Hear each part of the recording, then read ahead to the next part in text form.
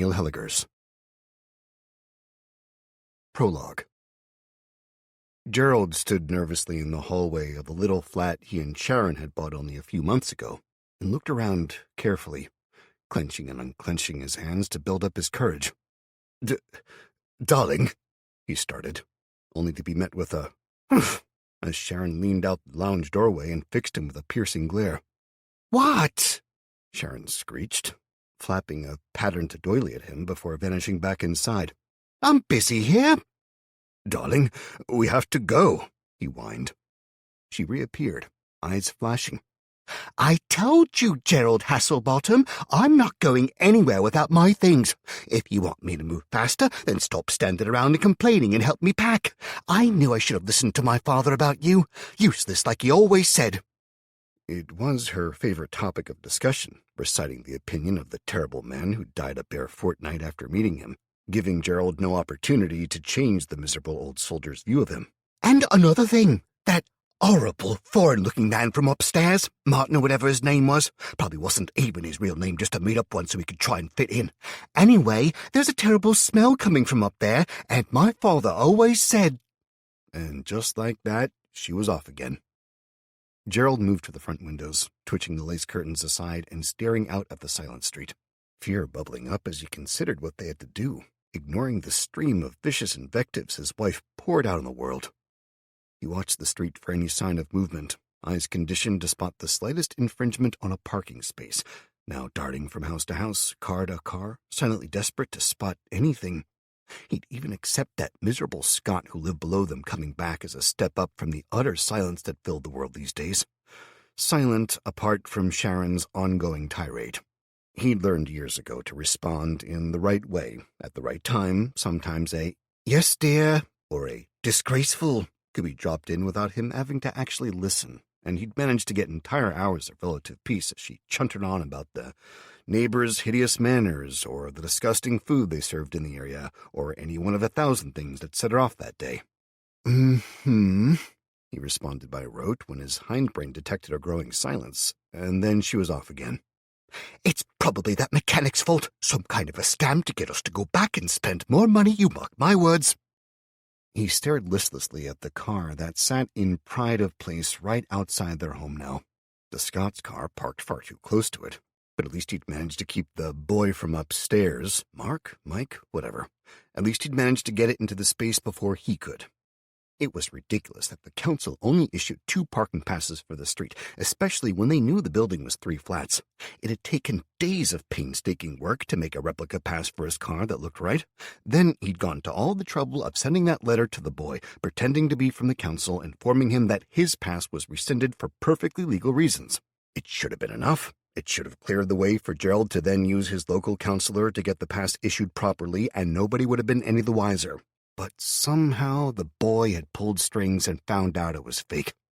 Gerald found the letter later, balled up and wedged into the exhaust of his car, and despite knowing it was him and telling the police that, they wouldn't do a damn thing. It was intolerable. Gerald's train of thought abruptly derailed when he finally did spot movement out there. At first, it was too far to the right of the window to make out clearly. Someone shuffling along, slowly.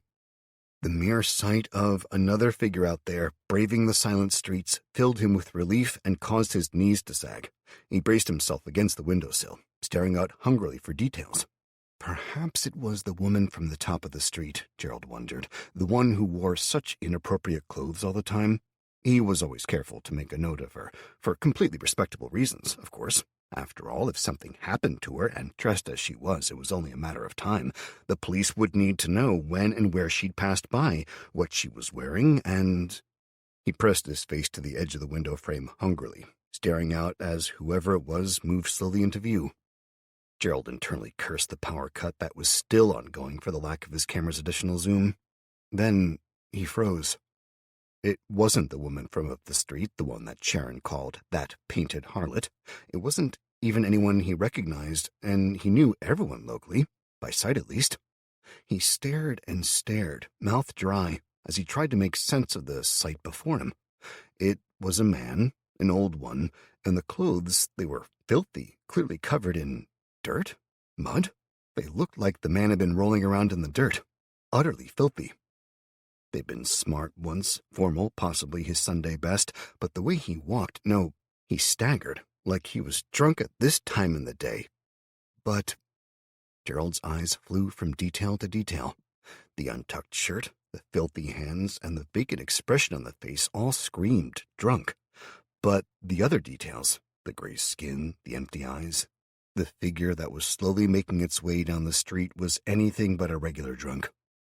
Every instinct Gerald had screamed at him, including those so long buried that he thought their incessant wailing was lost forever. No matter what, this was a figure he didn't want to draw the attention of. "Gerald will need the other suitcase. You know, the one we used for that ghastly trip to York. I'm not leaving my mother's plates behind. They're Wedgwood, after all. My mother always said, Gerald! Gerald!" Sharon screeched at him when he didn't respond. He spun, staring at her, his mouth open, flapping as he tried to articulate the sight he'd seen. "Sharon, he mumbled, gesturing to the window in warning, only for his wife to storm forward, sweeping the lacy curtain aside to glare outside. "Oh, my God!" she hissed in shock. "I knew it! Broad daylight and— Excuse me!" she screamed, battering one pudgy fist on the window at the figure below. "Sharon, no!" Gerald gasped, reaching for her and trying to drag her back from sight. "Gerald!" she snarled at him, staring in outraged shock that he would lay his hands on her. "What's gotten into you? He's leaning on our car." "It doesn't matter," Gerald tried to say before she shoved him aside, sending the smaller man. Sharon shuffled back to the window, frantically banging on it and tugging at the latch, cursing that she couldn't open the shoddy construction fast enough. "Doesn't matter? Excuse me, get away from that car. There better not be a single scratch. Doesn't matter indeed. I always knew you were a coward, Gerald. My father, he said—" she went on, alternating between glaring at her terrified husband and shouting through the gap in the window at the figure below. The figure turned, staggering in an excruciatingly clumsy arc. "Look at him, drunk!" Sharon hissed in outraged disgust before waving to make sure the recipient of her ire could see her. "Sharon, please!" Gerald whimpered, lunging forwards and trying to drag her back from the window. She staggered at his frantic tugging on her arm, and the lacy curtains, poorly installed in the first place, came away from the wall, falling and partially covering her. "What the—" She flailed angrily at the pole that had half fallen to hit her in the shoulder. "Help! Help!" she screamed. "I'm being attacked by my own husband!" Gerald frantically tried to shush her, but Sharon, her innate paranoia fueled by decades of contempt for her Weasley husband, drew in a deep breath and finally managed to throw off the curtain, pole and all, with a crash. Her beady eyes lit up with a savage, satisfied glare. "I knew it! I knew you never loved me! What happened to the TV?" she screeched at the shattered front of the large, expensive television to her right. The figure outside was forgotten in her outrage at the damage done to her pride and joy. Even the constant deluge of wrath went silent as she froze, trying to figure out how to blame the ruined screen on her husband, though it was clearly broken by the curtain pole she'd shrugged off. That's... she started, raising one shaking finger to point at Gerald. Her other hand waved generally at the broken television. The first scream rang out outside. The pair of them moved as one, frantic to make sure they didn't miss anything. They pressed themselves up against the glass, staring out at the family across the road from them. The tall ones, the blonde family from Norway. They were running down the steps, the father frantically waving his wife and 2 children to their left and down the street away from the direction the figure had come. It had been one of the children who had screamed, a little girl holding a stuffed animal with half its fur matted or rubbed off. She'd already seen the figure that Sharon had been screeching at. The child had immediately made out the crucial details that Gerald had struggled to inspect, since he'd been unwilling to spend more on a new set of prescription glasses for years. Sharon, by his side, stared wide-mouthed at the small family as the parents abandoned the larger bags they'd been carrying, keeping only the backpacks as they each swept up a child and took off at a run. At the sharp movement, groans and howls lifted from the street to the right of Gerald and Sharon.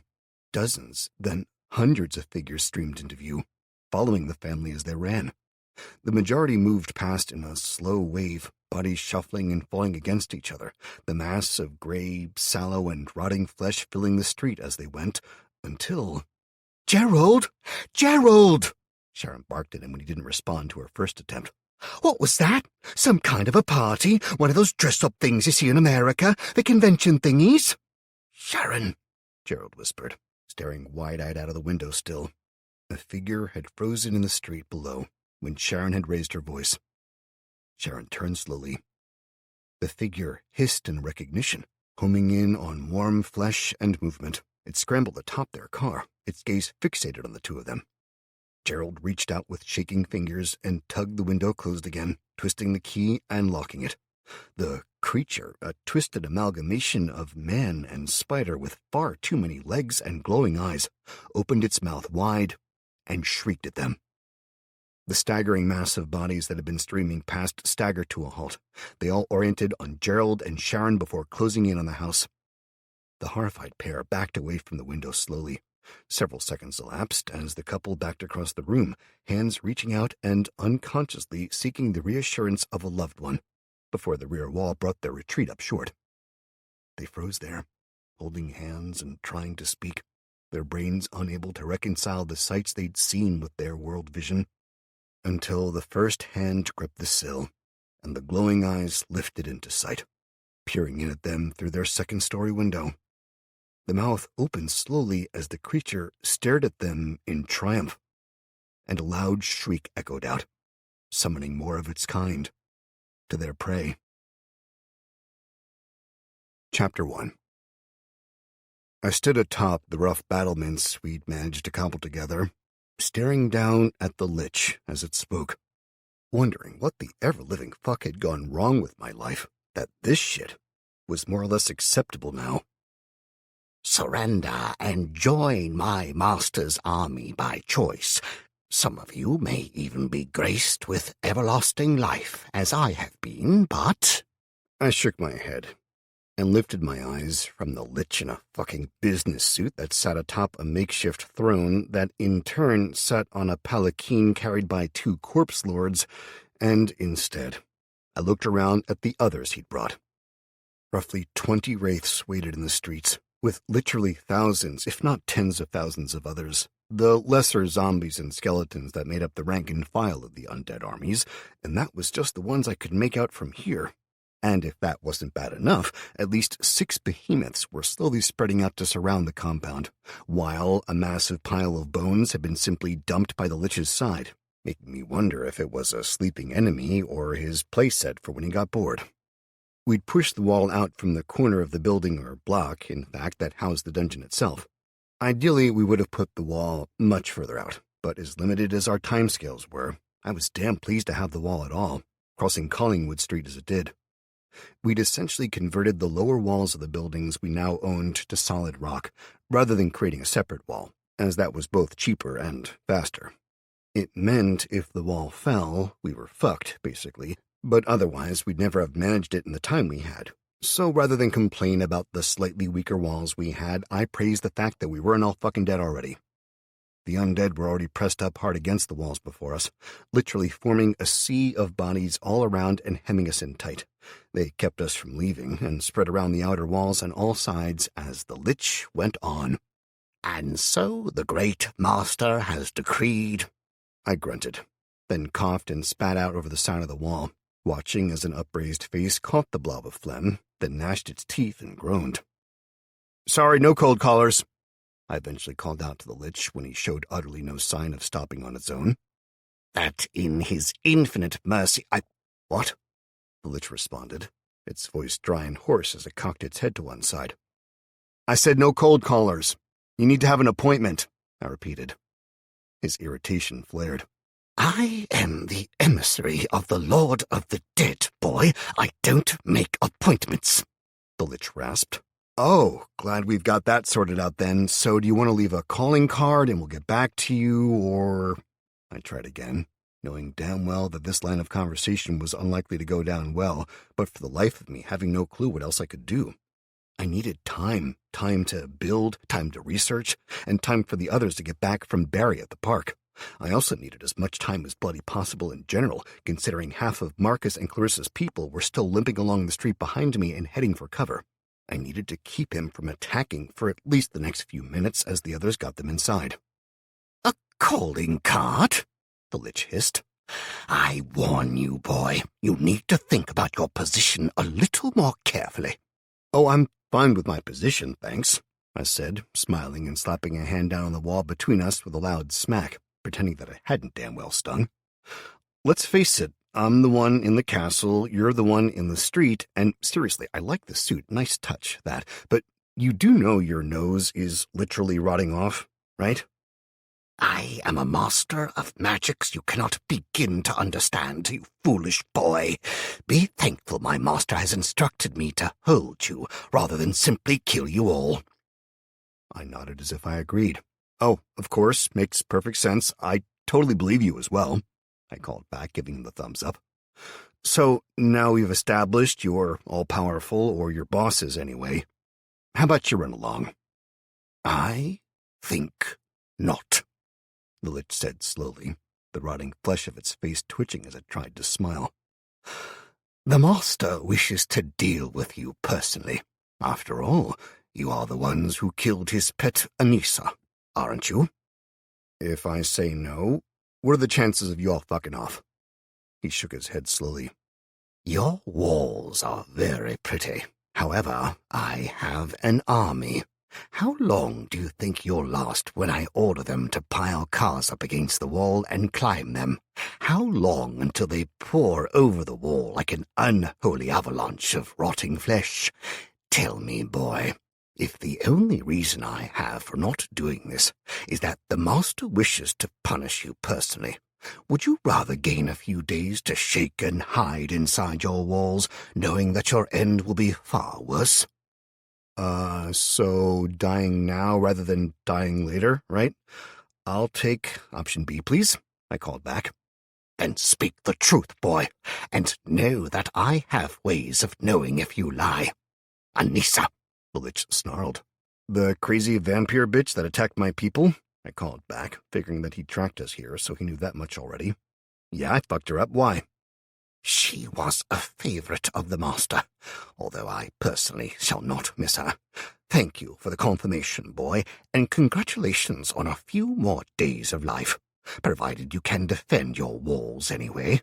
The Wraiths have orders to slaughter you all, should you try to escape. Beyond that, they may play with you as they wish. Try not to die. Okay, thanks, good talk, I called back as he sneered and gestured to one side.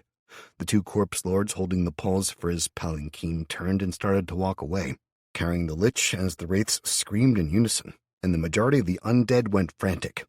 I cursed, pulling my rifle up and aiming at the Lich, managing to get 3 shots off before the corpse lord nearest shifted to block the line of sight. The bullets hit his shield. I swore a blue streak, wondering if I'd gone all out on him had others opened fire as well, if that would have finished this threat in short order.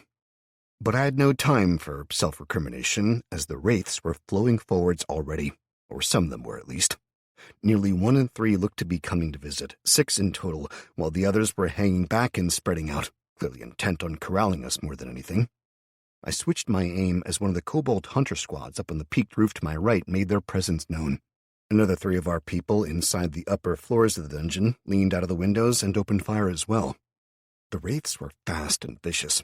Flyers that were essentially the unquiet dead offered a chance to punish the living. They had several spells, but the one they seemed to like the most, Necrotic Bolt, seemed to be common to them all. It was a blast of sickly green and yellow energy that hurtled towards me from all 6. I threw myself sideways, falling from view to land with a grunt behind the raised section of the wall, the whoomph of the spells hitting again and again as I scrambled a few feet to the right before popping up and targeting the nearest wraith in return. The bastards were fast, made up of the upper half of corpses generally. As flyers, they had no real need for legs. The skeletal forms flitted forwards, ducking and dodging the fire poured on them from my side, their hands stretched out as they screamed their hatred of the living, severed spines twitching where they dangled. I squinted, switching from one to another when a bolt slipped through his shield, staggering the flight of the second closest wraith. Frantically I opened fire, cursing that every fucker seemed to have shields these days. I missed again and again as the wraith dove from side to side. With a smile I kept to myself, I thought, cheat time, motherfucker. I pulled up my rifle skill, frantically risking it all as I focused on it and dumped 8 of the skill points I've been keeping in reserve for a rainy day. Frantically spamming all of them into the skill, I watched the marker change, even as the rifle in my hands seemed to sit better somehow. Congratulations, you have reached level 25 in rifles. You receive a 2% increase in chance to inflict critical damage and a 1% increased chance to hit your target per point. Because you have gained this level in a sub-skill of firearms, you have also received the requisite levels in firearms, granting a 1% chance of familiarity with unknown firearms operation and a 1% increased chance to hit your target per point earned. Increase your skill to further improve your damage bonuses. Congratulations, you have increased your firearm skill to level 25. At level 20, you gained an increased chance to hit your target by an additional 20%. This stacks with the class of firearms, such as a 5% chance to hit with energy weapons, becoming a combined 25%, plus 20% chance of familiarity with unknown firearms, and now you gain a 20% chance to intuit methods of repair and maintenance for any firearms in your possession. Increased familiarity with said firearms will increase this chance. I grinned as the screen adjusted, telling me that, thanks to passing the level 20 mark, I now had a 70% chance increased to hit using my rifles. The 20% from hitting level 20 combined with the level 25 in rifles and the 25 in firearms. I hated using so many points so randomly, but I needed these assholes dead or re-dead. With a snort, I resighted on the wraith that had lost its shield, seeing its glowing eyes as soon as I banished the screen. I squeezed the trigger, a 3-round burst ringing out and slamming into the wraith. The first bullet hit the upper jaw, just below the hole of a nose. Bone, maggots, and teeth went flying as that section of the skull practically detonated. The second bullet entered the nasal cavity and exited the back of the skull in a spray of bone fragments. Even as the light in its eye sockets began to die, the third bullet slammed into the edge of the left one, the remains of the skull shattering into chunks that rained down on the mass below. I switched my aim as the closest wraith, with its shield still intact, rose from below the wall, arms outstretched hungrily for me. I was half lying, half kneeling behind the wall at this point, and I rolled backwards, flicking the selector to full auto. I squeezed the trigger, the bullets ripping through the chest and up, blasting the wraith apart even as its shield burst like a soap bubble. The bolt locked, and I swore. The rifle had run out of ammo, even as another wraith came into sight further along the wall. The abomination reached for Allie where she'd been running for the stairs. I shoved my right hand out, reloading Forgotten in my fury as I lay on my back, fingers pointed at the damn thing beyond the wall. "Incinerate!" I roared. The skull erupted in flames, my head pulsing in pain as it did. My damn mana regeneration had been well and truly fucked by the change to Thunderstorm, and had not had time to come to terms with it or to fully recharge yet. My mana regeneration had gone from more than 200 an hour. The math was something funky, like my wisdom score times 10, so 230 points per hour, all the way down to 14 fucking points. It was now my wisdom score times 10 divided by 8 for the different forms of mana, times 2 because fire and air were still available to me, divided by 4 because that was the best conversion rate of standard mana to lightning mana that I could manage. After healing and so on, in the few hours since the fight with the behemoth, I'd basically earned enough to use that one spell, and that was it. I rolled to my left, the dungeon sense warning me of another wraith about to appear over the wall. Gritting my teeth, I plummeted 20 feet to the ground, where I landed in a classic 3-point superhero landing, my augmented body shrugging off the fall. I straightened up, slamming a fresh magazine into place and targeting the newly appearing wraith as Allie sprinted past me, head down. "Poser!" Chris's voice echoed down to me from one of the windows to my right. I opened fire, marching steadily backwards, taking the fresh wraith down before switching to the next in line. My shots rang out, the echoes from the close-in walls and high buildings on either side of the road making it almost deafening as I paused, shifting to face the sixth, the last in line. It too fell from the sky, the echoing boom of Marcus's handgun making it clear this one was his. Yanking the half-emptied magazine free of the rifle and slotting my last full one into place, I backed up a few paces. "Status?" I shouted to Chris, and after a second, he stuck his head back out of the window. "You mean what's happening? Fuck knows. The rest are just standing there." "Of course that's what I mean, you dick," I shouted back up at him, before seeing a handful of wraiths hovering on the far side of the walls at the other end of the street. They paused there, hovering in the air, before slowly encircling the compound's walls, watching us, but taking no further action. Instead, it was almost like they were guards, keeping watch over a... "It's a prison," I muttered as a grin cracked my lips. "Oh, that's a mistake, boyo." I called up to Chris. They think we're trapped inside, and they're going to keep us here. Keep an eye on things. I'm going inside. Without waiting for a shout of acknowledgement to reach me, I turned and ran, racing for the opposite end of the street, eyeing the wraiths hanging suspended midair. I didn't like them seeing the way I got inside, but the front entrance that Allie had opened to the street had closed behind her, so the alley it had to be. No sense in risking the people sheltering inside, after all. I mentally flexed a muscle, and the heavily reinforced fire doors popped open for me, immediately slamming shut as I clattered down the stairs. I was glad they were well lit now. Another of the minor yet oh-so-appreciated little changes Allie and her team had made that I'd never had time to thank them properly for. I jumped the last few steps, my boots hitting the concrete with a solid slap. Slowing my jog, I trotted into the main room, finding it ram-packed with people of all ages. Allie stood on the far side, someone already bending her ear and demanding something. I cursed, putting my fingers to my lips and whistling. The single long, shrill note made people wince. "Right," I shouted when I had their attention. "Welcome to my home. Yes, it's tight. No, there's no fucking free booze." I shot a warning look at an older man who had just been commenting on the bottle he had stuffed into his coat. "So you can put that back. I need my management team in my quarters right now," I finished, gesturing to my door. Then it banged open, and I caught sight of a dozen or more people inside through the swinging door.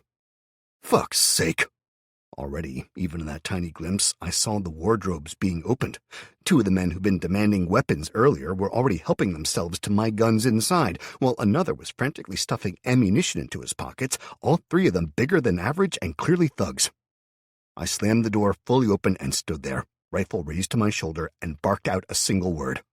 "Freeze!" The room went silent. The collection of kids, the small family to my left, the 4 teenagers who were sitting on my bed, muddy boots having already probably permanently stained the sheets, and the 3 men who were helping themselves, all stopped dead. "If any of you moves so much as a fucking muscle, I'll shoot," I said, sighting down my rifle. We," one of the men said, licking his lips nervously. "I mean it," I said quietly. "Finn, Allie." A few seconds of frozen time crawled by before Allie stormed in, quickly followed by Finn. The hiss of her indrawn breath as she saw the 3 made it clear she knew why I was so pissed. "I'll deal with this, Matt, and I'm so sorry," she whispered as she moved around to me, making sure not to break my line of sight as she and Finn headed across to the 3 men. They quickly frisked them, removing the guns, ammunition, and several other things before I flicked my gaze to my nightstand. And fury filled me. My grandfather's watch? My voice dropped the overall temperature by a good dozen degrees, and Allie's furious hiss cut the room like a knife. The second man she searched had it in a pocket of his coat. Once all 3 had been checked, she marched them from the room, passing me my watch as she ordered everyone else out and into the main room. I stood there, silently seething with rage. My room, my one goddamn refuge from all that had happened since the beginning, now filthy and raided by thieves that I'd invited in. Matt! Allie snapped her fingers an inch in front of my nose. I jumped, locking eyes with her, making her take an involuntary step back. "Matt, I'm sorry," she said, shaking her head. "This is my fault. I should have thought I just let people in so there was enough room to get them all inside. I pulled the wall down from the top of the stairs, letting people move around inside the building. But everything's down here, the food, the seats. I didn't think. I'm sorry." "It's not your fault," I ground out, forcing myself to keep in even a tone as I could. "Some people are just fucking assholes." I shook my head. "The pair of you need to make sure of the other rooms, make sure there's no weapons gone." She blanched, realizing where the thieves would probably be right now. "Sans laws, the orcs are such assholes. At least if I summon them, they're impressive looking. The kobolds aren't so much," I muttered, shaking my head. "All right, everyone is getting booted out of this level. They can sit in the fucking floors above us," I decided, following the other 2 out as Joe approached, looking harassed. "There's some guys out there," she started to say, gesturing over her shoulder. "It's fine. We need to deal with this now," I said firmly, stalking out into the main room. "Where's the Council of Elders?" I called out, and one of the men on the far side of the room gestured upstairs vaguely before trying to ask about sleeping arrangements. I waved him to silence, turning to Joe, and spoke quickly. Boot everyone out of our rooms, then as soon as the room is empty, use the dungeon sense and lock the doors to our quarters. She nodded, moving back down the corridor to find a bare section to sit in, sliding her mind into the sense and doing my quarters first. I pushed through the mass of people and up the stairs, growling under my breath as I went, terminally tempted to summon some orcs to start beating the crap out of people. I made it up the stairs after a minute or so, and found the elders sitting around in a small room on the second floor, rubbing sore limbs and speaking in low tones. As soon as I entered the room, it went silent, the majority standing in respect as I strode in, clearly outraged. "Boy, you look to be planning murder. What have the creatures done?" Clarissa asked me in a worried tone, glancing to the window. "It's not the fucking creatures, it's your people," I bit out. As soon as they got inside, they started trying to steal everything not nailed down. My quarters are ransacked and filthy. They were helping themselves to everything from my weapons to my grandfather's watch to booze. "No, boy, I'm sure there has been a misunderstanding," Clarissa started to say, her grim battle-axe personality from earlier nowhere in evidence as her eyes widened in panic that I was about to kick them all out. "Yeah, there damn well has," I retorted. "I just made it far harder for my people to weather this storm to help yours, and now they're fucking robbing me blind as a thank you? You've got two choices, Clarissa, you and your elders. The lower floor is now barred to all of your people. You can come and get them out, making sure that fucking everything that has been taken is returned before they leave the room." I flicked the selector on my rifle to full auto with a click, then went on. "Or I'll remove them, then toss their bodies over the fucking walls myself." I lied, furious, but not so much of an asshole that I thought I could bring myself to do that. Although, I was certainly getting closer to being that guy than I'd ever thought possible. With that, I turned and stalked from the room, unsure of exactly who I was so mad at. In one respect, it was understandable that people would try and get weapons they saw as available to defend their families and friends, even though it was clearly fucking stabbing me in the back. I even knew that Mike and Allie had basically done the same damn thing, which made it worse, as it wasn't any kind of surprise. Add to that, there was no way I could really throw children over the wall to the creatures out there. My little tirade had made things much harder in some ways for future interactions with the elders and their people, but fuck me. One asshole had even stolen my grandfather's watch, or had tried to. Admittedly, he didn't look like he was going to be on Mastermind or University Challenge anytime soon. The "No Regrets" tattoo on the side of his head, misspelling and all, gave me a hint that he wasn't exactly the sharpest tool in the shed already. On the other hand, though, I just damn well saved these people, and some assholes were robbing me. I stormed downstairs, slamming the doors open to the lower floor, again walking into the middle of an argument, this time when Regrets was trying to intimidate Allie into backing off. A growl built in my throat, but before I could say anything, she smiled at him, grabbed his crotch in one hand, then squeezed and twisted with all of her might. He went white, hands frantically reaching for her. She twisted harder. Hands off!" He froze, eyes watering, and she stared into them from an inch or two away, whispering something to him and getting tiny but clear nods in response. After a few seconds, she let go of him and stepped back, wiping her hand on the side of her jeans, then looked up to me, cocking one eyebrow in question. I nodded to her and whistled again, getting everyone's attention, even Regrets. "Congratulations, everyone," I called out. "Thanks to a small number of your people trying to fucking rob me blind, you are now all banned from this floor. Your elders will discuss shit with you on your way out. If you've taken anything, now is the time to put it down, because if I have to come looking and take it back, I'll be kicking you out of the compound, and you can take your chances out there with the undead." With that, and despite hearing the fearful babble that started to rise from the innocent people on the floor, I strode down and back across to my room, slamming the door behind me as I stood and stared at the mess. I hated it. Literally hated it, but I didn't have time to fuck about with this. Hell, I shouldn't have taken the time to deal with as much as I had. I stripped the sheets off the bed and tossed them aside, determined I wasn't lying on the smeared muddy sheets from the boots of those who'd been sitting on it. As soon as that was done, I lay down and slid into the dragon sense. The first thing I did was to set my door to only open for those with control over the dungeon, knowing that at least with that, I was safe, more or less. As I moved my view across the room, and saw the pile of filthy sheets, I cursed myself for not just using the dungeon to clean them, then sighed and started work. Chapter 2. I was coldly furious, but I forced myself to go through the notifications first. I needed them dealt with and out of the way before I could go on.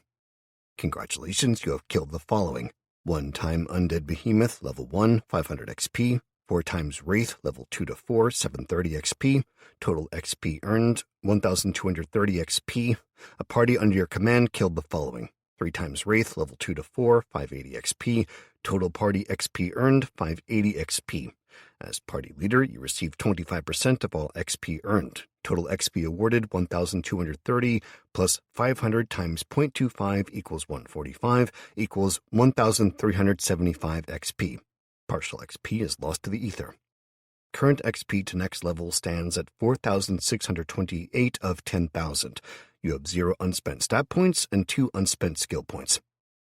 I shrugged, checking the other prompts, dismissing most of them, but pausing after a few seconds, noting that when the kobolds had been firing into the crowd, they'd killed zombies and skeletons, or at least I thought they had, but there was no prompt for that. I stopped and forced myself to think about it. I was getting mana for the dungeon from the deaths, or destruction, at least, of the undead outside by my kobolds, that was clear. I wasn't getting any XP, though. I'd been sure I hadn't gotten any before when they'd been killed in the last attack on the dungeon by the undead. In fact, I hadn't noticed any from either of the assaults by the undead before the refugees arrived. I pulled up the logs and spent an uncomfortable 10 minutes poring over them before I finally had an answer. I hadn't earned any XP for the undead that had attacked us earlier, but my creatures had. I had to assume that was because Dungeon Lord would be an insanely powerful class if I got XP for everything that died inside my dungeon. That being said, if I took a direct hand, like I had with the zombies, I got a small amount of XP. It was just so negligible that I'd ignored it before. Seemingly, if my creatures killed them outside of my territory, it counted as a party kill, if they were part of my party. I got XP then. But if they did it alone, like when I sent my suicide squad out, I got bugger all from that in terms of XP, but I got mana into the dungeon. I mentally added one of the kobolds to my party again and waited, watching through the dungeon sense before seeing a notification pop up telling me that, as they'd made a kill, I got some XP. Yeah, it was a shitty amount. I got 2 points, but still. I was going to use it as a cheat, siphon as much XP away as I could, adding entire teams to me, but then I stopped. Yeah, it'd help me a little, but it wouldn't in the long term, because then all of my people, or creatures in this case, would be weaker. I sighed and disbanded the party, grumbling to myself but relieved that I'd figured it out. I'd get XP from defend the dungeon quests rather than anything that the defenders did, which sucked.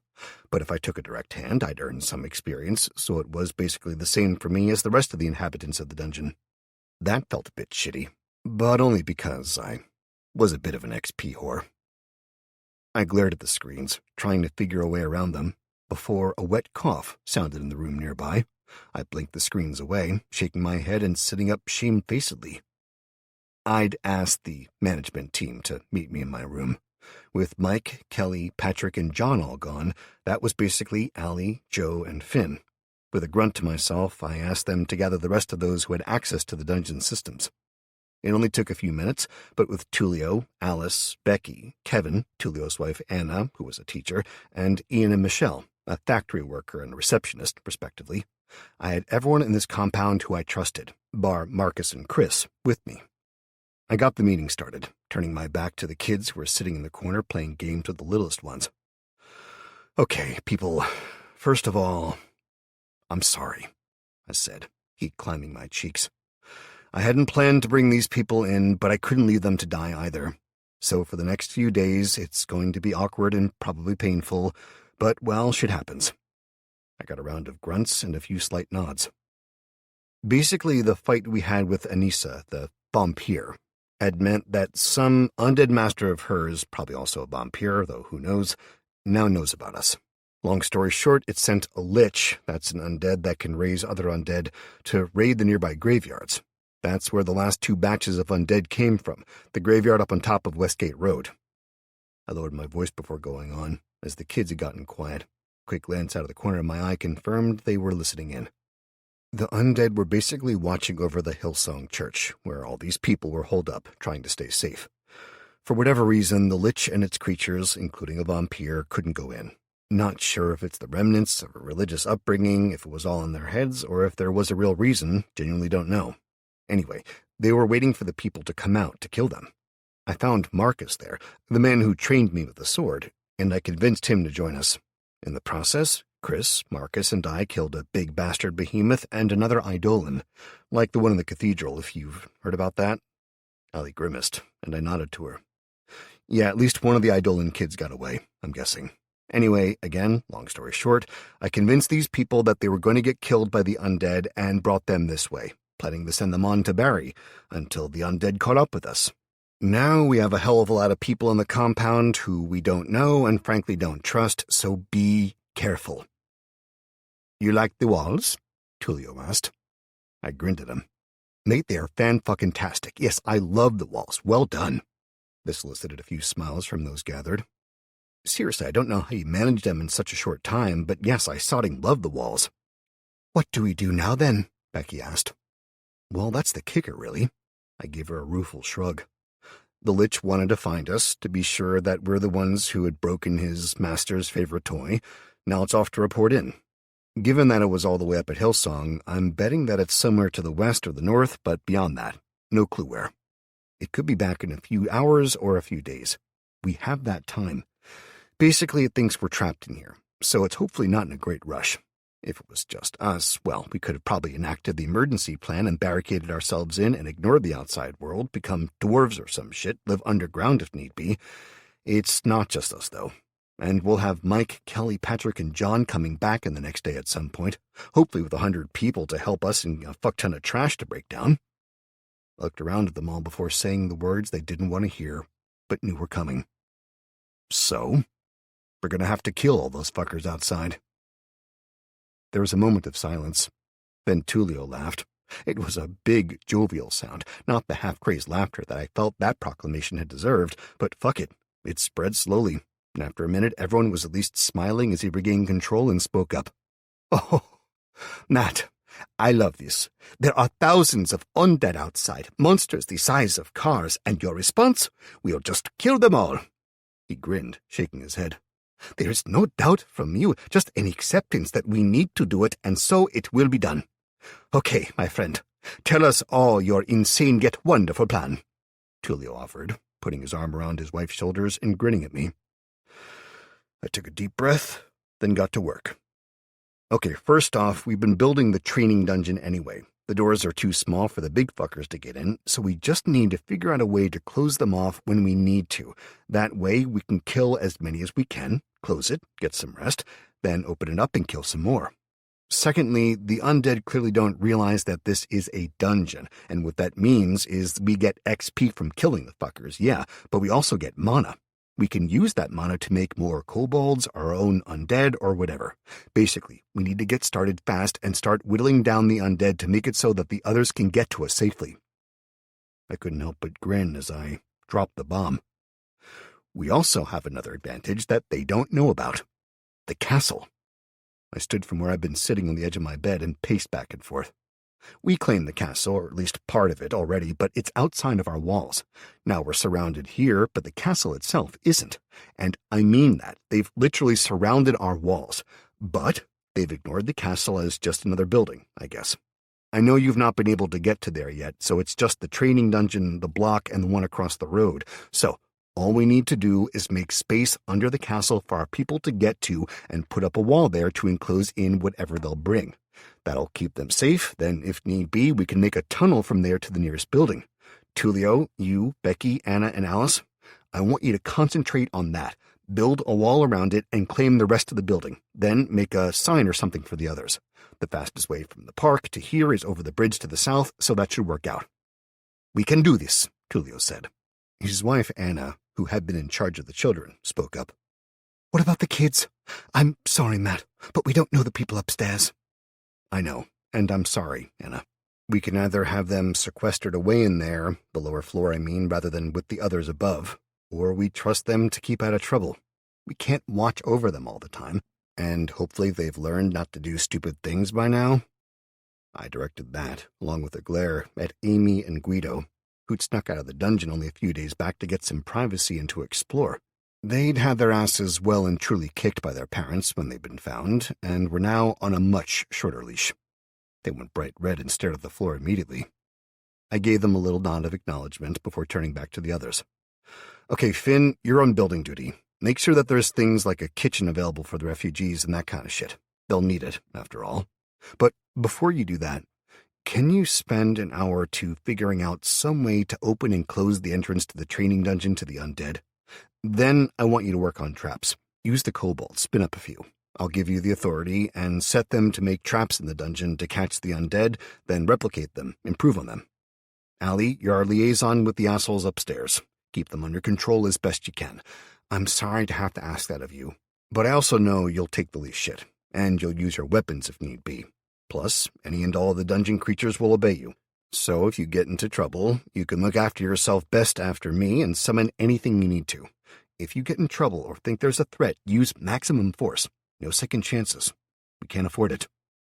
Allie smiled grimly and nodded, patting her right leg, where a holster I hadn't noticed before was hung at the ready. If you need to shoot someone, don't try to wound. Kill, I said firmly. That goes for all of you. If you are threatened, feel at risk, or need to defend yourself, you are my priority, not these unknown people.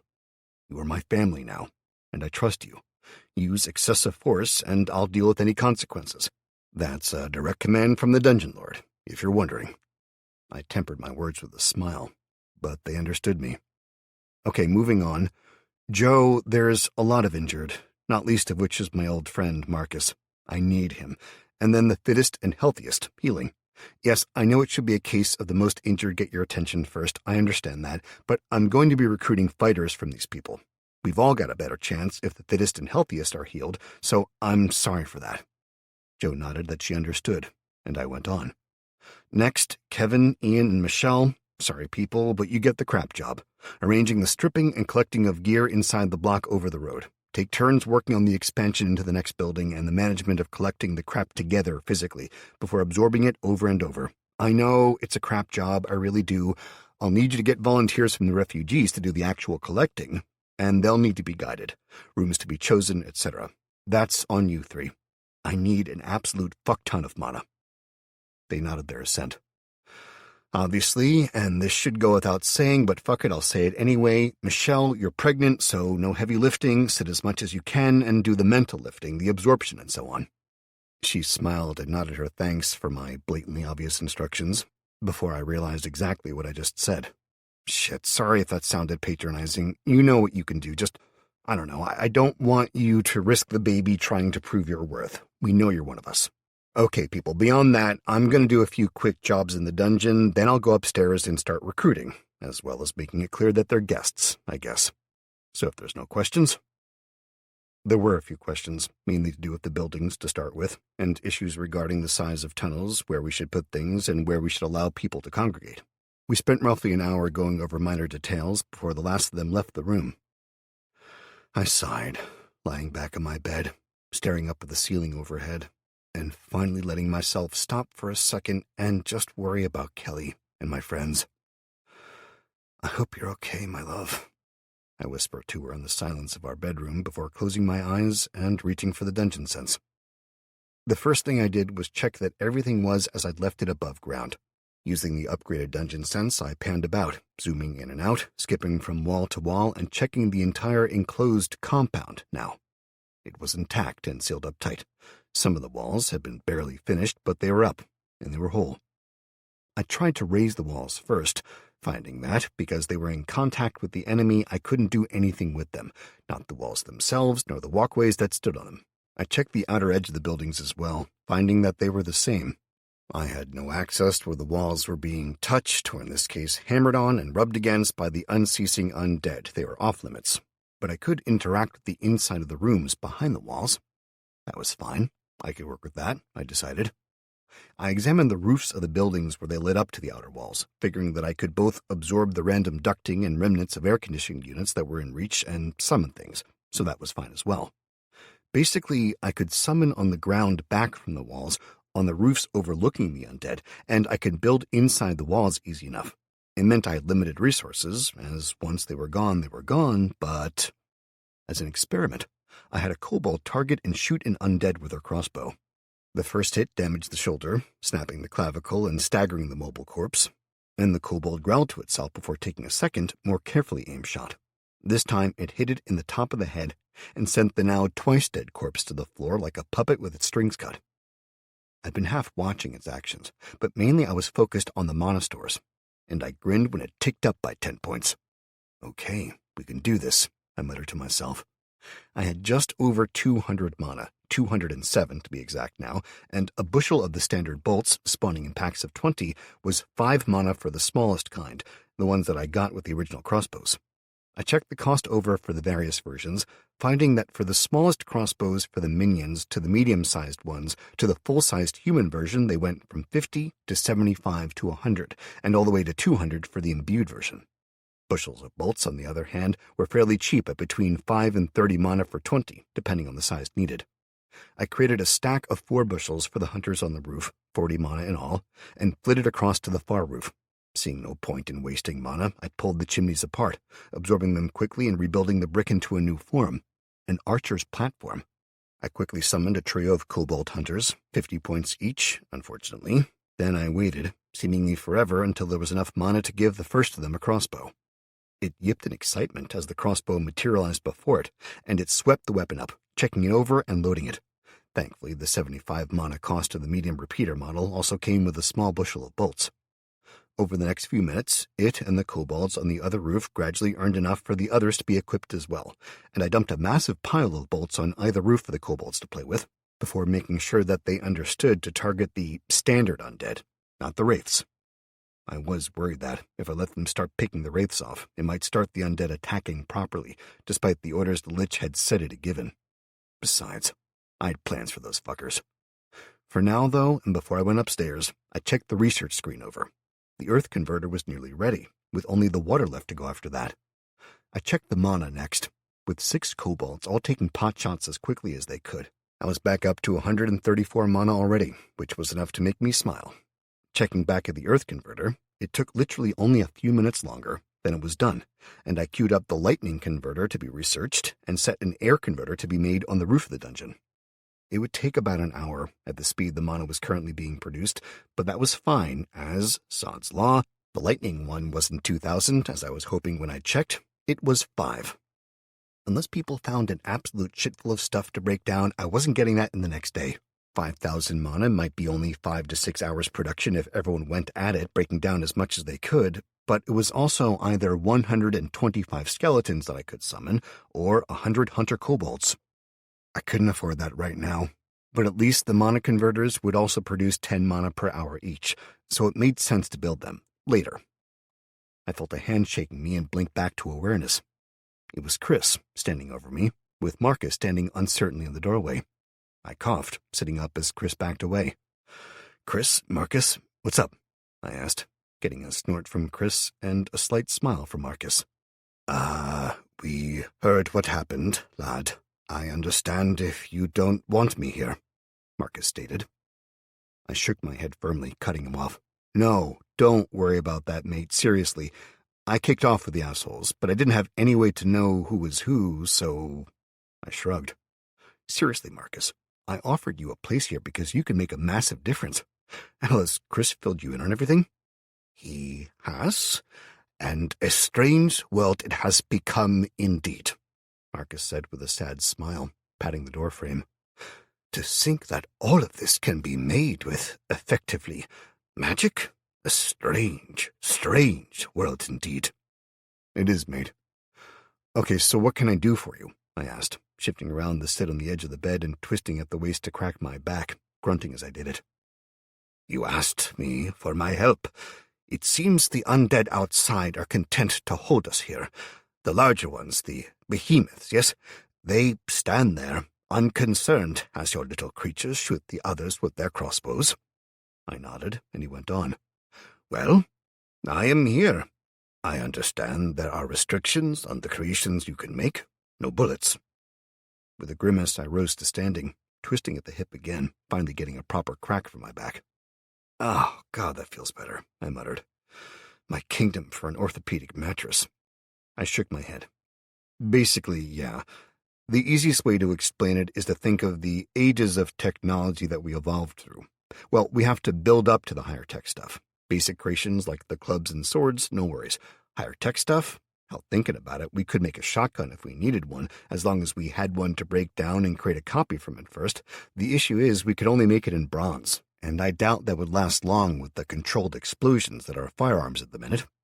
Actually, it would, Chris added in with a snort. Metallurgy is more important than you know, but aside from everything else, the main reason we moved to iron over bronze was economical. Bronze is a damn good metal, yeah, it's not steel, but fuck, neither is iron. Well, we could, is my point. The real issue is the bullets. We could make bronze bullets, but the actual chemistry behind the gunpowder, the casing and all the rest, nope. We need to invest a hell of a lot into other levels of technology first, so basically think that guns are months away at the very least, possibly years. I remember dumping my points into the skill then, and I had to give myself a mental shake. It was needed at the time, and it'd come in handy later, probably, but still it rankled.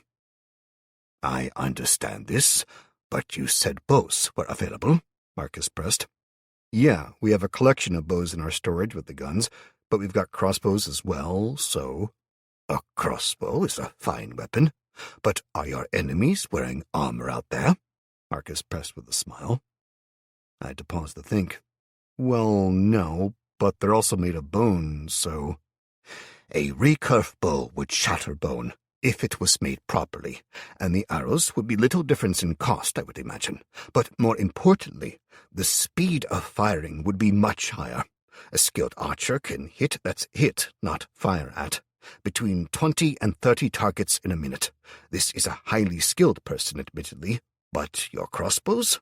They are admittedly more powerful and easier to use, but they will fire around 6 times in a minute, I would estimate, and that is if they are skilled with reloading. Probably less. I stood staring at him in shock for a full count of 10 as my mind raced, before I sighed and set off walking, moving past him in the doorway and gesturing for him and Chris to follow me as I strode down the hall to our little armory. It was a glorified storeroom, that was all, but in deference to having the kids in the building, that room, thankfully, was always kept locked. I popped it open and stepped inside, waving Marcus in. He took a few steps inside and gasped, looking around at the racked guns, the boxes of ammunition, and the various gear that filled the room. We had 23 assault rifles stacked on the benches, the SA-80A3 models, a few boxes of spare parts for them, 10 cases of 5.56 ammunition, all full, with one empty and one half empty. The cases were filled with small boxes, with each box holding 25 rounds, and each case holding 20 boxes for a total of 500 rounds. 10 cases worked out as 5,000 rounds, which sounded like a lot, but considering each rifle had a standard mag of 30 rounds, and I'd probably gone through over 100 in the last 24 hours, for a fire team of 5, if we did that every day, we'd be out of ammunition in 10 days. That math straight away made it very clear that we'd be fucked in short order if we tried to just keep going as we had been. There'd been a fair number of guns that had been damaged, and I'd absorbed them, deciding that 30 was enough for us, giving us a rough estimate of 50 guns that had been originally stolen. If that was the case, with 12 cases of ammunition, that meant there'd been 6,000 rounds for 50 guns, or 4 full magazines for each soldier. Mike had done the math straight off and had declared that there were more bullets out there somewhere, as no self-respecting soldier would go anywhere with less than 7 mags. He'd stated in a voice that brooked no argument. Searching out the location of that ammunition was a priority for us, but the way the last few days had gone, we were just trying to survive for now. All of this meant, while to Marcus's first glance the room was a treasure trove of armaments, after a few seconds of more careful looking, he could tell how little there really was. I served in the German army. Did I tell you that? Marcus asked me over one shoulder as he stepped forward, one hand lightly caressing the rifles that lay stacked like cordwood. I shook my head, and he smiled sadly before moving on. When I was a boy, it was a part of life. You served your mandatory service in the army. Marcus sighed as he moved past the assault rifles and looked over the collection of sport rifles and shotguns, far fewer in number and more used, with several boxes of ammunition for them stacked nearby, rather than the cases of thousands of rounds for the more powerful ones. In those days, It was called Verherbpflicht, or conscription, but we didn't mind it. Not most of us. After the stain that the Nazis put on our honor, serving in the army was different for most Germans. I was a citizen by grace, not birth, my mother having moved there when I was young from farther east. He smiled, lost in memories as he went on. For me, surfing in the Bundeswehr was wonderful. We helped so many people. Many of my fellows did not feel the same, the weight of history pressing on them, the shame they felt. But for some of us, military service was good for us. I told you I learned to pick locks at a young age. Well, truth be told, I was little better than the thieves you caught. He shrugged and took a deep breath. I was a thief, and I too was caught some few days before I was due to serve. Instead of spending that time in jail, my father arranged a long week with a friend of his from his own service instead. I spent those few days being beaten into shape. Then I was handed over to the Federal Defense Force, and my trainers were told of my past as well. I was punished at first, shouted at, forced to work harder than any other. But after a month, after I'd been beaten down, I was raised up. He smiled and went on, clearly still seeing the past. I learned to work in a team, then to lead one. I was permitted to join the school of fencing, admitted by a trainer who saw more in me than I did myself. He taught me, and went on to become a great friend of mine. We learned to fight using the Zweihander, then went on to use many different weapons, sword and shield, mace, daggers, and the bow. I loved the arts of the past, and we started a school long ago. Last I heard, he was still teaching while I followed my heart and came here. He shrugged, shaking off Chris's question about what happened then, and instead picked up the simplest of the bows, ignoring the ones with the wheels and pulleys, and held it as well as an arrow out to me. Can you make more like this? He asked simply. I shrugged, taking them and moving out of the room. I sat on a nearby bench and pulled up the dungeon sense, pushing the mana into the bow, and then the arrow, before examining the details more closely. The design was no problem. If anything, it was far simpler than the crossbows were, and the arrow was fine. Replaced the steel head and the composite body with bronze and ash respectively. Feathers were fine, a natural substance, basically, or close enough it was no issue, antler or horn for the knock. The bow itself, though, I could make the body out of yew, and I could mimic the pattern of the one that Marcus had handed me with no issue, but the string, the one it came with was a man-made fiber, and I couldn't reproduce it. I spent a few minutes examining it before growling under my breath and opening my eyes. I can make the bow and the arrows no issue, but the string, I started. Hemp, linen, or silk will work, if you could make it thin and one string, Marcus suggested, his head cocked to one side in question. Right, follow me, I said, standing again and checking the dungeon sense before grunting and leading the way through into the research side, tapping Allie on the foot to get her attention. I thought you were going upstairs, I asked her, and she shrugged confusedly, clearly having been deep in something. I did, but the Council of Elders are mostly passed out exhausted. I'm giving them an hour or so to recover. Why? Then she saw me holding the bow. She sighed, holding out one hand and curling the fingers in a gimme gesture. I handed it over, and she examined it. Shouldn't be too hard to make, she started to say before I interrupted her. The system can make the bow and the arrows easily enough. Took only a few minutes to get that all in there.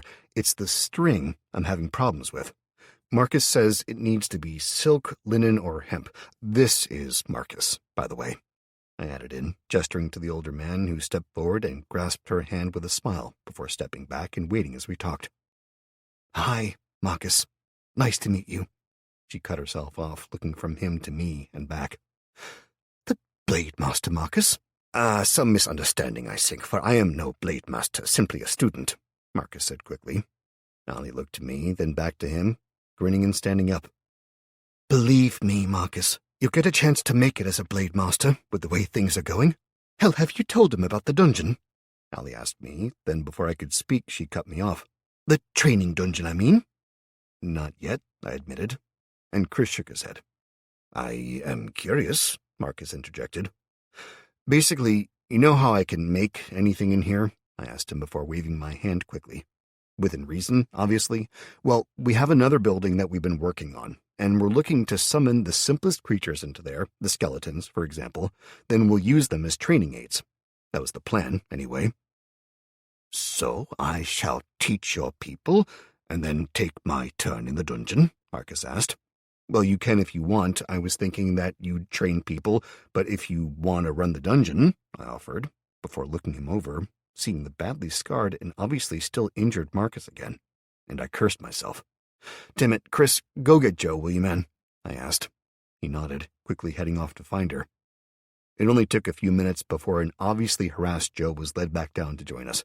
She gave me a glare that told me in no uncertain terms that she was busy and to stop pestering her before she took a second to orient herself to her surroundings. Joe took one look at Marcus before half-dragging him to a chair and making him sit, despite his protestations that he was fine. You're far from fine, mate, trust me. Let Joe work her magic on you, I said with a grin. His grumbling subsided into a weak sigh of protest as she rested both hands on his head and closed her eyes. Very well, but the doctor has already... He trailed off as Joe poured mana into him, making him stiffen in shock. His wounds had long since healed over, to some degree at least, but they'd ended up scarred, tight, and sore. They'd reduced his strength and stamina by a significant degree, or at least they had, until Joe started to heal them all properly. Minutes passed as Joe worked, with Marcus now sitting with his one good eye closed, mouth agape in wonder at the feelings washing through him. Allie lay back in her chair and started working on the bow as Chris and I talked, mainly on details like the walls, but also general things, like how much we'd both kill for a decent burger. Eventually Joe stepped back from Marcus, staggering slightly before Chris caught her, and we all looked at the older man. He'd been in his late 50s or early 60s, and while once clearly a well-muscled man, he'd succumbed to age, filling out around the waist and losing the majority of the well-developed muscle. Then he'd been injured, his face scarred badly where a set of claws had raked across it. The deep furrows had been stitched carefully, but the flesh had been damaged beyond realistic repair. One eye had been fine, but the other, it still more or less worked, but the scar tissue was right up against it, and the damage had left it weeping permanently, making it hard to see out of, so he'd taken to closing it whenever he could. Now, however, Marcus stood, shock on his face as his hands reached up, tracing the now missing lines of injury before reaching to his chest, patting, and then his knees, his back. The look of utter disbelief on his face was worth almost any cost, as he began to gently weep. He reached out, and Joe stepped in, holding him as he wept for a long time, before finally standing free of her and wiping the tears away, somewhat shamefacedly. Thank you, darling lady, and you, Matt, all of you, he whispered, looking around at us all. You cannot know the horror of weakness in times like this, and the simple pleasure of being free of pain for the first time. He broke off, shaking his head before sighing and smiling again, broader and freer than I'd ever seen. I will teach your people. I will train them all with sword and mace, spear and shield, and most definitely the bow. Then we shall retake our world, my friends, he declared in a firm voice, getting smiles and nods from all of us. Thank you, Marcus, I said. Okay, job one, once Allie sorts the bows out, is to teach us to use them. I'll take 10 volunteers from your people, if they'll give any, for the bow, and maybe 10 more for the sword, I suggested, getting a smile and a nod from Marcus. I know of many who will jump at the chance, was all he said, but I nodded. Then that's good. There'll also need to be a general class on leveling and what it means. You should have leveled from the fight so far, I asked. I am level 5, Marcus replied, frowning into the distance. Then I suggest you put those points to good use. That's 25 if you've not yet used them? Seriously, it'll sting, but damn, I muttered. You're not going to know yourself when you're done, mate. Also, have you got a choice waiting for you? Yes, he admitted, frowning as he stared into the distance. I am offered a life as swordsman, a rogue, a joiner, and, I prompted, and he swallowed hard before going on. And a Master at Arms. That last one, I said quickly. What does it tell you? Read it all aloud, please. Master at Arms. The title of Master is rarely bestowed on any, with Master at Arms being named especially rarely, as it requires a level of competency with 5 separate weapons at Expert or above. A Master of Arms may be dedicated to training lesser-skilled individuals or to the protection of a specific individual, but either way they will excel. Masters at Arms gain the following one-off bonuses: 5 class skill points and 5 points to dexterity. Damn, Chris muttered, turning to look at me. Hell of a class. What does it mean? Marcus asked, confused. I couldn't help but smile. Truthfully, I don't know all of it, but what it means at its most basic is that the system recognizes that you're a highly skilled individual and has offered you a rare class. Basically, when I picked my class, I got 2 skills and 2 spells, no extra points or anything. Yeah, I got a few, but 5. Chris whistled in appreciation. Seriously, Marcus, the 5 points in dexterity alone will make a hell of a difference to you, I promise. I'll take it then, he said, eyes far away, until he suddenly smiled. My skills. Among them is one that will aid me in my teaching, while another, it makes it likely I will discover forgotten knowledge of the weapon I use most. Oh, my days. You have no idea the wonders this class holds for a man such as myself. Oh, I do, mate, I said, smiling. I'm a dungeon lord because that's my class. Yeah, man, classes are powerful. Look, don't rush into the allocation of skills. Have a think and decide when you're ready, Chris added, and I spoke again. And don't forget your points. Any recommendations? He asked. Chris and I looked at each other. Probably as well to give this talk to everyone, rather than repeating it over and over, I admitted. Yeah, unfortunately. Look, you owe me, but I'll do it. Yeah, you've been doing it longer, but not by much, and you can sort the dungeon. I'm kind of a fifth wheel here. I'll take Joe, and we can go do some healing and explaining, Chris offered, and I grinned at him. Mate, I love you, I said as he waved me off. Yeah. Remember that when the time comes. I want something special making. This is us quits for saving me from the goblins, though. Deal? Hell yes, I said, knowing damn well he was going to be fighting against the rest of the Council of Elders and dealing with a million dumbass questions. Yeah, well, remember it, was all he said as he drew Joe and Marcus off back along the corridor. Rather than return to my room, I sat on the floor, slipping into the dungeon sense again and flitting back up to the walls, checking on them. Chapter 3. I spent the next hour or so checking on things like the walls, sewers, and the progress of the air converter, grinning when it came online and started chugging away.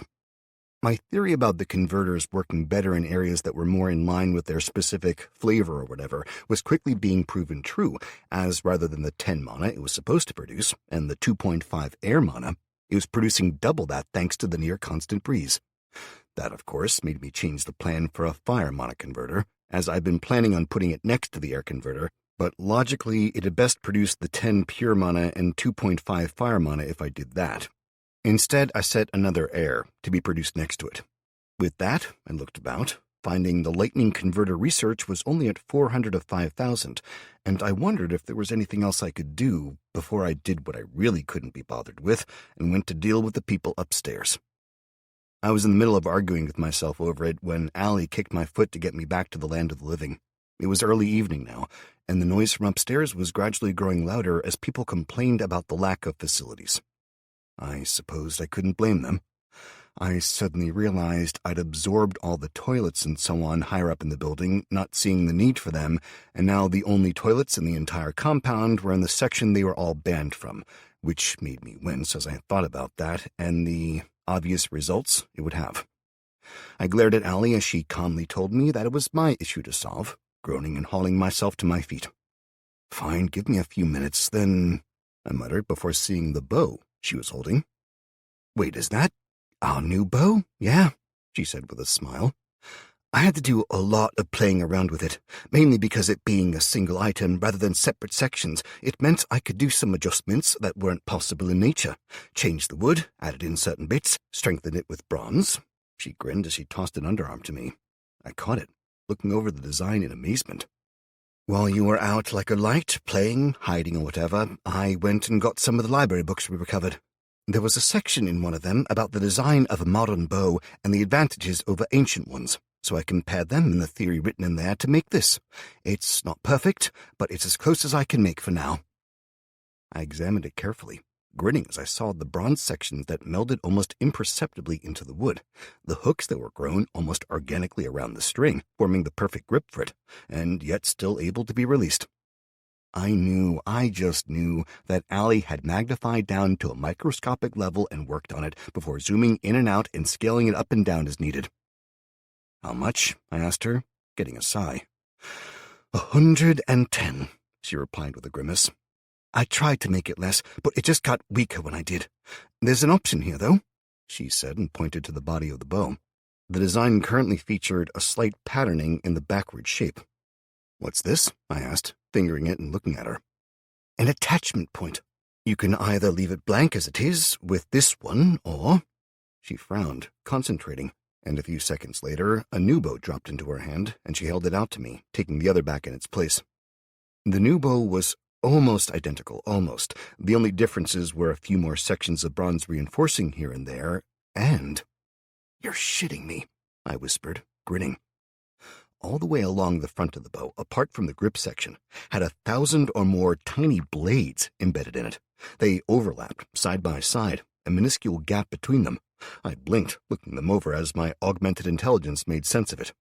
Essentially, she'd made the entire front of the bow into a blade, but it was one that could still flex and move as the bow was drawn back, resulting in a usable bow that was also sodding lethal should I choose to hit someone in the face with it. In the old world, without a dungeon to carry out the relevant adjustments, it'd snap. Plain and simple, adding in a point that required the bow to both flex and be strong enough to be used to hit someone would damage the bow. That, in turn, would bring a whole host of problems the next time the bow was drawn back.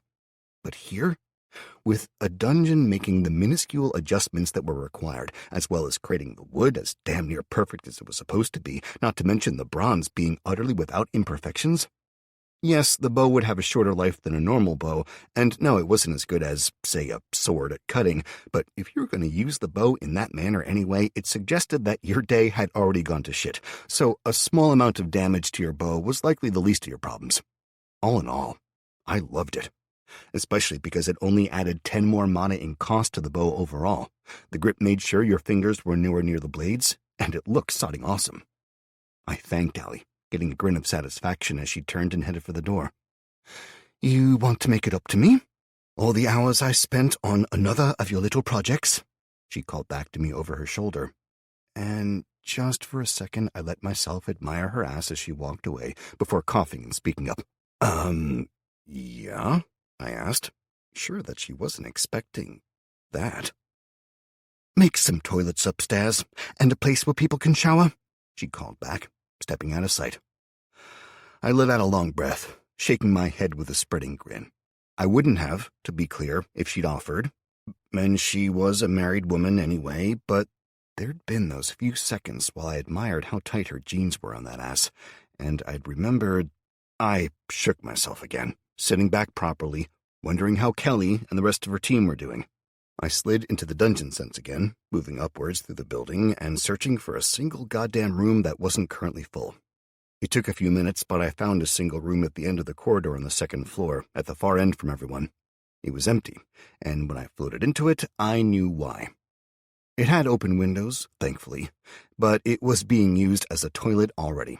Between the fact that the people were terrified to leave the building, the utter lack of toilets, and the minor detail that the doors might as well be a solid wall for those who tried to open them without the correct clearance down to where we were, well, it all combined to mean that I was actually glad it was just one room they were using. I reminded myself how much worse it would be if I could smell or breathe in here in reality. I swept the dungeon touch around the room, selecting the filth. I absorbed it all in one go, and I was damn thankful when it was done. As soon as they were all absorbed, I set to work, setting a single cubicle on one side, wide and with shower facilities copied from the living quarters, and then 3 toilets in individual stalls on the far side. It took a serious chunk of mana, but our people were clearly working hard and had obviously come across something that had started netting us more, as the counter started jumping up steadily. The toilet block was still expensive, though, which was a sickener, but I admitted to myself that it was needed. Another of the jobs that Tulio's team had been working on, in addition to absorbing that building and basically refilling the dungeon's mana, was reinforcing the outside of the dungeon building itself, so that was a relief. That meant that the building we were in was slowly getting inch after inch of solid stone added to the outer walls. The glass was slowly receding, making it darker inside, admittedly, and the overall building was getting closer and closer to a medieval castle in design, but safety was better than style. I slid back to my body and stood, taking the new bow and a quiver of arrows that I summoned into being with me as I crossed the main room and climbed the stairs. I took a deep breath and reminded myself that these people weren't my enemies, they were just scared and stupid, and neither of those points were criminal. They were just unfortunate. Still, it didn't help when I opened the door and found myself face to face with Rugrats. We both stopped dead, him forcing a smile that was closer to a sneer as I glared at him, and me contemplating gutting him on general principle. He'd been trying to force the doors from the looks of things, considering that there was literally no one else in sight, and the way he'd almost fallen in when they'd opened. "Hey, man, look," he started, trying to smile at me, but managing a pained grimace instead. "What's a piece gonna cost me, all right? You've got plenty, so before any other bird comes looking, I want they're not for sale," I snapped. He proffered another sneer, as if that was helping matters. "So what? You think you get to keep 'em all? Keeps you at the top of the pile, eh? Fine. You stay here, stand on the top. I don't give a shit. Me? I got people I need to see, lessons that need teaching, you get me? Sort me a piece, something smart, something intimidating, and I'm gone. Out of your hair." "You're gone?" I asked him, staring into his eyes from a few inches. "Yeah, man, fuck this shit, I'm out of here." He nodded, rubbing at his nose. "I'm gone, got some business, got some shit in the house near here. You want some? You want to party, right?" A thin layer of white powder stuck to the hairs of his upper lip, and I had to work to not punch him in the face, instead forcing a smile. "What about these people? You happy to leave them?" I asked him. Rugrats didn't even look around before he shrugged. "Don't know none of them. Don't give a shit.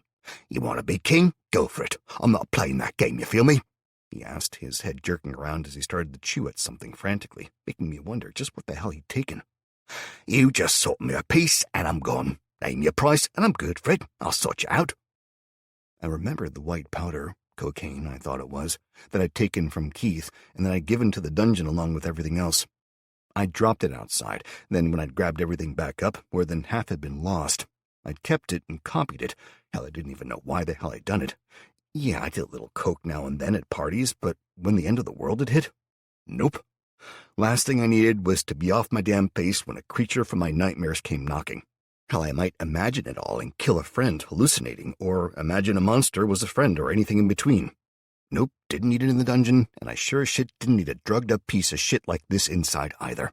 He'd already tried robbing me, had tried intimidating Allie, and was still probably damaged from how well that had worked out for him, and now thought I was going to give him a gun. I forced myself to keep the smile on my face as I stepped forwards, forcing him up and out of the way of the doors. I let them swing shut behind me, locking again, before I gestured back behind him.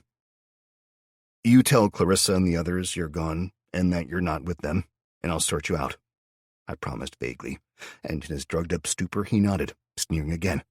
"Yeah, fine, whatever, fool." He spun around and staggered, starting off and leading the way up to the next floor where the majority of people were sitting quietly. "Hey, dickheads!" he shouted, bringing a shocked silence to the floor. "Fuck you all!" Then he turned to me and held his hand out. "Now give me a fucking piece and get out of my way, fool." I looked at him, then across to where Clarissa and the others, Marcus included, were scowling at him. "Clarissa, is he part of your group?" I asked her, and she shook her head quickly. "He's been nothing but trouble since we let him in. No, if he's not willing to help, then he's not one of us." "Everyone else feel that way too?" I asked, looking around. "Anyone think I should ask him to stay?" "No, God's no. Hope he dies. Fuck no." "You letting him leave?" One man I recognized as being with him when he tried to rob me earlier asked, as he stepped out from the back of the room. Benny, Regrets called out, grinning. He's given me a piece, you want one? Fuck this noise, we can go be kings somewhere. Kill any fool that fucks with us, just like we did that bird. Fuck, Zen, shut it, you tool, Benny whispered, shaking his head as he glared from him to me. Tell me, Zen, you killed a bird? I asked. He nodded enthusiastically. Yeah, fool, she wouldn't shut it, you know. Needed to be taught a place.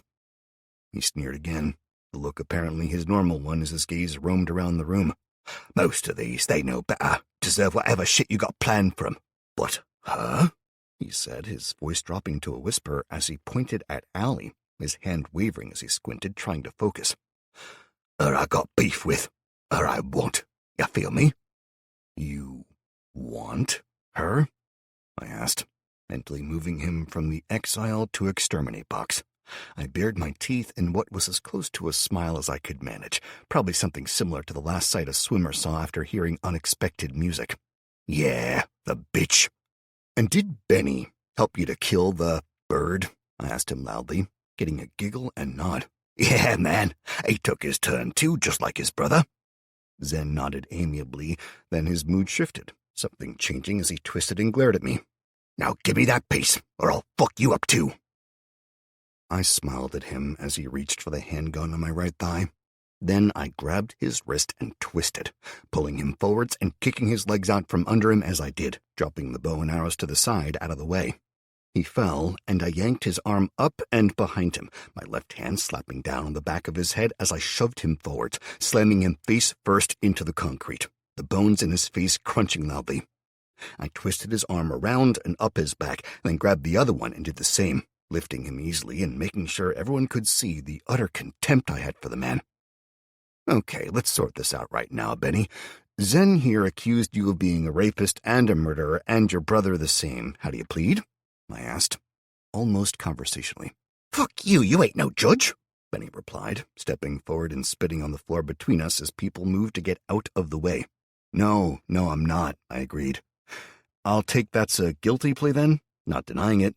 The world changed, the weak are dead, so fuck you. You want to make something of it? He asked, his brother standing silently behind him.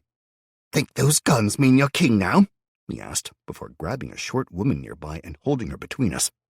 Nah, you fucker. You're no king, too soft.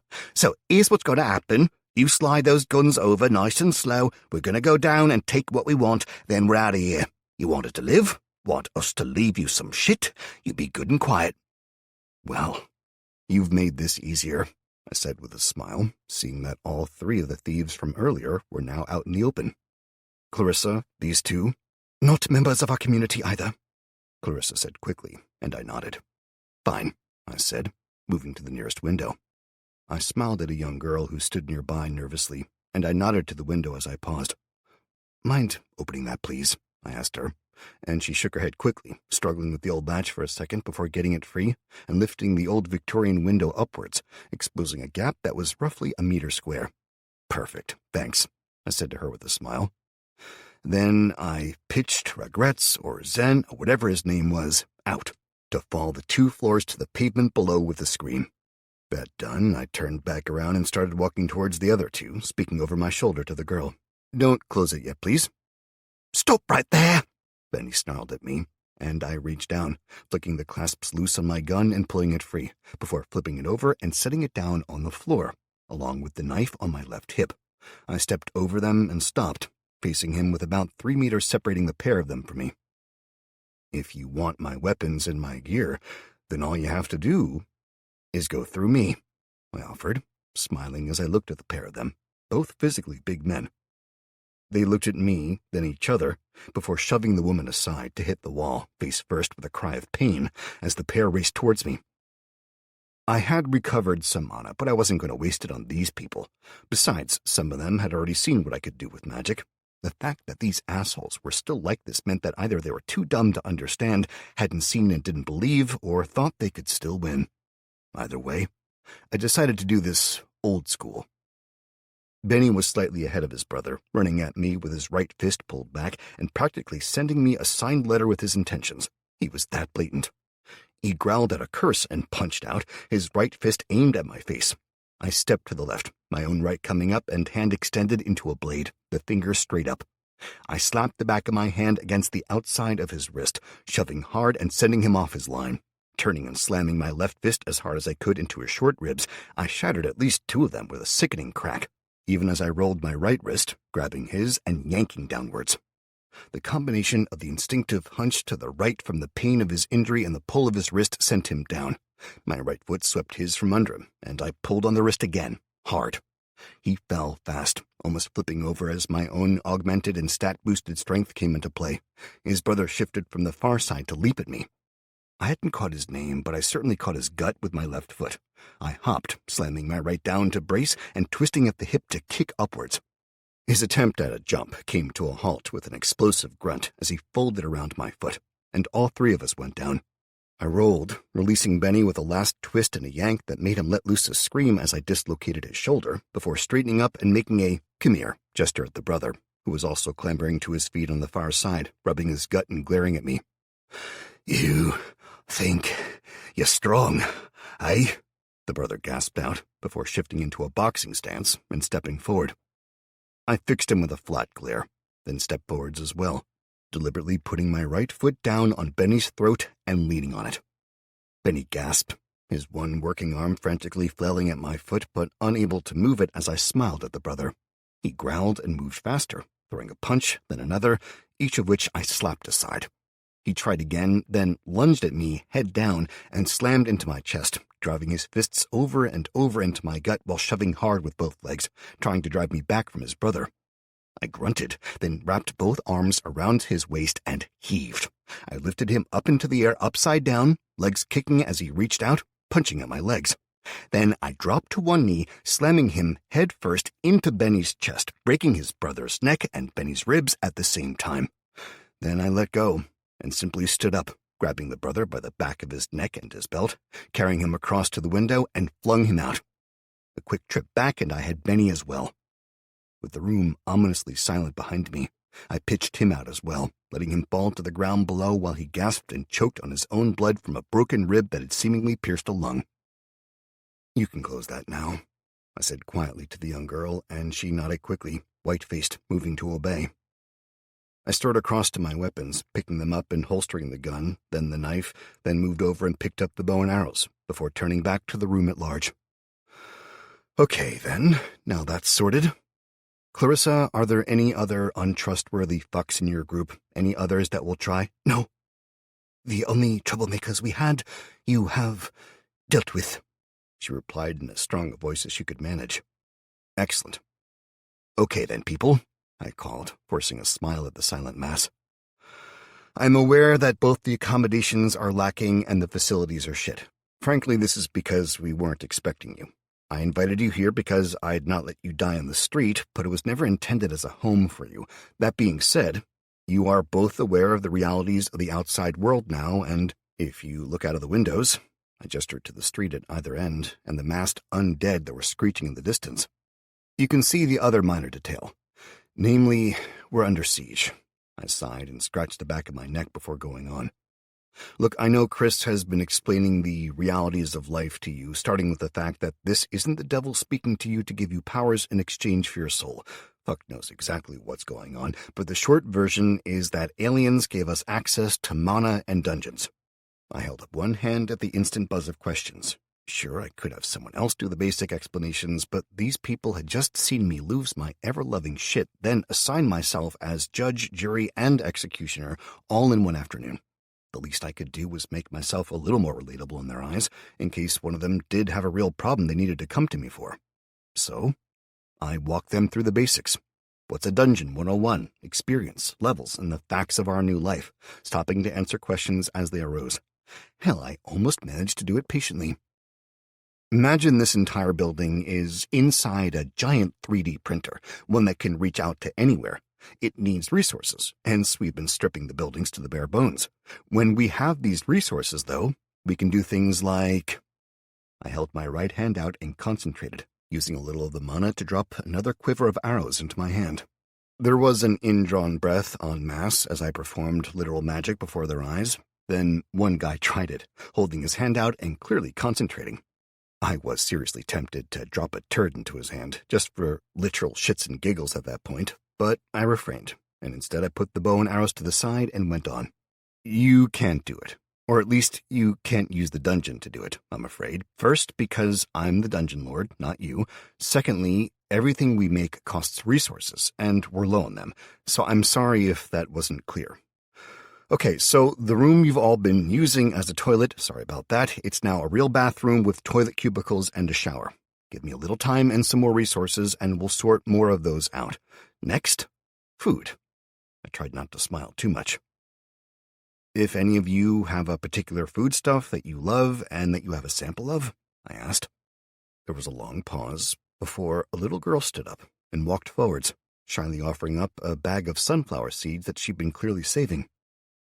Thank you, little one, I said to her, going down onto one knee to be level with her and taking the bag.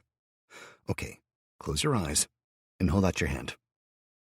I slipped into the dungeon sense and examined the packet, finding it was around the same price to replace as the crisps, at 5 mana a bag. I checked the mana, finding that between the ambient mana recovery and the work the others were doing, we were up to nearly 840 mana, and I summoned up 2 more bags, dropping them both into her outstretched hand with a smile. She opened her eyes, staring at the twin bags in shock, then grinned widely and ran back to her father, an older Asian man who bowed his head to me in thanks. I inclined my head in return, then straightened from the floor and looked around, clapping my hands together. Anyone else? I asked, and the room practically imploded with requests. I handed things over to Allie for a little while then, moving off and heading out into the street below, knowing damn well that there was nowhere for the assholes I'd evicted from the window to go unless they chose to jump into the undead mess.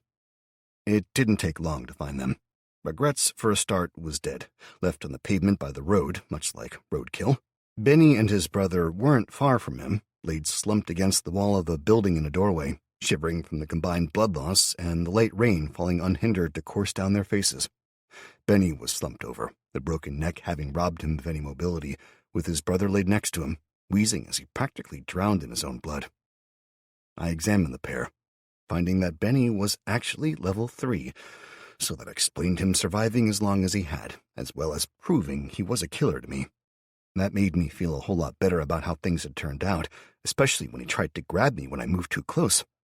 He stared up at me with hate-filled eyes while I explained his choices to him, namely that he could die fast, die slow, or die hard.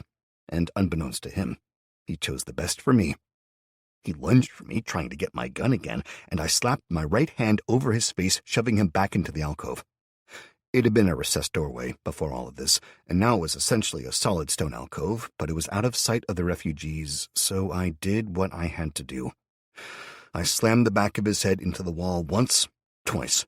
The third time the muffled screams turned to a wet crunching sound, and by the 5th, well, he'd gone silent. So I pulled my knife out and nodded amiably to his paralyzed brother, before stabbing him in the heart. I pulled up the notifications, glancing over them quickly and noting the screen was one I'd not seen in ages. I snorted as I checked it over, seeing the details were insanely basic and not really of any interest anymore.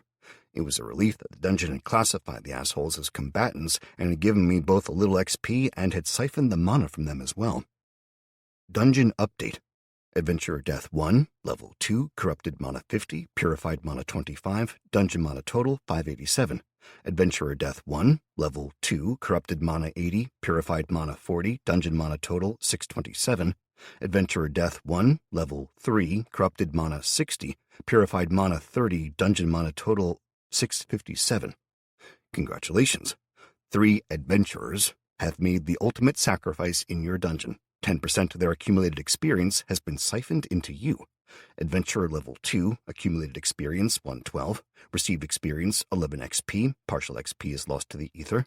Adventurer Level 2, accumulated experience 132, received experience 13 XP, partial XP is lost to the ether.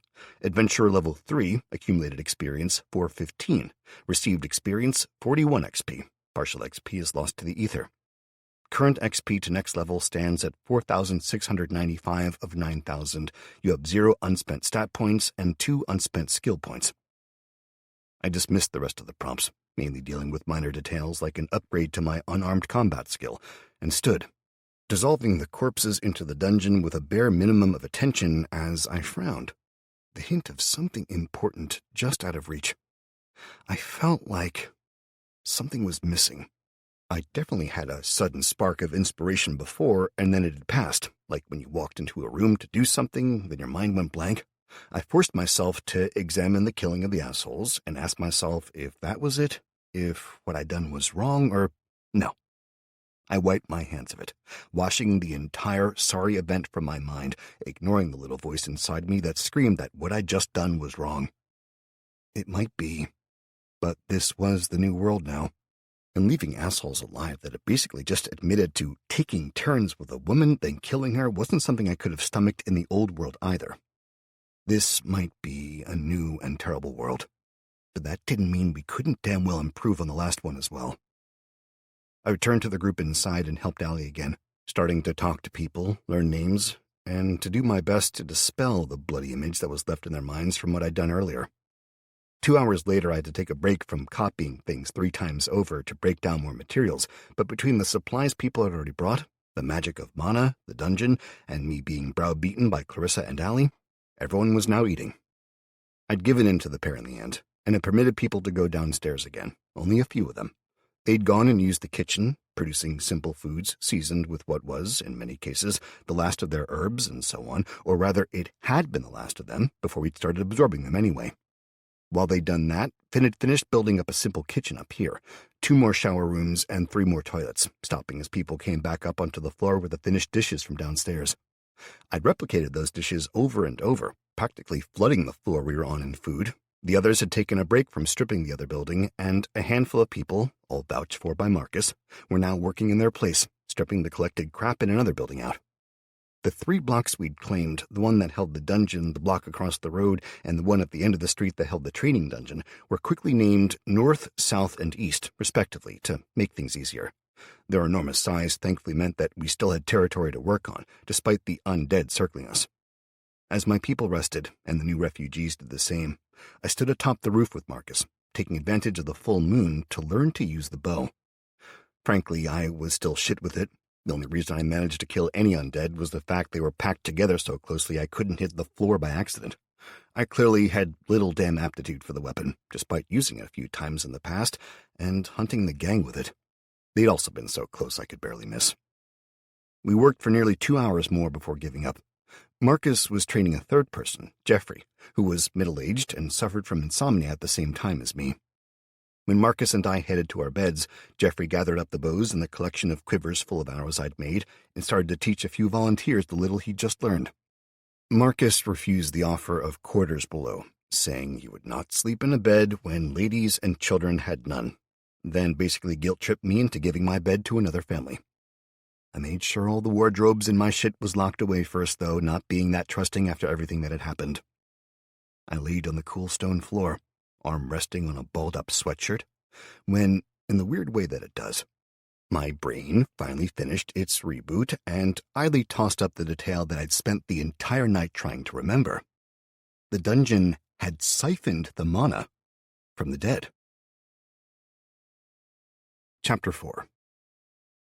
I spent the next few minutes laying there, the cold, hard, and goddamn uncomfortable floor entirely forgotten as I reached out to the core and checked the details for it. When I pulled up the research logs, I noticed that Allie had been working off and on the mana absorption conduits. I grinned to myself as I got up, moving swiftly down to the research area and sliding into the chair, bringing up the details she'd been toying with. We'd been wondering if we were accidentally starving the dungeon core somehow, if keeping it locked away was the best thing to do. In answer to that, Allie had been working on a single strand of the mana absorption conduits, slowly lengthening it, and I glanced over the notes she'd made, finding that she'd managed to break that strand 4 times. Eventually, she'd learned that as she pulled on it, she could feed mana into it, from her own mana store or from the dungeon. The mana was then used to construct or reinforce the conduit, allowing her to lengthen it without breaking it off. That was what I needed, and I reached out, drawing on the conduit, pouring mana from the core into it as I did so. The strand that she'd been working on had been the thickness of a hair and nearly a foot long compared to the few inches of the others, but I needed it to be much longer than that, and I slowly, oh so goddamn slowly, lengthened it.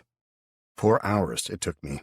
4 damn hours of slowly coaxing, tugging, and directing, but eventually it touched the ceiling, and I switched focus, absorbing a tiny, tiny fraction of the stone, then pushing the conduit up into the passage I'd created for it. Hours passed. It felt like my brain was broken by the end of it, but eventually, after the sun had risen and the vast majority had been fed both breakfast and lunch, I erased the last few millimeters of stone and let the mana absorption conduit reach out into the room by a few millimeters. It was stronger and thinner than a hair after all, so it should be fine and harmless. We'd been getting dangerously low on mana by that point. The absorption of the mass we had available in the other buildings, beside the actual physical buildings themselves, had started to decline drastically. I watched the mana levels carefully. The 38 mana an hour we'd been getting from the conduits, 24 of them or so from the others combined, and nearly 14 from the insanely long one that I'd been working on, seemed to blip for a second. Then, it was like a hose was turned on. The take from that one leapt from 14 to nearly 30, and the other stepped up a good bit as well, nearly doubling the mana intake as it hit 63 an hour, or 1,512 a day. I couldn't help but grin. Yes, we'd been doing it wrong, again, but with everyone in the main building giving off mana, all we had to do was basically feed the dungeon off them. I resolved to sell it to the others in a slightly less creepy way, but still. I sat up, groaning, exhausted, and seriously missing my bed. But I had a plan, and it might just save us yet. I headed upstairs quickly, searching around until I found Allie sitting in a small room with Clarissa and her council of elders, minus Marcus. "What's this?" I asked, as they made room, shuffling along a bit to let me sit in a circle with them. "We are discussing this dungeon and the future," Clarissa started. Allie reached out, holding up one finger to stop me, clearly expecting me to say something. "Go on," I said calmly. Allie frowned at me.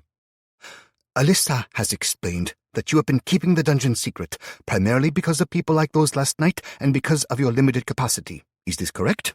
Clarissa asked. "It is." I sent her a nod. "It's also a case of, frankly, I didn't want a great many people second-guessing me. It's my dungeon. And if I choose to go down a certain path, I didn't want a load of people demanding I do other things." "I see," Clarissa said softly. "Matt, what are your intentions regarding us?" she asked, straight to the point, watching me as I looked around the group. "That's a complicated question," I said after a few seconds. "Allie, what's Joe doing?" "Healing," Allie said. "Joe spent most of the night and all of the day so far healing people. She's managed to become the most popular trainee paramedic in the entire world, I think, considering that more than half of Clarissa's people were patients from the hospital. She's been working with the doctor and his 2 nurses. Turns out they can guide her, and it both increases her skill and lessens the cost of the spell. She's doing seriously well. She's saved the lives of dozens of those who came with us, some of whom are outside training with Marcus now, getting ready to help should you need them." Clarissa agreed, smiling and clearly proud of her people. "Okay, well, I'm not sure," is the simple answer. "I had planned to guide you to Saltwell Park and to leave you to make new lives for yourselves there. That's a logical place after all. They have room to grow crops and plenty of houses nearby, even if they might need to expand the wall out a bit to give you all somewhere to live. But, okay, look, I sent my team to go and see Barry, to bring back 100 volunteers to help us for a week." I spread my hands in supplication. "We'd feed them and send a load of food back to the park as a thank you for sending them. Then at the end of the week, the intention was that we'd recruit the best of them to join us." "We're here now," Clarissa stated matter-of-factly. "We're more than willing to work hard. What would you have us do to earn a chance to stay?" I paused, looking from her to the others, the 5 elders, minus Marcus and 2 others I vaguely recognized from organizing people on the march. They wore a peculiar mix of hope, terror, and pleading that they all tried to hide behind stoic expressions. "Fuck's sake," I swore, burying my face in my hands. "I hate being railroaded into shit." I fixed my ire on Allie. "You know that by now." "I do," she agreed, a smile quirking at the edges of her lips. "But think about it, Matt. We need people, we need help, and here we have a group that needs a home. It makes sense." "Yeah, if most of them weren't over 70, I griped back. "I'm sorry, Clarissa, that was rude," I admitted, catching the glare she tried to hide. I didn't mean it in the way it came out, okay? The simple truth is that, yes, we desperately need people, and 300-odd, all of whom are ready and willing to help, is a wonderful thing. The issue is that we desperately need more fighters, and frankly, most of your people are either too old, injured, or weak to be able to help us in that way. Mike and Kelly are bringing another 100. They could be fighters, Allie said softly. I wasn't so sure. They are, or we hope they are. Let's face it, we might get 5 people, we might get dozens that are perfect, or nobody who can fight at all. You're right, though. I looked around the room, taking the time to meet everyone's gaze before I spoke again. I agreed to let you stay, on a provisional basis, I finished, holding my hands up as smiles broke out. Provisional? On what terms? The Imam asked softly. It's not religious, don't worry, I said with a smile.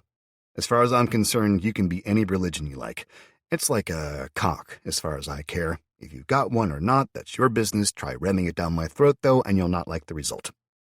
I promise not to try that, on either count, the Imam said, concealing a smile. Thanks for that, I agreed with a grin. Okay, the terms are simple. Everyone works, nobody shirks. Some of you are older or incapable for one reason or another, and that's fine. Hell, we've got a surprising number of kids. They'll need watching over. Classes need to be run. They can help Allie and the research teams, cooking, cleaning, all that shit. Those who can work, be that fetching or carrying, tending the farms, whatever, they need to help, basically. I looked around again, noting the relief on their faces as it started to sink in that I wasn't going to toss them out. As to those who are young and fit enough, we need fighters. We need warriors. The world we knew is gone. And while it's not as nice a place as we lost, there are plenty of shitbags in the old world. We need to make sure we don't have any here. We need laws, rules, and responsibilities, not to mention all the crap that comes with it. I scrubbed my face with my hands again and cracked my back as I forced myself to sit up straighter. I went on, plans crystallizing as I spoke, and I recognized half-made decisions and details that slid together into the only pattern I knew we had a chance with. Look, I need people.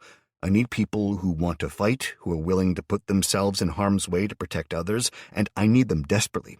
The only way we can save our people, those who are already out there, and who must be on their way here by now, or close by at least, is if we can kill the undead off. I need your help, I finished, looking around at them. Not many at first, while we figure out how we'll do this, but soon. We will help. Many of our people have already reached out, asking what they need to do to earn a place here. They won't be surprised to learn the realities, Clarissa said carefully, and I cut her off.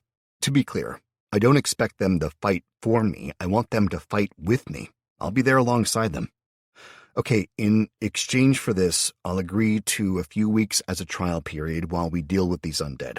Basically, we'll make sure that there's food and you're as safe as I can make you. In return, you'll encourage those who can help to do so. The fit and strong can join us as fighters. The weak and infirm will help in other ways, and we can reevaluate in a week or two. Agreed? And to be clear that I'm not being a dick about this, I'm asking for a week or two so that you can decide, too. They were quick to agree, and I nodded, taking a deep breath and going on. Look, we have people outside, as I said, and that lich or whatever is coming back with his boss. If we just batten down the hatches and hide, well, I could have done that with just my people, but as many of us as there are now, we just don't have the time or the resources. That means that we have to fight. And we don't have time to train, not fully. We basically need to open up a passage for the undead to enter, and then we slaughter them as they come. Each kill earns us a little mana. That mana can be used to summon creatures of our own, to build traps, to get us all armor and better gear. But we have to kill them first, Clarissa finished for me. Yeah, basically, I admitted, grim-faced. Worst of all, some of those who come to help fight will die, and they'll die because we haven't given them the armor or equipment that we could. It's a shitty thing. Seriously, it is, but this is a numbers game. We need to train our people and build at the same time. I have a plan that should let us fight the lower-level undead in a way that's as safe as possible, but make no mistake, people will die. That's because, while I could give them the armor and better gear they need that would give them a better chance, then, when the big fuckers come knocking, we'd have nothing left to face them with. We need a second line to fight them, and that's what everything I can raise is going towards. I paused again, rubbing at my face with both hands, wishing for all the world I could do both and ensure everyone lived. Look, I know it's shit. Seriously, I do. I feel terrible about this, but it's the only way I can see that we can win right now. Where will you be while our people die? Clarissa asked me in a quiet voice, her face gray and drawn. I'll be with them, I said firmly. I won't be sending them to their deaths. Don't misunderstand me. I'm fucking hoping they all live through this. The XP they get will be insane for a start, and the stronger they become, the stronger we as a settlement become. I stood, cracking my back before pacing the annoyingly small space. I'll be there with them. I'll be fighting alongside them, and hell, I'll be doing my best to keep them all alive. But I need you to understand, and to not come at me later asking why I have armor, why I have better weapons, and why your people who died didn't. If I use the resources we gain from the fight to give to them, exclusively I mean, because I will be giving them gear as we can afford it, then in the longer fight, when the Wraiths, the Behemoths, and the Corpse Lords join in, they will all die. I can't go toe-to-toe with all of them. You saw what happened when I fought the Behemoth at your church. It was a close fight, and that was just one of them. I have powers, yes, but I'm the only one with them as well. What happens when I face 2 or 3 at a time? They'll kill me, and then the rest of you. Sorry, but you'll have no chance. Understanding lit their eyes. I need at least 10 swordsmen and 10 archers as fast as you can. Ideally, I need 100 of each and more, but I'll settle for 10 for now. Get me that. I'll get them a little training with Marcus. After that, well, I'll split them into 2 teams and take them into the other dungeon. Then I'll open up the far end and close the door behind us. I paused, watching their faces. That's right. For those who didn't get my meaning there, I'll be sealing the doors out of the dungeon into the main compound behind us. That way, nobody gets to run away. If we lose, the undead don't get to flood inside through the hole I open up. Those 2 teams and I will either kill as many of the undead as we can, then seal it up again, or if we can't seal it up, we'll die in there. We'll do a test run, and then we'll rest, see what we've learned and how we can improve, then we'll go again. I will not open the compound to them, but short of jumping over the wall to attack them out there, it's that or wait for them to take the walls down. Shocked silence hung in the air as they all looked at each other. Finally, Clarissa, now clearly the de facto leader of their group, spoke slowly. Then good luck, Matt, and we'll ask for volunteers. That was all she said.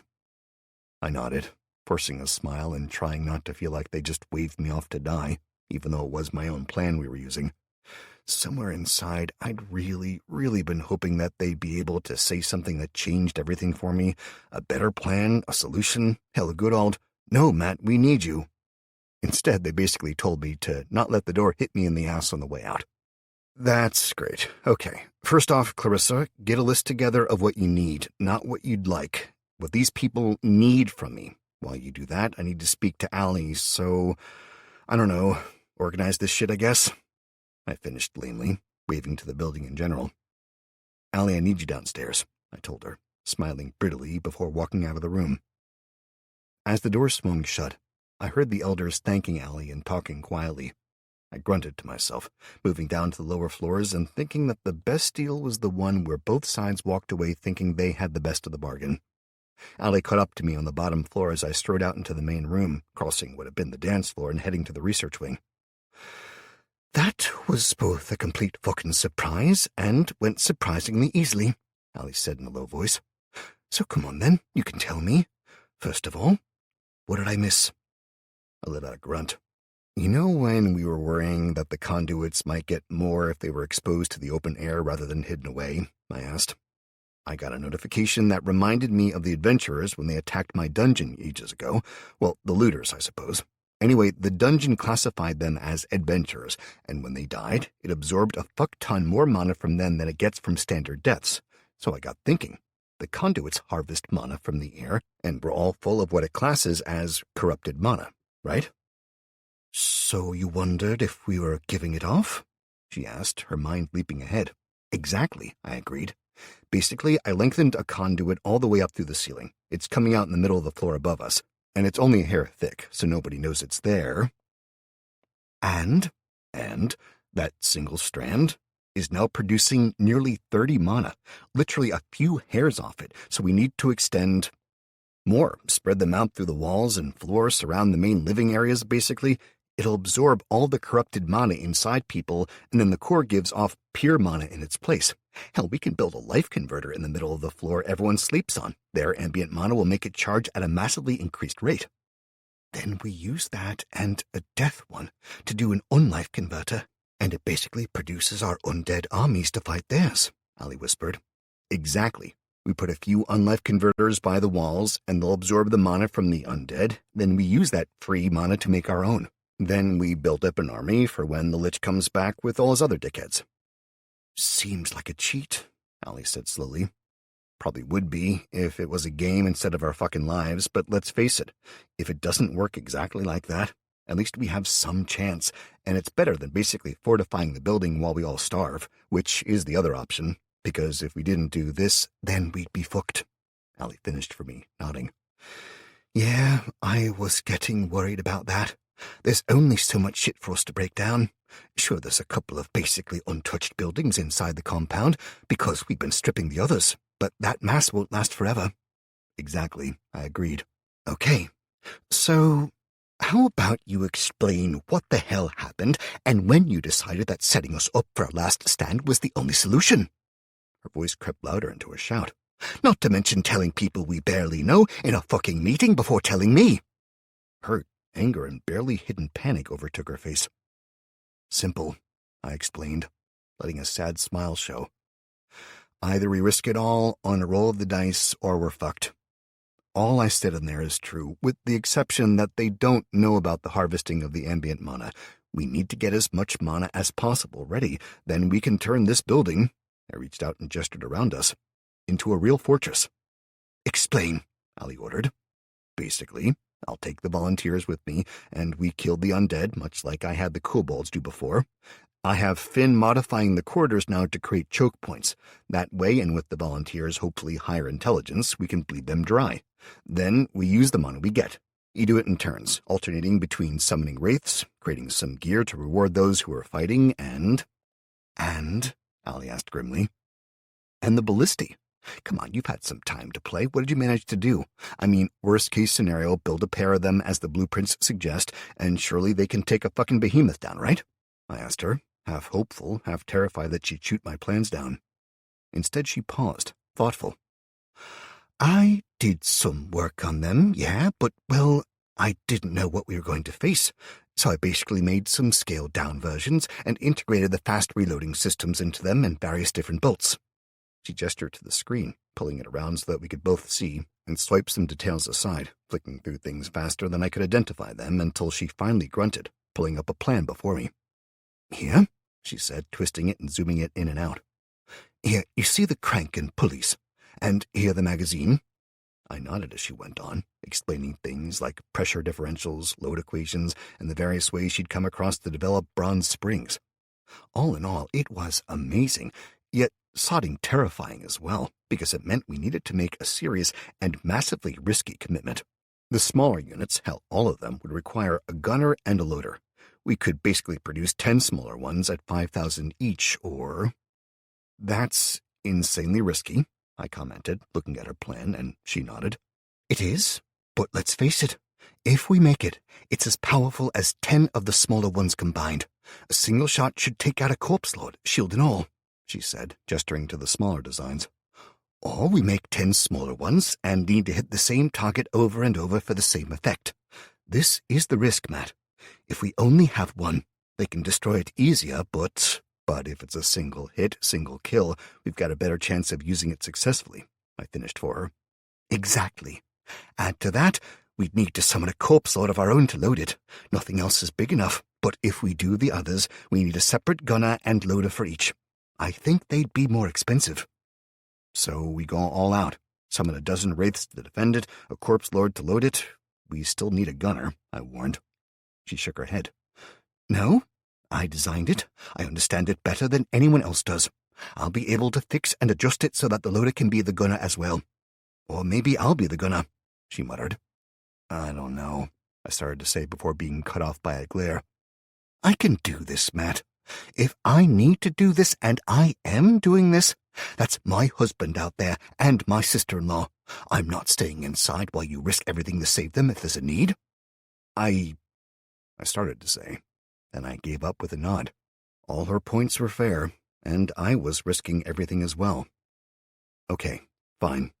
But you build a box around it or something. Make a solid base somewhere it'll be able to see everywhere from, then a box around it so that you can build it without being attacked. Leave it until last, though. We need the wraiths. Fuck. Okay. I paused, thinking of the build order, and Allie straightened, nodding in satisfaction that I wasn't going to be a dick about this. So, what do you want me to do then? Allie asked, sitting on the edge of the research chair and swinging her legs over it, stretching them out and getting comfy. I know the lightning converter research is a few hours away, even with all of the mana we're practically drawing in, but work on the conduits, I said decisively. I'll go talk to Marcus and see what we can do about getting some archers and so on. Spawn some more kobolds and get their gear ready first. We have 6 out there at the minute, all firing away merrily, plus Beta's team of lunatics with Mike and the others. That's what? I checked and grunted. That's nearly 70 control points in use already, and we can't free any of them up. So I need more control points as well. Build more of the nodes, then 6 more kobolds. Arm them all with crossbows, and get them killing the lesser undead as well. Keep giving them extra bolts. Then I need at least a dozen wraiths. Keep them all hidden inside somewhere. Then, I guess, build your planet killer. Allie nodded, settling back and shifting her shoulders to get comfy before closing her eyes and sliding into the dungeon sense. As she did that, I headed for the door, but I paused as she called out, I knew you wouldn't turn them away, Matt. I'm proud of you. And yeah, regardless of what Matt says, you've got my permission to date Kelly, so don't you dare die out there, she said, her expression relaxed. Now get out, and no sneaking in to stare at my tits. I walked out with a snort, feeling just a little better about what was to come. With a pause to make sure the door leading to the research area was sealed so that Allie was safe, I checked on the others. Besides Joe and Tulio's wife Anna, all the others were in the dungeon sense, either pulling apart, rebuilding, or extending the dungeon's influence. I checked the mana stores, finding we were just over 800, and I nodded to myself in satisfaction, heading up to the main floor. The majority of people hadn't wanted to sleep on the ground floor, it being too close in their minds to the undead, despite the solid walls that had replaced the doors and windows. So while there were a lot of people about, the majority of them were spread out across the first and second floors. I moved up to the next floor and found one of the elders, a tall man, thin as a rake with a gentle smile on his face at all times. I asked him his name. Peter, he replied. How may I help you? I'm gonna build something here. It's totally safe, and if anything, it should make people a little healthier, but I didn't want people to worry about it. I started to explain while keeping an eye on the mana regen, waiting for it to reach the required 1,000. He nodded, speaking in a louder, clearer voice than I thought he should be able to produce to those around us, explaining what I'd said and asking them all to move back. It only took a minute or so, but once the room was cleared, I reached out and focused, creating the life mana converter and standing it in the middle of the room. It took only a few minutes, but as soon as it was finished, with the mana available to the dungeon almost exhausted, it began to hum gently. Where the air converters seemed to give off as much of a breeze as they absorbed, the life one was peaceful. There was no better way to describe it. As I took in a deep breath, it just seemed to make the room that little bit nicer and the air cleaner. I checked the node in the dungeon sense. It was absorbing the corrupted mana from everyone in the room and was generating life mana steadily from it, adding another 20 points of mana per hour to the overall total. I was getting just over 60 from the conduits, actually 64.3 now I checked, so clearly Allie was already working her magic. There were another 20 points each from the 2 air converters, plus 10 more air-specific mana that was being built up in the converters for when we needed it. And when I checked, the damn converters were filling up already. I was surprised by how quick it was. I made myself comfortable, running the numbers, feeling the augmented intelligence making itself known as I did math without a thought that would have taken a calculator before. The mana we had coming in was 64.3 an hour from the conduits, and as I checked the life converter with everyone around it, I noted it had plateaued at 20 points per hour as well. Nodding to myself, I added the 60 points from the converters and the 64.3 together, giving me 124.3 per hour. That gave me just under 3,000 mana per day, 2,983.2 exactly. That was great, but if I made an unlife converter, yeah, it had drawn the corrupted mana from the undead, but it had cost 5,000. It had produced between 10 and 20 mana an hour, and to make the most of the layout and congregation of the undead, I'd be best off with 4 of them, considering the walls and the spacing of the undead, so 20,000 mana in costs to earn back. Maybe at best 80 mana an hour, or 1,920 a day. Of that, it took 8 normal mana to produce 1 unlife mana, so 1 skeleton produced every hour for free, or 500 skeletons for the cost of the converters. Damn it, I grumbled under my breath. I needed the mana coming in regardless, and the life mana would help people, so making more of those made sense. The unlife ones? Nope. Lightning, on the other hand, would help me to recover my mana directly, as did both the air and fire converters. I climbed to my feet and hurried up the stairs to the rooftop, strolling past a young couple who had clearly gone up there for some privacy. Despite the threat of the slowly circulating wraiths, the pair still had to frantically rearrange their clothes when I came into sight. That little bit of normality made me grin as soon as they couldn't see me, and I hurried over to the air converters, laying one hand on either of them as I stopped. There was a steady and constant breeze flowing around them, but when I laid my hand on it, I found the air mana that was inside fairly leapt free of the converter to flood into me, sending my own mana, which had barely reached 100, all the way up to nearly 2. My mana replenished steadily, drawing on the field of purified air mana and the dungeon's own pure mana to make me feel like I was standing on a damn charging plate, which was a hell of a relief. I reached out to the dungeon sense and triggered another air converter, knowing it would be at least an hour, but unable to help myself. If I could make, say, 10 of them up here, and use the environmental options to make somewhere to create fire converters as well, I could replace my mana in a few hours. I'd be able to literally use them as batteries then. Hell, if we could carry out research on the mana batteries themselves, get them to a high enough level I could use them, I could start using my magic outside again, not to mention giving people real weapons to defend our home. Marcus's voice echoed from the street below. I regretfully let go of the converters, turning to go back inside. My mana regeneration dropped instantly, but as much as I desperately needed to recharge, I couldn't afford to just stay there. I had too much to do. By the time I made it out of the one exit that hadn't been sealed up, namely the old fire escape, and I'd reached the street, I found Marcus leading a group of 10 people, men and women, ranging from the youngest at around 15 to the oldest in her mid-50s.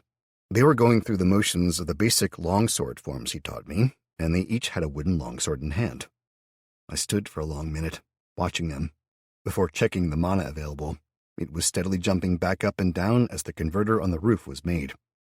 As I took a few minutes to observe the group, I noted the footwork and the smooth motions, as well as the way Marcus was glancing over at me, watching them in challenge. Finally, the converter was complete, and I took the time to make a new longsword, my own sitting on my back as I walked up. I smiled at the measuring look that Marcus gave me, and I handed the freshly summoned sword over to him. In place of the cheaper, more basic ones we've been producing at 40 points, this one came in at 130, but it also had the elusive hidden ability again. I intended to try to imbue it again and again, given the chance and the required mana pool. I handed the sword over, noting the way Marcus no longer strained at the weight. He looked it over in wonder, the Nordic interlocking cube pattern that ran up the fuller, making the weapon into a work of art as much as a functional tool to kill. He stepped back, moving into a guard stance. I did the same, tossing my back scabbard aside, freeing myself up. Our weapons were razor-sharp, not the training weapons the others used, and as we started to circle, we were cautious, keeping that in mind. Marcus started us off after a few seconds of maneuvering, stepping in closer and swinging from the right, the sword held high by the side of his head, blade flat and parallel to the ground in both hands. He swung the sword, twisting the wrist and sending it from the high right to low left. I did the same, having mirrored his movements. The groans and cries of the undead beyond the wall were drowned out by the loud clash of bronze on bronze as I caught his sword and deflected it. He switched to low left to high right, and I did the same. Then high left and low right, each of the 4 movements fluid and simple, both a counter and an attack in one. "You have learned, my boy," Marcus said with a smile as we moved back and forth, with me concentrating on my feet as much as the blades, trying to make sure I didn't embarrass myself too much. "You taught me well," I replied. "I taught him well," he says, he called to the others. "He had less time to learn to use the blade than you all have had so far today. Beyond that, I taught him nothing." But the real world did, I replied as our swords clashed again. I took what you taught me, and I used it in a dozen fights in the first day. Hell, I've been fighting for my life every damn day so far, practically ever since the power went off. And what level are you now? He asked. I stepped back, setting my sword point down on the ground and holding it straight, my hands on the pommel to show I wasn't ready as I checked. 18. And how many have you killed? He asked carefully, waiting until I lifted my sword up and stood ready before he attacked again, probing my style, making sure I moved fluidly as he had taught. I don't know, I said. A few dozen humans, a few hundred goblins, and a couple of things like the Eidolon and the behemoth. And that makes the difference, he called to everyone, before stepping forward as fast as he could, the sword flicking out as if going for my throat. He's been fighting every day, and I personally watched him fight a monster that was the same as one of the big creatures outside. I parried, then counterattacked, his feet seeming to flow across the asphalt as he retreated, then countered. We danced back and forth, the blades flashing in the mid-morning sunlight as we both tried to catch the other, the match having gone by silent agreement from sparring to a competition for first blood. It took another 10 seconds or so, longer than I'd expected by at least 9 seconds, before he managed to catch the back of my right hand, making me swear as my blood flew free. You okay, lad? He asked. I grinned, shaking my head to flick the blood free, nodding as he went on. As you can see, despite only a few lessons, each less than an hour, he managed to hold me off for over a minute. I frowned, not having realized it had lasted that long, as he went on. As I said, the difference is that he's been fighting for his life every day, all day. I fought for my life precisely 4 times, and one of them was by his side against the Eidolon and Behemoth. Marcus stumbled over the names. The others were twice since the fall of the world, and once when I was in the army, when, on a night out, a lunatic attacked me. 4 times. That is all, and that is more than most would have ever had. Most surfing soldiers, that unless they were deployed to high-risk combat zones, would have only a few incidents in their lives. Matt here, the Dungeon Lord, has fought to the death against hundreds of opponents. I have, I said, looking to the 10 volunteers who were gathered around watching us. I have fought for my life, and so will all of you. Thank you for volunteering. Believe me when I say this is a turning point in your lives. If you fight beside me, beside all of the dungeon, you'll see some terrible sights, believe me. Fighting with a sword isn't like fighting with a gun. You don't get to deal with things at a distance. Against the undead, it can be easier, because the majority are brain-dead as well. They fall for simple tricks, pits, shit like that. They seem terrifying. Then you kill a few, the easy ones, and you can lose respect for them as opponents. Hell, they're piss easy to fight, the skeletons at least. Take their head and boom, it's over. Zombies are harder. Those fuckers are plague bearers. Basically, they scratch you and you're fucked, so we'll have to come up with a plan for that. But for now, stick with don't get scratched. Wraiths, that's the flying fuckers, are bastards. They're basically sentient and can control the zombies and skeletons. They can also cast spells, and have a nasty one that's a ranged spell. Basically makes you rot to death. Wide eyes and sheer terror became clear on their faces. Seriously, people, get used to this shit. The undead are nasty, but you take any of them for granted and they will kill you. I'll provide shields or something, don't worry. Okay, corpse lords are the big fuckers. You saw them carrying the dick bag on his throne. I paused, getting a round of nods, and I went on. Okay, they're a bastard to fight one-on-one. Basically a shit ton of explosives, or I'll fight those myself. I frowned when a couple people let out nervous laughs, assuming I was joking. You'll learn, was all I said, gesturing back towards the wall. Okay, last of all, as near as I can tell out there, are the behemoths. Big, solid constructions of bone. Utter bastards to fight. Thankfully, there's only a half-dozen or so unless you all get real good real fast, they're on me again. I've got a few plans in motion, but if they don't work out, not sure how I'll fuck them all up at once, but I'll find a way. I broke off at that point and pointed to Thor, who sat on the roof of a car nearby in the sun, washing his paws. Big safety tip here, people. If the shit hits the fan, and you see me and Thor over there getting pissed off, run the fuck away and do not, under any circumstances, decide the poor kitty needs to be rescued. Seriously.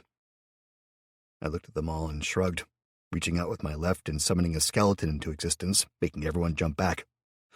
Okay, who wants to go first? I asked, gesturing to it. There was a long pause where everyone looked at each other. Marcus was about to step up, but I waved him back. Finally, a young woman, probably no more than 20, and the kind I definitely had taken a second to admire under different circumstances, strode out of the middle of the crowd. She was maybe 5 feet 2 inches, tiny, really, and had definitely invested a lot of money in her looks and figure because there was no chance that, as slim as she was, they were natural. I shook myself free from that line of thought as she stopped a few feet from me. Then she bound her hair up into a tighter ponytail and drew her sword back, almost overbalancing. Wait, what's your name? I asked her. Ashley, she replied, not taking her eyes from the skeleton that stood there as if it were a shop mannequin. Okay, Ashley. You need a better weapon than that wooden shit, I said firmly. I concentrated and created a minion's longsword. It was a little smaller for her than it really should be, but despite her clear fitness, she was just physically small to wield one the size that Marcus and I carried. I summoned the minion's weapon, plain and unadorned as it was, and I handed it over to her, hilt first. She took it, glancing over it, then clearly compared the simple design to the ones that Marcus and I wielded, as I snorted in amusement. You prove yourself, and you'll get a better blade. In fact, that goes for all of you. Count each enemy you kill. There are literally thousands of undead out there surrounding us. You get a point for each one, and 100 points gets you one of these, I called out, holding my sword up. Size to match you, though. This is also how you earn armor, because we have a fuck ton of shit we need to get. Now, go. With that, I stepped back, and the skeleton started to move. I ordered it to touch her, just tap her on the head, nothing more. But she didn't know that, and while it was unarmed, it was also an actual skeleton that reached for her.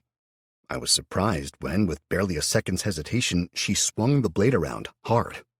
She missed, totally in fact, staggering off to the side as the weight pulled her off balance, but she twisted around again. Seeing the skeleton was close, she ducked under the outstretched arms and snapped out a perfect sidekick from the hip. The impact caught the skeleton in the lower front of its pelvis, making every man watching wince.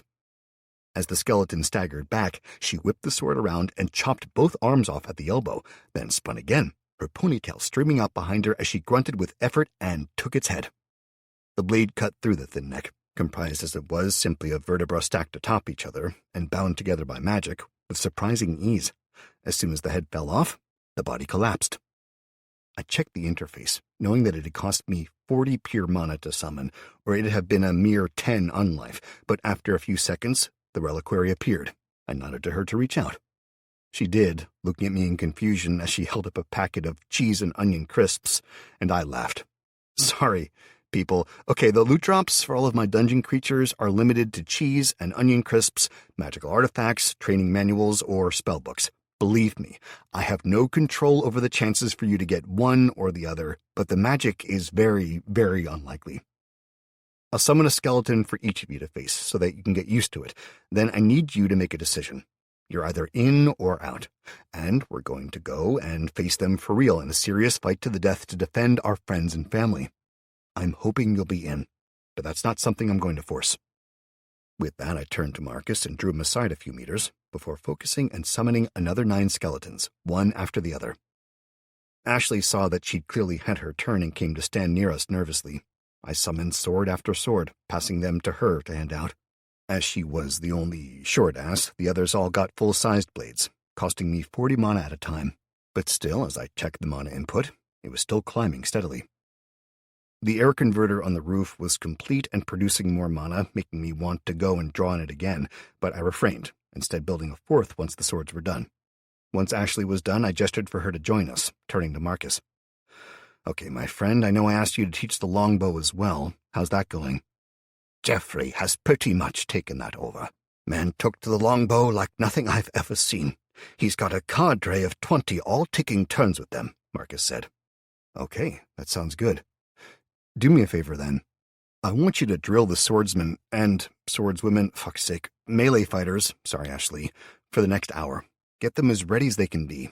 I paused. Ashley, did you get a notification about experience for the skeleton kill? Yeah?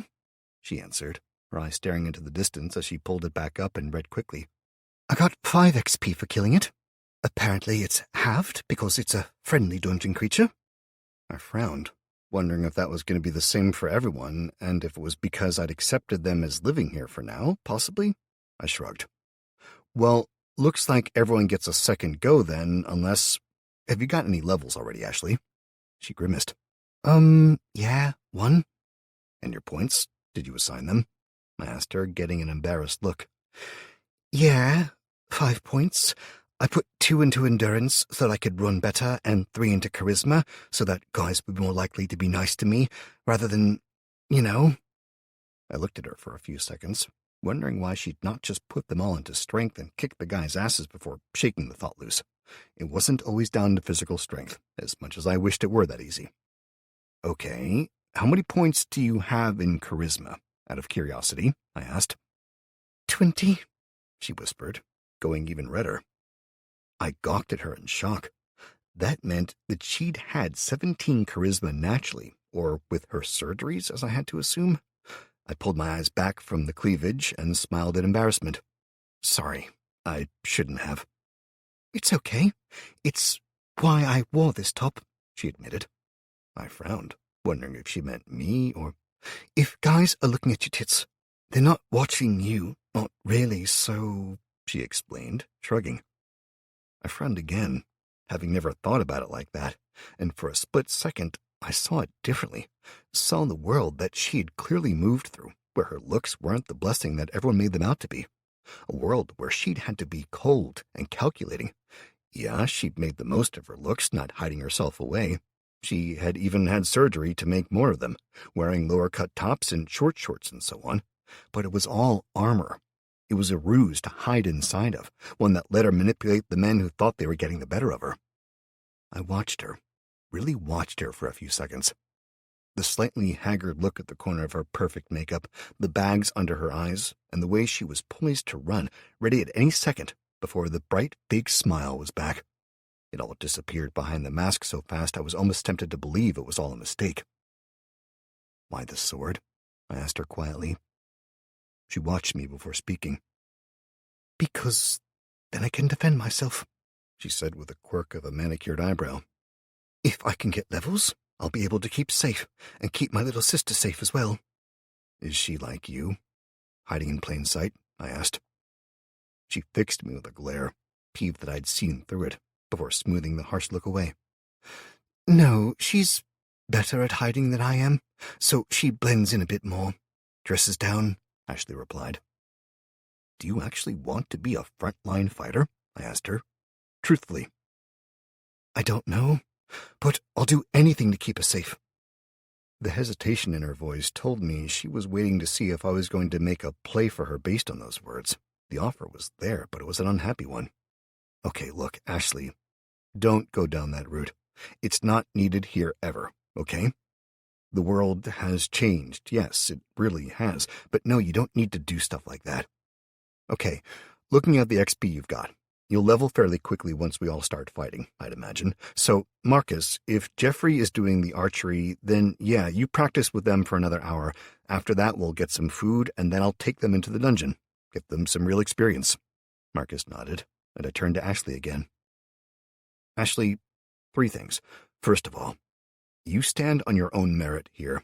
If anyone tries to take advantage, you tell one of us. That's me and my close few people, or your own trainers, who will be Marcus and probably another we'll arrange soon, if you can't deal with it yourself. Understand? I waited until I had a clear nod, then went on. Okay, you stepped up when nobody else did. So, congratulations. You get to be a squad leader. You'll have a team of 10 to start with, including yourself. It'll be 5 of the swordsmen, fighters, whatever, and 5 archers. I'll be there with you all. I'll watch over you and help when it's needed, but believe me, you don't want me having to step in. Okay. What's the last thing? You said 3 things. Well, you were the first, so you get first pick. If things work out right, these will be your team moving forward, so think it through carefully. Marcus will be picking the other squad leader at the end, I told her, before gesturing her back to the others, most of whom had killed their skeletons easily enough, apart from one guy, who, despite looking like he'd be the biggest and strongest in the group, he was frantically backing away and swinging like he was trying to send the damn thing into orbit. Marcus, I'm going to go find Jeffrey, fix that? I suggested, gesturing to the big blonde guy who was close to tears as he kept missing, yet remained unable to think logically through his panic. Before Marcus could go, I grabbed his arm and spoke quietly where the others couldn't hear. Marcus, I know you'll want to come and fight, and I understand that. Seriously, I do. I want you there, both for the experience and for the help, but I need you to take the practice swords when I take this group inside and train more people. Jeffrey, too. But, lad, Marcus started, his eyes going wide. No, Marcus, I'm sorry. But you know there's a damn good chance we all die in there today. If that happens, we need more people to defend the dungeon and the refugees. There's only one place they'll be coming from, and that's you. I waited, watching him struggle with it until he sagged and nodded. Thank you, mate. I'm sorry. If things go well, I'll take another group in later, and you can be part of that. I strode off in the direction Marcus had pointed out, finding that Jeffrey had set up in the alleyway at the far end from the entrance we usually use to the dungeon, meaning he was both in a private place where misfires were unlikely to hurt anyone and where they weren't likely to be interrupted. I moved up behind them, listening as he gave direction to people, and I paused, wondering at the surety and skill that he was displaying, despite seemingly only picking the bow up last night. I cast Examine on him unconsciously, before grimacing at the dip in my mana. Jeffrey Allman, human. Jeffrey Allman, sports teacher and general primary educator. He left the teaching profession after an affair with a student ruined his marriage. Since then, he has survived by working many small jobs and by deliberately not standing out. HP 120 of 120, Stamina 116 of 1300, Mana 50 of 50, Fear 3 of 10, Level 4, HP 120 of 120, Special Abilities 0/0. Jeffrey, I said, stepping up close to the group, but keeping my voice low, not wanting to distract the group at large. Still, he flinched. When he saw it was me, he nodded, gave a few last-minute orders to the group, mainly to do with stretches, and then moved back to join me, as I frantically tried to think of a subtle way to find out what the hell that description meant, even as my stomach flipped and my knuckles itched. Matt, he greeted, the pair of us having talked a little the night before as we both practiced with the bow. So, 2 questions, I guess, I said in a low voice, forcing a smile. First, how did you get so good with the bow so fast? And second, well, tell me about your teaching career, and why it ended. How? He gaped at me, going red and swallowing hard. Stepping past me, drawing me down the alleyway away from the others, he made sure they were out of earshot. Look, I don't know how you know what you know, but after that, I couldn't stand the jeers, okay? The knowing looks from the parents and the commiserations, I just hated the way they looked at me. Wait, what? I interrupted. The information had said he was a primary school teacher. That was, what, the ages of 5 through 11? No way the parents would have just... Oh, shit, I muttered. It wasn't you who had the affair, was it? I asked, realization coming in a burst. What? No, of course not. I was a primary teacher. My wife had the affair. She was a 6th form teacher, and he was a student. He was 18. For God's sake, you thought... He stared at me, eyebrows shooting up in horror. I held a hand up, shaking my head wildly. No, look, I'm sorry, mate. I have a spell, okay? It gives me a breakdown of things, but it looks like it tells me things that stand out in a life, and it's not always exact. That, well, it defined you, I guess... I broke off, shaking my head. Fuck's sake. There is no good way to say this, but I'm sorry. When I used it to get a bit of background on you, well, I saw that you used to be a primary school teacher and that your marriage and job fell apart because of an affair with a student. You understand I had to ask, right? I got a grim nod. Then he drew a deep breath in and blew it out of his nose.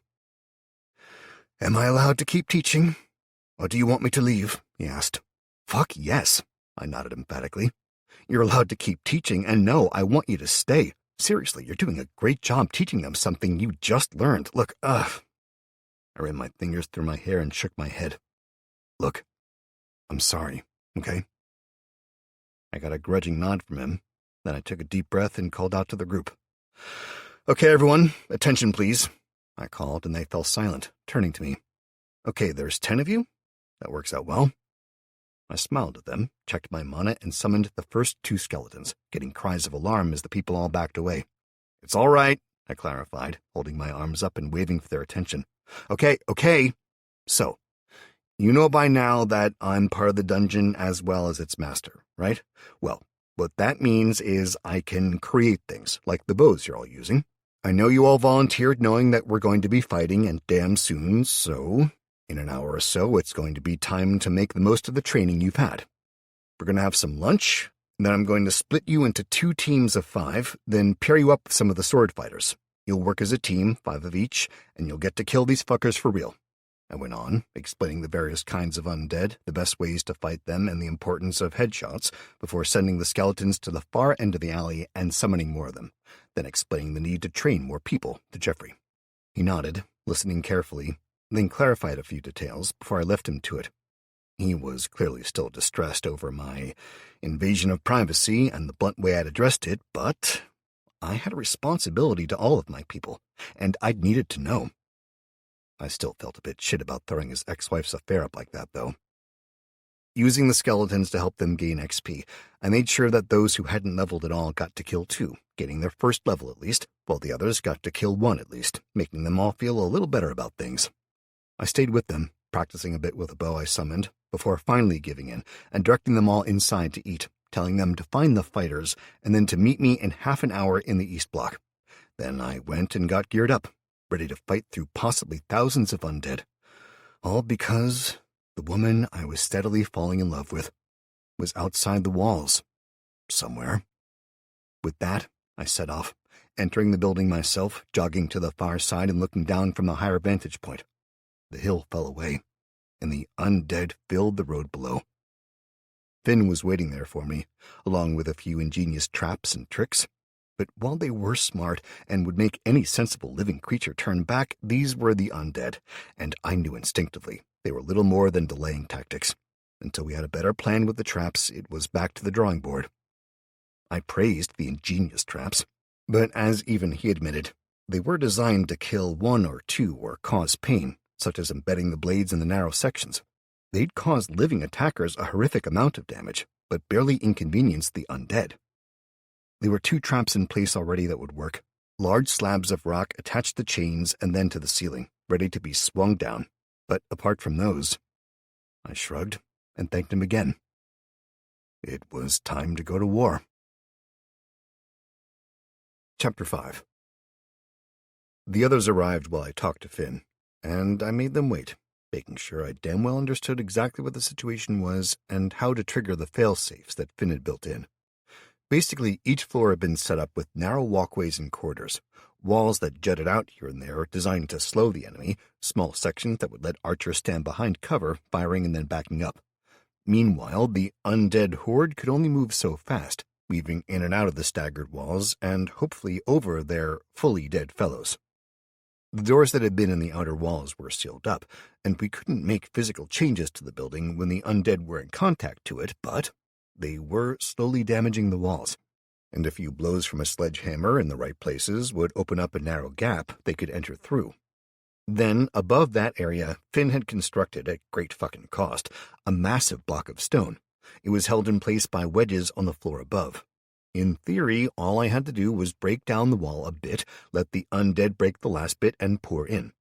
We could then slaughter them in droves, hopefully, letting them keep coming until we couldn't take any more. Then we'd fall back to the next level, knock out the wedges, and let the block cut off the influx. We would use the next few floors to bleed the ones left outside, slaughtering them all.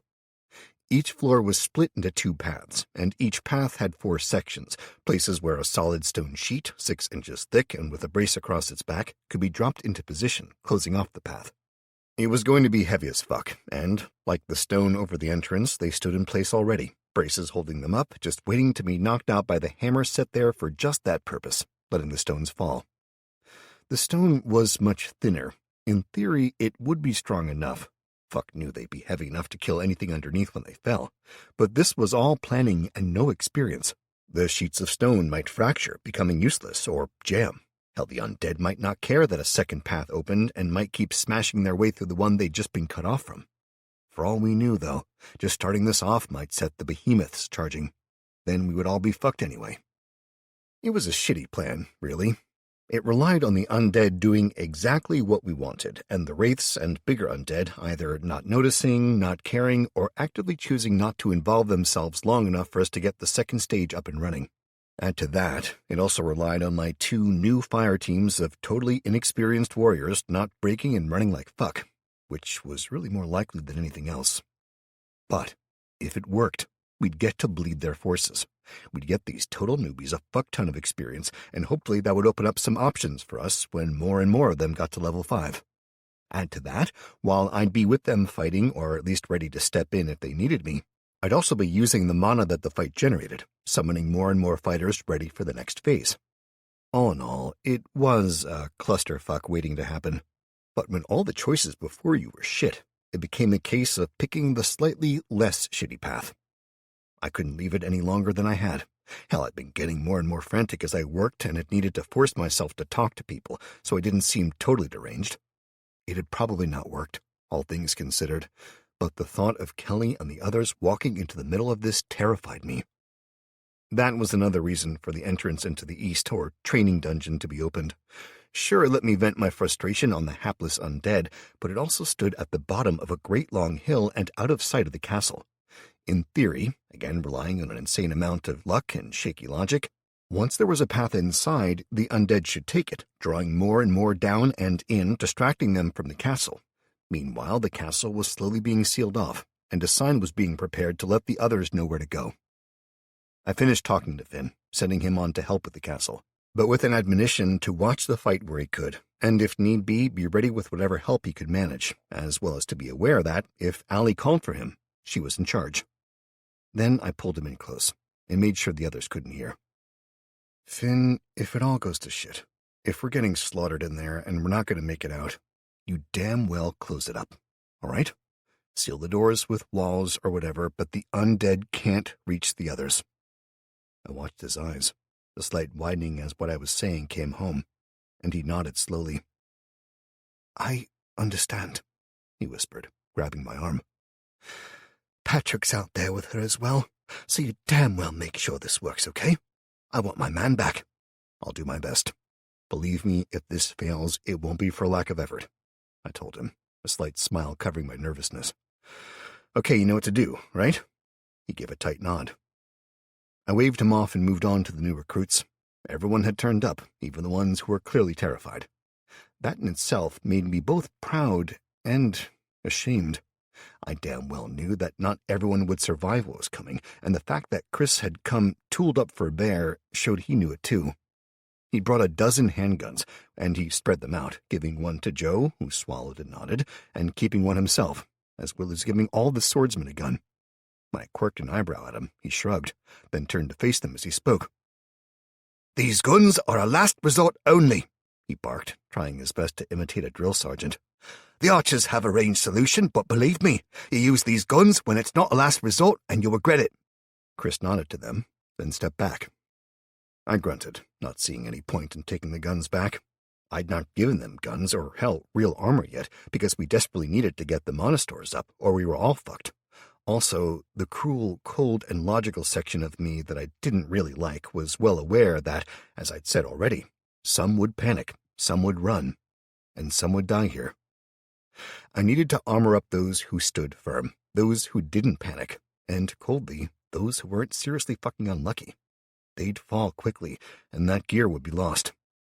I hated thinking like that, hated it with a passion, but at the end of the day, there were some seriously limited options here. We needed to make every kill count here to make the next phase possible. "Okay, people," I called out, forcing a smile. "I hope you all kiss those you love goodbye, because this is it.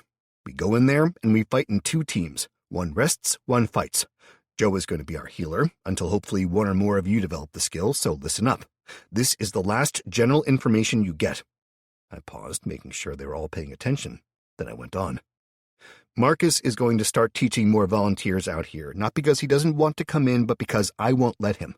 They will be the last line of defense for your friends and families, while we get the glory. You've all leveled at least once now. You know the sting that you get when you assign points, but you also know the difference they make. We get to fight them all in a narrow area where their numbers don't mean as much. We kill and kill and kill again, retreating in a controlled manner, and we can essentially butcher them like fish in a barrel. Yes, it'll be hard. Yes, it's damn dangerous.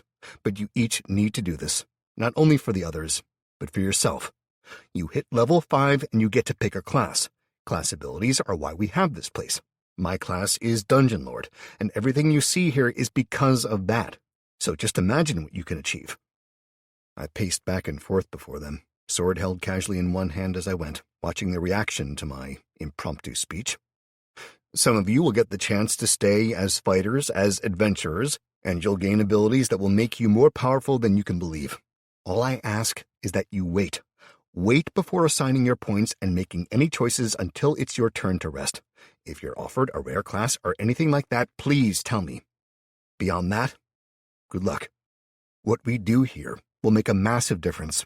For one thing, this is either the first day or the last of your new life, so I suggest you give it your all. I paused, then nodded to Chris.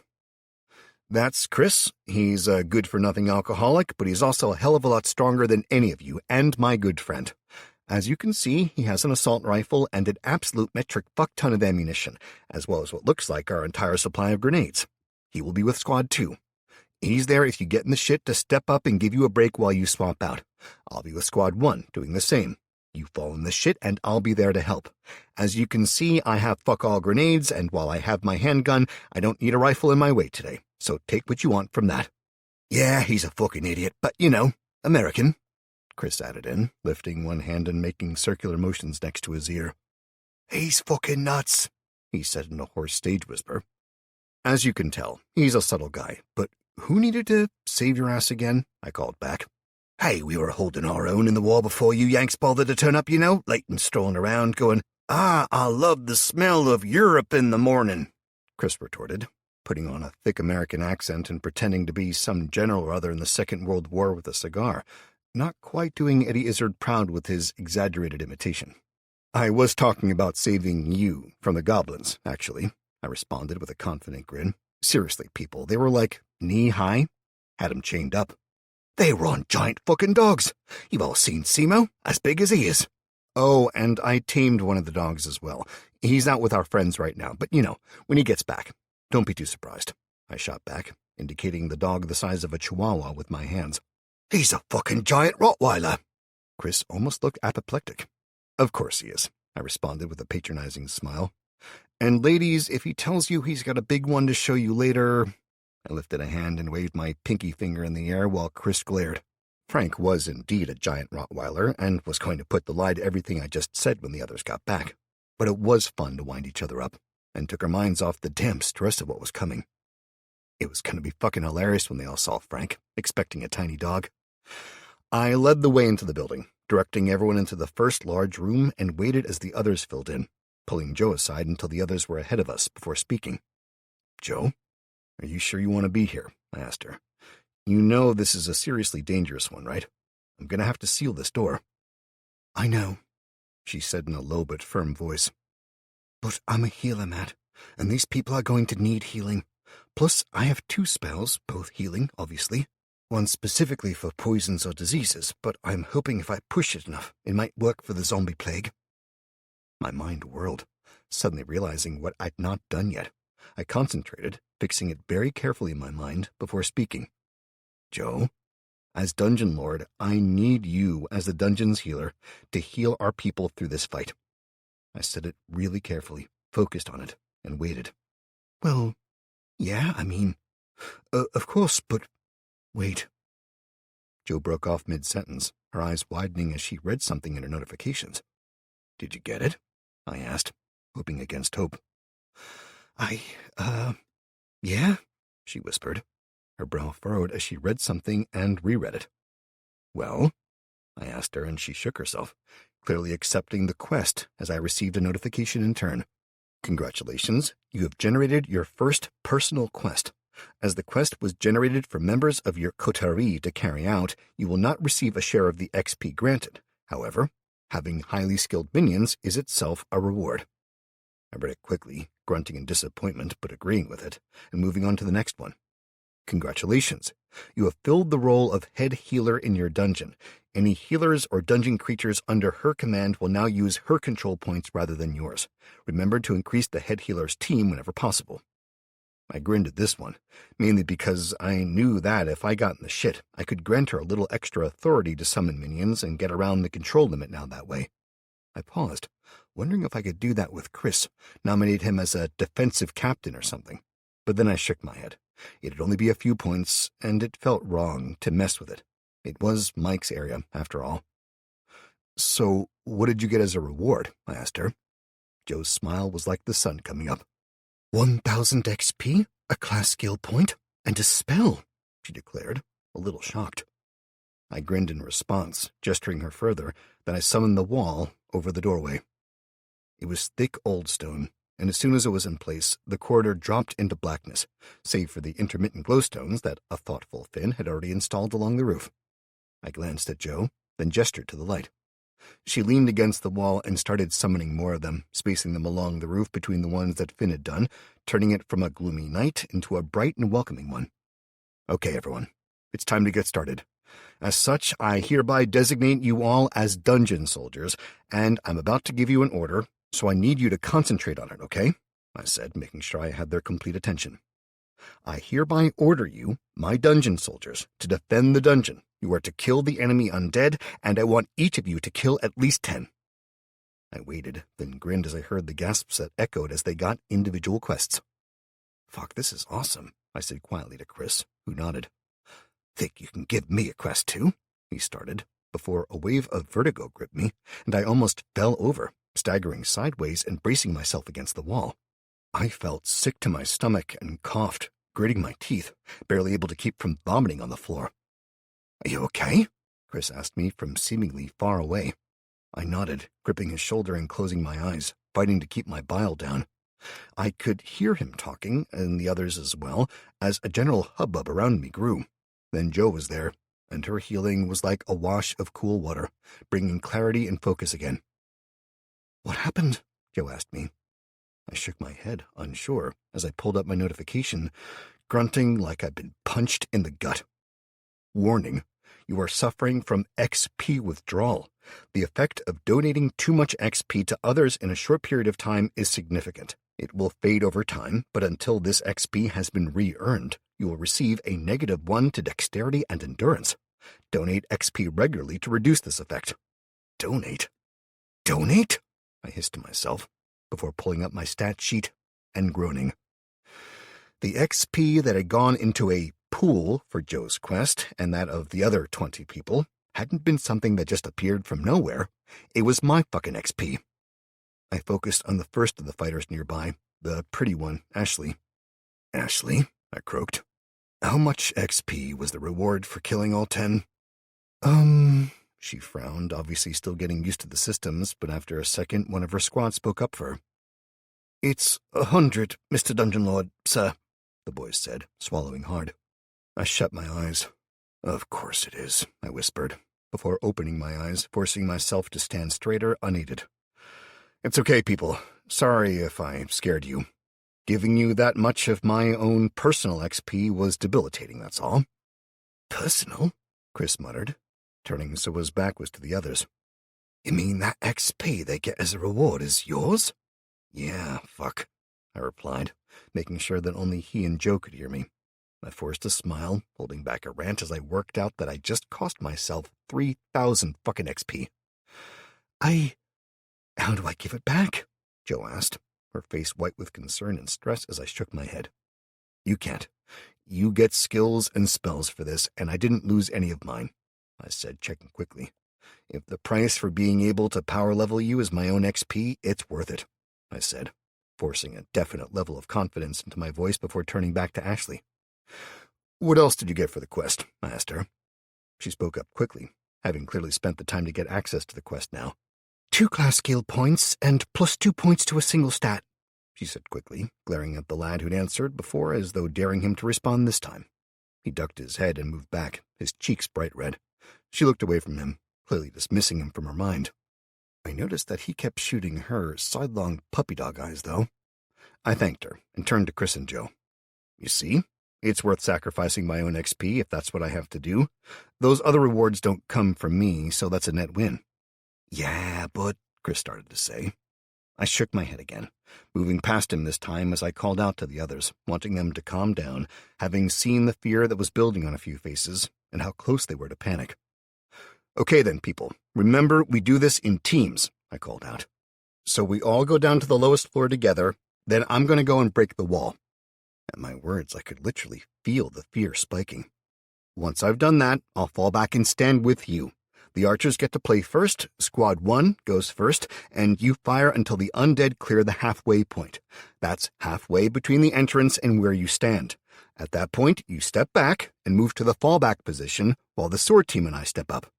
We kick their asses until we can't anymore, then we close off that path, brace the wall, and Chris opens the second path while we rest. We do this twice on each floor, and there's 7 floors, so you get 14 rests. See how generous I am? That's 14 chances to kill them all. We do this over and over, continuing until they're all dead, or we are. Understand? I barked at them, and Chris stepped up, calling out to them all. It's rinse and fucking repeat, people. We do it again and again, the archer's taking them down at range, the fighters up close, and we rest while the other team fights. Joe will be there to heal any boo-boos, and I'll be betting a bottle of fucking good whiskey, Glenfiddich, for any of you fuckers with good taste, that my Squad 2 beats those pussies in Squad 1. I'll take that bet, I called out, grinning at him before looking over the others. And that bottle I get when my Squad 1 wins will be all the sweeter for having won it. A few nervous smiles started up.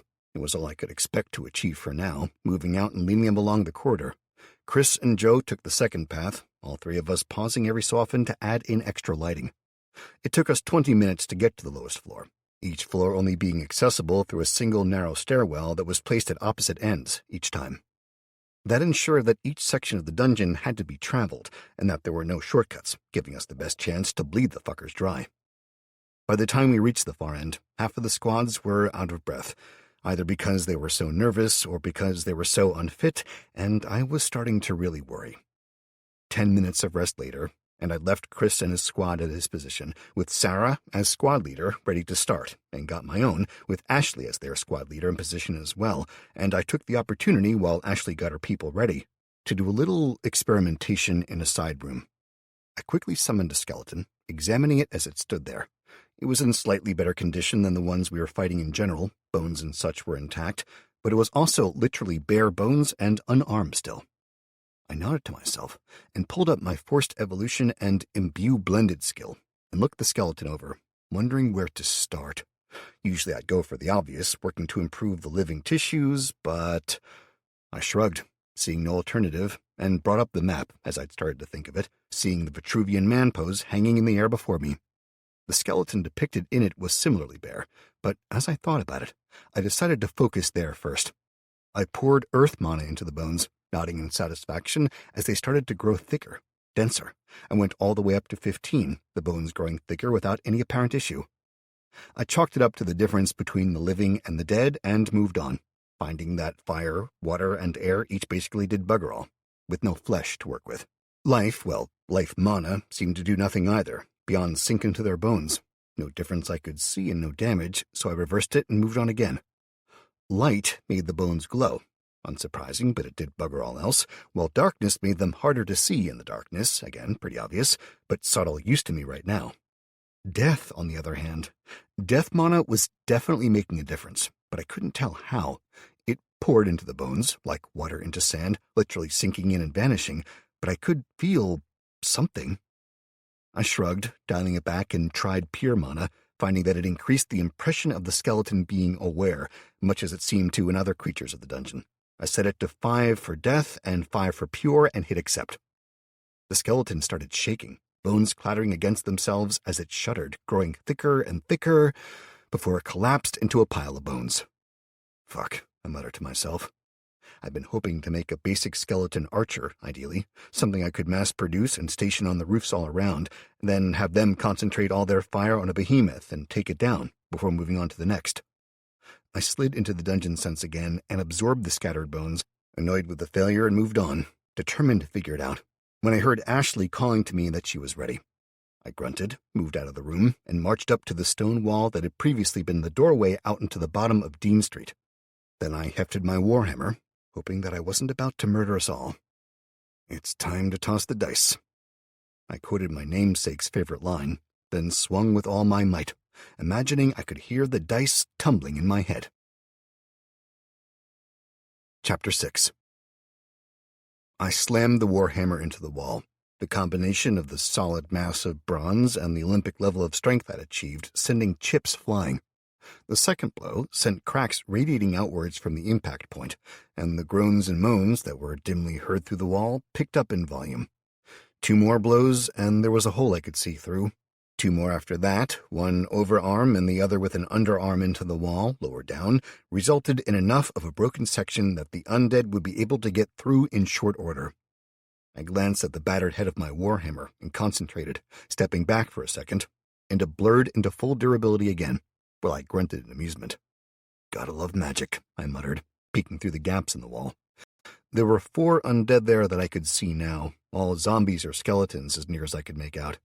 They shuffled and groaned, pushing at the walls, but still seemed to be moving onwards in the slow rotation of shambling undead that the brain-dead had picked up. Well, that was no good, I decided. No point in letting them keep slowly circling. I needed the fucking XP. I contemplated the gun. After all, it was loud, so it'd draw attention, but it also might draw a wraith. And I had just told everyone not to use the guns except as a last resort, so it'd be a bit of a federal politician situation. Instead, I grabbed my sword, lined it up on the shattered bricks, and waited, watching. A few seconds passed before one of the shambling zombies brushed its face past the gap I'd cleared, and I shoved the blade out, punching through the skull and out the far side, killing it instantly. Then I yanked it back and waited. A few seconds passed before another face appeared, this time looking in the gap, and I had to stop myself from stabbing him, remembering that we needed to get them inside for the others to milk. It screamed as soon as it saw me, and frantically started trying to pull itself in through the tiny gap, which of course did fuck all.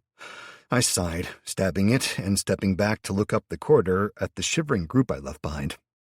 "I'll just be another minute," I called to them, hearing the instant ramping up of cries outside in response to my voice.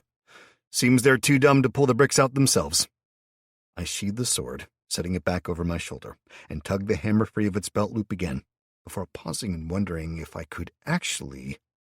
I grinned and focused, summoning a second hammer and hefting one in either hand experimentally. They were solid, heavy as hell, and would be a 2-handed weapon for most men, but as boosted as I was, hell yes. I swung the hammer in my right hand over my head and into the wall, shattering more of the bricks and sending a cloud of fragments out into the now frantic undead, then swung my left, then the right. I started swinging over and over again, not putting a huge amount of power into the blows, instead concentrating on repeating the motion, smoothing out the flow, like I was hammering a post into the ground. Bang, bang, bang. With each blow, more of the wall shattered, and arms started reaching in as the undead tried to drag themselves inside. I stood there for at least a full minute, simply alternating between crushing bricks and crushing skulls as they poked their heads in, allowing a good pile of bodies to build up, blocking the entrance.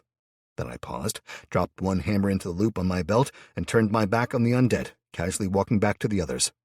The doorway was now so full of rebel and dead bodies, shattered bones and bricks, that the undead that wanted in had to literally scramble their way through, dragging themselves through gaps and against the press of their friends to make it.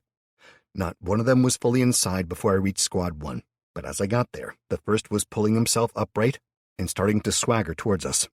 I leaned against the wall, waiting. Ashley, who stood gobsmacked with her squad, watching the undead slowly approaching. "So, are you gonna tell your archers to fire, then?" I asked her conversationally, and she jumped before squeaking out the order to the archers. Not one of them was ready, and when she barked fire at them, 2 actually dropped their arrows. One fired an arrow straight past the undead he was aiming at, and took another in the doorway in the skull, right above the remains of its nose, dropping it instantly, and the other 2, well... One hit the wall a dozen feet down the corridor halfway between the zombie and us, and the other hit it in the stomach. "The head," I recommended gently. "Aim for the head, please, people." I leaned back against the wall and concentrated, repairing the hammers again and wondering just how effective I could be with them. A vision of me spinning round and round, arms outstretched until I fell over, too dizzy to stand, came to mind. I snorted in amusement, before dismissing it. "Okay, aim, people! Aim for the head!" Ashley snapped at the archers. "Remember what we talked about, you aim for the head!" This time around, with the zombies much closer and more undead streaming in now, the second volley was a little less ragged, but a lot more panicked, and 4 arrows slammed into the first one, the third one taking it in the skull, the other 3 hitting the chest, chin, and crotch variously. I made a mental note to keep an eye on the one who went for the balls, as that just seemed evil. The 5th, a little behind the others, aimed more carefully and took down the next in line, a skeleton with only 1 arm. "Might want to fire 2 at a time," I suggested quietly to Ashley, "rather than all at one target." "Okay," she snapped. "Starting on the left, fire 1 after the other, move from target to target as you kill them." I nodded, chuffed that she was already over her stress and terror and seemed to be adjusting on the fly. I nodded to myself as her orders were obeyed, and the next volley was a lot better, firing 1 after another. The archers walked their fire across the undead, taking down 3 upright undead. A final headshot took out the one on the floor that was dragging itself free of the scrum near the entrance before it could stand. Nice. Keep it up until they get to the closest really dead body now. Then have your fighters step up, 1 at a time. I'll stand with them while they kill the first one. I paused while she ordered the archers to fire again. For this first fight, I'll stand with each of the fighters. They kill 5 with me, then they step back and the next takes their place. As soon as they kill the 5, they swap out, and we all step back. We repeat down the corridor, kill 5, swap, step, kill 5.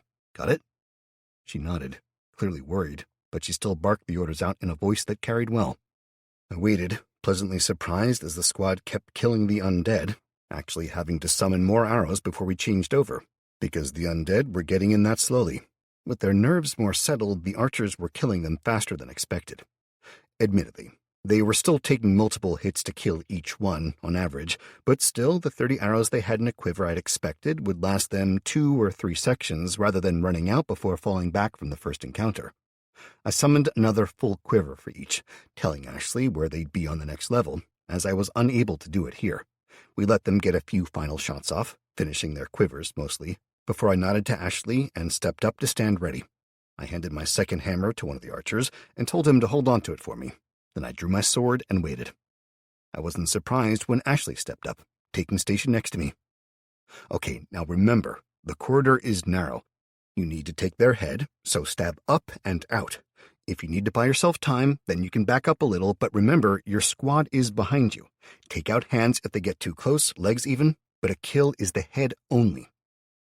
2 more broke free of the scramble to get in and started down the hall, scuttling fast. Others pushed in from outside, the wall falling away as more and more brushing against the loosened bricks caused them to tumble free, widening the gap. As the first closed with us, I stepped up, sword held in both hands, hilt to my hip, angled at 45 degrees. I thrust forwards, adjusting my aim. A moment of nervousness washed over me as I made sure I hit the skull dead center. It'd been fucking embarrassing if I'd missed, after all. I killed the first one, yanking my sword free, having only let the tip get in a few inches before backing up and letting Ashley take her turn. She was quick, stabbing out, much the same as I had. Her aim was out slightly, glancing off the cheekbone, having not adjusted for the twist of hip as she stepped in. But she twisted the sword again and slashed across the throat instead, severing the head and dropping the body before stepping backwards. "That's it," I praised her, watching the next one in line and stabbing out as it came close, killing it and letting her get the next one. After that, I fell into the rhythm, as did she. Take a few seconds, kill, kill, step back if needed.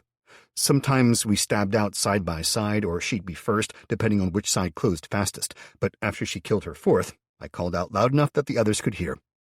"Get ready to change," I shouted, waiting as Ashley made her 5th kill. Then I stepped forwards and swung my sword in a diagonal arc across the corridor, rising from low left to high right. I took a head and an arm before flipping the position and repeating the mirror of the attack, gaining us a few precious seconds. Ashley was already barking orders behind me. "Peters, get in there! Move, move, move!" A few seconds of shuffling echoed as I killed the undead before me, then she called out again. "Ready?" With that, I stepped back and fell into line. Sparing a glance at the kid who'd been fixated on Ashley earlier, I grinned. "Right then, Peters. You ready?" I asked him, a little out of breath. "No, sir," he replied, the tip of his sword shaking a little as he gulped and stared at the closing undead. Glad to hear it, I replied loudly, totally ignoring his comment. Remember, stab, kill, and step back once your turn is up. Come on, we'll do it together. The next undead in line was a more recently deceased one, an elderly woman, her hair sticking up at all angles, white and thin, and she wore the remnants of a long coat with a dress underneath, and a glittering necklace of gold around her neck. I don't want to kill Grandma, he whispered. I gritted my teeth. Yes, she had probably been a grandmother in life. As she was now, though, the face gray and eyes filmed over what looked to be maggots in her hair and teeth gnashing wildly, she was a creature of dark fucking magic, and I wasn't having any of it. Free her, Peters, I growled at him. Free that poor woman's body from the shit that those assholes have done to her. I stepped forwards, forcing him to move with me, and I barked at him again. Do it. He shouted out as he stabbed wildly, his words lost in the inarticulate scream, but the blade punched through the roof of her mouth as she tilted her head back to bite, arms outstretched for him. There was an awful sound as the bones cracked, the teeth coming free. The blade got stuck, the body fell, and the sword went with it as Peters tried frantically to pull it free. I stepped forward again, whipping my sword across and around, making the most of the narrow corridor and driving the undead back slowly. Peters had begun sobbing and crying out in panic, trying to free his sword. Someone help him! I barked back over my shoulder, fighting until Ashley shouted that they were ready. I stepped back, finding another in Peters' place. This time it was an older man, grim-faced and dark-skinned, his stained long-sleeved top showing solid muscle as he held his sword at the ready. What happened to Peters? I asked him. He glanced at me, shaking his head. Damn it, I growled, hearing talking behind me but having no time to focus on it. Okay, name? I asked him. Jacob, he replied tersely. Okay, Jacob. Step up and stab. One thrust, one kill, I ordered him. Then I stepped forwards, and he did the same. The zombie was on his side this time, but beyond a slight hesitation, he didn't stop, and he stabbed out, taking it in the cheek and staggering it backwards.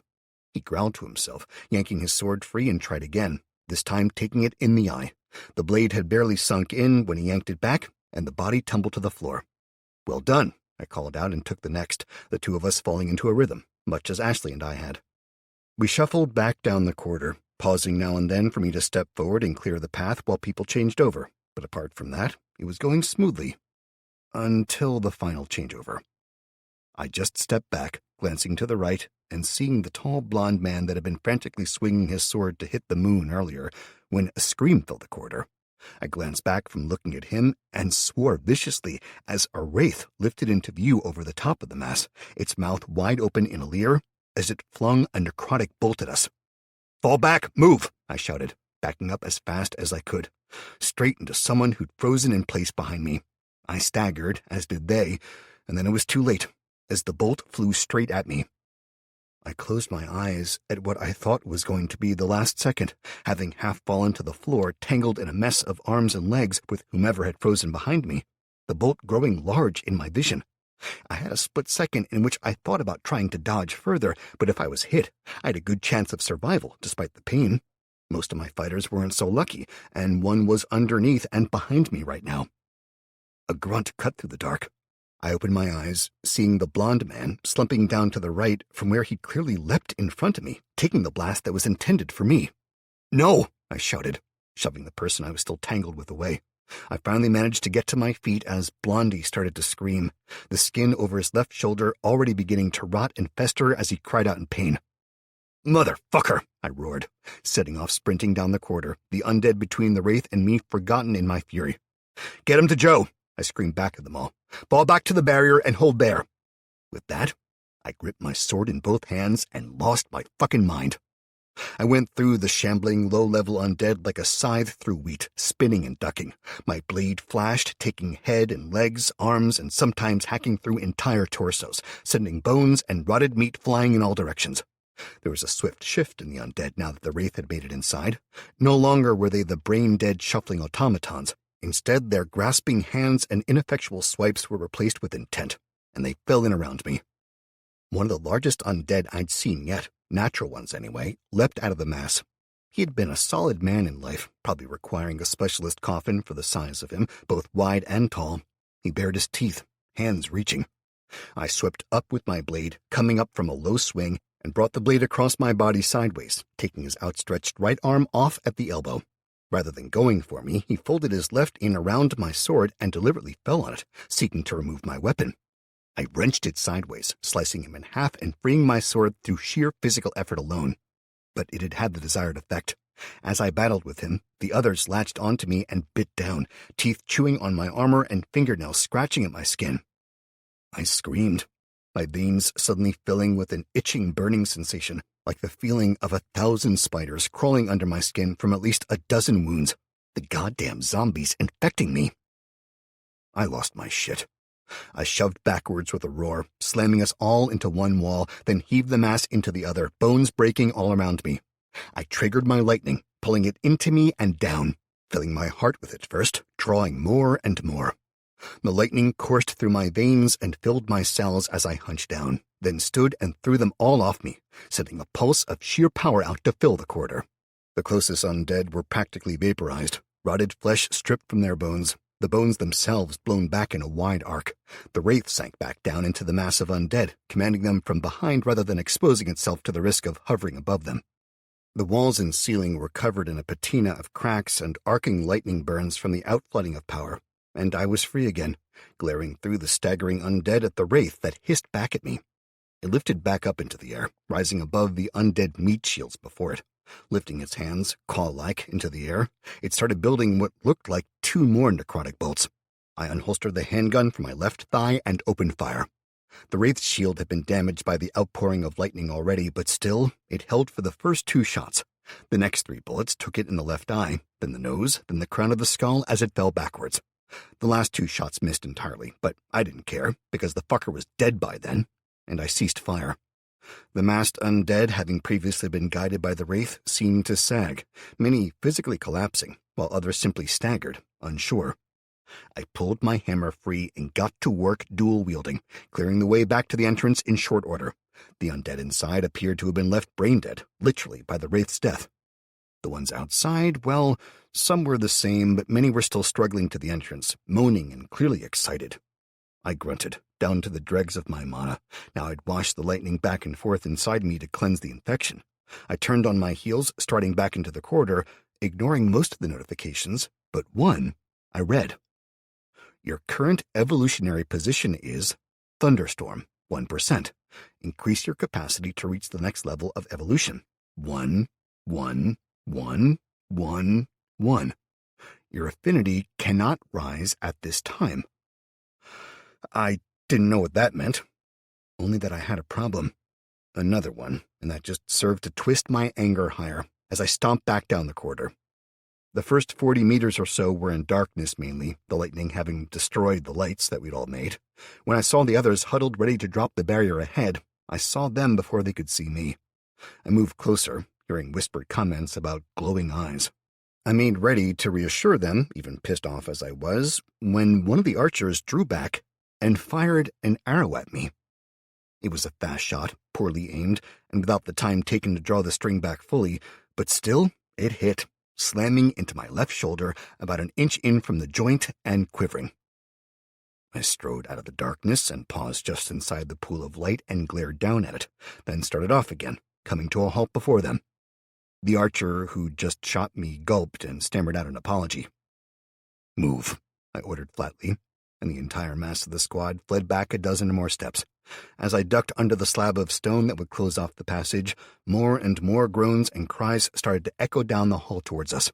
I turned my back on the squad, beating my sword against the wall, and awkwardly swapped the hammer from my numbed and weakened left hand to my right, smashing the twin supports and letting the slab slide down to close off the passage. It fell with a boom, clearly audible throughout the lower floors of the building, if nowhere else. Mere seconds later, Chris's voice echoed back to me as he exhorted his people to put more effort in, clearly heading off to get started on their turn. I sighed, then turned to face the group huddled back from me. I eyed them for long seconds before returning the hammer to its loop and picking up my sword. "First of all, the guy that got hit by the necrotic bolt," I started, and Ashley spoke up. "Johnny?" "Johnny," I agreed, nodding. "Okay, is he—" "He's alive, but Joe said he's out of the fight," she replied, tearing up as she spoke. "Okay, well, that's something," I said, sighing in relief. "Where are they?" "Back near the stairs. She said she wanted some space to work." Fine. Next point. Which dumb fuck was standing right behind me? I growled. And Peters, the kid who'd panicked and gotten his sword stuck, lifted a shaking hand into the air. I looked at him for a long second, every instinct making me want to scream blue murder at him, but seeing the utter terror he was already filled with and the tears that streaked his cheeks, I just shook my head. Next time, use common sense, lad, I said to him, sighing. We back up when we fight, so I was always going to be moving back. You got in the way and almost cost me a serious injury, and not to mention nearly getting Johnny killed. Had you been further back, I could have dodged. Tears built in his eyes again, as well as something I couldn't quite figure out, but I was too tired already, and I dismissed it, all too aware that he was barely keeping it together right now. Anyway, this first run was always going to be a learning curve, so let's make sure the lessons aren't wasted, eh? I suggested, looking around. I got a barrage of frantic nodding, and I waved in response, tiredly, before ripping the arrow from my shoulder and passing it back to the guy who'd shot me with it. Do that again, and I'll ram it down your throat. I told him conversationally, starting to push through the group, headed to find Joe. Sit and rest, eat and drink if you can, allocate points, if you've got any. Ashley, with me. Ashley hurried to catch up from where she'd been shooting daggers from her stare at both Peters and the archer. I'm so sorry, she started as soon as we were out of earshot of the others, her voice low. It's not your fault, Ashley, I said firmly. At the end of the day, you all stepped up to volunteer to protect my dungeon. Yes, it's so that you can live here, and yeah, you're also protecting your friends and family, but still, you're new to this, all of you. I'm pissed off because you're not able to use knowledge that I only gained the hard way as well. But, Ashley said in a hoarse whisper, he shot you? I've been shot before, plenty of times, I said with a grim chuckle. And it was only an arrow. Believe me, you'd be surprised at the amount of shit I've had done to me by now. I couldn't help but snort in amusement. Yes, my shoulder stung. Hell, it damn well hurt, in fact, but it was already healing now that I was out of combat. Plus, it had been a shallow wound, and hopefully Joe would be able to sort it regardless. Did you level with that fight? I asked Ashley. I hit 3. Most of those who already had a level or 2 did. I've got 10 points to spend, so... So? I asked, seeing Joe come into view at the end of the corridor. So, what should I do with them? She asked. Up to you, honestly. Depends on what you want. I generally recommend not putting them in charisma, but who knows? Maybe you can charm the undead, I suggested, then closed my eyes and coughed. Sorry, that totally came out wrong. No, it's okay, Ashley said, her voice suddenly full of ice. I stopped, waiting until she made eye contact, sullenly. No, Ashley, it's not what you think, I said firmly. Seriously, you think I'm putting you down? I'm not. The truth is, none of us know exactly what will happen when we reach our choices. Chris is a druid, okay? I forced a smile. He was living in the forest when it happened, so his choices were nature-based, as was the standard. Kelly, that's my partner, she's a puppeteer. She can summon and control, well, golems, basically. Made one out of a car and I kicked the shit out of her enemies. The simple truth is that nobody knows what abilities and classes you'll get. I'm not being a dick when I say you might be able to charm the undead, I mean it. Following who you are seems to be the best way to get a powerful class. If you go all in into charisma, it might seriously be that you can tear the undead away from that asshole's control and take them over. Her mouth dropped open as she realized what I was saying, and she frowned, seriously considering it before I spoke again. Or it might be literally fuck all use against them, while some extra agility or dexterity would have saved your life. I'm sorry, we just don't know, I admitted. Only you can make the decision as to the build you go for. Mike is a scout, he's got insane perception, and he gets bonuses not only to spotting stealth-based assholes, but to ranged weapons. Somehow, and I'm fucked if I can figure out how, his bullets just plain hit harder and do more damage than mine. So, Ashley started, then went quiet. So, put your points where you want, I said firmly. But decide quickly. I pulled you away because you did well back there, until it all went to shit, so I want you to stay as their leader. In a minute, you need to go back to them and kick their asses, inspire them, because this next round, I'll only be there when you need to change over, and your fighters will be fighting in pairs. You need to make them fight for longer, as well. No more killing a handful, then falling back. They need to keep killing until they can't anymore, then the next takes their place. I'll need to rest now, but hopefully I can take care of any more wraiths, at least. I muttered the last bit as I set off walking again. We passed through the next set of doors and into the large room at the end of the hall where Jo had clearly decided to set up her infirmary.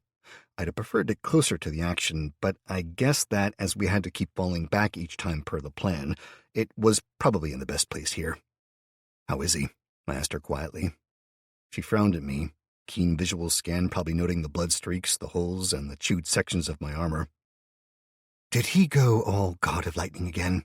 she asked Ashley, who nodded, wide-eyed. "Ugh, and I missed it.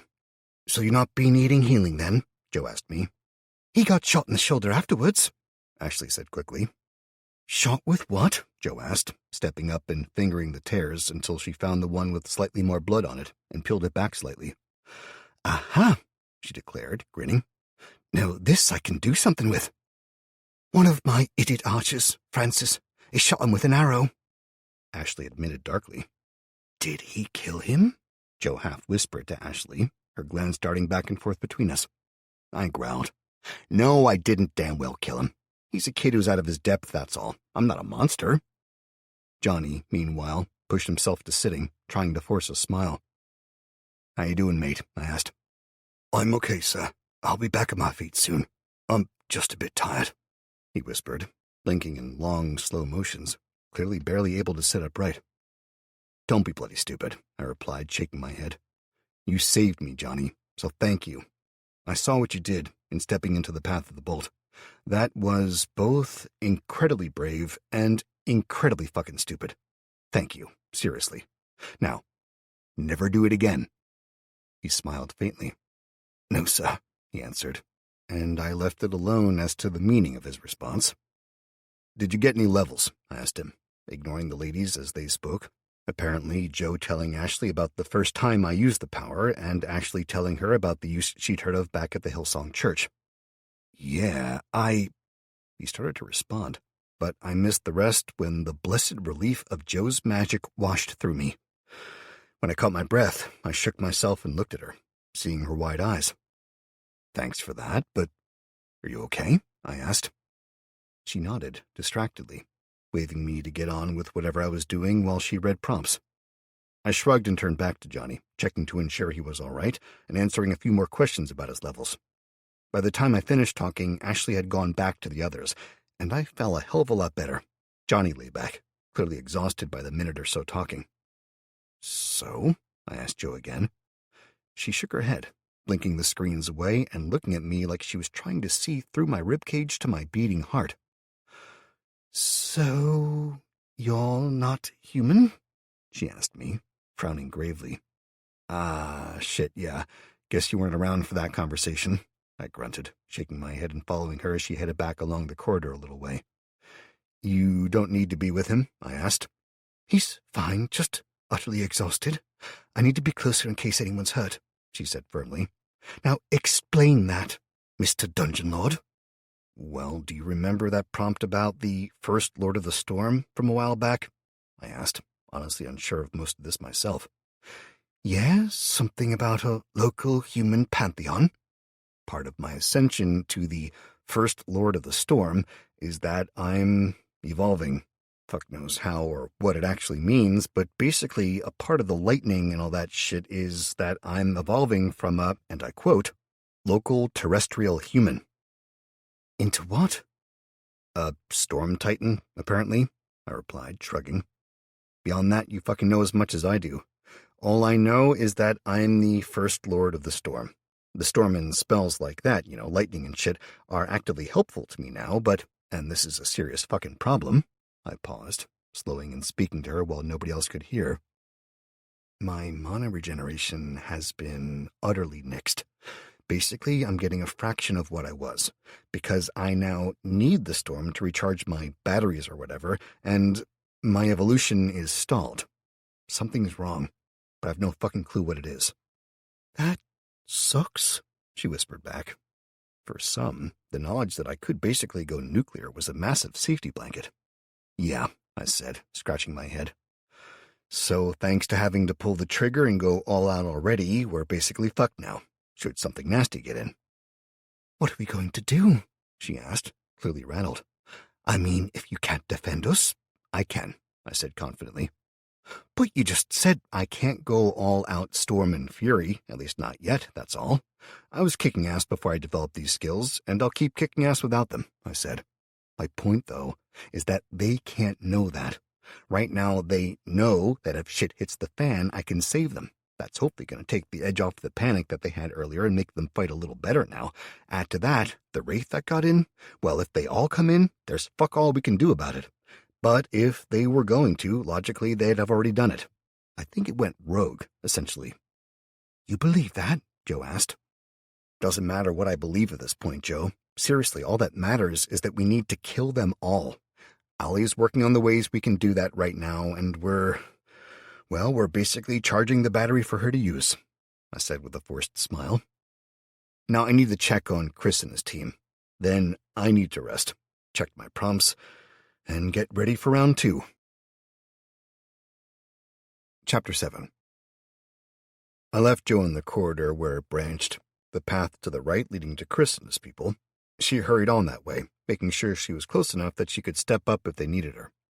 I went back to my team, finding Ashley and Peters halfway between me and the rest in a small side room. The tongue-lashing she was giving him made me hesitate for a second before moving on. I couldn't interfere without robbing her of her authority, but I also had seen the look in his eyes before now, in this broken world. He was falling apart, and right now screaming more at him wasn't going to help that. He needed to either forge himself anew or he'd always be broken. I snorted at the sudden, poetic outlook, then sat on the floor a couple meters from the rest of the squad.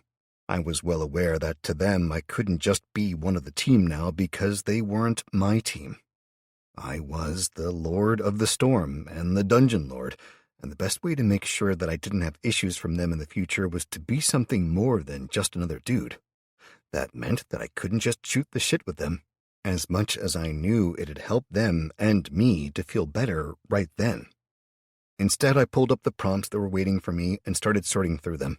I dismissed all the general low-skill level increases again, 1 level to my handguns, 1 to my hammers, 2 to dual wielding, but paused at my longsword skill. Congratulations, you have reached level 20 in longsword. You receive a 2% increase in chance to inflict critical damage and a 1% increased chance to ignore your target's armor per point. Because you have gained this level in a subskill of blades, you have also received the requisite levels in blades, granting a 5% chance of familiarity with unknown bladed weapons, and a 1% increased chance to inflict a bleed effect on your target per level. Increase your skill to further improve your damage bonuses. Congratulations! You have reached level 20 in blades. At level 20, you have an increased chance to critically wound your target by an additional 1% per level, in addition to the original 2%. This stacks with the class of blades, such as a 1% chance to critically wound with thrown daggers, becoming a combined 61%. Additional bonus.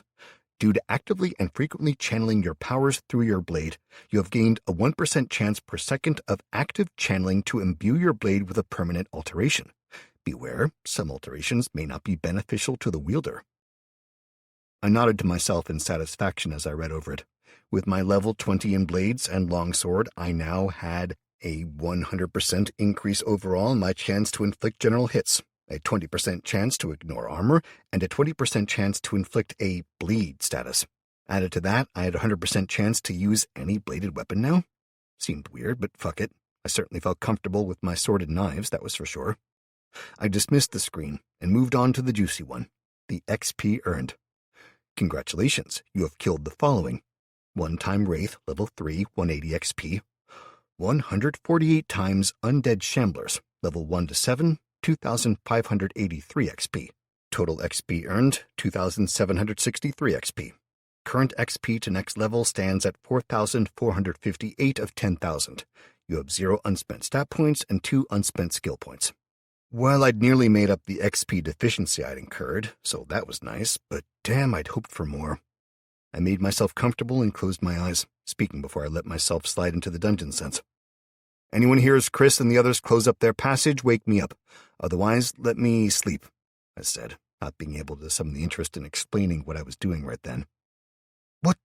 What if the undead get through? Someone asked, and I didn't bother to open my eyes.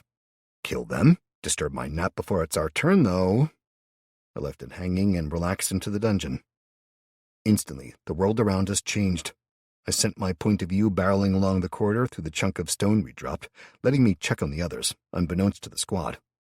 It amused me a little that I wasn't apparently included in their number, even as the leader, as Ashley apparently held that role, but I dismissed it, as at least she'd be getting some decent XP. Once I was through the wall, I found that the undead were strung out in the corridor now. Some had clearly shuffled off, looking for another way through, but the vast majority were clogged up trying to squeeze through to face Chris and his people. Chris was in the middle of the group. Less skilled with a sword, he was basically waiting, rifle ready, to step in if needed. But either the second squad were more skilled, their leadership from Chris was better, or the narrower gap was helping far more because they were standing in a semicircle and slaughtering the undead with ease. I watched for a few minutes, waiting as the bodies piled up, before a new figure I barely recognized from the training barked an order, and the fighter stepped back as one. It was the older woman, in her mid-50s at least. Now that I looked at her more carefully, she was ordering the entire fight, with Chris essentially watching and grinning as she worked. The squad stepped back, waited, then started to kill again, retreating down the corridor much more slowly than mine had, and clearly soaking up more bodies. I grunted, then left them to it, moving up to look out and check on the wraiths first. The nearest to the hole in the wall had recently passed it, and while it was watching, it wasn't going in. The behemoths all stood dumbly, uninterested as the majority of their brethren slowly filtered into the killing grounds. I let out a sigh of relief at that, moving on and checking on the castle. It was in progress still, the outer wall sealed but weak, little more than a solid fence at this point. More useful in that it allowed our people to be out of sight, I guessed, rather than anything else. Or it would, if our people were there. There was nobody in sight, and while I sensed the others working on it, that was all the life in the place, as far as I could tell.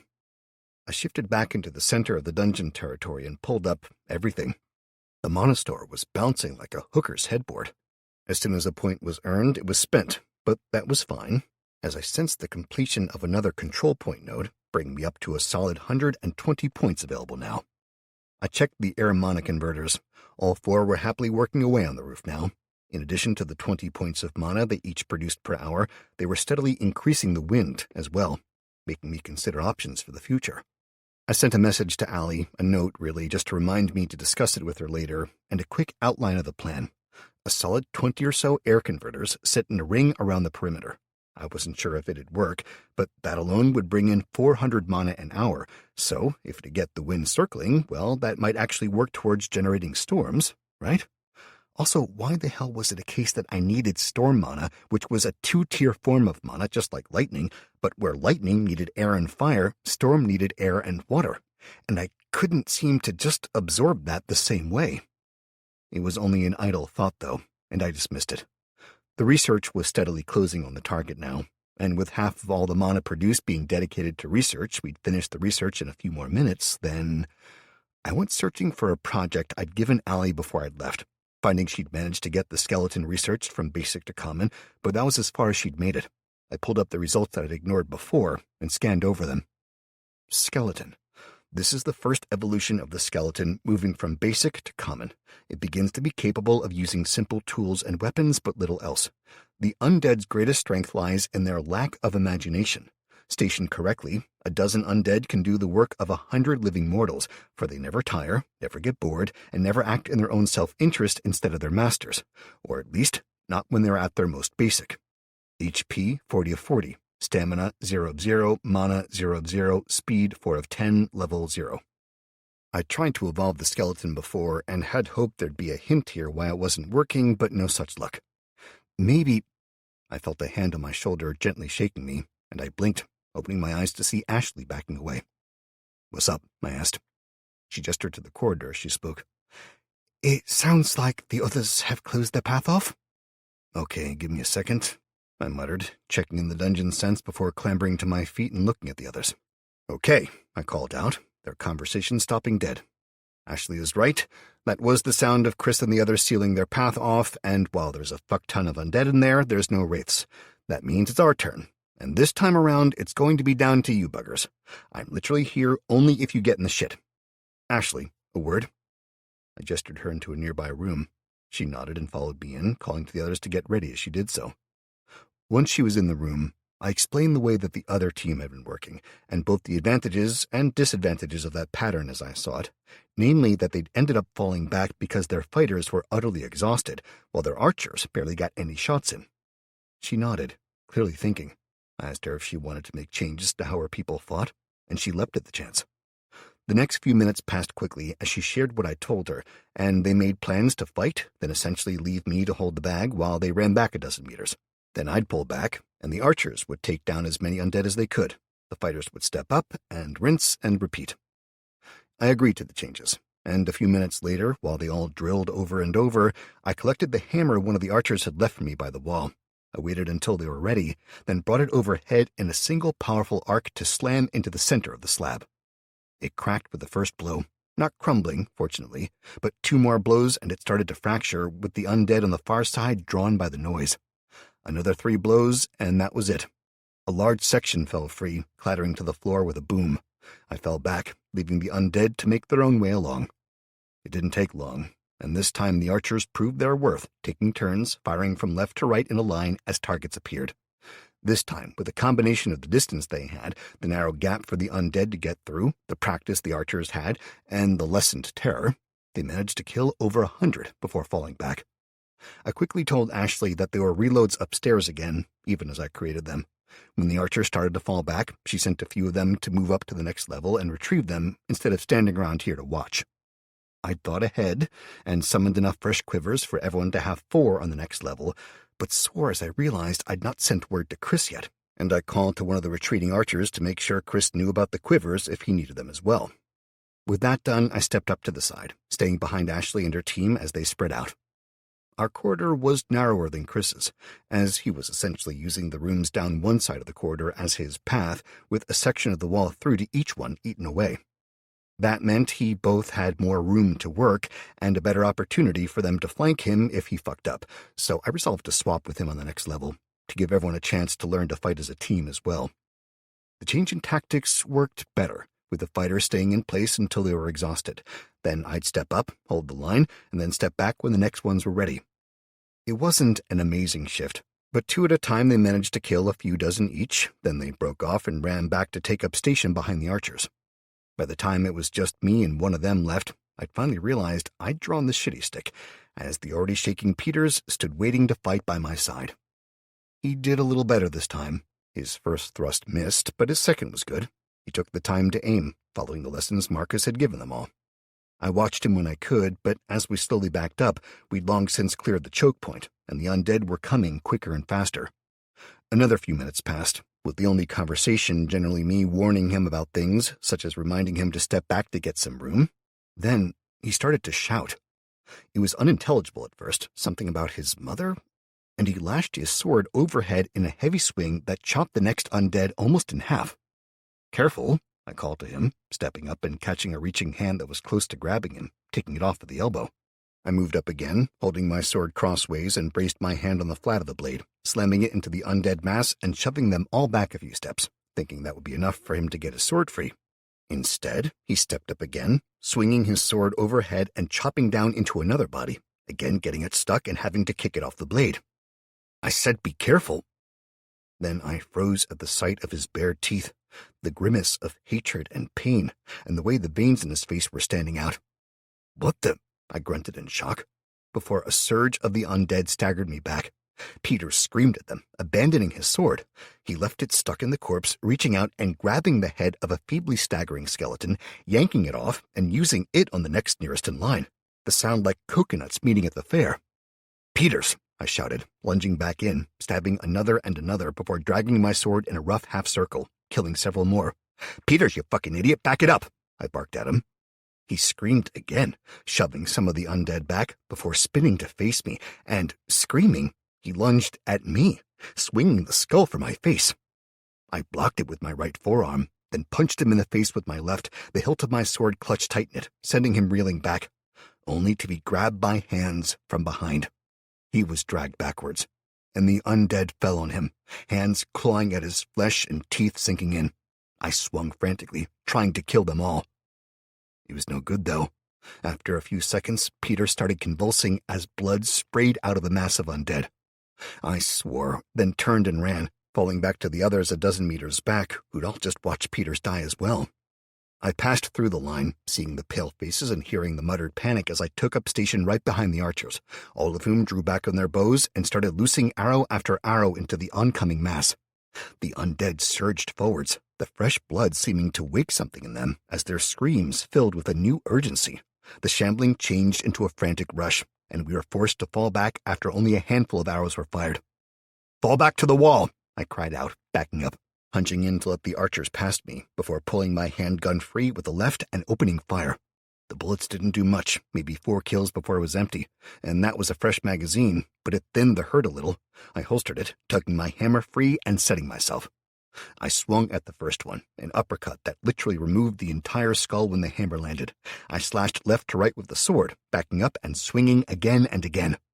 The only chance I, or hell any of us, had now was if I could thin their numbers a little and make them slow as they had to clamber over their own dead. I triggered Examine frantically, trying to understand what had happened, as the steadily plodding undead became a frantic feral mess.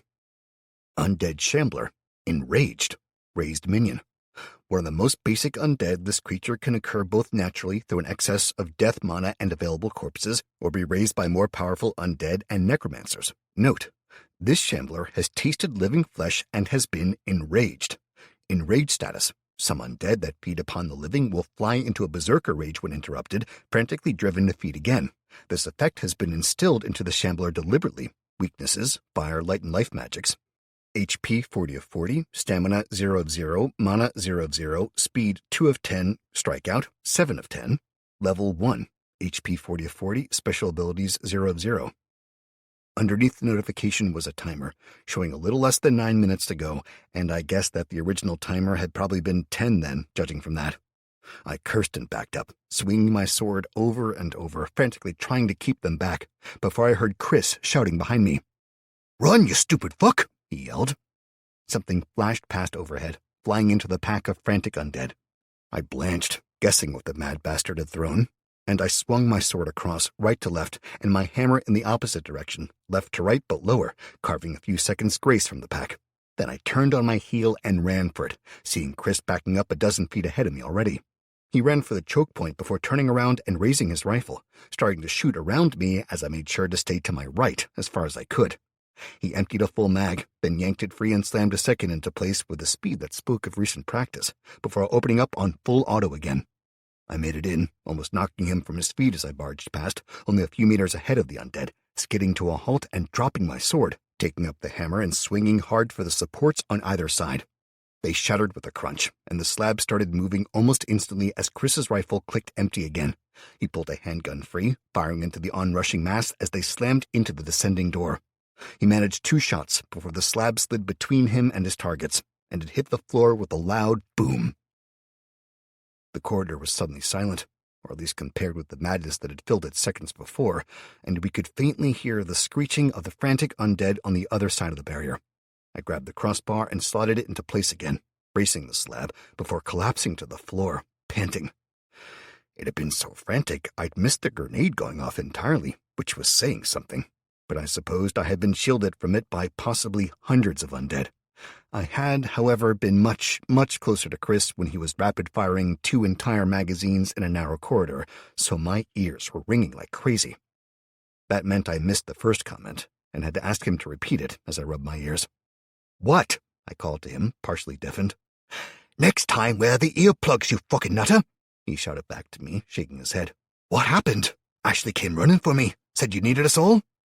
I shrugged, taking the hand he offered and clambered to my feet. "The experiment failed," I said to him, trying to keep my voice down but seeing the wince in his eyes. "Fuck's sake, come on, let's get Joe," I shouted, leading the way. I retrieved my sword and tucked the hammer away, before rubbing at one ear and opening my jaw wide, trying to pop them. It was no use, I realized after a few seconds, shaking my head and taking the chance to reload my handgun. I needed Joe to clear my head, at least. Then I needed to get everyone out of here. The experiment had failed, but if that was the result as soon as we lost someone, we'd lose them all, sharpish. And while I was an asshole, I wasn't a complete dick. Chapter 8. It was 2 hours later when I finally sat down on the roof between the air converters and looked out over the dungeon, staring into the distance. Joe had healed me earlier, and as soon as I could talk at a normal volume again, I led everyone up to the ground floor on the west side and unbarred the doorway, dissolving the wall and letting them all out. I'd taken the time to seal the next floor up from the one the Undead were currently on with a plug of solid stone nearly 5 feet thick, on the grounds that, if they could break through that, we were all fucked anyway. Then I gathered everyone together and waited until they were all silent before starting to speak. We lost one of our own in there. Peters was a kid, yet he stepped up to help us defend the dungeon, our people, and our hopes and dreams for the future. We will remember him. I said it simply, not really knowing what else I could say, but knowing I had to say something. What do we do now? Ashley asked after a few seconds, and I smiled ruefully. Now you go and rest, relax with your families, friends, and others, and I'll come for you all soon. I think most of you will have gained a few levels, even if you didn't reach level 5. As such, consider the direction you want to go in. Some of you will want to stay as close-range fighters, melee-based warriors, and more. That's how I usually fight myself, as you saw, so I understand the urge. Others will want to be ranged, or hell, maybe you'll be stealth or crafters. You can be whatever you want to be, within reason, but what you have to do is work at it.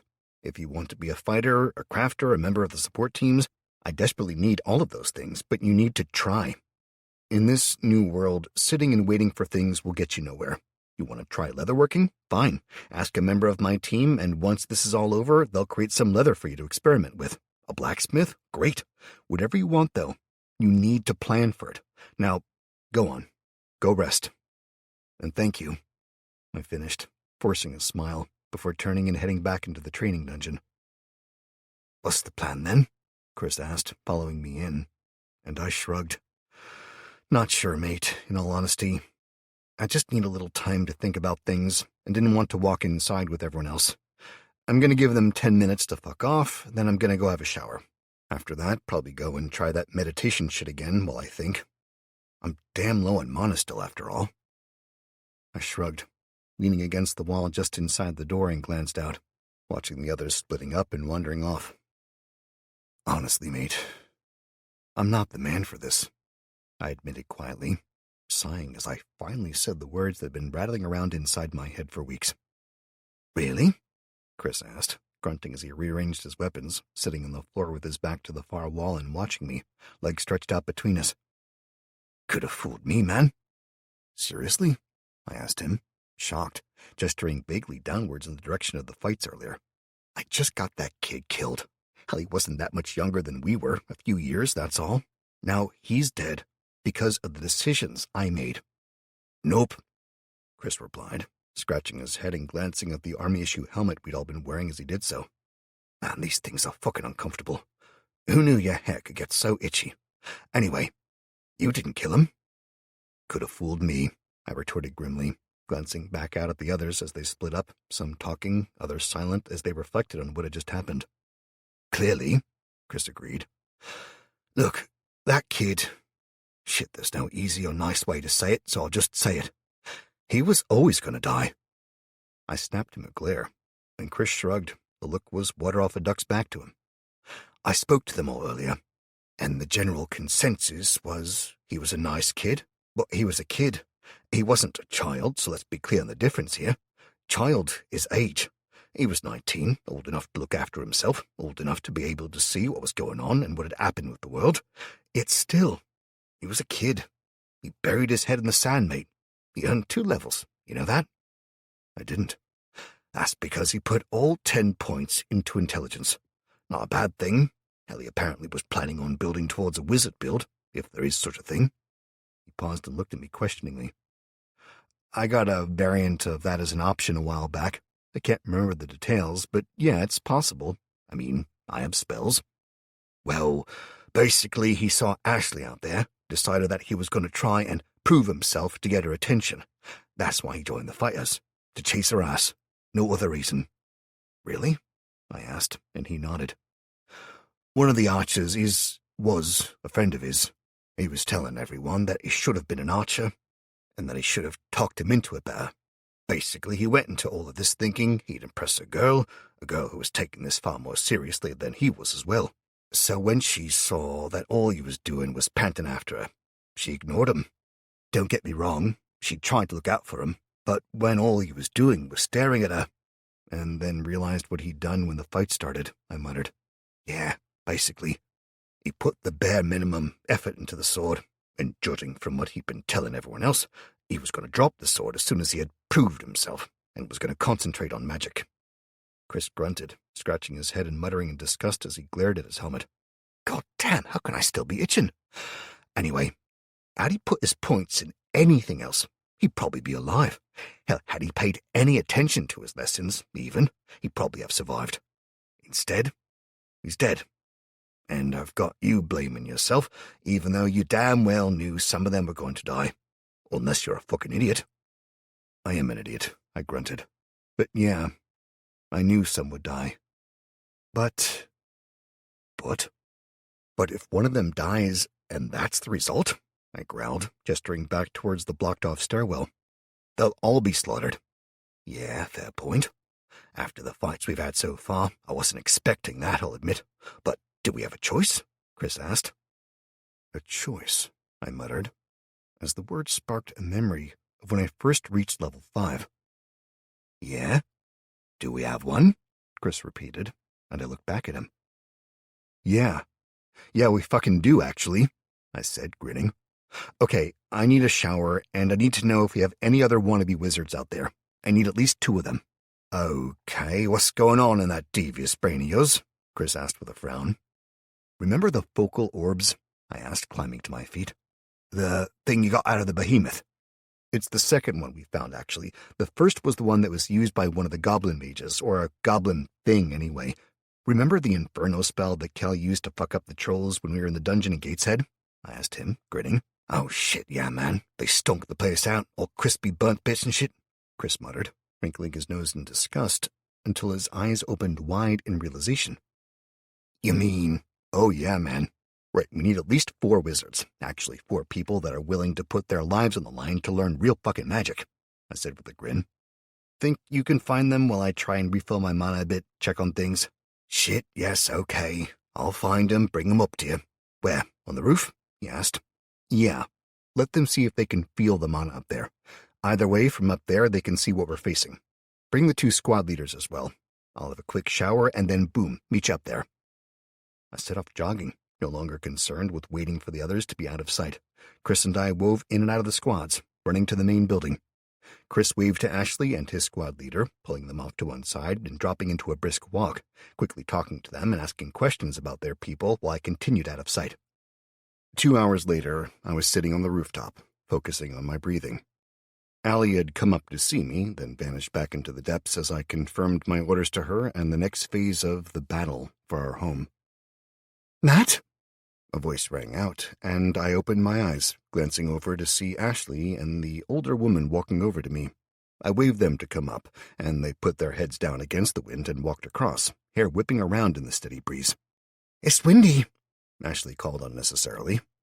I snorted at her, gesturing for her to sit, and the other woman sat with her, watching me. I was tempted to examine her. Hell, I had a momentary impulse to examine them both for the practice and for the hidden details I always seemed to get from it, but I needed the mana. So I know Ashley, and while I've seen you in the group, and Marcus nominated you as the second squad leader, I'm afraid I can't remember your name, I said to the older woman, waiting. Instead of the expected annoyance, I got a slight smile and a nod. I'm Sarah Offerton, and don't worry. You seemed slightly stressed when we met, she said in a surprisingly gravelly voice. Sarah was, I guessed, around her early to mid-50s, and gave the impression that as she aged, she'd get harder and harder, like old teak. She had the lines and general appearance of someone who spent a lot of time outdoors and carried a no-nonsense approach to life. She looked even more grim and worn down next to the young and extremely pretty Ashley, but the way the two sat and interacted made me hope they'd continue to get on in the future. Thanks for understanding, I said. Okay, the dungeon run was a bit of a clusterfuck, let's be honest, I shrugged. I figured that it was the best way to get you all experience, and I stand by that, but the damn undead going feral and blood crazy, well, I didn't expect that, I'll admit. We got a lot of experience. Most of us reached level 5, and some higher, Ashley said, and Sarah nodded. Many of us have taken your own and Chris's advice and have been thinking about our futures and what we intend to specialize as moving forward. I assume this is why you wanted to see us? Sarah asked. Yes and no, I said slowly. In all honesty, there's 3 reasons I needed to speak to you both. First of all, you're squad leaders. Are you happy to continue in that role? And how did you feel your teams did? I glanced from one to the other. As Ashley hesitated, Sarah spoke firmly. Yes, I want to keep my squad, and they did well. That was it. That was all she said. I blinked, then grinned. Well, not one to mince words. I like it. Fine, yes, I'm happy for you both to stay as squad leaders, if that's what you want. I checked on you during the fight, and you were in control. That in itself will literally save your people's lives. As long as you watch over them and give them direction, that's all I ask. Essentially, we're setting up a form of a military here, and when he returns, Mike will be in overall charge of this. He's a trained soldier and can help you both far better than I can. But you need to understand that nobody has all the answers, okay? We're literally learning day to day. I want to keep my squad too, but... Ashley started. But? I asked. She took a deep breath and squared her shoulders. It was my fault we lost Peters. No, I cut her off. No, it wasn't. First and foremost, it was the necromancer fuckhead who attacked us. After that, it was my fault, because I put him in there, and last of all, it was his fault because he didn't listen. I don't blame you for what happened at all. I saw in her eyes that Ashley really didn't believe me, but she nodded and forced a smile that said she was willing to pretend if I was. Fuck it. That'd have to do for now, I decided. Okay, well, now that we've established that you're both keeping your squads, here's the good news. Namely, you're getting reinforced.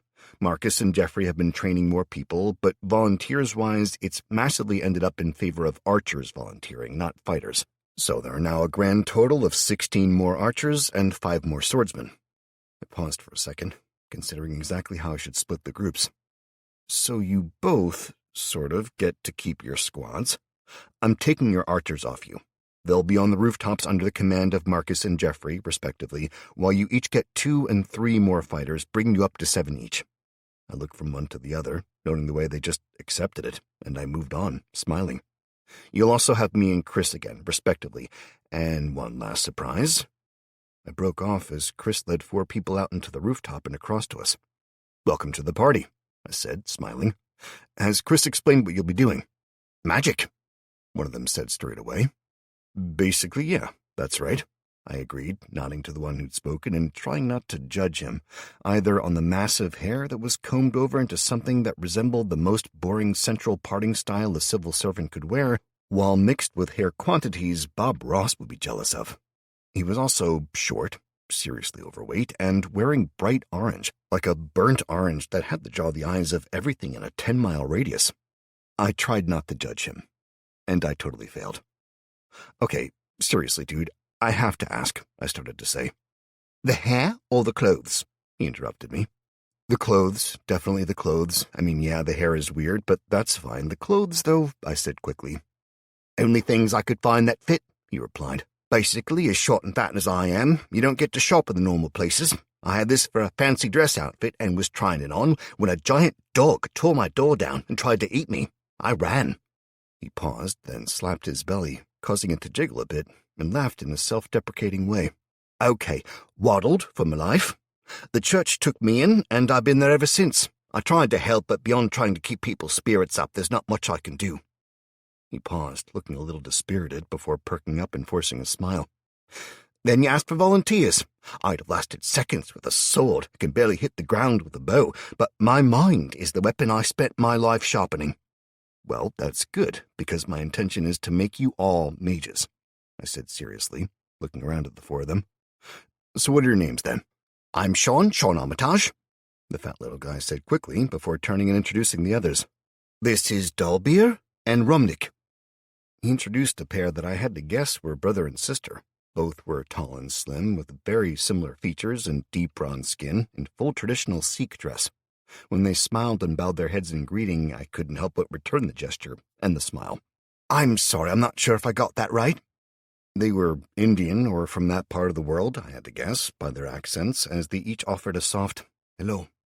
When they smiled, it was so heartfelt it brought a huge change to their faces, both going from average people to suddenly beautiful.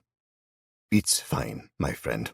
Our given names are enough," Dalbeer said, smiling at Sean before turning to me. "You cleansed our temple of the evil that had crept inside," Dalbeer said softly. "Thank you." "Dalbeer was fully healed less than an hour ago, from wounds he received defending the temple, so thank you for that as well," Romnick said firmly, bowing her head again. I smiled, finally recognizing the pair from the march from the Hillsong Church.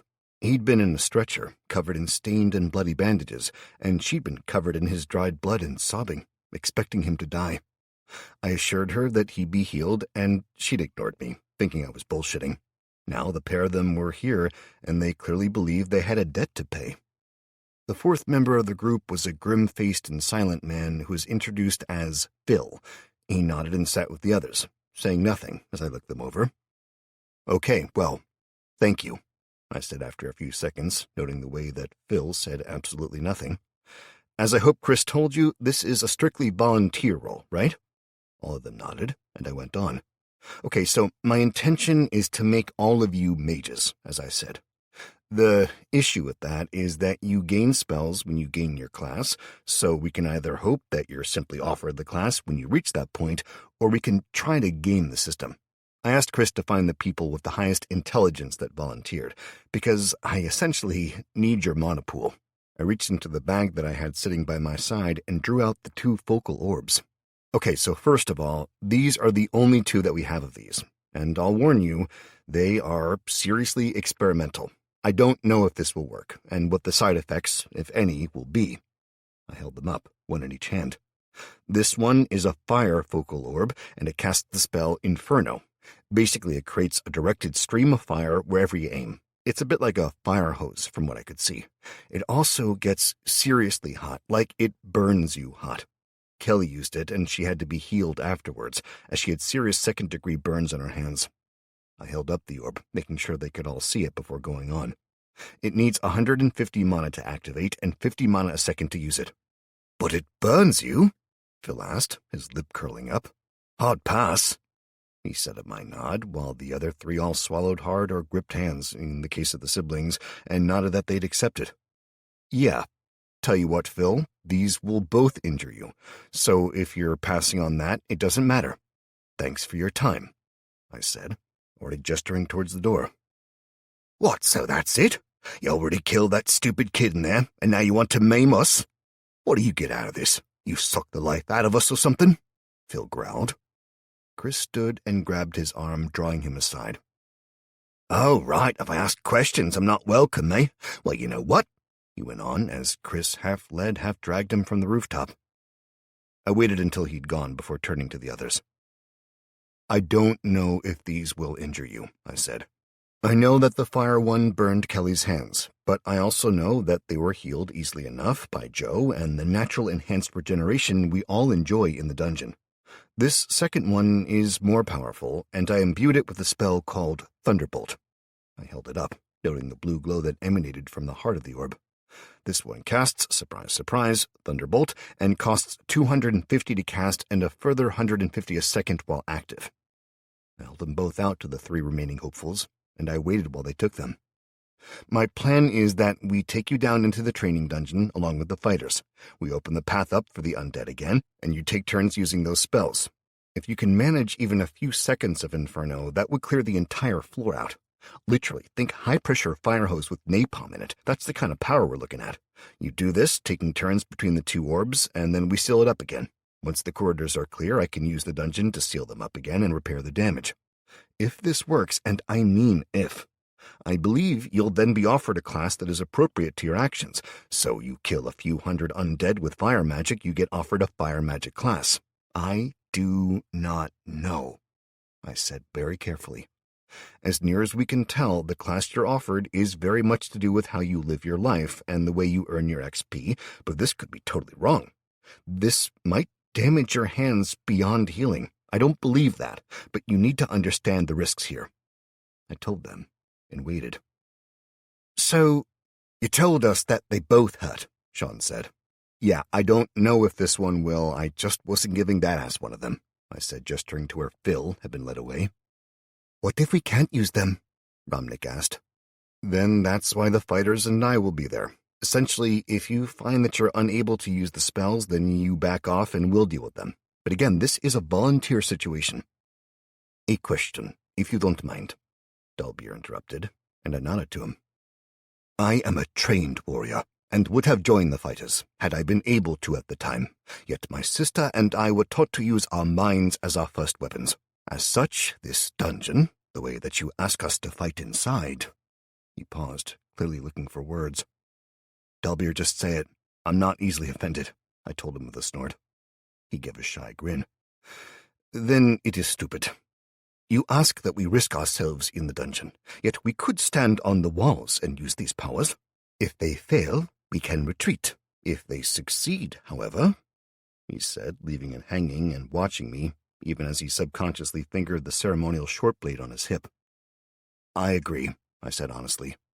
I don't like fighting inside, and I certainly don't like the idea of weakening the damn building through the Inferno spell. But the thing you're missing is that the Undead, the basic idiot variant that we've been facing, aren't all of them. If the Wraiths see us wiping out their minions, they'll most likely attack us. And while we need to fight those fuckers, and soon, you're not ready.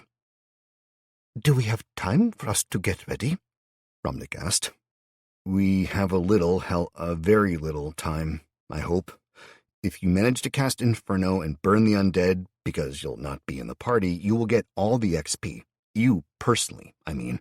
That should, again, I hope, so take this with a pinch of salt, but it should mean that you can get to level 5 damn fast. That way you get to pick your class, which I hope will include Mage. I glanced at each of them in turn as I went on. If this works, you then become our mages, and you invest your points mainly into intelligence and wisdom, I'd ask. There are some issues with that, which I'll explain, but if you can. As part of choosing a class, you get class skills and spells. That means you should be able to cast spells without the focal orbs. Then, when the others see you kicking ass and throwing fucking lightning around, we should have some volunteers to use the orbs even if they hurt. This way, we essentially get twice as many spellcasters for when we go against the Wraiths. And hopefully, you can slow or even stop the behemoths. They have these inside their chests to animate them. I'll then cleanse them and instill Thunderbolt again, and we give those orbs to others, repeating the process. Then the Lich comes, and we fuck him right up. And how likely is this to work? Sarah asked me. And what happens to our teams while magic saves the day? Believe me, magic will be helping, but not saving the day, I said firmly. We clear the dungeon out and seal the far side first. Then the archer teams on the roof go to work and focus on 1 or 2 of the Wraiths, hammering them over and over until they kill them. I'd imagine we will get counterattack then, and that's when the plan that I've been working towards comes into play. You see, I wasn't being a dick by not providing you with armor before now. I needed the mana. I gestured towards the cathedral, and they followed my gesture before looking back to me. The cathedral houses a dozen of our own Wraiths, and when we start taking the Wraiths down, they and the other dungeon creatures, I pointed to where they could see just some of the kobolds on the far roof, will attack the Wraiths. I think at that point the big bastards will step up and come to play. As soon as the Wraiths are killed, we concentrate all our efforts on them, kill as many as quickly as we can. I paused, insides churning at all the guesses and unknowns. Then it's our turn, I said, looking to Ashley and Sarah. Our fighters step up to face the undead. We fight them toe-to-toe. You said earlier you'd fight them, Ashley said uncertainly. And I will. I only ask you to join me on the front lines as a last resort. Ideally, we'll be able to hammer them to pieces before they can get inside. But if we can't, that's when I'll fight them. With me, Chris interrupted, rejoining us, and Dalbeer nodded fervently. I will join as well, he spoke quickly. I smiled as the others all spoke up, agreeing to help. I didn't mean we wouldn't, Ashley said quickly, holding one hand up. I meant you said you could fight them, so I assume you have a plan for facing them one-on-one? I have a few spells, and I'm pretty hard to kill, I said. But yes, if need be, I plan to kite the fuckers around the compound, and then hopefully draw them off while the wraiths bombard them. So, you'll need runners, Sarah suggested. Ideally, yes, people who can step up, do some damage, then run away. But I'm well aware that your people have been ill for a long time, most of them anyway, or are the elderly and the very young. Frankly, I got more people volunteering so far than I expected I would, so... We can take turns, Ashley said, frowning. There aren't many people left who are what I call fit. The few that are either wouldn't volunteer before or wanted to be rewarded for it, like the assholes you threw out already. Are there any of them left? I asked, my fists itching at the thought of the druggie and his friends. Not like them, but there are certainly a few of the terminally lazy about still. You know, the ones who just take and never want to work. Ashley paused, blushing. I'm sorry. I shouldn't have said that. No, fuck it. Everyone works or they're not welcome, I said firmly. Chris, Ashley's going to point these shitbirds out after this, and while she gets her people ready, I want you to ask them direct for volunteers. If they refuse, and they're not helping in any other ways, then assign them the shittiest jobs you can. I took a deep breath, checking my mana, and let loose a last sigh. I was at just over 400 mana now, having drained the air mana all 4 converters had managed to produce, and I slowly stood up, taking a deep breath, and I looked about. I had less than 40 mana left in the dungeon, and while it was ticking up and down constantly, there wasn't going to be any chance of another big expenditure anytime soon. I'd love to give you all armor, I started to say, when Sarah cut me off. But you can't afford it, she asked, an edge in her voice. No, frankly I can't, I admitted. For the cost of armoring 5 of you, I could get a single wraith. That wraith could turn the tide of the fight with its magic, while armoring you when you're going to be running up and stabbing than running away. It'd slow you down and mean you're more likely to get caught. If a behemoth catches you, your armor won't mean shit. You think glorified bike leathers are going to defend you against that? I said, pointing to a stationary figure in the distance. Point, Sarah grumbled after a few seconds before sighing. I agree, actually. I just don't like it. I know, I replied. She shook her head. No, you don't. Look, I'm married, and I'm pretty damn certain I'm a widow now. Jason was a captain of a fishing trawler, and the oilskins that we all wore, well, they're lighter than bike leathers, and you can't run for shit in them. I know, I spent half my life on that boat with him. He was at sea when the end came. She stopped talking and wiped her eyes gruffly before going on. That damn leaky boat was barely afloat by the pumps at the best of times. Should have been in a dock getting fixed, but we needed the money to do that. When the power went, well... She sighed, shaking her head regretfully. Damn fool man never listened, she whispered. Crap, I'm sorry, I said. Her smile was thin and sad. It's not your fault, son. Hell, at least there's a chance. Those who were on planes or on subs at the time. She shook her head, then stood. You said there were 3 things to talk about. First was if we were staying, we are. Second was that we were getting extra fighters in the plan. What's the third thing? She cleared her throat, banishing any weakness as she squared her shoulders. I blinked, then forced my brain back into action. The class choices. And your points. Did you want advice? I asked lamely, and she nodded firmly. I got offered fighter, adventurer, ranger, and fisherman. She paused, smiling at that. I chose fighter, as it gave me a few bonuses to damage and healing, as well as 4 abilities to choose. I took 2 passive abilities, 1 for damage and 1 for defense. Hold the line and power of 1. Hold the line halves the damage I take and doubles the amount I can dish out for 30 seconds, provided I'm under half health when I use it. Power doubles the damage I can deal, but also doubles the injuries I take. But it lasts 2 minutes and gives me a massive boost to my stamina as well. At the end of it, though, I'm apparently going to practically pass out from exhaustion. And your points? I asked her. I put them all into endurance, constitution, and strength. I'm slower than I was, but I do a lot more damage, basically. Well, if you've already done it all, I guess, well done, I offered, not sure what she was expecting from me. Thanks. Ash hasn't used hers yet, though, she said, nudging the younger woman and nodding as Ashley glared at her. I got the same options, mainly. I got fighter and adventurer, but I also got performer and a rare class, she said, pausing and taking a deep breath, clearly unwilling to go on. What did you get? Rare classes are a hell of a boost if you take them, I asked her quickly. She muttered something under her breath. What was that? I asked, frowning and leaning in. I got courtesan, she snapped loudly, glaring at me. Courtesan, all right? I don't think the Undead are really going to be interested. Ah, shit, I muttered, closing my eyes. Yeah, exactly, she snapped, a floodgate clearly breaking down. Apparently even the fucking magic system that's taken over thinks I'm a goddamn whore. She waved her arms about and was clearly on the verge of tears when Sarah grabbed her and spun her around. And I told you earlier, she said with a shake of her index finger.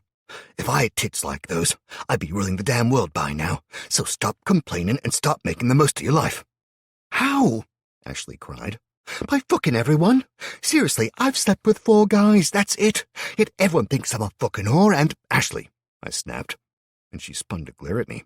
I'd been trying to get her attention, and in the end I'd shouted louder than I meant to. What?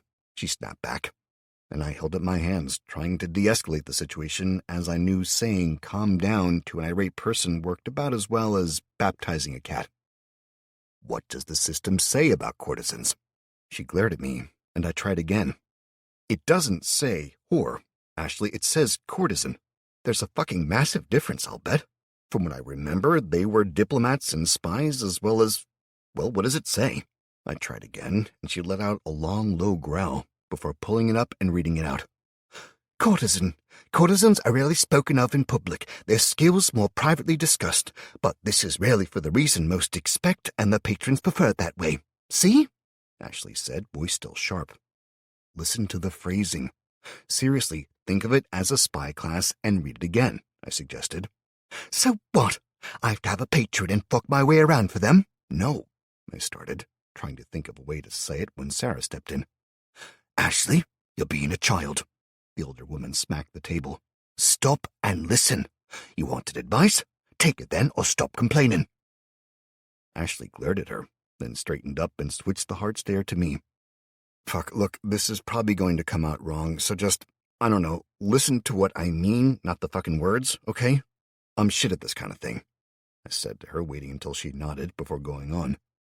Courtesans weren't just whores, not in the days they were popular, if I remember right. Hell, most of them probably didn't do that kind of stuff at all. They were the beautiful people who acted as diplomats and stuff. Think influencers now, where they post all those photos in their swimwear and underwear and so on, right?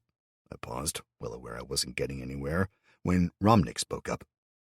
Ashley, she said in a low but firm tone. When Ashley shot daggers at her, she went on, clearly unconcerned. Courtesans are not viewed the same in the East as the West. In Eastern culture, there are very clear delineations between prostitutes and courtesans. Yet some courtesans embraced the life of a highly paid prostitute, but most did not. Courtesans were the ladies of the noble courts, those who would traffic in secrets and backroom deals, as well as dealing with those who displeased their lord. This meant poison, a knife in the dark, or blackmail, as often as not. So I get to be a kept woman, is that it? Ashley shot me a wide-eyed look. And I suppose you're my new master? Whoa, whoa, I said quickly, starting to get annoyed. Ashley, I've done fuck all here. I asked what class you had, and I've encouraged you to make your own decisions, that's all, so don't go blaming me for shit. Well, Ashley started, before Sarah nudged her, and she paused, looking from her to Romnick and the others, and back to me. Ashley, Sean said hesitantly, and she shot him a look. Okay, look, you and I have spoken maybe twice, so I understand if you ignore me, but think about the system that sends us these messages. It doesn't care if we live or die, right? He waited patiently for her nod, then went on. Okay, then it's not going to care if you're offended then, is it? No. So if it meant whore, it'd have said that. It offered you a courtesan's role, well, not sorry if I get this wrong, but a role that was filled by the most beautiful and influential women in the royal courts. You are beautiful, after all. It's your armor, I said suddenly, an earlier conversation coming to mind. What? She asked, confused. Your armor, I repeated.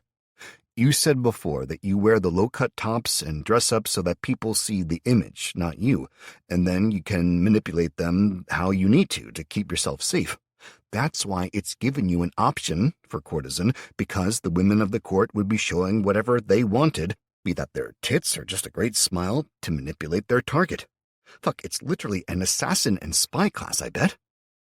And if it isn't? She asked me carefully. If I select it and it just, I don't know, gives me bonuses to giving blowjobs? Well, I desperately wanted to make a joke of that, and Chris was biting his knuckles behind her to stop himself as well, but she was serious and genuinely worried. Look, if it gives you some stupid-ass skills, you can change it in 5 more levels, but I bet there'd be some kind of stealth or manipulation abilities that you can make the most of, right? I tried, and she grunted. Fine, she said, her eyes seeming to stare into the distance as I spoke up quickly. Don't accept it on my say-so, I told her. Seriously, rare classes can bring a lot of power and utility, but this is your goddamn choice, not mine. Well, I've taken it and... Oh, wow. Okay, Ashley said, frowning and staring into the distance, reading carefully. Okay, 2 seconds, please, Ashley, I said before speaking to everyone else. Okay, people, for now, please consider this conversation to be highly confidential, okay? I want nothing said about Ashley's class. Sean, Romnick, Dalbeer, why don't you go and see if you can get some food? Then I want you to join the fighters, get to know them, as they'll be saving your asses soon enough. But before you go, I had them move over, one by one, and put their hands on the air converters, closing their eyes and trying to draw the mana out. I gave them permission to do it in the dungeon, but none of them managed. Despite a few seconds where I thought Dalbeer was going to manage it, the mana gauge dipping and bouncing slightly. Once they'd all tried, I dismissed them and turned back to Ashley, speaking softly. Ashley, if you don't want to tell us what the class options are, I'd understand, but No, it's not that, Ashley said firmly. And it's not a glorified hooker either. She frowned for a few seconds before going on. It's like Romnick said. It's a diplomat and spy class, with bonuses to alchemy, whatever the hell that is.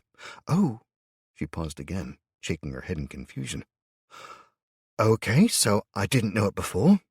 Now suddenly I know that alchemy is basically chemistry, but with magic thrown in. I can make things like potions or poisons. Hell, I could make explosives if I had the right ingredients.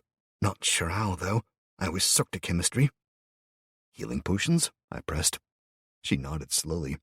Yeah, I know a recipe for 4 different potions now.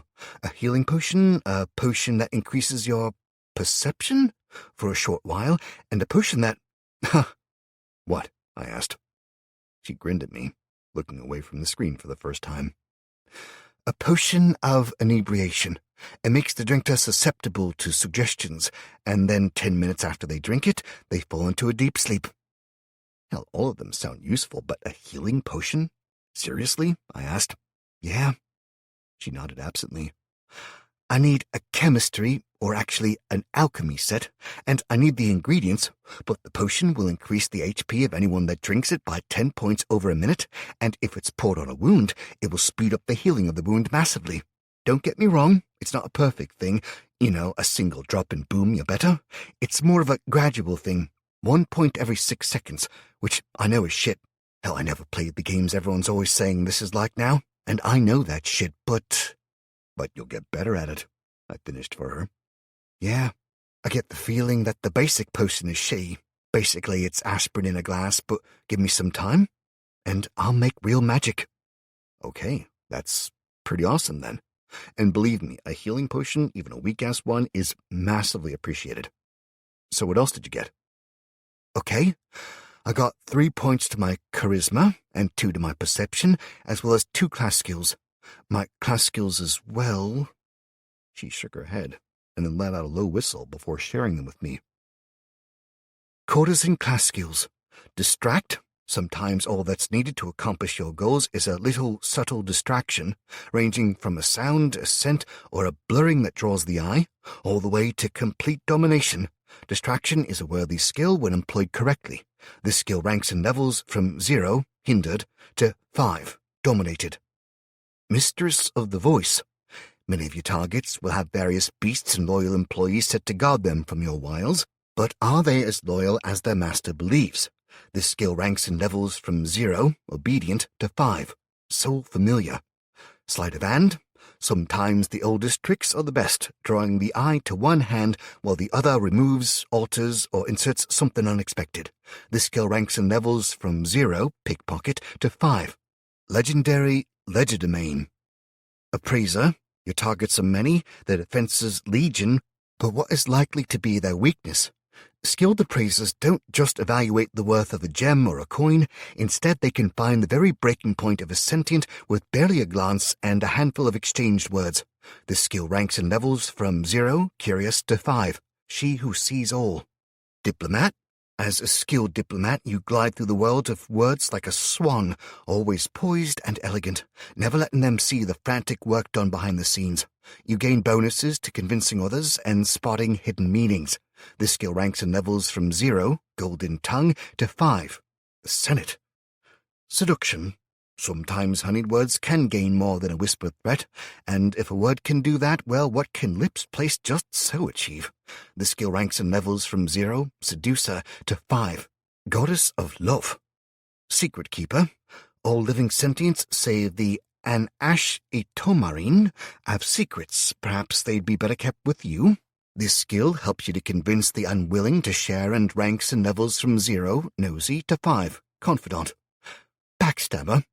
You found that the best way to ensure you win is by making sure they lose. Backstabbing, poison, planting evidence, and blackmail. All these skills are your bread and butter. This skill ranks in levels from 0, sneaky, to 5, master of assassins. Jack of all trades. Why hide what you are at heart? As a jack of all trades, you have the basic understanding of all of the above, and while you'll never be the greatest, sometimes you don't need to be. This skill ranks in levels from 0, gifted, to 9, still a prodigy. Note, taking jack of all trades will boost any other skills, allowing you to level them faster. Holy shit. And you get 2 choices? I asked her, and she shook her head and corrected me. Since I completed that quest you gave me, I have 4 skill choices. Damn. Okay then, so first point, looks like Jack of all trades levels 10 times, while all the others... I double-checked then, checked my own before going on. Yeah, they all level 6 times, if that. You think I should choose that? She asked. No clue, honestly, I said with a shrug. Hell, let's be clear here. Any of these skills could be awesome. I get the feeling that once you take them all, you'll get new options, but that's just a hunch, really. I read and reread the details. Really, it's up to you. I mean, it depends on how you want to live. Do you want to stay here? Yes, she said quickly. Yes, I do. I mean, I'm fighting in your damn army. Whoa, I said quickly, holding my hands up. Stop right there, Ashley, okay? First of all, I'm happy for you to stay. That wasn't a threat or anything. I meant with these skills used in the right way, you could probably set up somewhere on your own, or with someone else, certainly. I meant, do you want to stay here? She paused for a few long seconds, clearly thinking before nodding again. Yeah, I do. And not just because you have the dungeon. I want to help people, and so far, there's not been many others that do. I'm staying, as long as my sister can too. Yeah, of course she can. Okay, so if you're going to make the most of this, I'd say you need to be honest with yourself about the role you're going to fill here. I saw the narrowing of her eyes, and I smiled. Not like that. I mean, do you want to be a squad leader after this fight? Once we've gotten past this shitty situation, do you want to be a diplomat, an assassin, or what? I asked, allowing myself a little hope that if we were getting a few other rare classes, we might have an actual chance. Well, as long as we all understand I'm not taking seduction. She looked around, and we all nodded for her to go on. Okay, then fine. I'm thinking that if I take Jack of all trades, that'll help with boosting my alchemy skill as well as my fighting ones. It does say all skills, after all. After that, I'm thinking either appraiser, so I know that value of the potions and things as well as possible hints of weaknesses, both in those we try and do deals with, and in the undead, maybe? She finished with a little uncertainty in her voice. I took a second to think about it. It sounds good, Ashley. Seriously, this is your choice, not mine. Honestly, it massively depends on what you want to do. Like, I say, if you wanted to go full-on spy or diplomat or what, I shrugged. If you want to go a certain way, then just go for it. You don't have to explain it. Okay. I'm going to go and look over the details, maybe see what I need for alchemy as well, she said, slowly pushing herself to standing, and looked at me hopefully. Get me a list, and we will sort it out once all this is over. We desperately need those potions, so don't worry about that, I agreed. She moved off with Sarah, speaking in soft voices as Chris came over to stand next to me. So, he started. I held up a hand, knowing the man far too well. Wait, I suggested, and we stood there silently until the door closed behind them, and we were sure we weren't being listened to. So, courtesan and seduction, Chris said slowly, looking at me and shaking his head. Why couldn't Becky and Kelly get skills like those? That's all I'm saying. I know, man, I know, I said, the grin I'd been suppressing for ages finally breaking free. I mean, seriously, she must have been working toward that skill set to get it right. And her body, I mean, damn, not only is she stunning, but she makes most porn stars look dull and flat-chested, Chris muttered, looking after her. Seriously, dude, if Becky catches you saying that kind of shit, she will murder you. He snorted. Yeah, but considering she pointed her out to me, and even gave me an estimate of both her bra size and the cost of the work she thinks Ashley's had done. Really, what's... Actually, no, don't answer that. I corrected myself, forcibly banishing the mental image that had popped up. I love Kelly, I love Kelly, I love... Dude, you're allowed to look, just not to touch, Chris said firmly. Yeah, well, as the boss, I'm not allowed to look either, I muttered.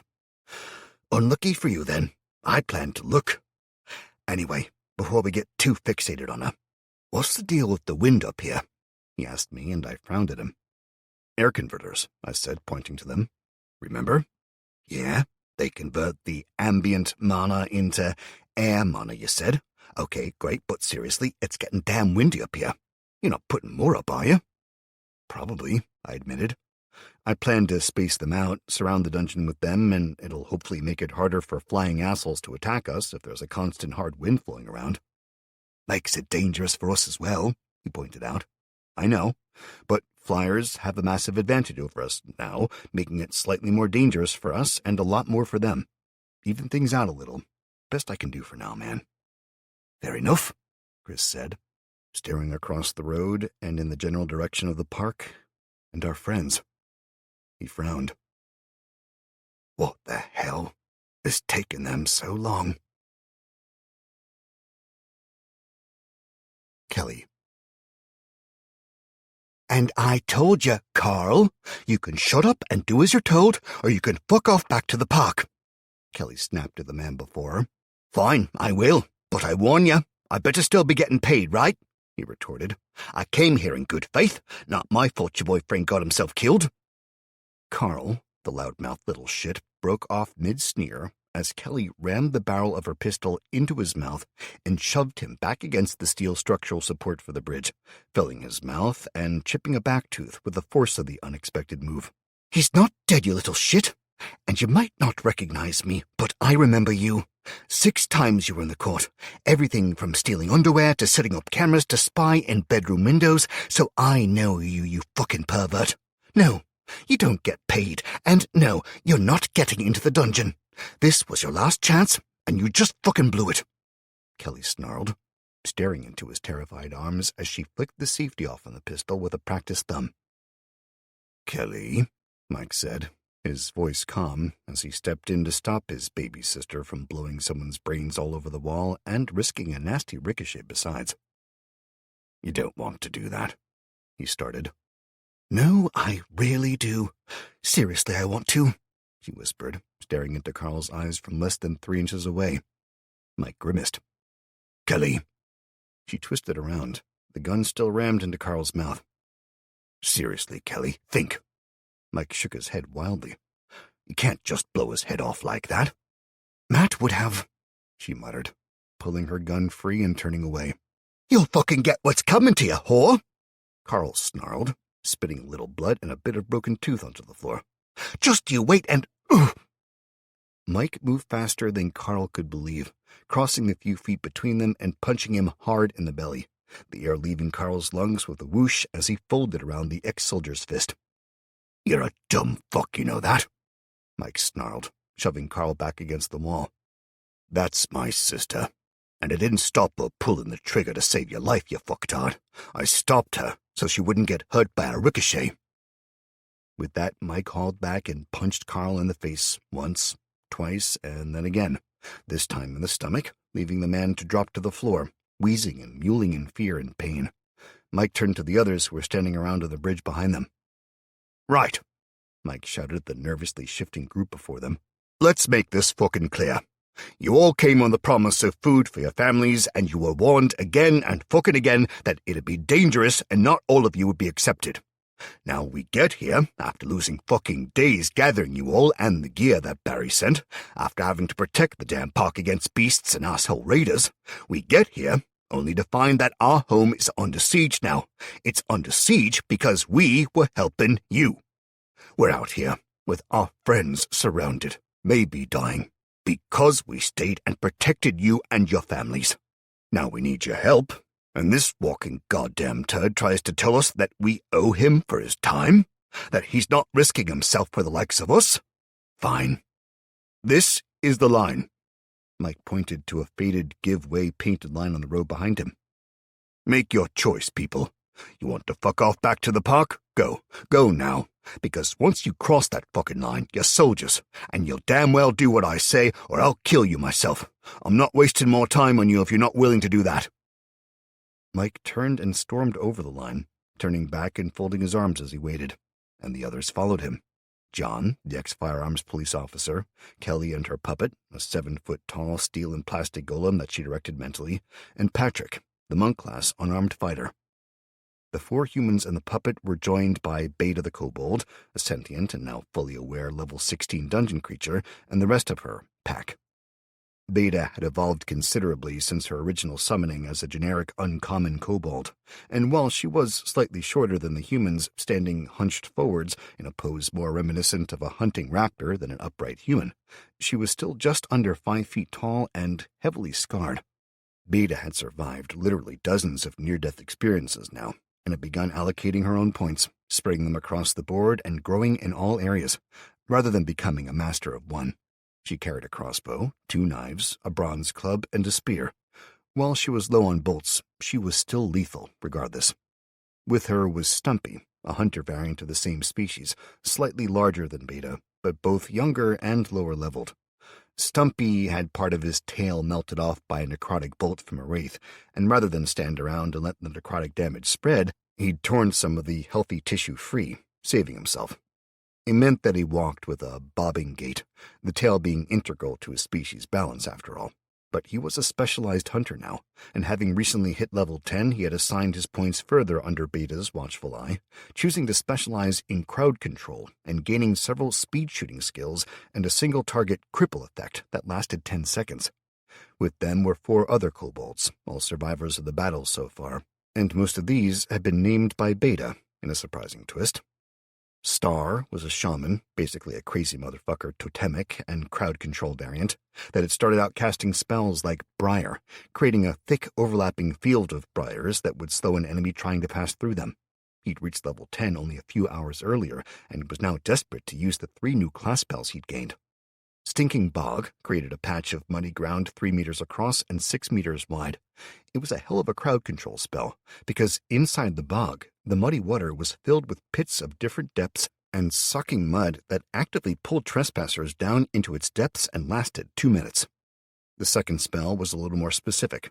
Disease afflicted a single target with a steadily weakening effect. It reduced the target's health, stamina, and mana regeneration by 5% with each hit, and gave a slight disorienting effect. But as it could be cast every minute, and the timer reset with each cast, after 10 minutes, the target would be reduced to crawling across the floor, unable to stand, and with 50% less mana and health regenerating by that point. Yes, it'd take time, but if a dozen shamans were using it against a large target, the behemoth, for example, it'd take minutes to leave it defenseless, The third and final spell was Nature's Blessing. It created a field 3 meters in radius around the caster that actively healed them and those allied to them for 1% of their total health per minute. It needed to be channeled, and while active, the shaman couldn't do anything else. But considering it also boosted stamina and mana regeneration for them, it was basically awesome. The next surviving dungeon creature was Frank the Tamed Dog, an evolved giant of a Rottweiler, standing nearly 6 feet at the shoulder now. Not only was he larger than many horses, he was also considerably more intelligent than any regular dog. He was also a dog at base, though, and as such not sentient, so his points were allocated into strength, agility, and constitution automatically, unfortunately. Then came Foxtrot, another hunter, and while he was growing steadily, he had yet to reach either full sentience or his class options, meaning that while he was lethal, Beta had to direct him constantly. Zuck, the second-to-last kobold, was living up to his namesake as well. He'd been created as a rogue, and specifically to hunt down hard drives as he scouted, mainly because they seemed to get the most mana when absorbed into the dungeon. Somewhere along the line, the little lizard man had become obsessed and essentially spent all of his time trying to hoard data. The last kobold was Mir, the assassin. Mir was level 10, and she was growing steadily, both in skill and in being a scary bastard, creeping into the dens of the changing creatures around the park and slaughtering them, one after another. Beta glanced over at Mike and the others, hissing something at the rest of her pack. They all straightened, attempting to stand at attention in mimicry of Mike's stance. The ex-soldier glanced across at them and suppressed a grin, having grown to respect the creatures in the recent weeks. "You should have let me kill him," Kelly muttered, and Mike replied out of the corner of his mouth as they watched the roughly 100 people milling about before them. "I don't give a shit about you killing him, despite the effect on morale. I just didn't want the risk of a ricochet," Mike repeated, pointing to the arced steel girder above her previous position, then pantomiming a bullet zinging off to hit him between the eyes. Kelly grunted that she understood, cheeks flushing a little. The last thing she'd ever want was a bullet deflecting back towards the group and harming an innocent. Kelly rested one hand on the butt of the Glock strapped to her thigh, and she tried to keep her expression even against the fear and desperation threatening to consume her from the inside out. Not only were her niece and sister-in-law inside the dungeon, as well as her boyfriend and everyone in the world that she loved besides her goddamn idiot of a brother, but she'd been fully ready to pull the trigger a few seconds ago. That wasn't right. She'd spent years as an advisor to the local courts, making sure that the judge and jury were aware of the appropriate sentencing options and giving legal advice to people. Before that, she'd helped on volunteer ambulances and had done first aid at events. Hell, she'd spent years being the nice one in the family. Yes, she had a temper, but it had never come out like this. She'd been willing to kill him. Yes, she knew him, a local pervert who had half a dozen minor convictions and who the police and courts were fairly sure was also a rapist, but without evidence, they'd never been able to prove that, and the bastard was careful. That wasn't the point, though. How he'd conned his way into what was supposed to be the trusted group that Barry had put together, she didn't know, but it wasn't good. As she watched, he stumbled back, calling out to the others that they could see what kind of people she and her brother were. Others were already talking, muttering, and swearing. The mood of the crowd, always hesitant, with the majority only grudgingly willing to help, quickly changed as more and more deserted them. In the end, after less than 5 minutes, the 109 souls were cut to 16. 7 of the 100 volunteers to help in the dungeon had stayed. 2 were elderly, and 1 was barely 19. 4 of them were fighting men and women who had fought alongside them in defending the park, and that fact alone buoyed the hearts of the dungeon dwellers more than anything else. Had they, the people they literally fought and bled alongside, left as well? It had been heartbreaking. "So, what's the plan?" the eldest among them asked, a man with iron-gray hair, a military bearing, and an expensive crossbow cradled carefully in his arms, its twin carried by the only slightly younger man standing by his side. "Well, now we've cut the numbers down to manageable levels, I guess we recon and hole up somewhere that we can plan from," Mike said with a faint smile, stepping forward and holding out his hand. "I'm Mike. Who the hell are you?" I got some smiles and grunts from them. "Well, there wasn't exactly much time to talk on the march, I'll agree," the older man said. "I'm Clive. This here is Owen." He indicated the man standing next to him with a thumb, and the second man grunted. "We're brothers, hunters back in the day, though that's not been a popular hobby for a while." "Aye, well, that'll be changing now I bet the damn activists are all dead," the second man grunted, spitting on the floor. "As he said, I'm Owen. Yeah, we're old, both in our 60s. Doesn't mean we can't kick your ass, son," he said firmly, eyeing Mike, who grinned at their taciturn manners. "I don't give a shit how old you are," Mike lied. "As long as you can fight." "We can both shoot," Clive replied, tapping the crossbow with a forefinger. "Spent a lot of years using this, and while it's no toy like you're carrying, it's quieter and the bolts are reusable, mostly." He nodded towards Mike's assault rifle. "Then you're both very welcome," Mike told them, glancing to the four that he'd fought with already. "James, Steve, Terry, and Zach we know. Thank you, guys," Mike said to the four that had fought by the group's side already. They were armed with 3 swords and makeshift shields, ranging from 2 cheap katana knockoffs to a broadsword that had been hand-forged by a master bladesmith from the south, costing Steve nearly 4,000 pounds. The damn thing had proved itself a dozen times over already. The fourth was an ornamental axe, 2-handed and huge, having been made as a wall decoration. When everything had gone to shit, Zach had ripped it off a mate's wall and started sharpening it. It weighed nearly as much as he did, but in the weeks since he'd started carrying it, he'd begun to build serious muscle, and was finally able to actually be more of a threat to his enemies than his friends. He'd earned the class Axeman only the day before, and since then, well, the jokes and sniggers about the average-built man who polished his axe all day had gradually died off, especially after he'd leapt from the top of a wall and had cut down a tall, spindly, demon-looking fucker with a single blow. "That just leaves you, mate," Mike said to the youngest member of the group, who smiled back at him nervously. I'm Dante, and I guess, I don't know, I just believe that if you say you're going to do something, you should do it, you know? Besides, you helped us out, you saved my mum a few days back. Now I guess I'm here to return the favor." He smiled hopefully. "That's great. Thank you, Dante. So, any weapons?" Ike asked, forcing a smile. Dante shook his head shamefacedly. I had a club, but..." He gestured over his shoulder at the retreating group, and Mike swore under his breath, rubbing his face. "One of the group stole it?" Mike groaned. Dante nodded, wincing. "Why didn't you say anything?" John asked. Dante gave a shy shrug. "It's not really going to make me stand out in a good way to you guys, is it? Hi, I've come to help you out, but a bully stole my weapon. Yeah, I was armed, and he wasn't, but you know. Can you make the mean boy give it back, please?" Dante said in a high-pitched imitation of himself. Despite everything, Kelly started to laugh. "Well, you've got heart, kid, even if you've got nothing else. Believe me, I can work with that," Mike said with a faint smile, before twisting as Star stepped up and hissed at Dante. Dante frowned at the shaman, then followed the pointing claw to the back of the retreating group, only 30 meters or so away. But at the back, one of the figures lifted a club into the air and waved a single upraised finger in Dante's direction. "Yeah," Dante admitted with a grunt of dismay. "Flash. His name's Francis, but he tells everyone it's Flash. 10 years we're at school together." Star glanced at Dante, then back at the retreating figure, before turning and making a noise at Beta, half hiss and half chirp. Beta cocked her head to one side, evaluating the group, then nodded to Star. The movement was short and sharp, almost bird-like in its speed and precision, but as soon as Star saw it, he started to cast.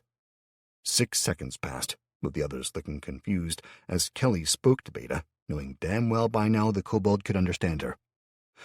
"Beta, I don't think this is a good idea," Kelly started to say before the shaman finished the cast spell with a scream, head tilted back and releasing a trilling whistle into the air that made the others flinch.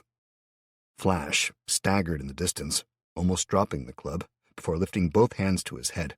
As he was still holding said club at the time, he almost knocked himself out when he smacked it into his face. He staggered, whimpering, then fell over and threw up noisily on the floor.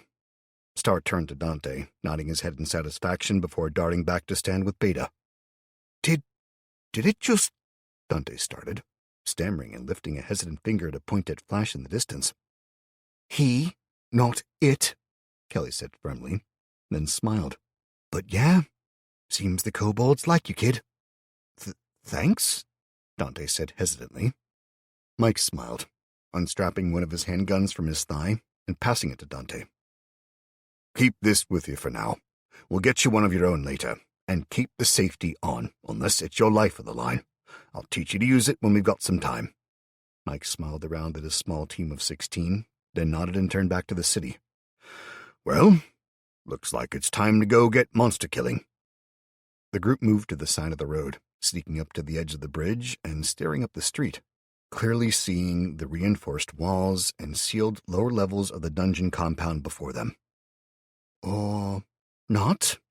Kelly said with a grin, pointing to the castle to their right, and the clearly spelled out words scrawled on the side of the wall. This way. Chapter 9. I led the team into what had been intended as the training dungeon again, this time with both Ashley and her squad of 7, and Sarah and hers, with Chris, Romnick, Dalbier, and Sean in the middle. 19 of us marched in and got ready. I'd taken the time to examine the lower floors, finding that once the obvious prey had been taken away, the zombies and general undead had meandered off as well. Most of them were still inside, but they'd spread out, with maybe 1 in 10 staggering off outside again. The vast majority were well spaced out now. Just under 200 of the fuckers spread across 2 floors and 150 meters of corridor and adjoining rooms across them. I led them up to the slab of stone that I'd dropped across the stairwell, checking and smiling when I saw that the lone zombie that had been on this floor was shuffling back down the stairs, meaning I could manipulate the slab again. Okay, people, remember what we said outside. Work in your teams, your squad leader will direct. Take no chances you don't have to, and kill as many as quickly as you can. Dalbier and Romnick have their spells and will be stepping up if it gets too much or something nasty gets inside. Chris and I will be with them, and Sean, so be careful. I waited until I got nods all around. Then I reached out and put my hand on the slab. I didn't need to, as I slipped my consciousness into the dungeon sense, but it felt right to do it that way. I selected the stone and dissolved it, absorbing the mana back into the dungeon and quickly resummoning a fresh slab, complete with the braces, back in place to close off the stairwell, should we need it. While I did that, I heard Sarah directing her team past me and down the stairs, Ashley and her team following. I stood, opening my eyes and blinking away the dungeon sense, turning to the others and giving a sharp jerk of my head, as I led the remainder after the fighters. The first zombie at the bottom of the stairwell had started to turn, clearly hearing the noise of the group descending, but all it managed to get off was a curious growl before Sarah stabbed it through the eye, dropping it to the floor. She flicked the sword, freeing it as the body fell backwards, and rushed onwards, taking the right path while Ashley split off to the left. When we'd fallen back, we'd left the lower sections closed, but with the undead as frantic as they had been, and having seen us recently fleeing, they'd apparently managed to break the barriers down eventually. The one at the top of the stairs was much, much heavier, and without seeing us at that point, they'd not had the impetus to continually batter away at it. While we'd managed to restrict it to a single passage at a time when we'd been fighting in a slow retreat, it was now a frantic fight instead. The 2 squads peeled off people to clear each room as they went, never knowing if a shadow was innocent or a walking corpse. I ran along behind Ashley's team, Romnick and Sean behind me, and I held my sword in my right and the pistol in my left, ready for anything, I hoped. Romnick and Sean's breathing came in a strange chorus, Sean huffing frantically already, out of breath but gamely struggling on, while Romnick was smooth and deep breaths in and out while she ran. I skidded to a halt as I passed a room on the left, one of the fighters ahead of me having just poked his head in, then ran on. I barked at the pair behind me to stop, glancing into the room myself. It was large, filled with the remnants of the decks, water coolers, and general detritus of offices everywhere, motivational posters peeling from the wall, and chest-high barriers turning each of the small desks into a semi-private cubicle, all while ensuring that nobody could ever relax because it's a fucking open-plan office. I hated it at first sight, remembering my own days in such places doing tech support, banging my head off the desk while asking again and again why people thought it was a good idea to do shit. Shit like laminating their password and login details and sticking it to the outside of their company laptop, the one filled with sensitive documents for the government contracts. It had mostly been stripped already by my teams and me. The posters, stacks of general crap and so on were still there, but the larger bits, the chairs, the desks, the actual water cooler, and the movable crap, all had been taken. What they hadn't taken yet, though, were the small private offices at the back of the room, and one of the doors was swinging gently. A filthy handprint smeared across it. I sprinted for the door, glancing about as I went, making sure there were no other hiding places I'd missed, when a low growl echoed out from ahead. I frowned, noting the far more animalistic sound than the regular zombies, when the reanimated remains of a dog staggered out, still chewing on what looked to be a desiccated arm. Two things occurred to me straight away. Firstly, apparently it wasn't all friendly on the other team, and secondly, some fucker had spilled a sheaf of printer paper across the floor and hadn't bothered to tidy it up. It was a minor detail, but the carpet was threadbare, and the combination of silken, high-gloss printer paper and a running foot meant there was no fucking way I was stopping on a dime. I waved my arms frantically, trying to catch my balance as the hound dropped the arm and hunched down, readying itself. I whipped the sword around, totally missing as it leapt from my face. I managed to get my left hand, the one holding the gun, up between us, shoving the body aside, but I still crashed to the floor at roughly the same time it did. The undead dog was both faster and more coordinated than me, rolling and flipping to its feet, then dashing closer, teeth bared. I brought the hilt of the sword around before it could dodge, slamming it into the side of the dog's skull. There was a clear cracking noise as metal and bone met, and the dog staggered before twisting around and biting down hard on my left forearm, the teeth sinking into flesh as it started to whip its head from left to right, tearing my arm and forcing me to release the gun, unfired. I finally managed to get the leverage to brace myself and swing properly, bringing the sword around and down behind the damn thing's head, literally beheading it with a single blow. I snarled in pain as the damn thing continued to bite down and tried to crush my forearm. Luckily, it was only a severed head now, and no longer had the body to drag me around, but the bastard thing was still happily chewing. I stood up and checked in the room it had come from, finding a savaged corpse of what looked to have been a zombie. I turned back, awkwardly picking my gun up from the floor and holstering it. I'd been about to stab the blade through the dog's eye, but with the way it was and the sheer size of my sword, I was as likely to injure myself as anything else. So I gritted my teeth and stomped out of the room, ignoring the wide-eyed stares I was getting from Romnick and Sean as I growled at them to follow me, and started jogging down the hall.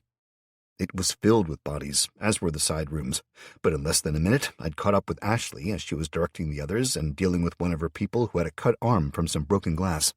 When I came to a halt, she glanced at me curiously, then swore and jumped back as she took a second look. "What the hell?" she grunted. I forced a smile, holding my arm up and showing it to the idiot who was getting his forearm bandaged by Ashley. "You know when you glanced into the room a few dozen back there and moved on? This is the fucking result of you not checking it properly." I snapped at him, making sure he could see it. "Ashley, I've got a dagger on my left ankle. Can you get it and stab this fucker in the head? If I do it with a sword, I'll end up cutting my sodding arm off." Yeah, sure," she said, glancing down at the thin cuts in his arm from where he'd apparently knocked a glass over and leaned on it, and the veritable puddle of my blood that was forming on the floor with a zombified head literally chewing on my arm.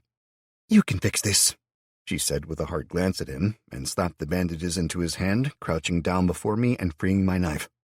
She stood up and scrutinized the skull, then the dagger and me, then started trying to figure where she could stab and not risk me.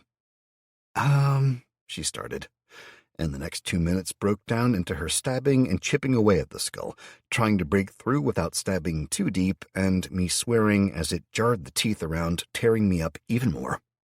By the end of it, when the skull was definitely dead, and it had been levered free, my arm was exposed as a chewed mess, and I waved in front of the idiot's face several times to make my point. "Check the rooms properly," I barked at him, stomping up to the front, shaking my arm and splattering blood on the floor as I searched for Chris. The team had pushed through most of the lower floor before encountering serious resistance, the rooms mainly yielding 1 or 2 undead, the scattered nature of the zombies making it much easier for our sweeper team to take care of them, until they hit the 3/4 mark. That was when a legless zombie, dragging itself along the floor, had been missed by 2 of the fighters as they struggled to drive the building horde back, hoping to reach the exit and secure it. The zombie had dragged its way across the piled bodies, unseen in the press, until it grabbed Johnny's leg and sank its teeth into it, tearing free a goblet of flesh and sending fresh hot blood into the air. Instantly, the mood of the undead and the fight overall changed as the scent of blood permeated the air and they became enraged. The staggering, groaning horde screamed practically as one and leapt at Johnny and Kay, one of the new fighters who had been fighting side by side with him. The first zombies took their swords out of action, the press of bodies giving the fighters no room to use them as hands reached out and latched on, dragging them into the mass of teeth and claws. Screams rang out as they were driven to the ground. The last sight of Johnny was a zombie sinking its teeth into his face, while Kay's screams were cut off by another zombie's jaw closing around her throat. Then the mass surged up and over the feeding undead and raced into the next lines. Jacob was next, the tall, dark-skinned man I'd fought alongside earlier. He slashed his sword wildly from right to left in a figure eight as he retreated. I was maybe 6 feet behind him when I saw what was coming. I swore, seeing he'd fall at any second. "Romnick, get ready," I screamed, stepping up and yanking my handgun free. I moved to the left and stood behind Jacob as I opened fire, emptying the entire magazine in seconds. I holstered it and started stabbing, Jacob falling back to beside me as we started to retreat, my own weakened arm throbbing like crazy as fresh blood incited the herd even more. "Romnick!" I shouted frantically, wondering if I needed to step up, already pulling my lightning out and starting to circulate it through my body, speeding up my already augmented healing. "Argh!" Romnick screamed, practically in my ear, as she shoved the Thunderbolt focus orb between us and unleashed it. The entire corridor was suddenly filled with blinding blue-white light, and Jacob screamed and flailed, wildly throwing himself aside and backwards as flickers of discharging power lashed the walls around us. Romnick screamed on and on as the mana needed for the spell was torn from her, her fingers blackened, contracting as the muscles were damaged by the spell's backlash. I stood there as zombies and base undead died in their dozens, then hundreds, the Thunderbolt spell producing a solid bar of blue-white light that tore through the mass like a plasma lance, vaporizing the undead. Just before she ran out of mana and collapsed to the floor, Romnick had twisted the beam aside slightly, her pain clear as her skin crisped and fell away. The beam had begun to eat into the wall, weakening it by the exit to the street. As the Thunderbolt cut off, I breathed a sigh of regret. The few seconds it had been active, as seriously impressive as it had been that a normal human had managed to make it last that long at all, had been wonderful. My affinity for lightning mana had climbed again with my evolution to Thunderstorm, and now sat at 106%. While the lightning was deadly to others, I felt amazing. My mana had been partially refilled, my injuries healed, held for a few seconds as I blinked the afterimage away. I seriously wished Kelly was there to chase around the bedroom. Then the whimpering sound from Romnick finally percolated through my mind, and I glanced down, seeing her peeling her charred fingers free of the orb. It fell to the ground with a clatter of glass on stone, bouncing and rolling to the side, while the flexing of the charred skin and burns across her hands meant that sections of her skin tore and began to weep. I forced myself to act, not just stare and gorm the shock at her. Woodenly, I turned and barked to the others to move up and finish off the undead. Ashley was the first to react, flinching at my words, then starting to run, calling for her squad to follow her. Nearly the entire remaining path to the outer wall had been cleared, with only the limited few that Chris's team were still dispatching left inside. Ashley barked out orders to her people, splitting them up and setting them to clear the last few rooms and to hold the damaged section of wall, while I crouched next to Jacob and Romnick, checking them over. Jacob was fine. Well, he had a few minor burns and was a little shocked, his beard looking like it'd be usable as a wire brush. It was so statically charged. I dismissed him out of hand, seeing the slightly shell-shocked look he was giving us, but as long as he was capable of moving under his own volition, he was fine, as far as I was concerned. Romnick, though, looking at her hands, they were ruined, horrifically twisted, and burned. I gritted my teeth, swallowing hard against the desire to vomit as I examined them. "Romnick, can you move your fingers?" I asked. She stared at me numbly. "Romnick." "They're ruined. My hands are. They're ruined," she whispered, the words faint and uncertain. "No," I told her flatly. "Remember your brother. Joe can heal them. We just need to get you to her." I turned to Sean, who was staring at Romnick's mangled state, and whose face was even whiter than before. "Sean! Sean!" I snapped, making him jump as he heard me. "Take her to Joe quickly," I ordered. He nodded frantically, half dragging, half helping her to her feet and heading back the way we came. I picked up the orb and pocketed it, hoping that she could be healed and that the experiment had worked, as I turned to Jacob. "Come on, soldier, up and at him," I told him, grabbing his hand and pulling him upright. "What happened?" he asked. "Magic, my old son. Magic." "But her fingers," he muttered, shaking his head as he picked up his dropped sword, hurrying to keep up with me as I led the way down the corridor, passing the opening on the right that led to the sounds of more fighting, and instead heading to the small group that stood by the wall. "Yeah, well, unlike bullshit stories, magic costs," I admitted, hoping I hadn't injured her permanently. Ashley had them taking turns, stabbing out and killing the undead that tried to get in. The overwhelming press of bodies no longer the issue it had been, as easily 90% of the undead were now really dead, I guessed. I moved up to stand with her at the back of the group, and I nodded forwards as they took turns stabbing anything that came near.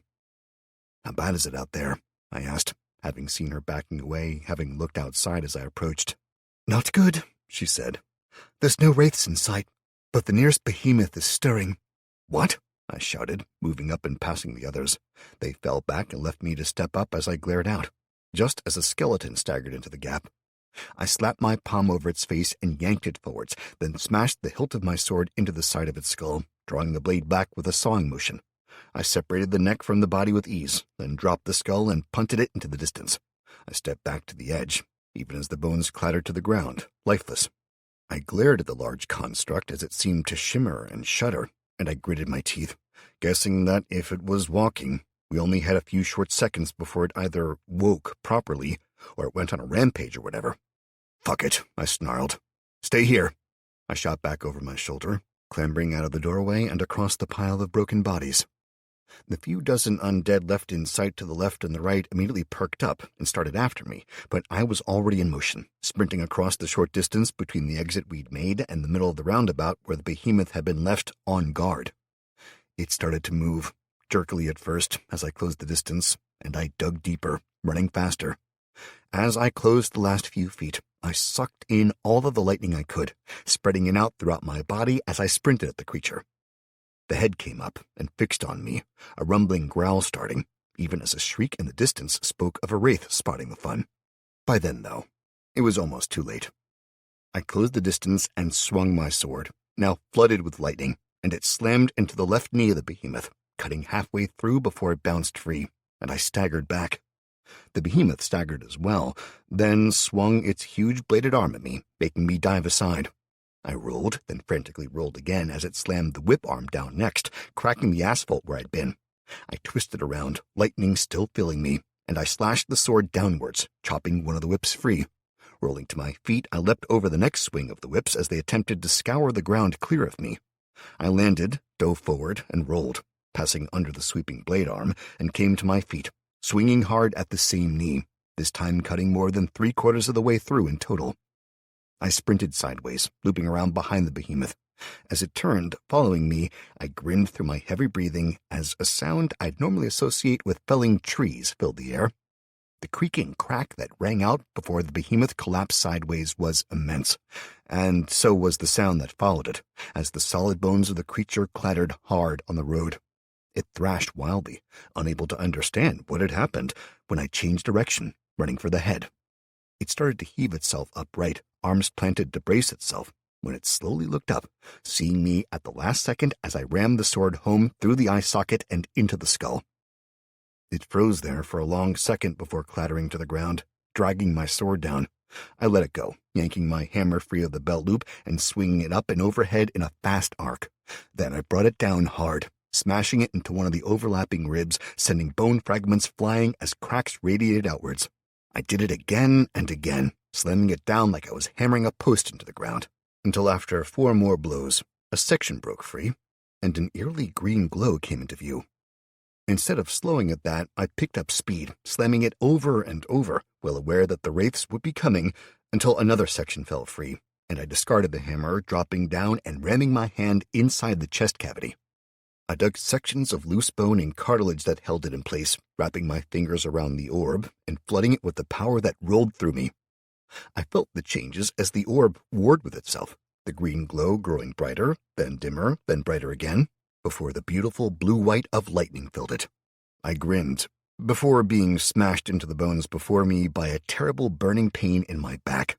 I felt sick instantly, my throat clenching up as my stomach twisted, and I rolled free of the corpse, gritting my teeth and knowing that I'd been too slow. A second and third wraith approached, flying down the bank towards me, hands raised and filling with a sickly green glow, even as the first, hovering a dozen meters away, lifted its hands again and cackled, the bony claws clacking as it shook, then curling them around the fresh spell as it began to coalesce. "My turn, asshole," I called, thrusting the orb forwards and activating it. Thunderbolt roared out, punching clean through the wraith's chest. The wraith jerked upwards as I sliced it in half, carving my way up the middle, then hitting the second wraith behind it in the head, vaporizing its skull. I frantically twisted it around, roaring with fury as I chased the third, who'd abandoned its attack run and was desperately dodging right and left, trying to avoid the spell. As soon as it lifted into the air over the building, the spell cut off, a burned and etched path clear across the outside of the East training dungeon. It flipped over, cackling, and glared down at me as I sagged to the floor, exhausted as a mana depletion headache burned deep into my brain. The world suddenly spun, robbing me of the ability to focus, let alone actually move. The wraith floated confidently, lazily downwards. I finally managed to focus enough to give it the finger as 14 archers appeared on the roof behind it, drawing their bows back under the careful eye of Jeffrey. There was a long second as the wraith hissed, before Jeffrey screamed, "Loose!" and it twisted around in shock. 7 of the arrows still missed it, despite it being barely 10 meters from the archers, some because the wraith had started to move, some because of the steady breeze, and some simply because the archers were shit. Enough arrows slammed into the wraith that it fell from the sky, though, slamming into the pavement with a bone-shattering crunch, even as Ashley and Jacob appeared over me, reaching down and dragging me to my feet. I groaned, grabbing onto them as they half-carried, half-dragged me back inside, where I collapsed on the floor as the others took up station. I was roughly rolled over onto my front, even as furious screams rang out outside. The appearance of the archers had enraged the remaining wraiths, and they were coming to play. Chapter 10. I gritted my teeth as someone roughly scrubbed at the wound on my back with something that smelled like harsh vodka and burned like I dipped my dick in bleach.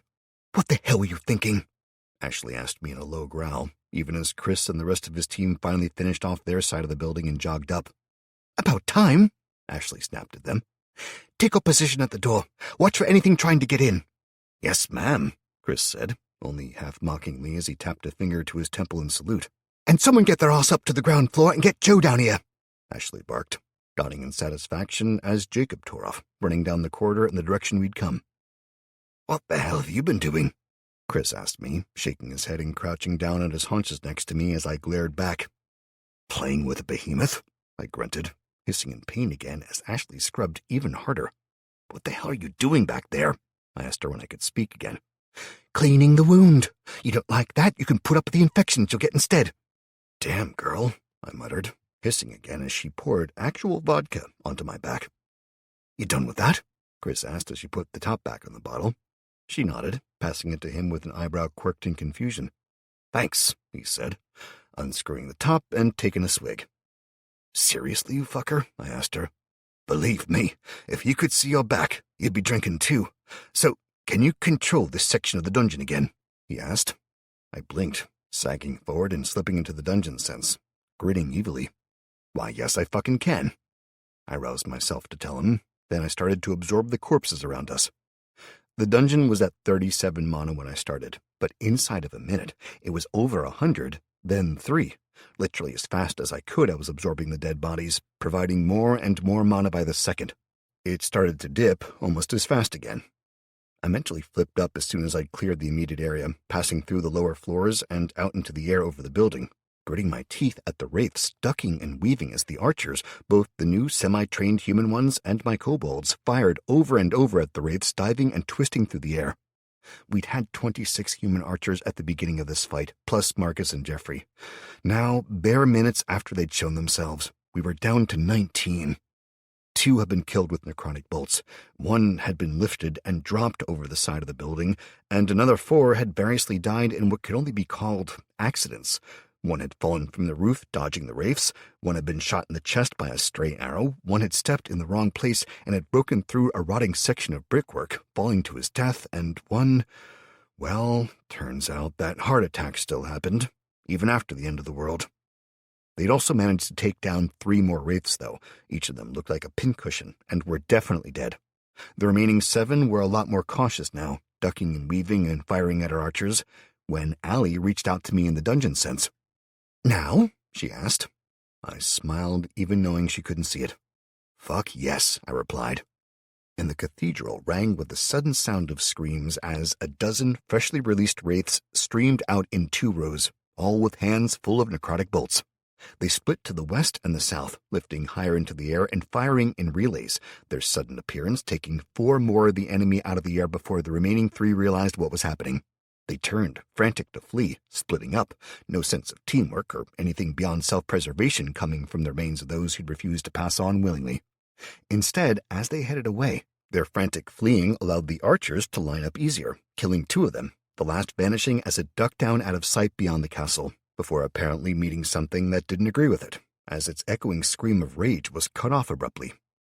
With the wraiths dead, the behemoths all started to move, shuddering and clattering as the animating force that filled them roared to wakefulness. The 5 remaining around the outside slowly started to move, even as I growled to myself, my mana wiped out. "How's your surprise looking for them?" I asked Allie, and I got a pulse of evil laughter, making me visualize her rubbing her hands with glee. "It's nearly ready. A few more minutes, and I'll have the Corpse Lord gunner ready as well. Then use it when you're ready. I'll go hold them off until then, I guess," I told her, flashing back to where my body lay and noting the steady disappearance of the bodies around me still, letting me know that the others were hard at work and had spotted the opportunity. I grunted as I forced myself to start moving, my back screaming at me as I started to get up. I bit my cheek to stop myself from crying out. "Chris," I whispered. "Already tried it, mate." He shook his head sadly. "That's after I've used all my ability to heal." "Fuck. Yeah, pretty much," he grunted. "Look, you're not going to be much use for this fight, so tell me what you need, and I'll make it happen. You can direct." "Nope, but thank you, brother," I said, gripping his shoulder and squeezing lightly. "We need to go get Allie the time she needs." He nodded. "I don't suppose there's any word on Romnick?" I asked hopefully. He shook his head. "Joe made it over a few minutes back, dragged her off, and is working on her, but said not to hold out much hope for a few days." "Shit," I cursed. "Sean? Dalbeer?" "Dalbeer blames you for his sister being crippled, and Sean, well, think he'll be much use after what he saw?" Chris asked. "Truthfully, I don't know, but he's got the most mana out of us right now." I looked around and spotted him talking to some of the fighters off to one side, forcing a smile while he talked nervously. "Sean," I called, and he jumped before heading over. "Dungeon Lord, what do you need?" he asked me warily. "Frankly, I need magical assistance, but I know that's unlikely here." I tossed him the newly created Thunderbolt orb, and he caught it awkwardly, nearly dropping it, as he stared at me in terror. "I hope you'll use that when we need you, but if not, well, if everything goes to shit, at least you'll have a weapon and can choose then," I told him, seeing the terror in his eyes and believing that there was little chance he'd ever use it. I forced a smile, and I told him that I was sorry about Romnick, and that I had really wanted to make them all mages. Then I moved to the gap in the wall and stepped outside. Turning to the right, I jogged up the street, my steps unsteady. I winced with every footfall, Chris by my side. We'd barely gone a dozen steps when Sarah and Ashley took up station on either side of us. Glancing back, I could see the others coming. All the fighters, including the idiot who'd left the dog zombie thing earlier, were following. "This is going to get messy," I called to the ladies, and they both nodded grimly. "Fine then. Ashley, your squad is my backup. Sarah, you're Chris's. We'll try and take the fuckers down hard and fast, but once they're down, you get the hell back. As much as we need the orbs, we need you more. If I can get to them, I will, but they'll explode if they're just left." Both ladies nodded, hurrying up their charges as I reached out into the dungeon sense, summoning the wraiths. They formed up overhead, 11 of them, one having already been lost to a friendly fire incident. I gave them their orders, and they formed up into a single half-circle, flying forwards and looking down at the nearest behemoth. It was at the top of the hill we now raced up, a little over 100 meters ahead, but the road was steep. We were all panting as we cleared the top, pausing at the circle that had closed around the behemoth. All 11 wraiths hovered there, 30 meters up and slowly rotating as they held their spells in place. I bent over, hands braced on my legs, and gave the order to attack. They threw all 11 blasts at once, slamming them into the skull of the skeletal frame and forcing it to its knees. The second wave of hits tore it apart, and Chris ran straight at it, hefting my hammer as he shouted that this one was his. I ordered the wraiths to stop, and they paused as I checked their mana, cursing. They'd killed that one easily enough, but their mana regeneration was shit, and they had just about enough for 2 more waves like that, as I quickly dumped all the level points they'd gained into wisdom in the hope they'd regenerate their mana fast enough to be useful. I started off again, running to Chris as he slammed the hammer over and over into the swiftly crumbling structure of the behemoth, exposing the orb and pulling it free. He twisted, clearly about to throw it to me, before frowning and concentrating. Where for me, the lightning aspect of my spells equated to thunderbolt and filled the glimmering orbs with a bright blue-white glow, the one that Chris held swiftly started glowing a deeper forest green as it began to pulse wildly. I drew in a breath to shout to him to warn him to throw it away, when it gave a last bright pulse, then settled down, a steady, comforting green filling it. I slowed to a halt, staring up at him as he stood half-bent over one of the behemoth's legs, catching his breath. "Here," he whispered, tossing the orb underarm to me as he straightened up. Letting out a long breath and a single drawn-out hiss, he cracked his back. "How the hell do you swing that fucker so fast?" he asked me, nodding to where my hammer was laid on the floor. "Practice," I called up at him before going on as he jumped down. "Plus, I'm a goddamn sexual tyrannosaurus, unlike you." I winked at him. "Bullocks, the walls aren't that thick, remember? I know how long you last." "Best 30 seconds of her life," I countered automatically. "Aye, and that includes time to order the pizza afterwards," he replied. "Oh, God, man, you had to mention pizza, didn't you?" I groaned, then eyed the orb in my hand. "I've not got enough mana to identify it," I admitted. "Nature's glory," he offered, glancing down at it and grinning. "Like my bountiful blessing, but a fuckload more powerful. 25% boost to all growth inside a 10-meter radius. Cleanses the area, all that shit. You think you've got enough to fill another one of those things?" "Probably not," I agreed. "Actually, no. No, I don't," I growled. "Well, looks like it's time for the handsome sidekick to step up and take center stage," Chris said with a grin as we started moving off. "Don't worry, Matt. I'll fix it. You know, like normal." "And when it all starts going wrong, I'll step in and save you," I retorted. "For the love of God, are you two like this all the time?" Sarah asked. We looked at each other, taking the corner and heading to the west around the outer edge of the compound, not seeing the next one anywhere. The wraiths were streaming along above us, so it couldn't be far. "Yeah, pretty much." I staggered slightly as my foot came down on an uneven section of the pavement, and my back flared in pain. "Well, grow up," she retorted. "You're supposed to be the bloody lord of all he surveys here, and you bloody idiot, you need to stop undermining him," she finished, pointing first at me and then at Chris, who grimaced, nodding. "Yeah, fair point," Chris sighed. She went on, looking to me. "We need to believe that you have a plan, even when you don't. And when it all goes to shit, you don't whine about it. You need to lead us. And if some of us die, we need to believe that was the best choice. Not that you made shit up as you went along. So stop second-guessing yourself and stop being the dungeon lord." "Yes, boss," I shot to her with a grin, nodding more seriously as she glared at me. "Seriously, Sarah, I know. Thank you."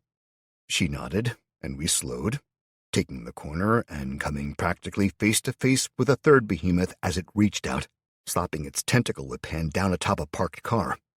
The lined spines twisted and locked together, glass shattering as the roof of the car was crushed downwards. The behemoth dragged it sideways, lifting the car overhead. I paused for a minute, mouth open, the group taking the corner behind me and spreading out. We tried not to run into each other as we all came to a desperate halt. The behemoth looked at us, then growled, clearly fully awake, unlike the last one. The sound echoed around at its chest somewhere, as it glanced between the makeshift shield it was holding overhead to protect it from the wraiths and us, who bunched up in a tight huddle. "Move!" Chris screamed. I ran sideways, desperately dodging the others who'd bunched up around us. People bounced off each other as the behemoth clearly made its decision and threw the car. It missed me by inches, the swish of close-moving air literally tugging at my hair as it flew past to slam into the crowd behind me with a crash of metal and a crunch of bone. Screams filled the air, and at least 2 of the fighters were killed outright, the car slamming into them, then rolling over, crushing them against the asphalt. "Motherfucker!" Chris screamed, rifle lifting as he opened fire. Full auto with the entire magazine, bullets slamming into the head and shoulders as the behemoth staggered, lifting the bladed arm to block the gunfire, taking a few extra hits. Then, as his mag ran dry and Chris frantically switched it over, the behemoth lashed out, the dozens of human spinal columns that made up the 3 whip-like fingers flashing through the air. Chris dove aside, hitting the ground and rolling. I sprinted forwards, whipping my sword around and slashing down frantically. The blade dug deep into the nearest whip and cleaved it halfway down its length. The severed end dropped lifelessly to the floor and shattered, dozens of bones scattering in all directions. The behemoth yanked the remaining whips back and slashed its other bladed arm across towards me. I leapt back. The serrated blade, coated in hundreds of what looked to be human teeth, flashed past close enough that I could have practically kissed it. I fell on my ass, scrambling back to my feet, back screaming in pain as the others spread out. Ashley and Sarah called orders, one nervously, the other filled with determination. Chris had gotten to his feet again with the behemoth distracted, and he slammed a fresh mag into the rifle, opening fire again. The bullets hammered into the skull, sending bone chips and fragments flying, cracks radiating out from the point of impact. I grinned as they started to spread, before it twisted at the hip and lashed the whips around Chris. He broke off firing, eyes widening before the behemoth yanked him from his feet, spinning him and throwing him sideways through the air. He slammed into the wall with a cry of pain. He slid down the wall and fell onto the ground, head lolling sideways. I froze for a second, fear filling me as I saw my best friend lying still against the wall. Was he dead? Would he be okay? Fear turned to hatred as I let out a scream. I sprinted at the monster, sword held in both hands as it twisted, whips heading for me. I planted my feet, growling in rage and terror, and assumed my stance, blade low. Then I whipped the weapon up and over, building momentum before bringing it down in an arc to form an incomplete figure 8. The momentum was enough. Even as the whip started to close around me, my sword was carving through them, closer to the base. They shattered apart, eliciting a bellow of rage from the big bastard. I glared up at it, keeping its attention as 2 of the fighters sprinted in from behind, slashing their swords into the backs of its legs, then darting away as it twisted around to swing its sword at them. "Wraiths," I bellowed, pushing the command at them as I spoke aloud. "Half of you hit the head, the rest move on and bombard the next." 6 of the hovering wraiths, ignored since the opening of the fight, screeched as one, hands filling with necrotic bolts which they flung downwards, slamming into the head and shoulder of the behemoth. It staggered, lifting the sword to defend its head, only blocking one of the hits as its skull started to leak glowing green smoke. "Die, motherfucker!" I screamed, sprinting forwards and diving to the left. I rolled to my feet and slashed sideways into its right knee as the bone blade impacted where I'd been. I wanted to stand there and hack the fucker to bits, but I didn't dare. It was still far too deadly. I raced forwards, the backswing of its blade barely missing me as I closed the distance. As soon as it turned to follow me, another of the fighters darted in, hacking and chopping at the back of its legs, sending still more cracks radiating out as I screamed at it.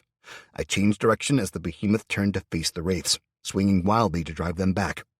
I sprinted back in, hacking another chunk out of the right leg, then curving out as others darted in, hitting the left and back of the legs. It twisted at the hip, staggering, trying to respond to the hit-and-run tactics. With a great crunch, the left leg sheared loose, sending the behemoth collapsing to the floor. Instantly, everyone closed in, blades swinging. In seconds, the skull shattered fully, the waving remnants of the arms going limp as they fell to the ground. "Hammer!" one of the crowd shouted. Jacob's grin was downright devilish as he hefted the hammer and threw it to me. I caught it one-handed, dropping my sword, and swung it around, the momentum helping me to land a hell of a blow on the behemoth's chest, then another as the others fell back, giving me room. I hit again and again, the ribcage fracturing below my frantic swings. I swore as I saw the frantically pulsing light that was building in intensity. "Get back!" I shouted. "Get to cover!" I leaped down, hammer still held tight. I didn't dare take the time to grab my sword, racing as fast as I could to Chris, who laid slumped against the wall in a growing puddle of his own blood. I skidded to a halt, the sudden fear of moving him and causing him irreparable damage filling me. Then I saw the look on his face, the blood that was leaking from his mouth and running into the beard that covered his chin. If I didn't get him moving right fucking now, he was dead anyway. I crouched, dropping the hammer, and grabbed him, hauling him up onto my back with a scream of effort. Then I twisted, angling myself towards the corner, running as fast as I could for the safety of the wall. The others were shouting for me to run. A few of them still struggled forwards or tried to take cover behind one of the abandoned cars. I didn't make it. Chapter 11. I was a half-dozen strides from the corner of the wall when the orb detonated, and all hell broke loose. Crackling filled the air, then an almighty boom reverberated as I was picked up and slammed into the corner, careening off and hitting the road, rolling along several times before coming to a halt, stunned. My diaphragm spasmed. I couldn't suck in a breath. I pushed my little remaining air out, grunting frantically. Ashley skidded to a halt, throwing herself down on the road next to me. She looked me over, noting the uncoordinated flailing as I attempted to hit my own chest. Just then, a screech echoed back to us from further up the road. My eyes widened as panic filled me. The terror of being unable to breathe sent me closer and closer to the edge. She pressed my head back firmly against the road and glared into my eyes. "Stop!" she shouted at me. I fixed her with a wide-eyed stare. "Matt, it's okay. It's okay. Just stop. Just relax." A feeling spreading through me as she spoke convinced me I had to listen to her. She was right. She had to be. All I had to do was listen. The muscles released involuntarily. I sagged back, the spasm passing, and finally, I managed to focus on something beside the feeling of choking to death. And that's when the pain hit. I'd been riddled with bone fragments, tiny little flechettes that had cut through my armor in a dozen places, and my goddamn nose was broken again. It had probably been when I hit the corner of the wall, but for fuck's sake, the cartilage had to be more re-breaks and poor healing now than actual intact structure. A momentary wild-ass thought sprang into my mind, and I considered if it was actually possible to get arthritis of the fucking nose from the amount of damage I'd done to it. Then my brain finally kicked in, and I shrugged off whatever Ashley had done, forcing myself upright as I looked around for my friend. "Chris," I wheezed. Ashley shook her head. Suddenly the panic was back, and I opened my mouth to speak. "It's okay, she repeated. "Joe's got him." Ashley pointed to the side. I twisted around, gritting my teeth against the pain. Joe crouched over him, hands emitting a bright white light as she worked frantically to heal him. I knew instantly that if he could be saved, he would now. Relief flooded me, and I sagged slightly, turning back to Ashley as another scream rang out. "What?" I started to ask, and she swallowed hard. "Another behemoth," she admitted. I swore, trying to push myself to standing. "No, Matt, you're in no shape for this." She pushed me back. I started to get up anyway, only for her to speak again, her voice filled with weird harmonics. I sagged back to lie on the ground obediently. "Stop. Stay there." I lay there for long seconds as she ran out of sight, and I just relaxed. I could hear the fighting and screams in the distance, but it seemed remote, like hearing the fighting on TV in another room. I wondered that for a few seconds, considering that someone might have the TV on too loud, before the tiny nagging voice in the back of my mind finally managed to get my attention again. It wasn't the TV. There wasn't a TV anymore, not for any of us. That meant that the noises I heard... I blinked, the world seeming to snap back into focus. The pain was bad, but manageable, and I was just fucking laying there while my people died. I snarled and slapped both hands down, forcing myself to sit up, then twist and come to my knees, then stand. I swayed, unsteady for a second, as another roar echoed in the distance. Grinding my teeth as a distraction from the pain rocketing through my entire body, I staggered across to Chris, unable to just leave him and run without asking. Will he, I started, pausing and swallowing hard. "Will he make it?" I asked Joe. She nodded, slumping, exhausted. "If we win, he should make it." "Should," she repeated, a gray tinge to her skin and blue lacing her lips. "Are you?" I started. She shook her head. I just looked like shit because I used too much in one go. I'll be fine. I could manage one more heal. Maybe, she said, looking at me properly, eyes tracking the dozens of small wounds. No. If you have enough for a single spell and he doesn't need it, then come to the fight. We'll need you, I ordered her. I turned then, glancing about, seeing my sword laid on the ground next to a shattered mass of bone and my hammer next to the wall. I limped to one, then the other, dumping the hammer into its loop before reaching down and digging my fingers into the back of my right leg. I wriggled my fingers into the rip in the armor, bracing myself against the wall, and fumbled for a second. Finally, my fingers gained purchase on the object and pulled out a shard of bone that had to be 2 inches long. It had been hammered into the back of my leg. While my insane healing was working on slowly pushing the others out, the armor had been holding that one in place, making the flesh heal around it instead. Yanking it out stung like a motherfucker, but as soon as it was actually gone, I got a sense of relief. I put the leg down, bracing on it gingerly as I made sure it'd hold my weight, before limping, then running towards the fight in the distance. The road bent up ahead, and I could just see the edge of the fight. The wraiths were diving in and out, clawed fingers slashing at something out of sight, so I knew it wasn't good, whatever was happening. In that moment, Allie sent something to me. Being technically inside the dungeon's territory, I felt it even outside of the dungeon sense. It's almost ready. Just a few more minutes. I sensed her, frantic with desperation. I nodded, sending weary acceptance to her. I turned the corner, my heart dropping into my boots. At least 3 of the fighters were dead, as well as however many had died in the fight before. Instant shame filled me. I'd lay on my fucking back while they were fighting and dying. One of them was, well, there was a section of ground covered in red blood and mess that I took to be flesh, but every red-streaked bone was being held inside a quivering pile that a behemoth was defending ferociously. I recognized the pile that had been dumped by the Lich at the beginning of all this. There was a second behemoth, hopefully the last of them, on the far side, slowly dragging itself along the ground, chasing some of the fighters as it was hammered over and over with arrows. The first behemoth was standing between the pile of quaking bones and the fighters. While it looked like a pincushion as well, it seemed less bothered by it, marking it as a more recent addition to the fight. I staggered forwards, coming to a halt near Ashley, who glanced at me and frowned, then swallowing hard as I glared at her. "We'll talk about that later," I growled at her. She nodded, understanding exactly what I meant. The behemoth roared in challenge as Jacob rushed in, slashing hard at the back of its knee, clearly following a set plan to take the fucker down. It kicked out instead, presumably expecting him, and snapped his right arm like a twig.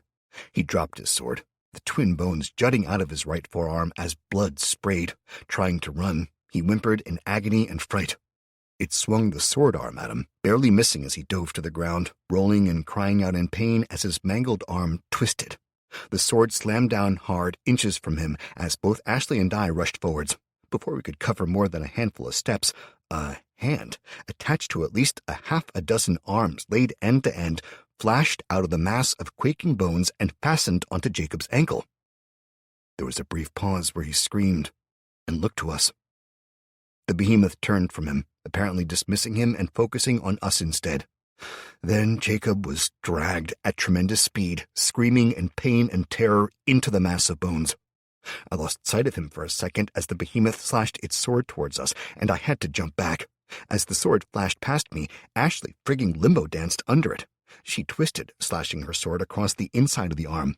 Her strike sent a cluster of bone fragments free as she dove forwards and rolled between the enormous fucker's legs like it was nothing. She came to her feet, slashed left and right in a motion so fast it practically blurred, then ran for it as the behemoth swung around, tracking her. I did exactly what Marcus repeatedly had told me not to do in training, oh so long ago, as its back was presented to me. I hefted the sword in both hands and swung with all my might. It broke 2 of the heavy bones that covered its core before getting wedged. The behemoth spun, a rattling roar of anguish echoing up from somewhere deep in its chest cavity. I held on desperately, not having time to think, as I was dragged around behind it, clinging on for dear life. Something white flashed past in the corner of my eyes, and a roar rang out from something else nearby. Something that made my sodding balls shrivel up in memory and made my caveman ancestors' instincts tell me to run. I held on grimly to the sword, bracing one foot on the ground long enough to kick off and lift myself up, bracing both feet on the behemoth's back. I grunted, trying to pull the sword free, then shifted around, straightening so that my feet were braced against its back, and my new reality for gravity was turned 90 degrees. I heaved again as the behemoth raged and spun, screaming and flailing wildly at me, but the blade was stuck fast, and worse. While I was getting dizzy as fuck now, the behemoth was clearly unaffected, and I glared at my hammer as it fell from my belt and vanished into the distance as well. If I just jumped free, I was fucked. I gritted my teeth, frantically searching for options. My mana was still too low for anything besides maybe an examine. There was no chance of Thor being any use. I could feel him nearby, but without my mana to use to complete the circuit, well, the Raiju was basically a fucking cat. As such, he was likely watching in idle interest, probably while torturing something small and fluffy. I knew I could use the dungeon to force him to fight, but I discarded that. While he was a scary-ass cat, he was still essentially a cat, and this was literally a behemoth. Made of fucking bone. My brain dashed from solution to shitty-ass solution. My gun was fucking empty, I'd still not had the time to reload, and I didn't see trying to do that here working. I had to have other options. I had magic, for fuck's sake. I had... A memory sparked to life. Fighting in a small room, my blade glowing and shaking with a desperate desire to kill, a desire I'd awoken in it somehow. I glanced down at the blade I clung to desperately. It was a different blade, a totally different one, but they were all based off that first one, weren't they? The one I'd actually imbued had been even before that, and still that sword had some kind of magic in it. I'd awoken it with my blood, I'd figured out. One of those brief realizations I have seconds before dropping off to sleep, sprawling in bed, post-coital. Kelly lay draped across me, naked, and the pair of us sated and grinning like idiots. It had come to me, in the way that a name you've been chasing around in the recess of memory did when you least expected it.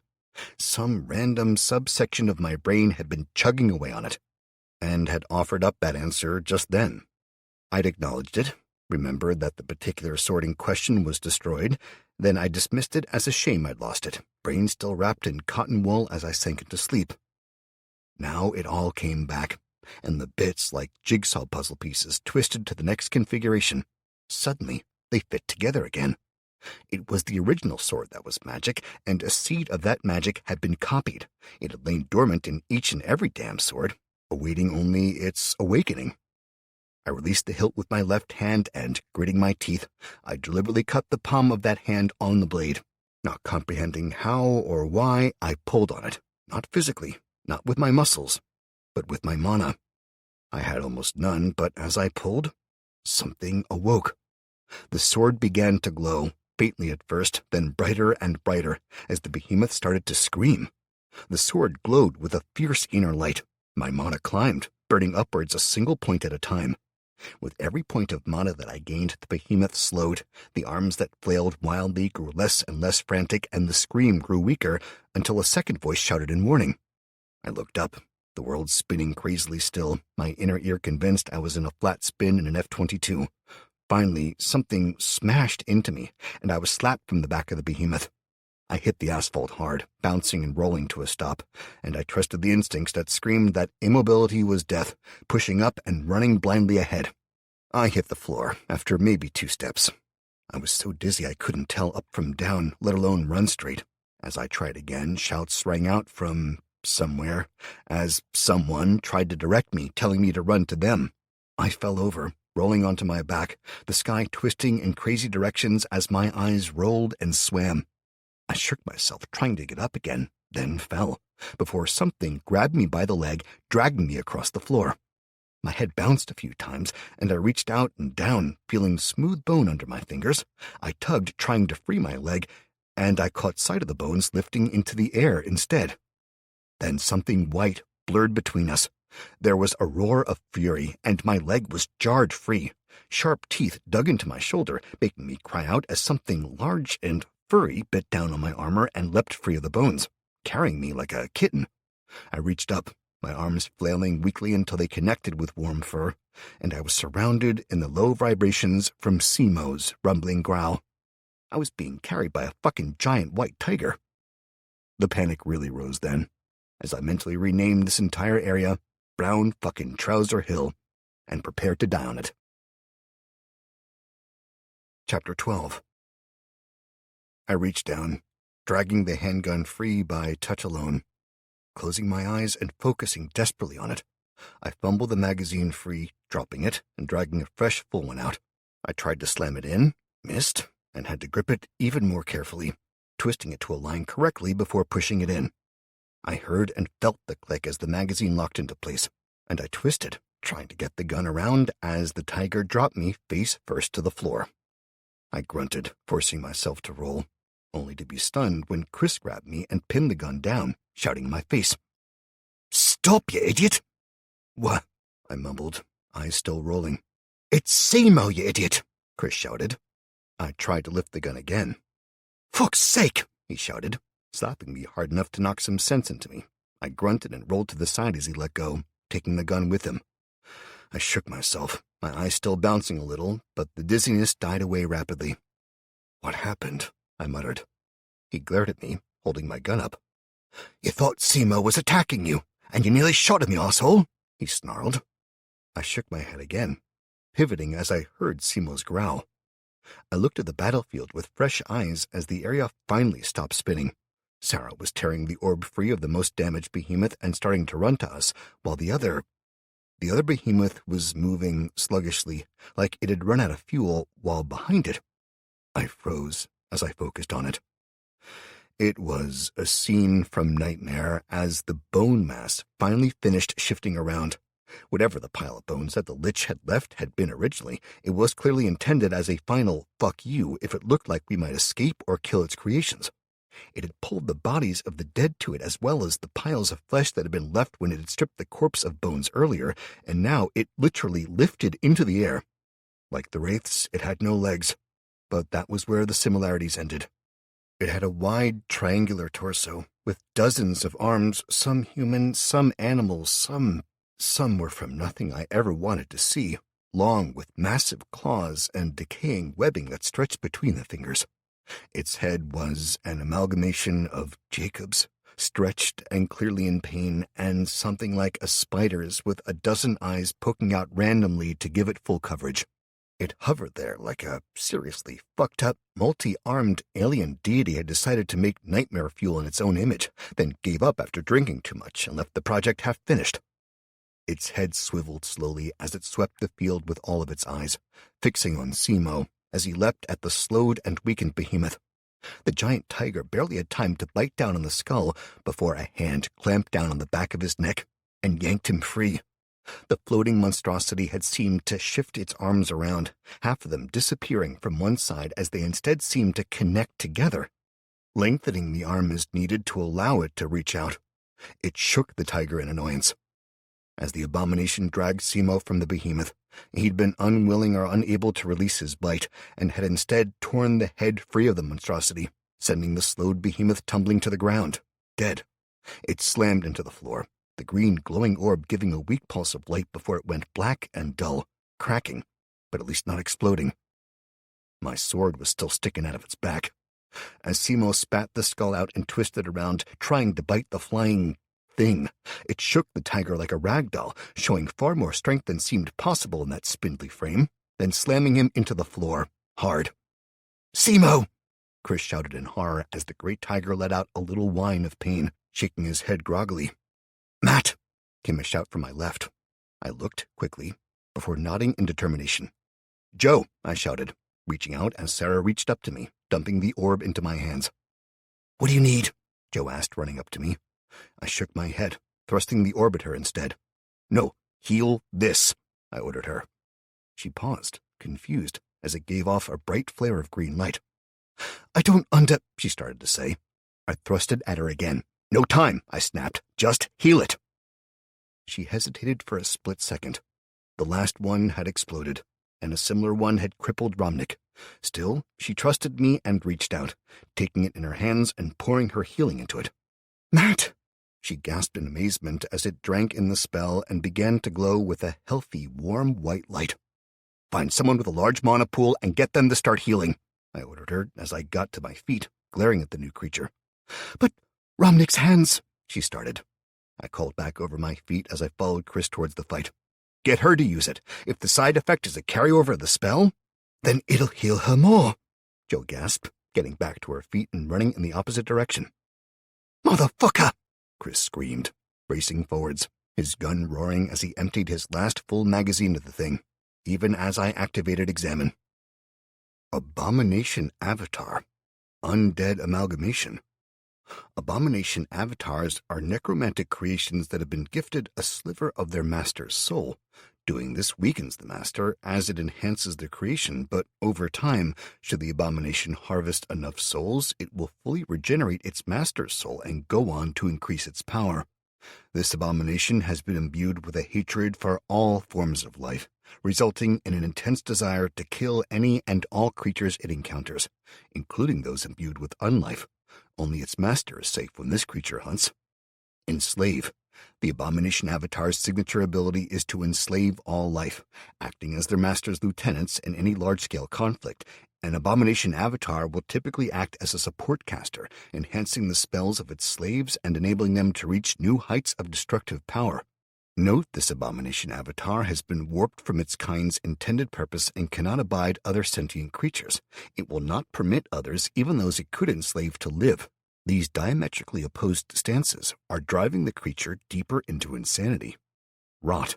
Rot is a powerful area effect spell that must be channeled to achieve maximum damage, causing all caught in its AoE to experience decades of entropy in seconds. Entropic Lance. The third and most powerful ability of the Abomination Avatar is the Entropic Lance, a touch of destruction that subjects its target to 1,000 years and more of entropy in seconds. Weaknesses: Fire, Earth, and Life magics. HP, 1,126 of 1,200. Stamina, 0 of 0. Mana, 475 of 500. Speed, 6 of 10. Level 1. HP, 1,126 of 1,200. Special abilities, 3 of 3. Well, that can go suck a barrel of dicks, I muttered before shouting out to everyone. It's able to enslave people, but basically it doesn't want to. Instead, it wants to destroy all life. Well, that's fucking helpful, Chris shouted, slamming his final partially full mag into the rifle and emptying it in seconds. Fuck, he screamed, releasing his rifle as he used the last mag and reaching down to the 2 Glocks he had on either thigh, yanking them free and opening fire.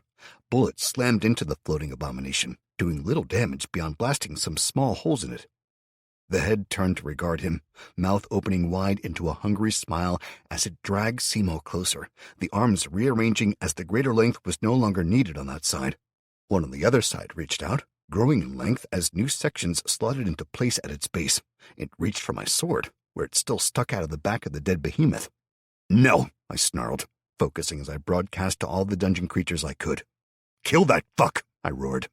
The remaining wraiths, 4 of them, the rest having been swatted from the sky, all let loose with a single necromantic bolt, all that their mana had recovered enough to manage. The blasts landed one after another, slamming into the dead flesh that coated it, rotting the flesh and nothing else. Motherfucker, it's sodding armor, I screamed, reaching out and in instinctively, and finding only emptiness as I tried to summon the magic. I gritted my teeth, then grinned, throwing a thought out to Allie. You better be ready. It's too close to the wall. I can't see it. Then fuck the wall, I sent her, concentrating. I reached out, sinking my mind into the dungeon sense and marking an entire swath of the wall, then absorbing it, causing some of the connected sections to sag. Hey, asshole, I shouted, lifting both hands in finger guns and pulling an invisible trigger. It hissed at me, then staggered as a ballista bolt as long as I was tall slammed into its chest, sending it flying backwards and nailing it to the floor. Yeah, motherfucker, I called out. You're not the only one with surprises. A creaking sound echoed out behind and above us, and on the recently flattened roof of the former bell tower of the cathedral, our first dungeon corpse lord worked the action and reloaded the massive ballista.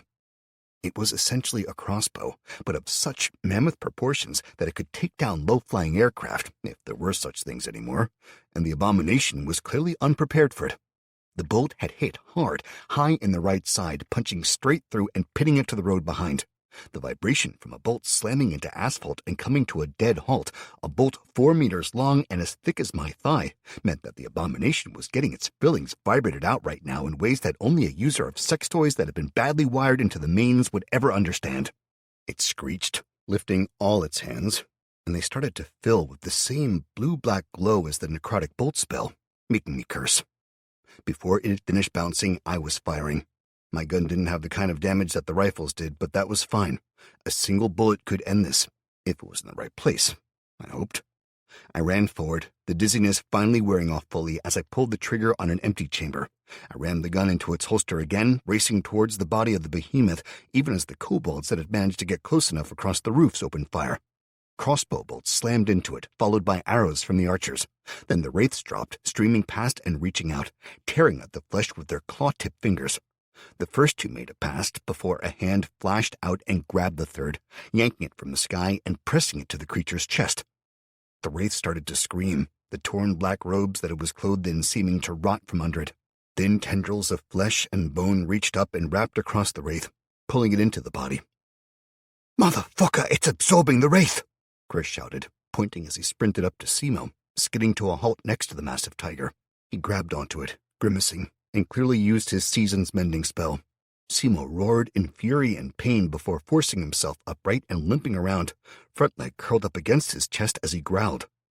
The abomination avatar had released the tiger to summon the spells. Now it hissed at Simo before firing at the ballista.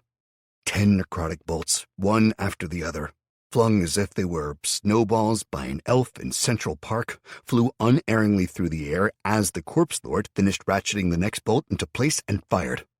The ballista bolt passed through 2 of the blasts, the magic dissipating and breaking apart. But even as the second tree-trunk-sized javelin slammed into the chest of the creature, pinning it again, the remaining necrotic bolts landed.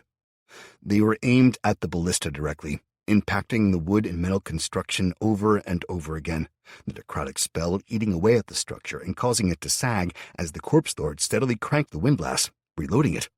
The first wave of the spells had almost all hit the weapon, with only 2 hitting the gunner. But as the corpse lord continued to load the ballista, the abomination began casting a new spell. I reached the dead behemoth, gripping the sword that still stood jammed into its back, and I planted my feet, bracing myself against the damn thing's shoulder as I pulled as hard as I could, the sword slowly shifting. I paused briefly, dipping my hand into one of my still weeping wounds, then smeared the fresh blood, my blood, across the blade and willed it to awaken, feeling a pulse of energy flood through it in response.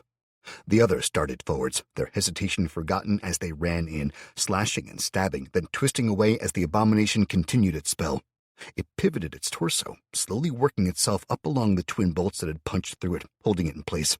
All 12 hands were now casting again, a fresh, sickly green light emanating from them as it moved. The hands started to move in patterns, shifting like seaweed underwater, flowing right, then left, up, then down. But as they moved, they began to leave light trails as the spell built. The trails of light faded at first, but as the seconds passed and it began to chant, the sound coming from a half-dozen mouths that opened and closed in rhythm across the body, the light trails grew stronger and lasted longer. Seconds passed as the corpse lord reloaded, the arms of the ballista creaking as they were pulled further and further back. Then, with a tremendous crack that rang out across the compound, the right arm broke. 3 direct impacts of necrotic bolts too much for it. The tension released all at once, the ballista seeming almost to detonate under the released pressure. At the same time, the corpse lord stood, gripping the bolts in one hand, and pointed at the abomination, who finished its spell, and replied. The spell had left lines that had grown, meshing together to form an image reminiscent of a mandala, but where the mandalas I'd seen always invoked an impression of peace and beautiful detail, this was the opposite. The lines made me feel sick just to see, the way they flexed and shifted, making me feel like something evil was watching me, a sentient spiderweb. Then it collapsed inwards, lines driving together with tremendous force to create a single, thick beam of energy. That energy lashed out, hitting the side of the cathedral first, then tracking upwards, carving a coffee-sized cup section of the wall free. Where it had been, the stone crumbled, entropy destroying the structure as it tracked upwards. A hiss of pleasure and challenge escaped the abomination's mouth as it brought the beam up and across the ballistae, destroying what was left, before focusing in on the corpse lord. The corpse lord let out a horrible, warbling scream, diving off the roof and plummeting the 40 meters to the ground. It landed with an almighty crash of breaking bones. The beam was twisted around with frantic speed, the abomination determined to destroy the gunner that had done such damage to it, even as I finally tore my sword free and gritted my teeth as I saw the height of the damn thing.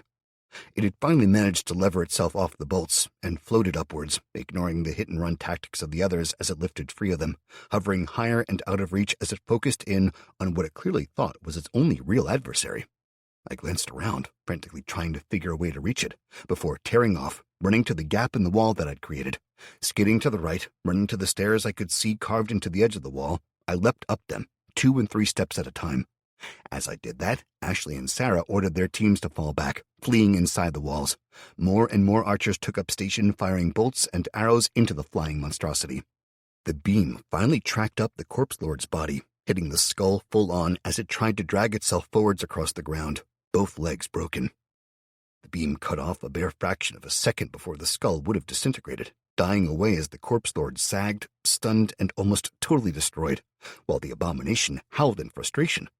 It had clearly run out of mana by the lack of spells as it set off, flying towards the break in the wall, hovering close to the parapet as it flew forwards, fixated on the corpse lord.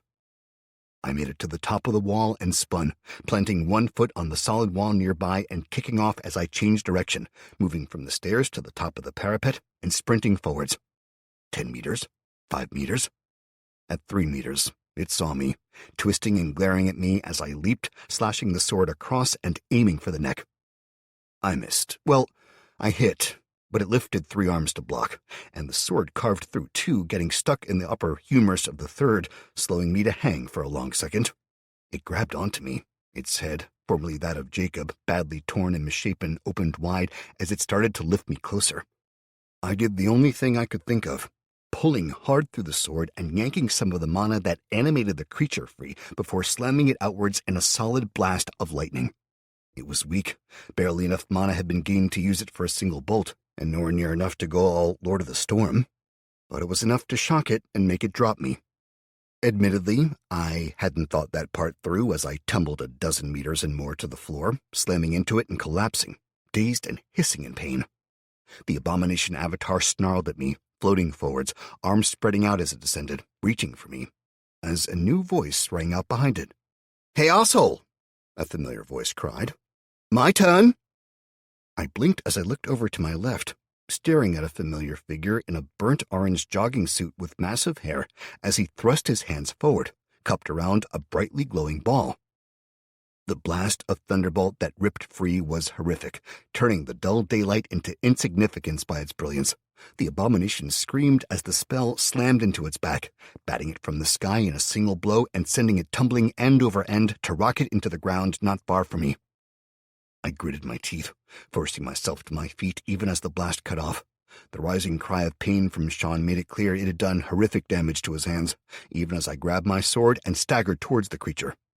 Simo was there first, leaping on it, sinking his teeth into Jacob's skull and biting as hard as he could, trying to shatter it. I swung my sword hard at a pair of arms that moved within reach, lopping one off and half-severing the other.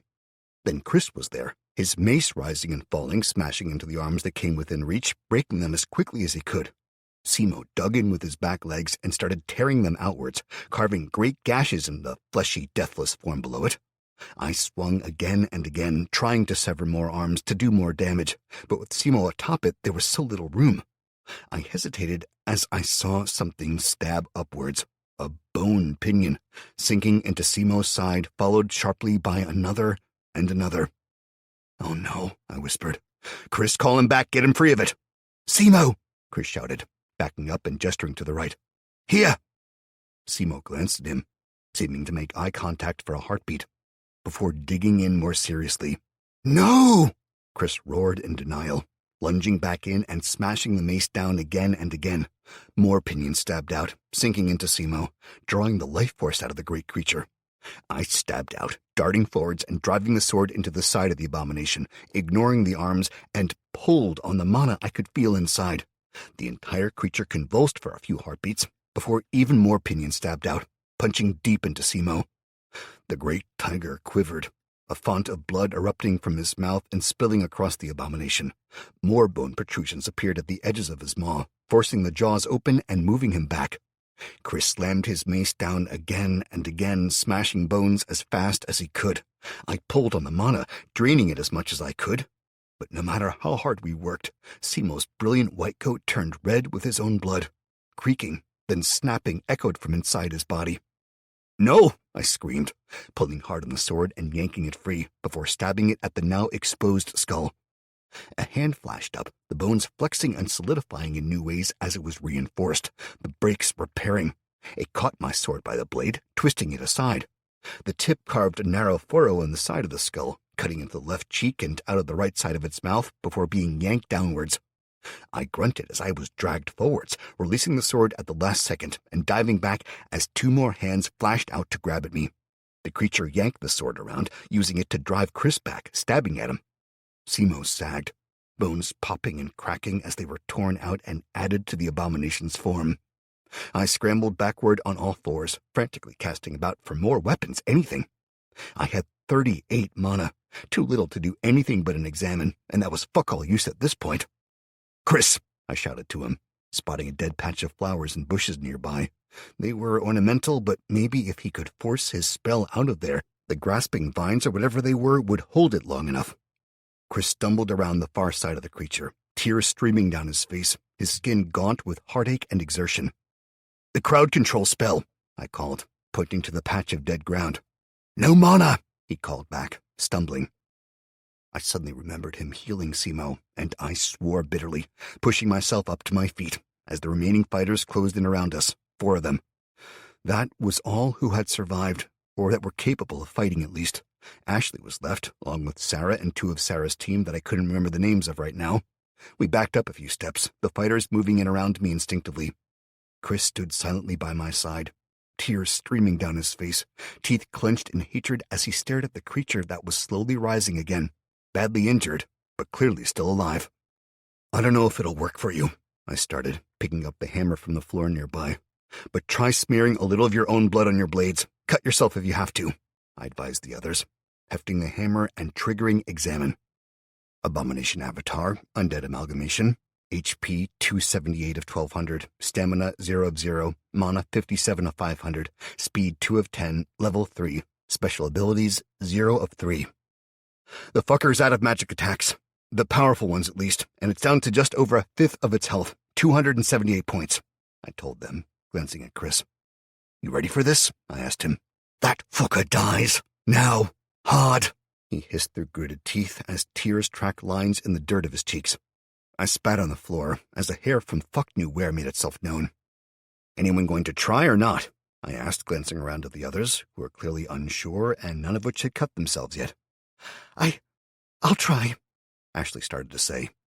Sarah just grunted and pressed the blade against the outside of her left arm, drawing it across and giving herself a shallow flesh wound. "What now?" Sarah started to ask, cutting off as she looked down at the blade as it began to glow a faint red. "Now it's more powerful and you've got a chance," I replied flatly, turning away from them as the creature started to lift into the air, unsteadily. With a sudden bereaved yell, Chris bolted forwards. "Fuck," I snapped, chasing him. I covered the distance in a dozen strides as Chris dove forwards, rolling and coming to his feet on the far side. He slammed his mace into the lower chest of the creature as it turned. It was in a sorry state compared to earlier. More than half the bones that were still attached were broken, shattered, or hanging loose. The flesh was literally hanging in sad strips, and the remains of Simo. The bones had been partially absorbed into its frame, clearly intended to strengthen it, and the fur was stretched across the chest, giving it a weird caveman spirit vibe. But its massive arms was now substantially reduced. Where before there'd been a dozen, now there were 3, 2 on the left and 1 on the right that still worked. The one on the right was longer than it should be, 3-fingered and ending in claws, while on the left, they were heavily reinforced, looking like 2 or even 3 normal arms had been crushed and melted together to form each new one. The body was a tattered mess, and Chris's first heavy, hate-filled blow had shattered 2 of the lower ribs, sending fragments falling to the ground. The worst thing, though, was the head. It was no longer just Jacob's with more eyes. Now it was Jacob's on the left side and part of Simo's flattened out on the right, with a single, solitary fang from the right side embedded in a gash that ran all the way down the left. It followed him, and I raced up behind it. A single eye, high on its back, widened as it saw me, and the slowly moving creation paused, starting to turn back, as I whipped the hammer around in a tight overhead blow and slammed it down into the eye, bursting it and shattering the bones surrounding it. The entire creature dipped closer to the ground, I wrenched the hammer free, backing up as the thing turned to face me, hands reaching, until Sarah stepped up from my left, whipping her sword around and slashing it into the forearm, sending bone chunks flying and leaving the wrist dangling uselessly. It roared, the melded mouth opening wide as it lunged at her, only to have a solid blow from Chris land on its back, breaking more bones.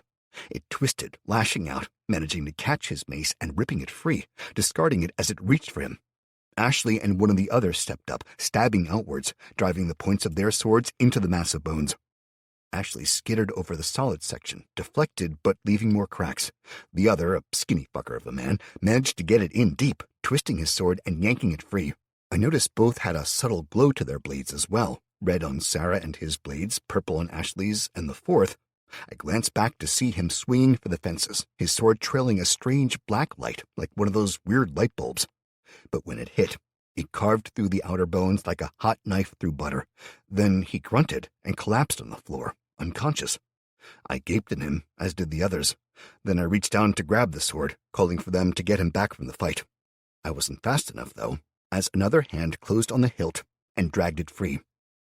I looked up into Dalbier's eyes, and he glared back, grimly furious as he faced the creature again. "Foul one!" he screamed at it. I backed up, getting ready as he drew its attention. "I have come to cleanse the world of your kind!" "Oh shit," I muttered to myself, as Dalbier started ranting something about gods and more. The abomination twisted around, facing him fully and fixated on the glowing black blade. It shifted, arms pulling in tight to the body, and I frowned, seeing some of the bones lower down quivering.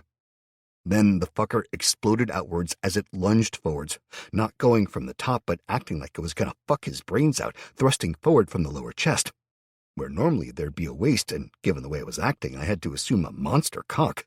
Instead, the bones shifted together, forming something like a third hand, flashing forwards, clearly intending on grabbing the blade.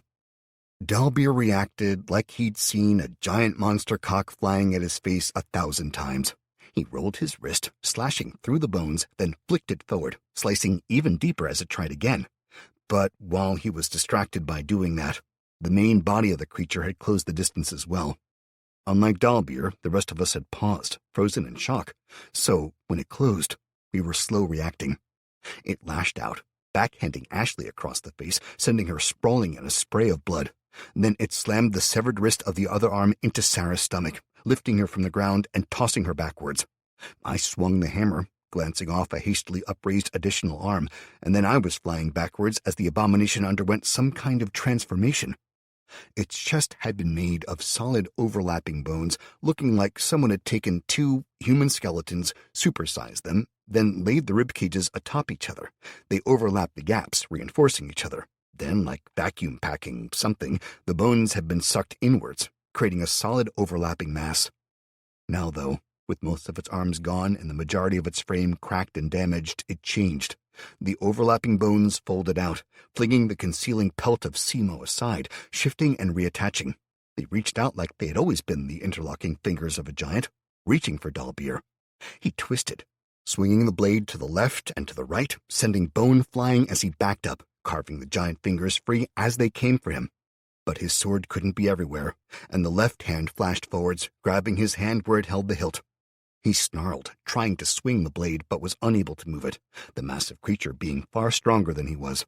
Then the snap of cracking bones echoed in the air, and his face went gray with pain. He bit the inside of his cheek, refusing to scream. I forced myself to my feet, coughed, then spat blood onto the floor, my left side full of pain that grew with each breath. But I reached down, nearly passing out, and gripped the hammer's haft. I lifted it and let out an involuntary whimper as the broken ribs moved, grating against each other and sinking deeper into my lung. I managed 2 steps back towards the fight before Sarah and Chris were there. Sarah was clearly moving almost as gingerly as I was, but she stabbed out, her red blade punching into the side of the now much smaller ribcage and drawing a screech from the abomination. The ribcage that was left was a single one, and underneath it, where the heart should be, was a single, pulsing mass, far larger than any heart I'd ever seen. Sarah had managed to scratch it, the tip of her blade at just the wrong angle, and only catching the lowest part, but the impact let loose a blast of green fire that sent us all flying. All but Dalbier, It was pinned in place as the creature lunged forwards, grabbing the man's blade fully and tearing it from his grip. It lifted the sword into the air and glared at the weapon that had injured it so effortlessly. It opened its mouth, starting to screech in triumph, when a crossbow bolt slammed into its forehead, staggering it and making it drop Dalbeer. I struggled to raise myself on my elbows, staring as a sodding, wonderful sight greeted my eyes.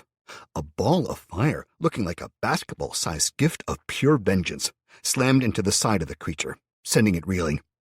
"Oh yeah, come on, motherfucker!" A voice I didn't recognize shouted at it, and a man I didn't know strode into view, stepping out from behind the wall. He was coming from inside the compound, but I had no clue who he was. In my pain-addled state, all I could do was grin like a fool, blood leaking from my mouth and running down through my short beard to fall to the floor. He turned around and started to, honest to God, twerk at the fucker, smacking his own ass and asking if it wanted some more. It screamed in fury. Bones blackened, almost all its flesh burnt free. It flew at him, even as he laughed and ran, waving his middle fingers at it and blowing it kisses. It twisted, turning almost sideways as it tried to find him. When it was just about to disappear from view behind the wall, a fist that looked like a giant transforming robot should be attached to it met it full on. Bones crunched as the head stopped dead, and the lower body flipped forwards. The sword blurred, slamming down hard, sinking into the metal forearm and hacking it free. A second hand lashed out, gripping the bony hand that held the hilt and twisting it, snapping the wrist and yanking the sword free in poetic justice. An expressionless cylinder of metal holding only a single stylized eye on its front slammed forwards, headbutting the abomination. It reeled backward as the puppet, Kelly's puppet, I realized, flipped the sword around and hacked it through the body in one swift motion, almost cutting the monster in two. A second blast of energy released, and we were all sent flying. Hell, the wall on either side of the section I'd absorbed collapsed, blasting outwards away from the undead. The abomination twisted around, trying to flee, clearly giving up. The last few wraiths I'd ordered to the sky earlier, hoping and praying that if we needed them, they'd have recovered enough mana to get off another attack. They were still there. They hadn't regained their mana, but that didn't stop me from ordering them to catch the fucker and take it down. They dove on it, sinking their claws and teeth into it, tearing at it, tossing bones aside like kids with present wrapping. Desperate to get at the juicy innards, they rammed claws into the glowing organ, tearing chunks free as it let out enraged and agonized howls. Then gunfire rang out, and I let loose a sigh of relief. Mike strode into view, rifle braced and firing in single-shot mode, the bullet slamming into his target over and over. The kobolds surrounded him, firing in turn, beta-leading them and hissing orders that made them run. Other humans raced forward in his direction, weapons raised, before the best sight I could ever see appeared, and ran to me, falling to her knees and swearing as she looked at the wounds. "Can't I leave you for 5 goddamn minutes?" she growled at me, evaluating my wounds. "Joe, I need you," she barked out, resting one hand on my cheek and peeling back my eyelid. "Come on, Matt, hold on," she whispered, all business as she looked my wounds over. I was laid back gently, but my chest still felt like a bag of broken glass. Despite the battle and my own horrific agony, I stared at her, marveling at her beauty. The others took the abomination down hard, swords flashing as they leapt in and dove out. But the dynamic had changed. No longer was it the aggressor. Now it was frantically trying to defend itself as my people peeled it like a fucking apple. I turned back, knowing that the fight would be over in seconds, and not caring to watch the end in favor of watching Kelly. I watched her lips moving as she spoke to Joe, who held up an orb that glowed with a steady white light. Kelly looked down at me and said something, but I missed the words, entranced by the play of light across her face, the way that her hair fell to shadow one eye, having come loose of the ponytail she usually wore it in. "Matt," she tried again. I smiled up at her, my eyes slipping shut. "I love you," I whispered. She froze, then hauled back and slapped me across the cheek, hard. I blinked, the pain shocking me into some sort of sense. She pressed the orb to my chest, holding it steady over my heart with shaking hands. "Don't you dare talk like that, you shitbag!" She snarled at me. "You're not dying. You try that shit before I say you can, and I'll damn well kill you." With that, the orb exploded into white light, and I screamed as my body was wrenched back into order. Chapter 13. I woke suddenly. hours later. The events of the fight seeming to slam back into my brain all in one go. I thrashed desperately, hands reaching for my chest, then frantically searching for a weapon. A dozen scenes from the fight flew back into my mind, filling it with that fucking abomination avatar in all its various forms. "Matt!" a voice shouted from nearby. I twisted, heart racing, until I fell out of the bed, the blankets wrapped around my legs. I slammed onto the floor on my back, heart hammering as I looked around, the lights coming on. Kelly leaned over the side of the bed, staring down at me, fear in her eyes. Then she realized what had happened and started to laugh. It wasn't cruel laughter, not at all. In fact, it began as a low snigger before it grew, climbing until she was clutching the edge of the bed and shaking with it.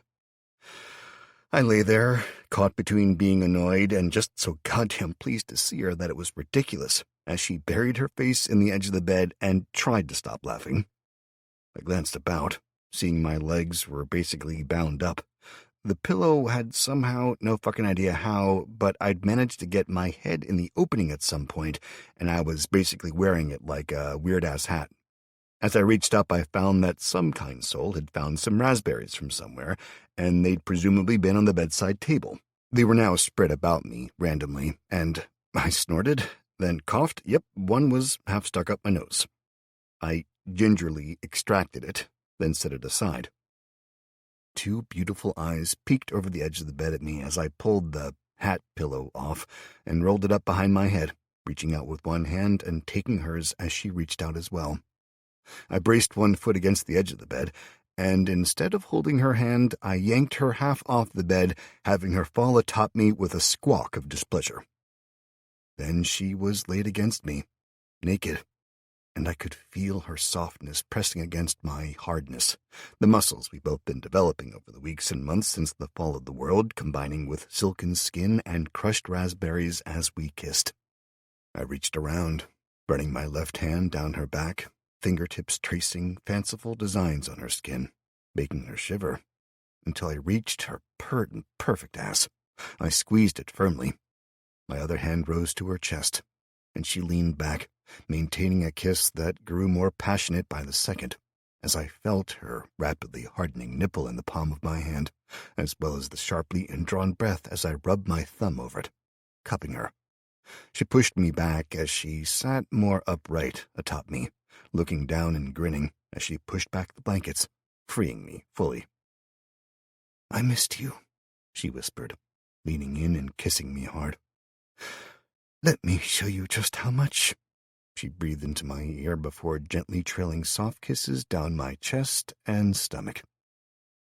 The rest of the night passed in a blur, and I had no clue what time we finally fell asleep again, only that it felt like no time at all had passed, despite us both now being sore, exhausted, and in dire need of a shower.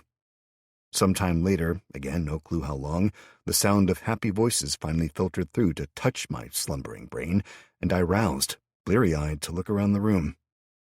The sound of running water drew my eye, and I shifted around on the bed, pulling the pillows together to prop myself up as I admired the view. Kelly was standing under the shower in the corner of the room, humming softly to herself as she scrubbed her legs, then straightened and started washing her hair.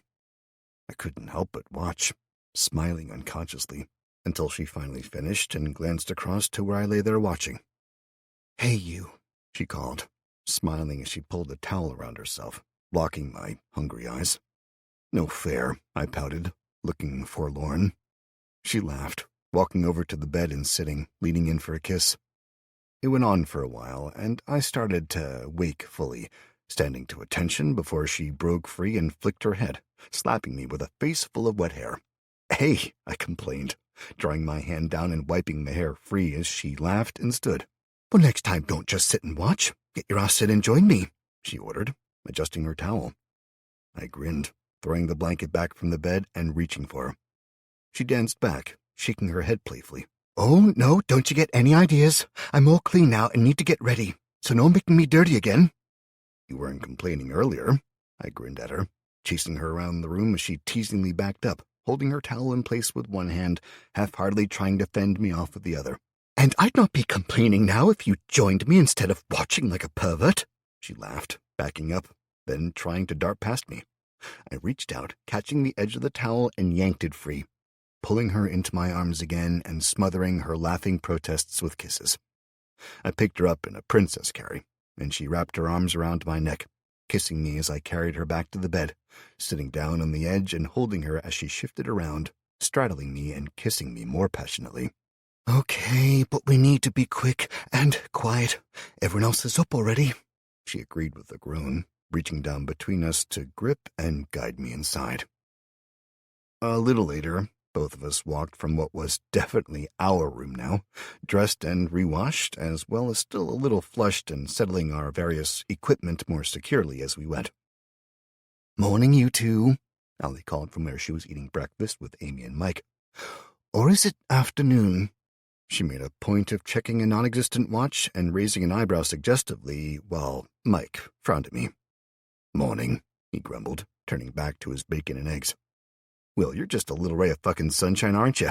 I told him, grinning. "If you want him to be happier and you intend on starting your days that way, as a regular thing, maybe some soundproofing is in order," Allie suggested, her lips quivering with a suppressed smile even as Kelly sat next to her and blushed furiously, covering her mouth. "We weren't that loud, were we?" Kelly whispered to Allie. Amy spoke up instead. "We could hear you shouting something about God, Kelly," she started. Allie slapped her hand over Amy's mouth, really having trouble containing the smile. "It's okay, honey. I don't think Kelly needs to hear that. She's embarrassed enough," Allie said, glancing away from Amy to Kelly and then to Mike. "And your daddy might like it if we change the subject anyway." I glanced at Mike, catching the glare he gave me. I winced, nodding quickly. "Yeah, a change of subject might be good," I agreed, grinning as the platter in the middle of the table refilled with more perfectly cooked bacon and eggs, and I shoveled some onto my plate before concentrating and adding baked beans, hash browns, and fresh toast dripping with butter.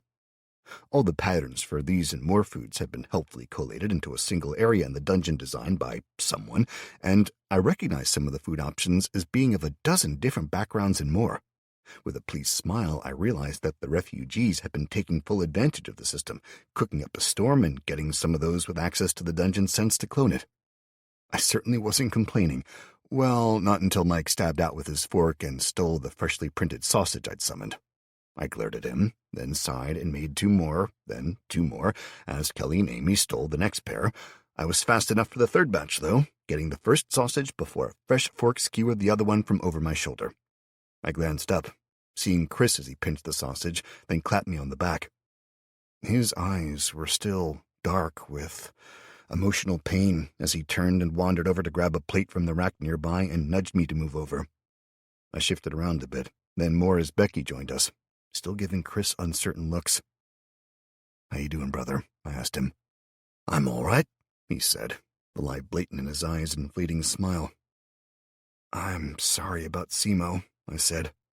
"Everyone knew he scared the shit out of me, but he saved your life and died for it," Chris said harshly, pausing and closing his eyes, then letting out a long sigh in the silence that followed. "Sorry, man, that was unfair." "No, he did," I agreed. "No, he saved your life, that's true, and he died, yeah, but he died fighting that fucker. He died because it was my enemy as much as it was yours, and saying it was your fault, I'm sorry, man. I'm not very good company today," Chris apologized, his voice low. "Mate, Simo wasn't just your pet. He was your friend and your bonded companion. I can't imagine," I started to explain. He spoke over me with a dull, diminished voice. "It's like you share your soul. I could feel everything that happened to him, as well as his fear, and that he knew he was dying," Chris stated, swallowing hard. "I'm sorry. Not hungry after all." He stood and dropped his fork onto the plate, walking off to his room. Becky watched him go. She started to stand, then evidently thought better of it and sat instead, turning to face us all as she waited for him to close the door. "He really means the part about his soul. He's been growling and reacting to stuff for days like Simo does. They were getting closer all the time. It really pained him to force Simo to stay up here when he was fighting. It seemed to hurt Simo. He stayed with me most of the time, growling constantly, determined to protect me if he couldn't watch over Chris. Becky sighed, filling a plate listlessly as she spoke. Simo's death has hurt him more than he'll admit. I think it's like losing a child or another very close member of the family, not like a pet. They were sharing emotions, growing stronger all the time now. He was talking to Simo in his sleep, apologizing for failing him and more. There's something different there, something missing, maybe? Something he needs to do? I don't know. I just know he's really hurt and upset. I know. I'm sorry, I said to her, and she smiled sadly, taking a bite of her food and chewing mechanically, clearly not tasting it, lost in worries over Chris. So, what happened? I asked Mike, having gotten most of the story from Kelly already, but wanting to hear it again from him. Well, we made it to the park easy enough. Barry was happy to help, but got a report when we were there about raiders incoming. Basically, there was a group coming, asking to join the park. Word had spread there was food in exchange for work, and on the way, he broke off, shaking his head disgustedly, dropping his fork onto his now empty plate with a clatter as he wiped his mouth. Seriously, what's wrong with people? It's been a few weeks, that's all, since the power went. Already there's slaver parties out there, and raiders killing and torturing people. It's fucking insane. The raiders were attacking people. We heard from the remnants of a group they'd let go. They'd taken anything of value, leaving the elderly to go, and taking the younger, more attractive members of the family. We went out and intercepted them, hitting another group, killed all but one, and questioned him, Kelly said firmly. John took that the worst, Mike admitted. Turns out, some of the raiders were escaped prisoners from Durham prison. They'd started a gang, and, well, it wasn't pretty. The stuff that guy admitted to. John killed him when he was done, and we hit the gang next. Took most of the day, hunting them down, then hitting their camp, killing the fuckers. Some of the things we saw. Mike broke off. That's something we need to deal with, Kelly declared, taking up the story with a grim shake of her head. I recognized some of the group, but they were mostly the low-end ones, the bottom feeders. I didn't deal with the big ones, not in my court. The ones that John knew, well, if there's other gangs out there, we need to deal with that. We're kind of busy here, I said, shaking my head ruefully. But you're right, I admitted. Having the power to deal with things like that means we've got the responsibility as well. I finished my food and sat for a few seconds, thinking. The others went quiet, letting me figure it out. We can spare some dungeon creatures at the least, I said eventually. I'd say not right now, though, because we know that there's something coming. That fucking lich will be coming back at the very least, but as soon as it's dealt with, I shook my head. But if we could send a few people out with a group of creatures to scout the area at least and bring in survivors, even if we send them on to Barry, creating an area where the raiders don't dare go could help people massively, Kelly agreed. Anyway, we hit the camp, went through it like a dose of salt, killed the raiders, took the shit they'd been stockpiling, and freed their prisoners. Kelly's gaze grew distant at the memory. We took them to the park, then appealed again for the 100 volunteers. Barry arranged them, asked his people to nominate people they trusted. We ended up with just over 100. It took another day to get them all ready, got the gear together that Barry wanted to send with us in exchange for some swords and armor. Then the west wall was hit by some, well, beasts, basically. They looked like fucking demons, Mike added in. Seriously, like demons from the end of days, all horns and tails and glowing eyes and shit. They attacked in 2 waves, nearly overran the wall in the first attack. So we helped out. Provided a bit of leadership and direction until Barry's people could get it sorted. He had some asshole local councillor who kept issuing orders that conflicted with everything, bringing a shit full of confusion to the fight. Until Barry shot him, personally. Said the idiot had caused the deaths of 6 others by trying to give orders he had no right to enforce. It was the same guy who had apparently given the orders about not opening the gate after dark, it turned out. So, no fucker was upset by his death, put it that way. Anyway, when we finally made it here, days later than we should have, but expecting you'd have been fine, we found the undead and the sign on the castle, Kelly said with a shake of her head. Most of the volunteers refused to help, saying you were all dead already. Some went so far as to demand that we owed them payment for their time, even though they were going back to the park. Kelly nearly shot one asshole for that, Mike recalled with a proud grin in her direction. He deserved it, she said, tossing her ponytail and smiling at me. So, most of them fucked off, and we let them go, figuring if they wouldn't help, well, we're better off without them. 7 stayed, besides Beta and her team. A mage, I remember a fireball, I interrupted. A kid called Dante. Nice enough, but a bit of a dreamer. We managed to rescue his mother from the raiders a few days before, and he said he believed that if you'd said you'd do something, you should do it, and he owed us. I've no idea why, but when we started killing the undead, we could see, funneling the XP to the group, not to us, he managed to get a magic class. Pyromancer, Mike said with a grunt of humor. Basically, he was obsessed with starting fires as a kid, apparently. The fire brigade was close to murdering him with how regularly they saw him, but we managed to power level him enough from the undead that he got his class. Then he went into the castle, used the tunnel, and boom. Once we were inside the boundary, and we could use the dungeon sense to see what was going on, we ran for it. Came as fast as we could, Kelly said, reaching out and taking my hand in hers. I'm sorry. It took us so long. You couldn't have done more if you'd been earlier, I told her and Mike.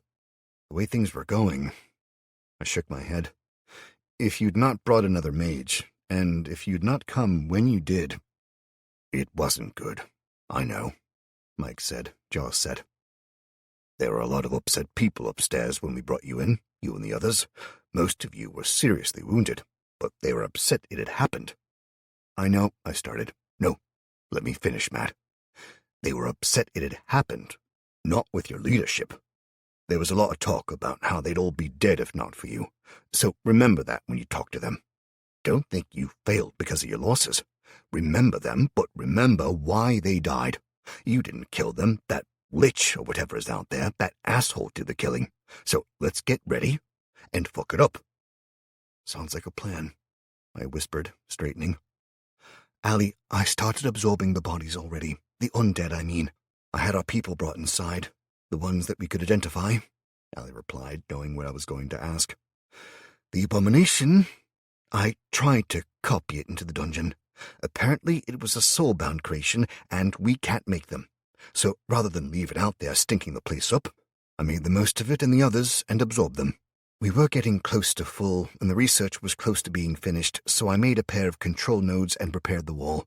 The lightning converters should be ready in about an hour, and there's enough mana stored to make one. After the research completes, we've got a few options I'd recommend. Want to hear them? Always, I said, nodding and taking a drink, loving the fact that I could summon a can of Red Bull to hand now. The number of all-night gaming sessions that I could have used this ability on, actually, scratch that, I decided I'd have died of a heart failure years ago. Okay.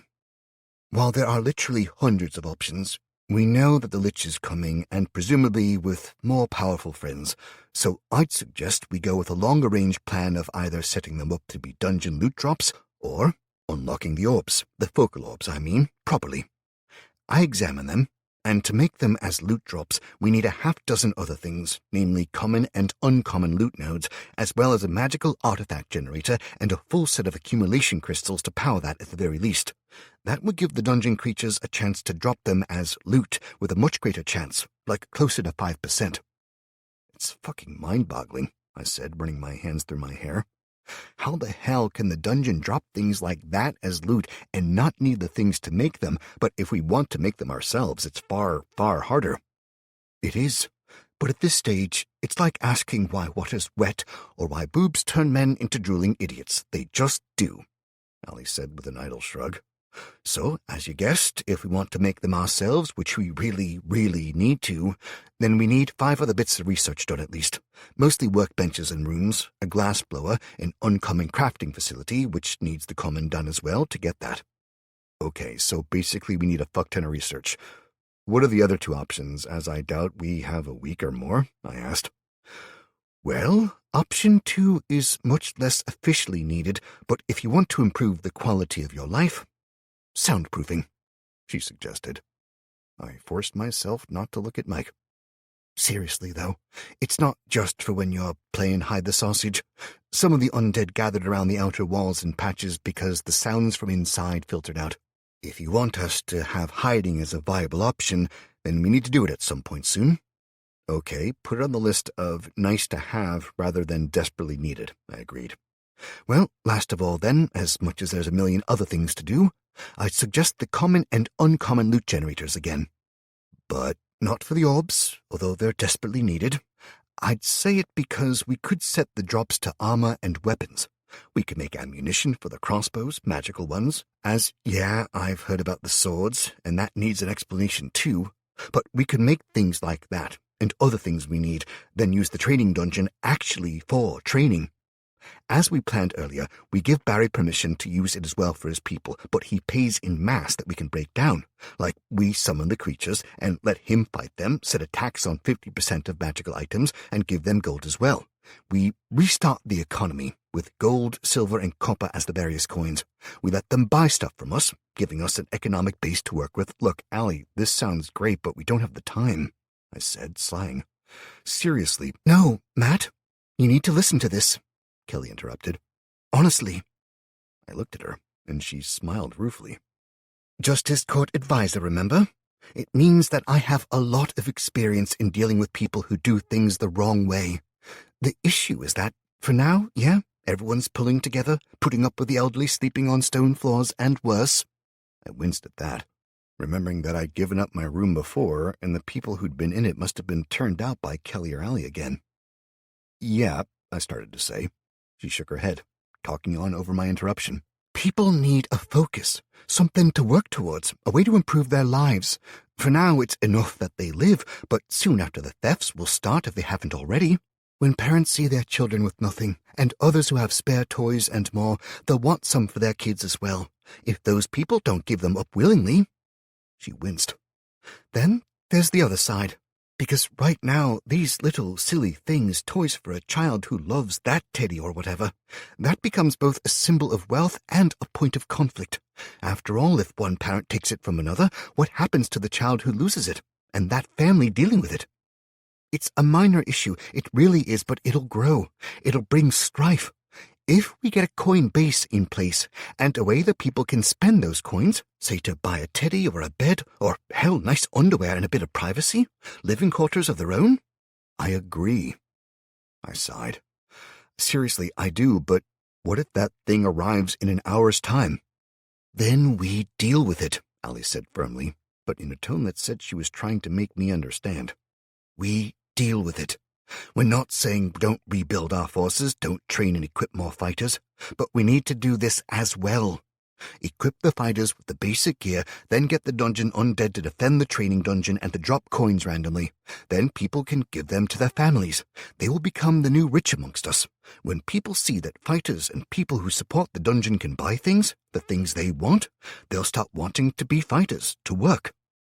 And we pay the people who work as well, less than the fighters, but we give everyone a basic level of income, as they all have to work and contribute in some fashion, I agreed, nodding my head. Fine. Common and uncommon loot drops are needed, but, I held up one hand, make it a common loot, then an alchemy lab, as Ashley has the basic details to make a healing potion, amongst others. Then the others, the uncommon, the accumulation crystals, and the magic loot generator. The orbs will drop at a 5% chance, or other magical artifacts we have patterns for. Spell books and skill books and anything we don't have a pattern for will stay at a maximum of 1%. But we can mix in things like blankets, toys, and more as loot drops as well, Allie said firmly. Okay, wait, the gathering facility we built. How's that been doing? I asked.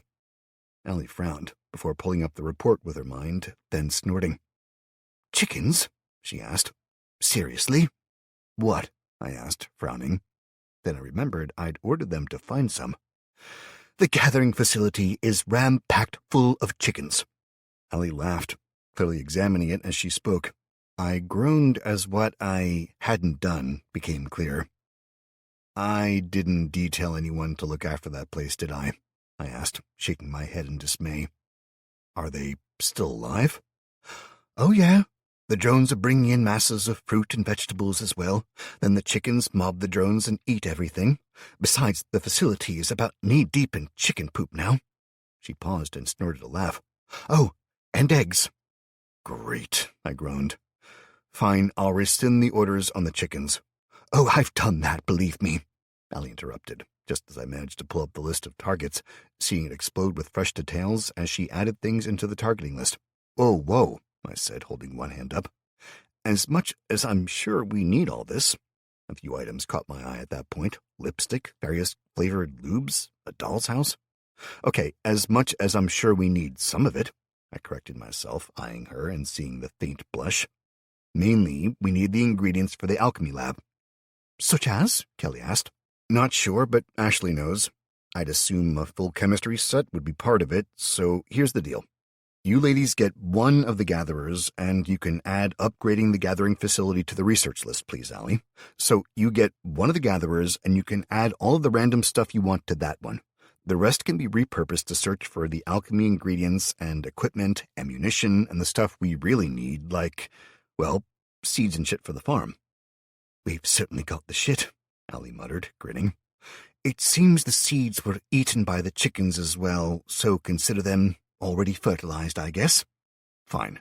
You get to find some farmers and some people to sort the gathering facility out," I told her, but I couldn't help a little snigger at the imagined state of the place. "What do we do with the damn chickens as well?" Kelly asked. "I mean, seriously, we can create eggs, chickens either raw or cooked, and feathers all from the dungeon, and I don't exactly fancy butchering them, so—" I paused for a second, thinking about it, and shrugged. "I guess we offer them to Barry? Keep a few for the kids, maybe just because they're nice to have around? I don't know. Okay, look, we might not need them now, but we might someday, so, I don't know, get someone to absorb one into the dungeon, okay?" "They're there because you put them on the list. There's literally nearly 100 of the damn things in there," Allie declared. "Yeah, well, I didn't expect that, okay?" I winced at the notion. I thought they'd find one or two maybe, and they'd be a source of food. Now, though, maybe we can trade them to some assholes? "You're an asshole too, Matt."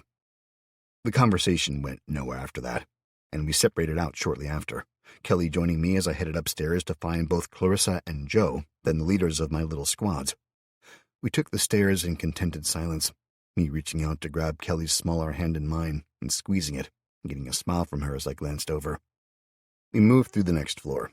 It only took a few minutes to find Jo, thankfully, in her makeshift hospital, where she was currently working on— "Sean?" I asked, stepping in and making them all jump. "Matt," he said before going red.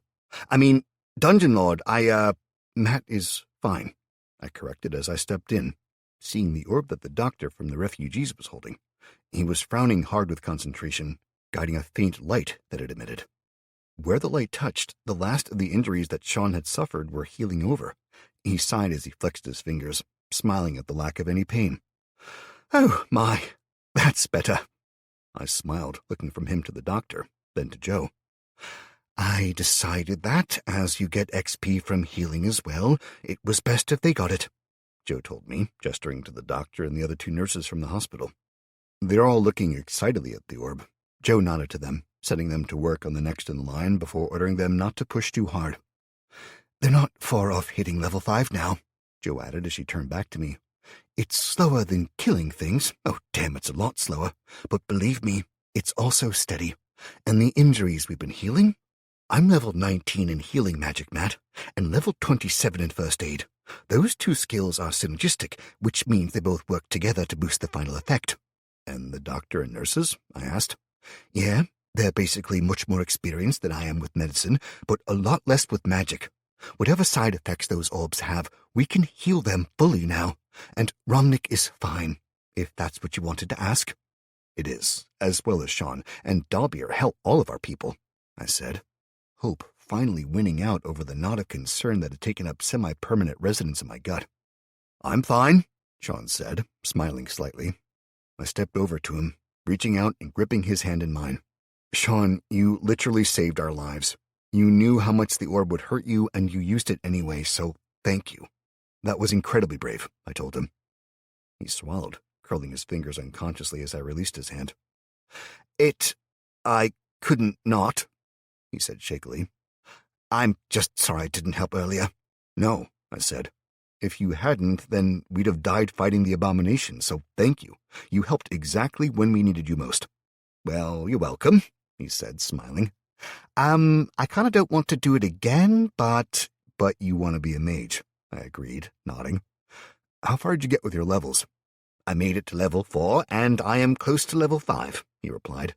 Ramnik made it to level 6. Clearing the quota really worked for her. And? I asked excitedly. And she was offered 2 magic classes. She can tell you more, but she chose Arcanist. Yes, I shouted. A massive weight lifting from my shoulders as I turned to look at Kelly. It worked, I told her, filled with relief. It really did, Sean agreed. Romnik is an Arcanist. It's sort of a research and generalist role in magic, as near as she could make out. Now, Dalbier and I, well, we still want to get our classes. We talked about it, and we want to try again, with the orbs. I said, wincing. Look, I don't want to put you through that again, but if you want to... I paused. You said she was offered 2 classes, in magic, I mean. What was Warmancer, Sean said. She killed enough with a single blast that she was offered a rare Warmancer class. She didn't want to become a weapon, though. That's what she said, that she was afraid if she chose that, then you'd just see her as a weapon, and so would everyone else. She wanted to help people as well as protect them. Arcanist apparently includes making magical items, so that's fine. Hell, any kind of magic is massively helpful, I said firmly. And you and Dalbier still want to? Definitely, Sean said firmly.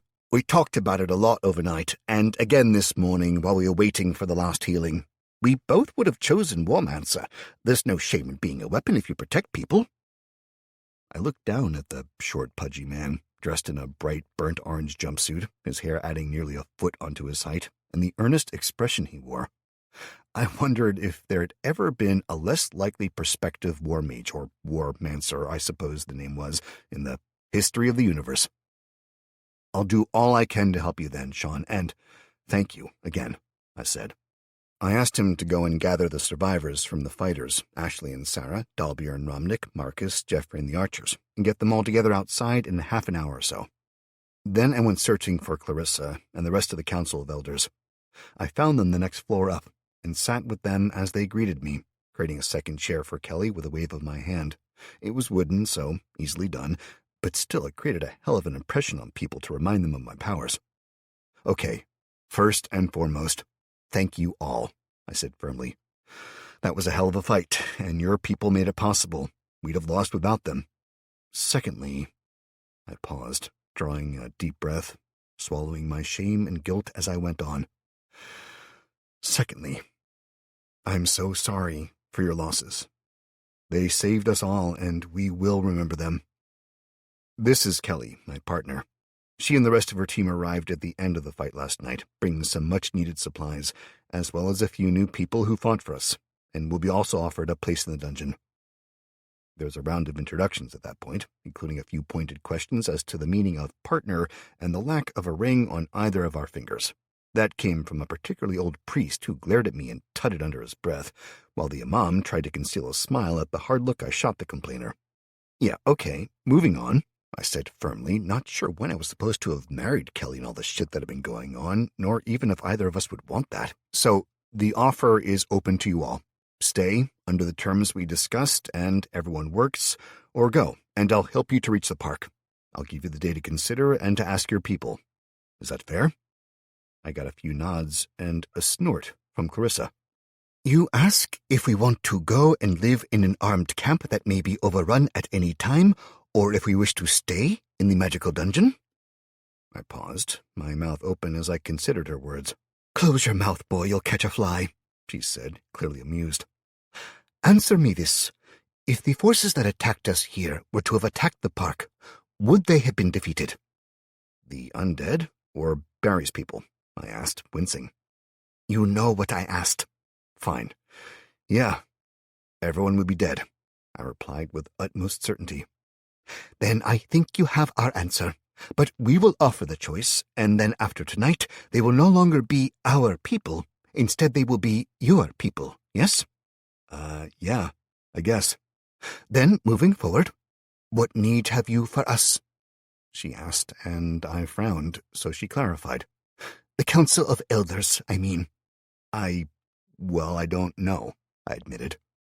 Our people will still need someone to bring their issues to, I guess. I mean, as you've noticed, Matt isn't very articulate at times, especially when he's flustered. Kelly interrupted, taking over smoothly. Essentially, you're asking if the council will be ignored or disbanded. Matt is panicking over the thought of being pestered every 2 minutes, am I right? I nodded, as did Clarissa. Well then, there's an easy solution, Kelly said.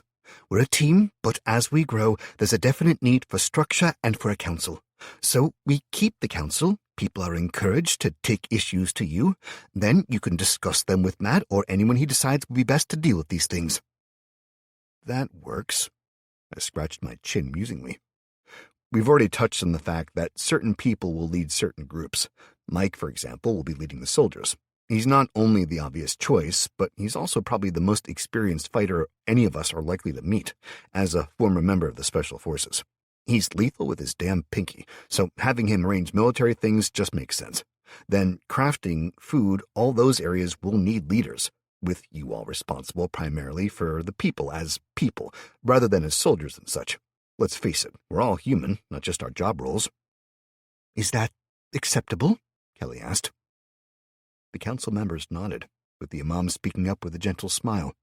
One question. At the beginning of this, you stated you have no concerns regarding religion. Is this still the case? After all, we are of many religions and more. There will be no impediments to prayer, I hope. No, I said firmly. Seriously, I couldn't give a damn about religion, and I'm not being a dick. I mean that if people want to worship in any particular way, that's fine. Frankly, I'm not interested. I know I sound like a bit of a dick when I say that. God's hearing the words coming out of my mouth at times. Damn it, let's rephrase, I muttered, rubbing my face and trying to think of how to put my feelings into words. He means you can be of any religion or none. Just don't force it on anyone else, and there'll be no problem, Kelly clarified quickly. The imam snorted. Yes, I remember the colorful explanation of it before. That is acceptable, thank you. I simply wish to ensure this was still the case, he answered, smiling at us both. I nodded, getting to my feet with Kelly and moving out towards the hallway when Clarissa called out again. Matt, with regard to the living conditions, I'm looking into it, I promised. We've already discussed it, and I'll have something to talk to you all about later today. Why didn't you tell her? Kelly asked me as we moved down the corridor. Honestly, as much as they're nice enough people, they weren't out there risking their lives and losing friends. The fighters were. So, as far as I'm concerned, they get told this first. After this, yeah, it'll be for the council to announce and all that shit. They can explain it, all the details, but for the first bit, these people deserve to hear it before anyone else. They bled for that right, I said firmly. She gave me an understanding nod. We moved through the building, searching, passing the word to the others who were with Mike, John, and Patrick, as well as the volunteers that had come with them, and found Mike after a few minutes, sitting with Amy downstairs. They were talking about basic gun and knife safety. I smiled at that, noting the small sheath on her hip and the knife in it, and we waited while he finished his lecture. And if you do manage to cut yourself, remember that your mother will use it to prove that you shouldn't have a knife in the first place, so be careful, or she'll take it off you, he finished, and we all saw the look of grim determination on Amy's face. I'll be careful, she promised. He nodded, smacked her lightly on the leg as he stood, seeing us. Glad to hear it, Munchkin. Now scoot. I need to talk to Matt and Kelly. With that, Amy smiled at us, then dashed off, while Mike straightened and sighed. Right. What do you need, then? He asked.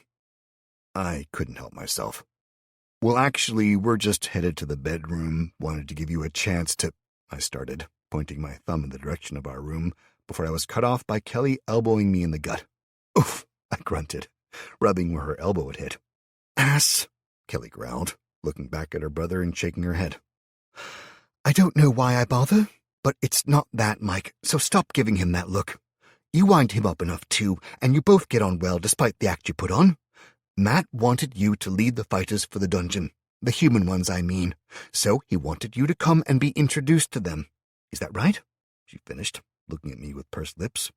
Yeah, I agreed, still rubbing my gut. Sorry, man, I just couldn't resist. Well, you'll learn to, or I'll beat you like a drum, Mike started to say. I had to nearly swallow my tongue to stop the comment that rose in my mouth. Fine, I agreed in a strangled tone, and he glared at me suspiciously, heading off to his room to grab his gear and to call in Chris to join us. What's wrong? Kelly whispered. I grinned. Just reminded me of this morning when you were telling me to pound your ass like a drum and— Shut it! Kelly hissed. Her hastily hidden smile and the blush let me know she remembered that part of the conversation, too. We headed back upstairs with Mike and Chris a few minutes later, with each of us fully armed again. Outside, we found the others gathering. I felt my heart twist at just how many we'd lost. I strode through the group to the other side, leading them a little way down the street to where I could climb the steps, turning to face everyone.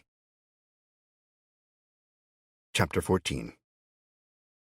Morning, everyone, I called out, and silence fell quickly, the last few conversations petering out as everyone turned to listen. I winced as I looked over the teams, who it seemed had split along the simple lines of archer and fighter. At the front we had Ashley, Sarah, Christian, and Dave, as I finally remembered their names. That was it for the survivors of the fighting corps. Standing next to them were Sean, Romnick, and Dalbier, all healed fully and looking around at the gathering of archers that surrounded them and Mike's team, as well as the volunteers who had fought with him off to one side. Of the 26 archers who had started the fight, not including Marcus and Jeffrey, we were down to 14, 12 having given their all to defend the dungeon. There were still far more of them who had survived than the 4 out of 15 that had survived as fighters. Yeah, the losses were similar overall, but one pool had lost less than half, the other more than 2/3. It was a hell of a difference. I called you here for 3 reasons. First of all, and most importantly, I called you out to thank you, each and every one of you, both the living and the dead, for standing with me.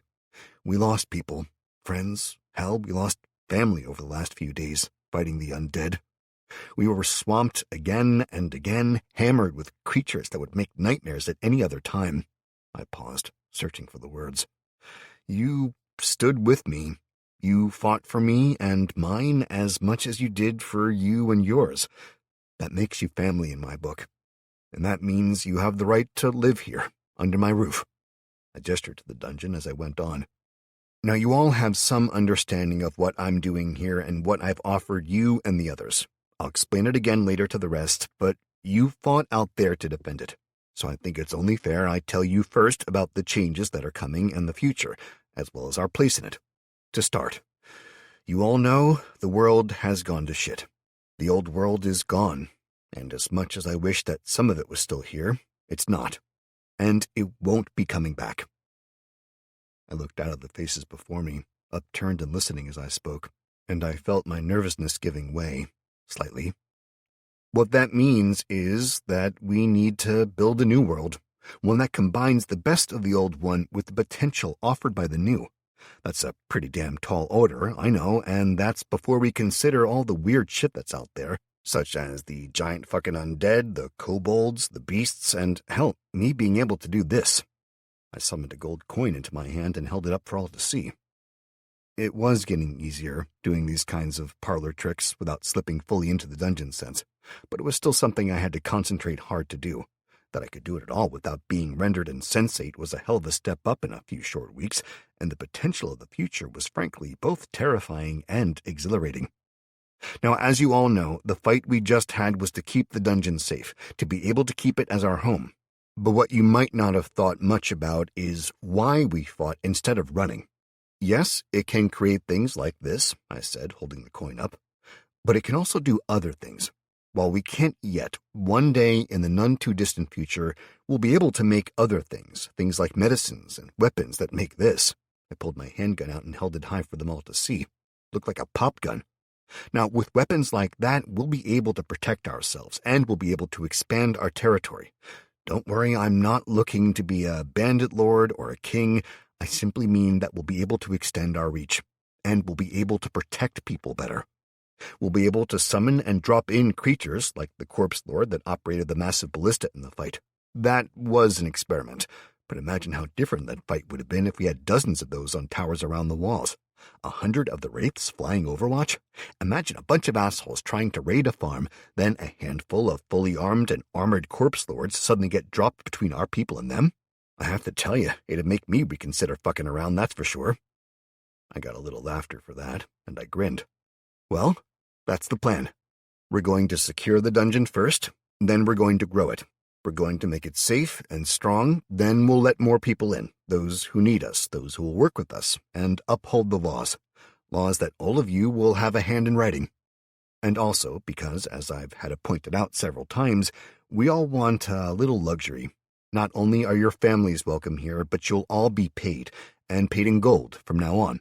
I can't tell you how much, not yet, I'm sorry, but we need to work it out still, but you will be paid, and paid in relation to what you do, the level of skill involved, as well as risk. Fighters will earn more gold than those who sweep the streets. But our home will be one that is built on 3 guiding principles. Honor, I barked at them, 1,000 idle thoughts coalescing together as I spoke. Honor is the first principle. We will be honorable in our dealings both with each other and our allies. If we say we will do something, then we do it. If we tell you something, then you know it is true. We do not lie, cheat, steal, rape, nor see the strong oppress the weak. We will protect our people. A series of nods passed through the small crowd at that. You are the sharp edge of the sword. For now, we are all there is. In time, others will join us, or I hope so, anyway, but for now, there's just us, and we need to know that we can trust each other. Look to your left and right. These are your brothers and sisters.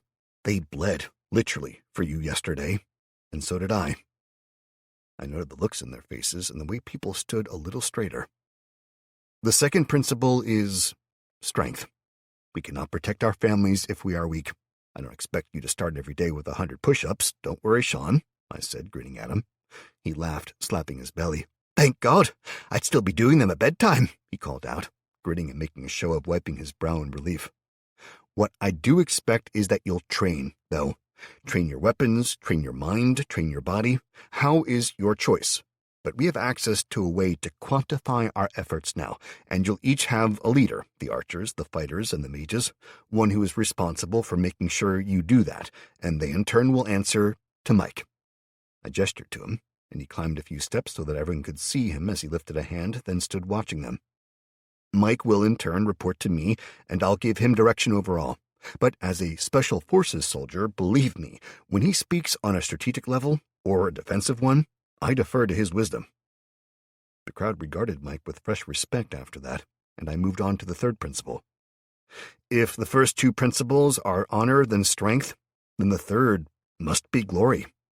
We don't know exactly what happened here. We might never understand it, but we will strive to learn. We will strive to become more than we were. We will become a bright beacon of hope in the night. I saw the looks on their faces. The people who'd been hounded from their homes, who'd lost loved ones, hell, they'd lost their world, and here, for the first time, after everything that had happened to them, they stood tall again. They felt wanted, and they felt important. We won't stand aside. We will be the sword and shield in the night. We will stand between our people, between the innocent and the fucking monsters out there. We will protect, we will prevail, and we will rise stronger than ever before. I stood there as they cheered. It was almost embarrassing, the small group that stood before me, and the hundreds of refugees I realized that now stood on the roofs and at the windows around us, because it wasn't just the group in front of me who were cheering. I didn't know when the others had joined in, but as I looked up, I saw them all, and I saw it in their eyes again. I saw hope. It scared the shit out of me, and I forced myself to smile, raising one hand to acknowledge them before turning back to the people before me. You all fought. You all risked your damn lives, and I'll always remember that. But now isn't the time to rest, as much as we all damn well deserve it. I'm going to make sure the walls are strong, then I'm going to start on the training dungeon. I'll be filling it with various undead monsters, and each will have a reliquary attached. That means there'll be loot and experience. You kill them, you train and practice and risk yourself in there, and you'll find it's a damn valuable experience. It's a random selection of loot, so you might get gold coins, the kind that will be the base of our new economy, So you'll be rich straight away, or you'll get other things that you can use. Armor, better weapons. Hell, the dungeon has a small number of magical artifacts it's absorbed, and they're all set to drop as well, but they'll be rare. I paused, seeing the looks on their faces, and the calculating ones on the crowd of people in the windows and on the roofs. The training dungeon is not open to everyone. Not because it's an elitist situation, hell, far from it, but because in order to create the monsters for you to fight, I'm not reinforcing the walls or making new creatures to defend us. Add to that, and understand this, those creatures are not your friends. They're not like the rest of the dungeon creatures, viewing you as a friend or someone to protect. Inside those walls, the creations you see are intending to kill you. You cannot train and grow effectively if there's no risk to you, so please, if you don't know what you're doing, don't enter it. I'll appoint someone to watch over the training dungeon, and they will be responsible for letting people enter and leave as well as repopulating it. Last of all, there's a 1% chance of a skill or spellbook dropping.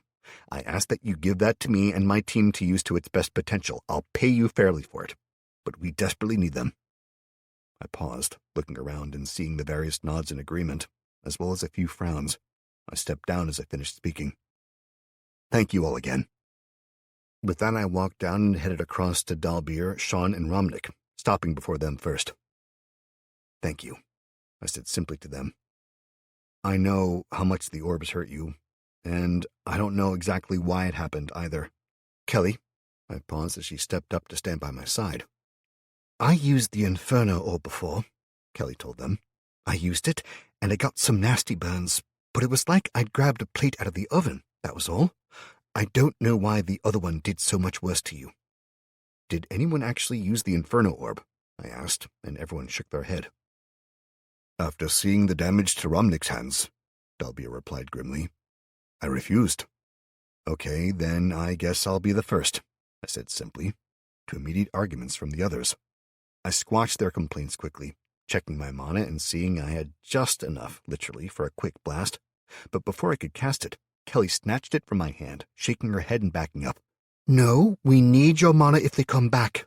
My puppet is intact still, and I don't have any use for my mana beyond that, so I'll do it, she declared, stalking to one side and calling for Joe, who quickly headed down from the upper floors while I tried to reason with Kelly. I was careful, especially because I didn't want the others thinking I'd risk them and not her, but I did this before, Kelly told us all, overriding our objections, as both Romnick and Sean stated their case that they should use it instead. I did it before and got some nasty burns, as I said, but if there's a lot more damage done now, we need to know, and we need to figure out why. I paused, then acquiesced. Despite me not liking it at all, it was also damn true. We needed to know if the orbs were faulty or bombs or whatever. I just hated basically letting my girlfriend find out if the grenade was live by pulling the metaphorical pin. As soon as Joe reached us, Kelly gestured to me, pointing to a space between her and the wall, where nobody else was near enough to be hurt, we hoped. I need a target, she told me, gritting her teeth. I looked at Mike, who shrugged and nodded. Fine, I said, summoning an orc. The big green and gray fucker materialized as usual, but naked and hung like a fucking horse, curling his lip as he glared around at everyone. Kelly glared at it, and unleashed hell. The Inferno spell roared out of the small orb, slamming into the orc and cutting off its glare, by the simple expedient of practically turning the fucker to charcoal. The orc died before it ever really lived, the orb seeming to unleash a fire hose of plasma that tore across the intervening space and charred it black, filling the air with the salty, sweet smell of roasting meat. The orc's corpse collapsed, smoking to the ground, curling up as the fats popped and sizzled. Kelly hissed in pain, dropping the glowing orb onto the floor as she hunched around her hands. Kelly, I dashed in, but she shook me off, shaking her head as she showed her hands to the others, the clear blisters forming and the shine of burned skin clear for all to see, but they were very minor injuries compared to the ones that Romnick had received. Joe stepped in when the others had all seen Kelly's hands, and she started healing, taking less than a minute before she gave the all clear, stepping back and leaving us to fuck around with magic, as she put it. How? Romnick asked bluntly. You saw my hands. You saw the level of burns. The bones themselves were damaged. I don't know, I started to say, when a voice from behind me interrupted. I might, the voice said. We turned, and the kid from Mike's volunteer stepped forward. I know you, I said, frowning. You were fucking twerking at that thing. Yeah, he admitted, rubbing the back of his neck and looking away in embarrassment. I was kinda, scared shitless, and when it worked, Dante, right? I asked. Dante Clarkson, he said quickly, holding his hand out to shake. I took it, a little bemusedly, and he started introducing himself to the entire group, getting a glare from Dalbeer as he smiled a little too much at Romnick. Yeah, like I say, I might have an idea about that, he stated again.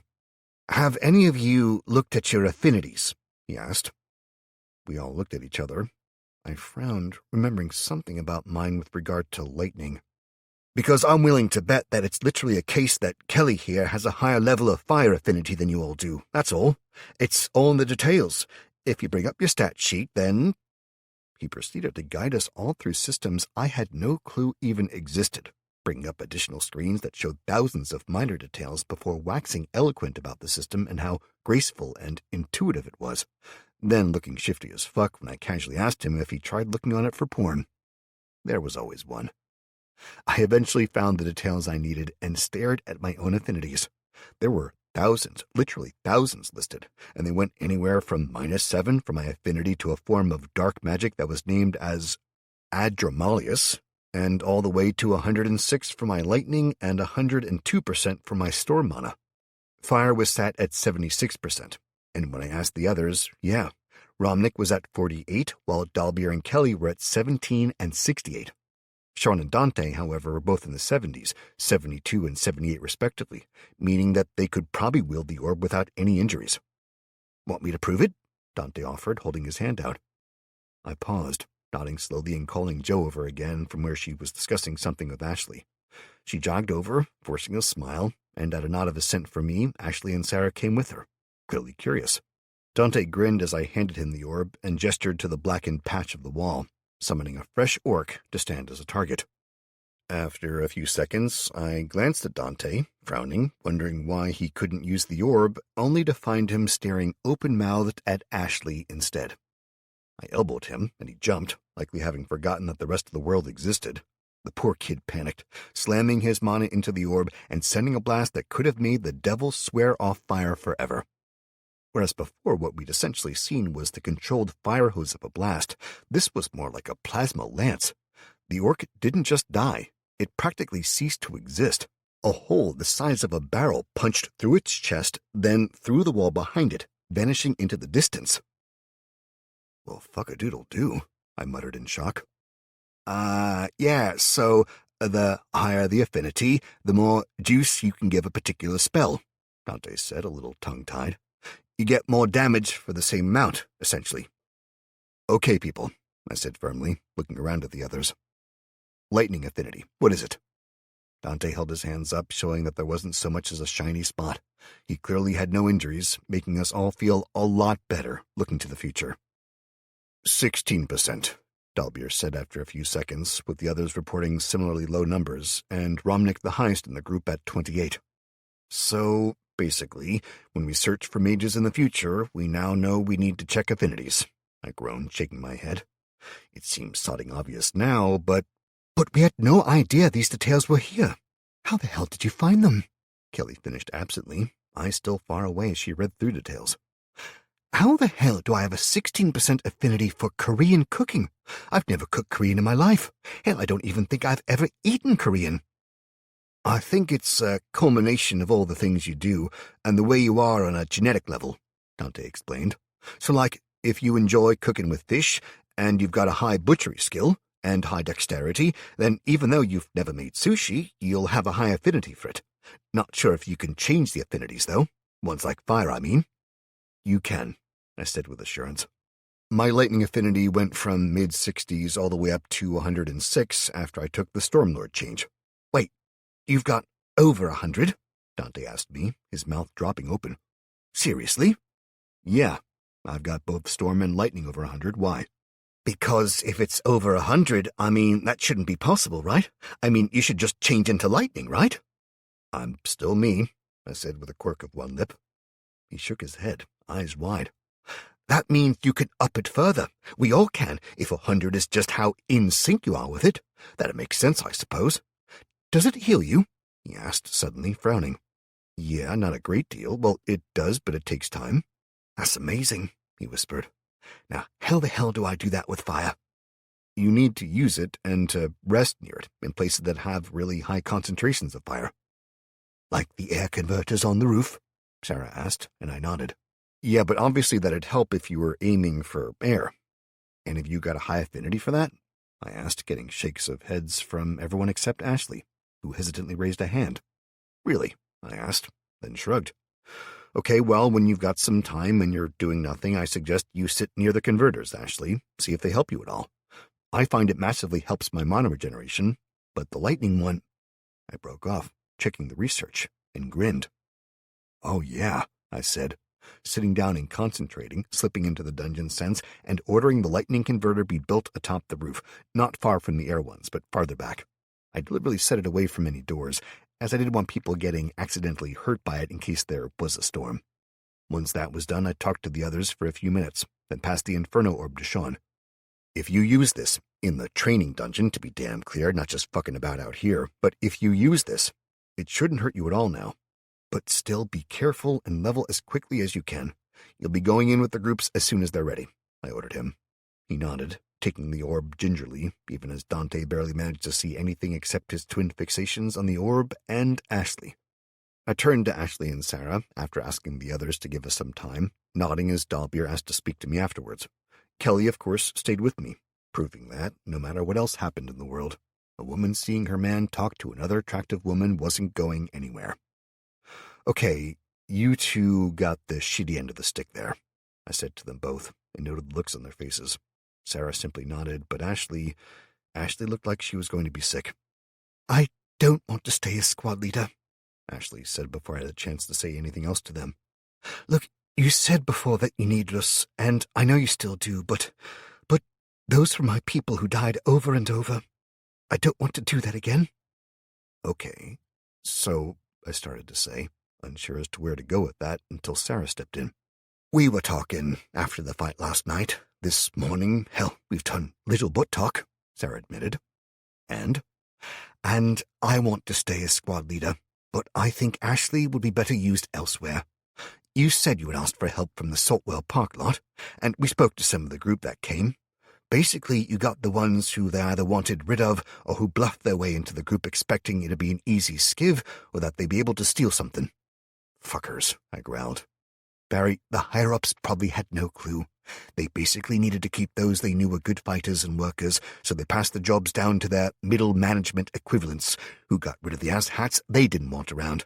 You should be thankful you got the ones you did out of them. And you know all this how? I asked, and Sarah indicated Ashley. Basically, little Miss Tits here undid a few buttons and smiled a lot. He'd have told her anything she asked, Sarah said with a laugh.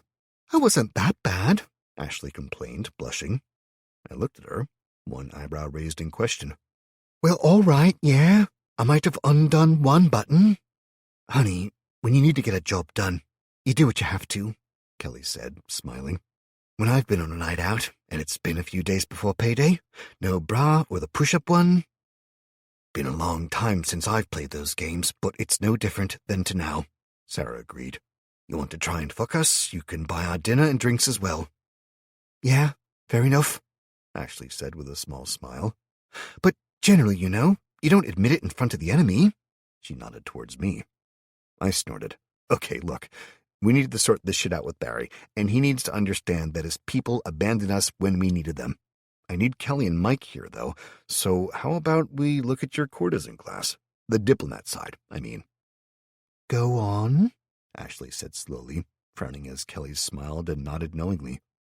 We'll sort you out as an escort. You go to Barry, explain what happened and how much he dropped us in the shit. Explain that the training dungeon will be open to him as well, but it isn't free. For every person that enters, we need... I looked at Kelly. She smiled, gladly accepting her cue to take over.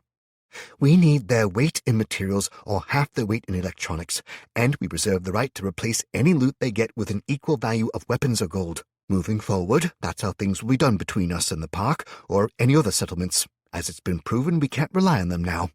We will pay gold to anyone who brings us materials, especially ammunition and high-tech equipment or unique items. Dungeon divers will get a mixture of gold, silver, and copper or other loot. If they want, they can sell the items they loot in the shop here." "What shop?" I asked her. "The one we'll set up," she said, frowning. "Don't interrupt." "Yes, dear," I agreed in a put-upon voice, flashing an impish smile. "That's better," she said, nodding at me and stifling a smile of her own before turning back to Ashley. "So they can buy and sell in the shop, and if they want to use the dungeon to train their people, they can, for the cost. The previous deal still stands. If they provide us with as much mass as they can, they'll get basic weapons and armor. But as we improve our gear, it'll grow more expensive." "So how do you want me to do this?" Ashley asked, glancing from Kelly to me. "Make it clear that you'll be our diplomat. From now on, they want to deal with us, they do it through you, or Barry comes here personally. We don't have time to go there anymore. Use persuasion and negotiation, yeah, use what you need to, the usual smiles, but nothing more," Kelly said firmly. "Matt and I talked about things earlier, and he explained your class and abilities as he understood them, and we already planned for this, so don't worry, Ashley. We don't expect you to use your tits, to be clear. Yeah, fine, do use your smile and so on, but anything more is definitely not what we want." "This sounds so wrong," I said, shaking my head. "We're telling you what to do with your body, but—" "You're saying negotiate and drop some hints, like I would in a bar, but nothing I wouldn't do normally," she said with a smile. "It's okay. I know what you mean, as well as what you're saying." "Exactly," I said, relieved. Fuck, that was way more complicated than it needed to be. "Only from a man's point of view," Kelly said. "Seriously, you remember when we met in the bar?" "Yeah," I admitted, remembering that brilliant smile. "It took me 15 minutes to accidentally catch your eye. Then I disappeared to the toilet to make sure my smile and tits were as eye-catching as I could make them, before bumping into you at the bar. Believe me, nothing that happened that night was accidental." I looked at her in shock, and she reached out and patted my cheek consolingly. "Oh, Matt, honey, you're too pretty to be this dumb. Look, you just keep out of it, and us ladies will make sure all these things go smoothly," Kelly promised. "Seriously, I don't need to know," I said, sighing. "Look, Ashley, we'll give you an escort and send you to Barry on a trial basis. You see what you can achieve, interview some people, and see if you can bring us some fighters who actually want to be here. Either way, though, as long as you don't stab us in the back, you've earned your place here, as has your sister. If this doesn't work out, there'll be other jobs for you." "Thank you," Ashley said quietly. "Any time," I agreed with a smile. "Anyway, Sarah, you're happy to stay as squad leader, that's great, but we'll need a few squads, so—" "Dalbia?" Sarah called, waving at him, and he strode over to join us. "What's this?" I asked. "Dalbia, Ashley just stepped down as squad leader. Your turn," Sarah said. "I came to ask to change to be a fighter," Dalbia said. "I saw the effects of magic, and I wish to be a fighter. Magic is too—" He paused, searching for the words, then sighed. "I felt the fear in my heart, and until I can overcome that, I do not wish to reach beyond myself. A sword, however, that I understand." He said it simply, back straight and standing tall. I nodded, looking to Sarah, who gave me a quick nod as well. "Okay, Dalbir, if this is what you want, then that's fine. What we'll do is this. Ashley needs an escort to the park to protect her there and bring her back. You need experience leading a squad. You prove you have sword skills and that you're brave enough in a fight, so fine. You'll lead the squad that protects her. It'll be mixed, archers and fighters. If you fuck up, well, Ashley led a squad already, she'll be able to take over if need be." I glanced around the room, making sure nobody was close enough to overhear. "We need fighters. I can create some from the dungeon, but the vast majority will never be more than basic cannon fodder. That's why I need you to create real teams. I can churn out blank fighters all day long, but most will never achieve anything. You train and level real people, though? They could become insanely powerful. We need that. Too many died in the fight to protect the dungeon, and I'm sorry for that. But frankly, I need you to recruit more. I need an army to defend this place. I'll provide the cannon fodder, and I'll never expect to use real people like that, but this won't be easy. I'm sending you out there to Barry, frankly, because I need to keep Mike and his team here to defend this place." "We are expendable," Dalbir said, frowning. I frowned. "No. Yes," he said firmly. We are inexperienced, and they are not. You need us, yes, and you agree not to waste our lives, also good. But this is a situation that you must see without illusions. We are expendable, and we must understand this too. Fuck's sake, everyone reads more into my words than I do, I snapped. He smiled, lifting his hand and showed me the sword he held. This, however, needs to be addressed, he stated. Go on. This sword's magic is unlike any other. I laid claim to it in a fight against the abomination, and I can wield it, unlike its previous owner. What happened there? I asked. Christian has a very low stamina pool and deals poorly with pain, Dalbeer said in his no-nonsense tone. Wielding this sword, it is painful. The vagaries of the magic it uses require powering. It drains the wielder of mana and stamina with each blow, as well as inflicting a moderate level of pain. And he passed out after a single blow, I agreed, remembering it. Yet I can wield it. He has demanded it back, and I have refused. Normally, I would have apologized and returned this as soon as he regained consciousness. Now, however, he shook his head. I will return if you order me to. Honor, he quoted, and I sighed, looking over to where Christian was sending us a meaningful look. As soon as he saw me looking, he wiped the expression from his face, but still. I waved to him, and he approached quickly, standing silently as far from Dalbeer as he could. Christian, I said, nodding to him. Thank you for yesterday. Of course, Dungeon Lord, he said neutrally. Okay, moving straight to the point. You collapsed as soon as you used this weapon, while Dalbeer can use it. I saw the outraged look on his face, and I sighed. I'm not being a dick, Christian. I'm just shit in negotiations, I explained. I offered you a better weapon once you hit the 100 kills, and I offered you armor and a wage. You'll get them all eventually. But this sword belongs to you. You can have it back right now. I saw the gleam of triumph in his eyes and the way Dalbeer's shoulders sagged. Or, I said, and both of them froze, or you can name your price. Because, frankly, this weapon is more powerful than I expected, and I imbued them with the baseline magic. Let's be frank here. It may be that you can awaken the same ability in the next sword you get, or you'll never manage it again, but it's also possible that you'll pass out again as soon as you use it in battle, in which case, no offense, you'll be sodding useless as a fighter. As such, I'd rather buy the blade from you, so what's your price? There was a long minute of silence before he spoke. I can ask for anything. Within reason, I said, shrugging. Ask for a solid gold toilet seat or a full set of armor, and I'll see what I can do.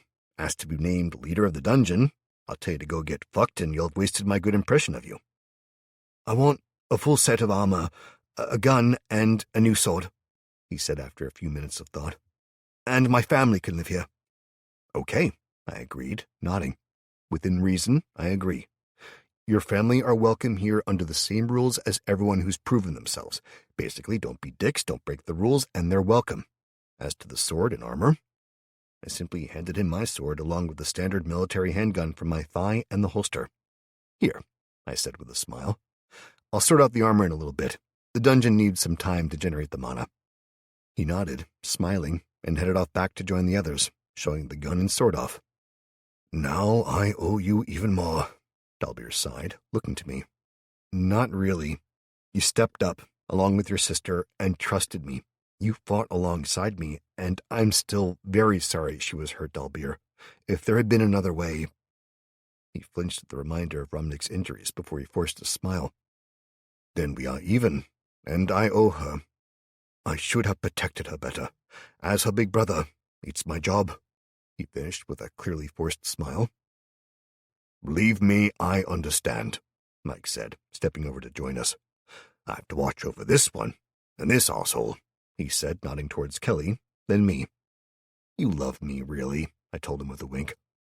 After that, Dalbeer wandered off to rejoin his sister, and I spoke to several others, mainly doing the rounds, until it came to Marcus. Lad, he said to me, nodding. Marcus, I started, before stopping and introducing him to Mike and Kelly. You both commented before on the swords training. Well, this old fart is how I got it, I said, grinning. Old fart, Marcus gasped. I'll prove my agent's skill against yours any day, my boy. I grinned at him, holding my hands up to show they were empty. I would. I mean, obviously I'd love to, but no sword, I said, shrugging apologetically.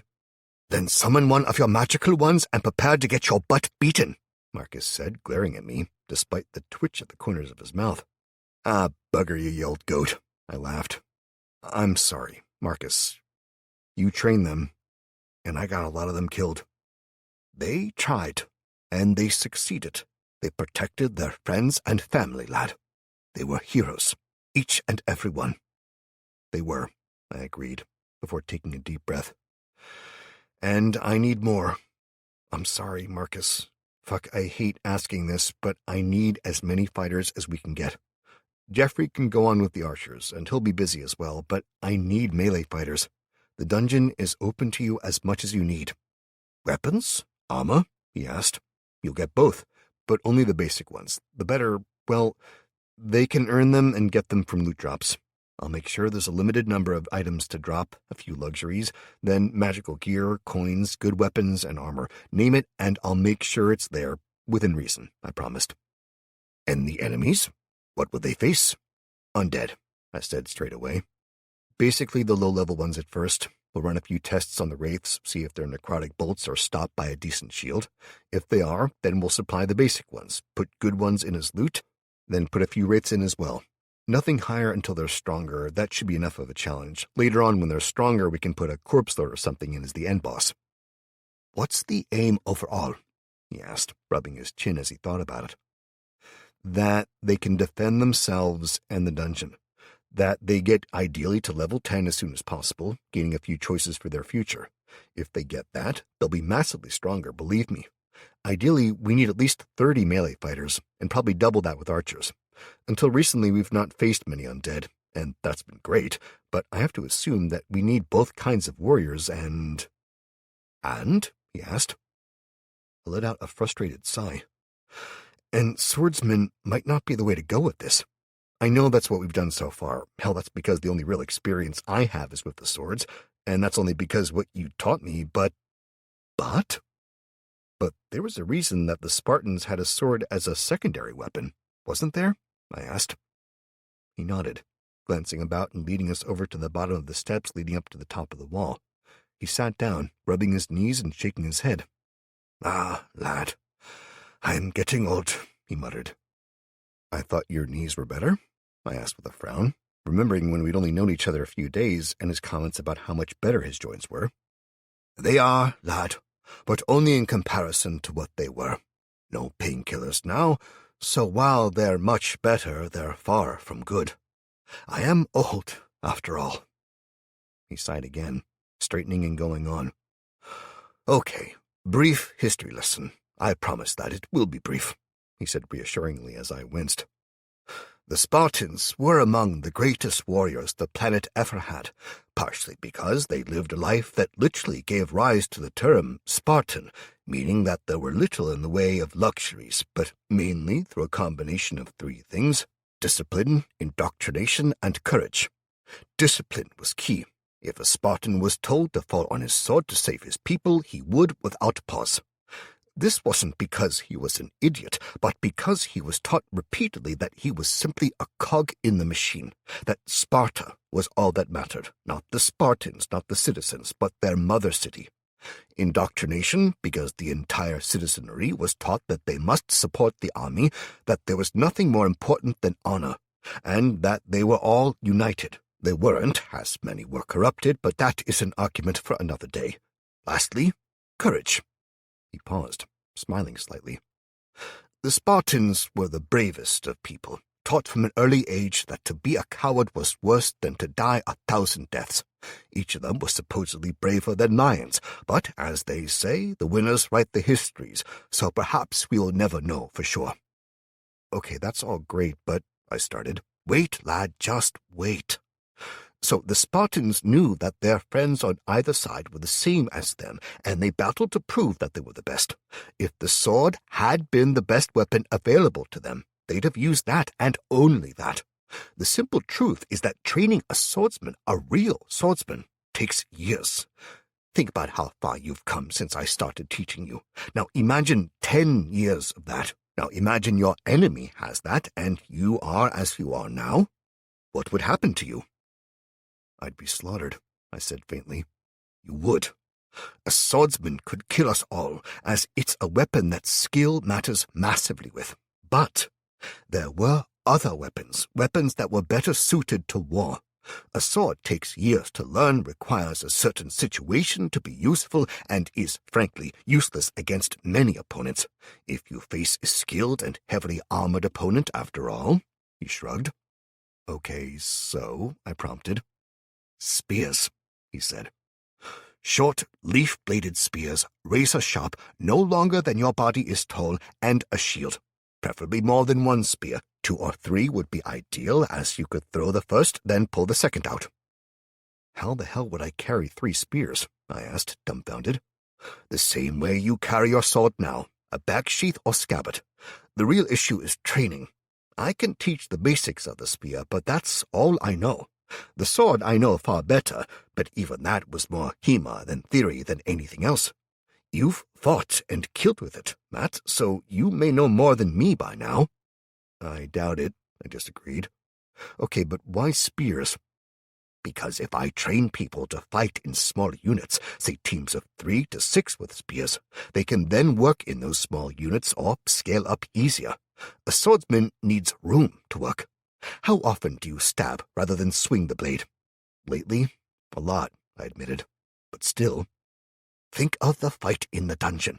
Imagine 3 of you side by side, spears and shields, or all 3 of you with swords. We'd be in each other's way. Okay, yeah, that's fair.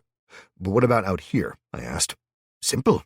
They can fight side by side or back to back. The shield protects and blocks. The spear kills. Matt, I can teach a force of spear and shield-wielding fighters in half the time it'd take to train swordsmen. One of the reasons you lost so many is that they were simply untrained, and frankly, they lacked the viciousness that being a swordsman requires. It does, I agreed, thinking back to the way some of them fought with the sword, remembering the things I'd said to Sharon so long ago.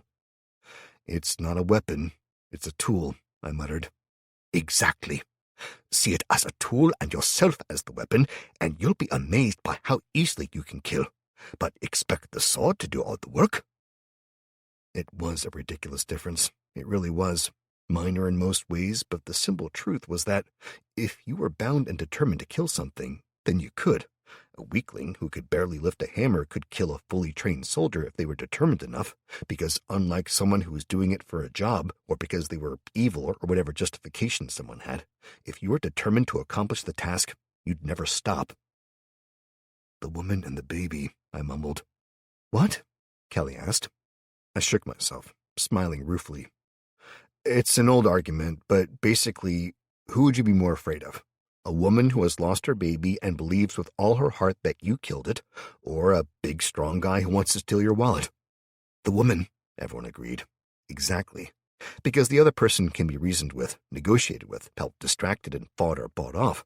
Give them the fucking wallet, for example. But the woman, unless she gets her baby back, will never stop trying to get revenge. That's the difference.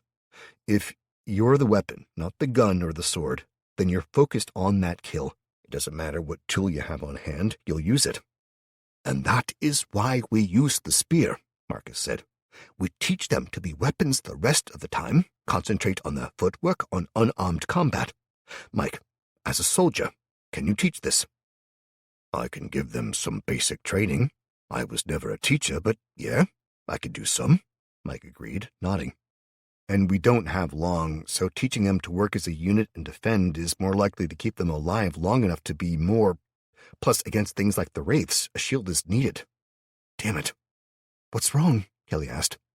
Well, I basically told everyone the sword is great, then changed my mind. I told them we'd fight in the dungeon to kill the undead. Then I took them out, said it didn't work.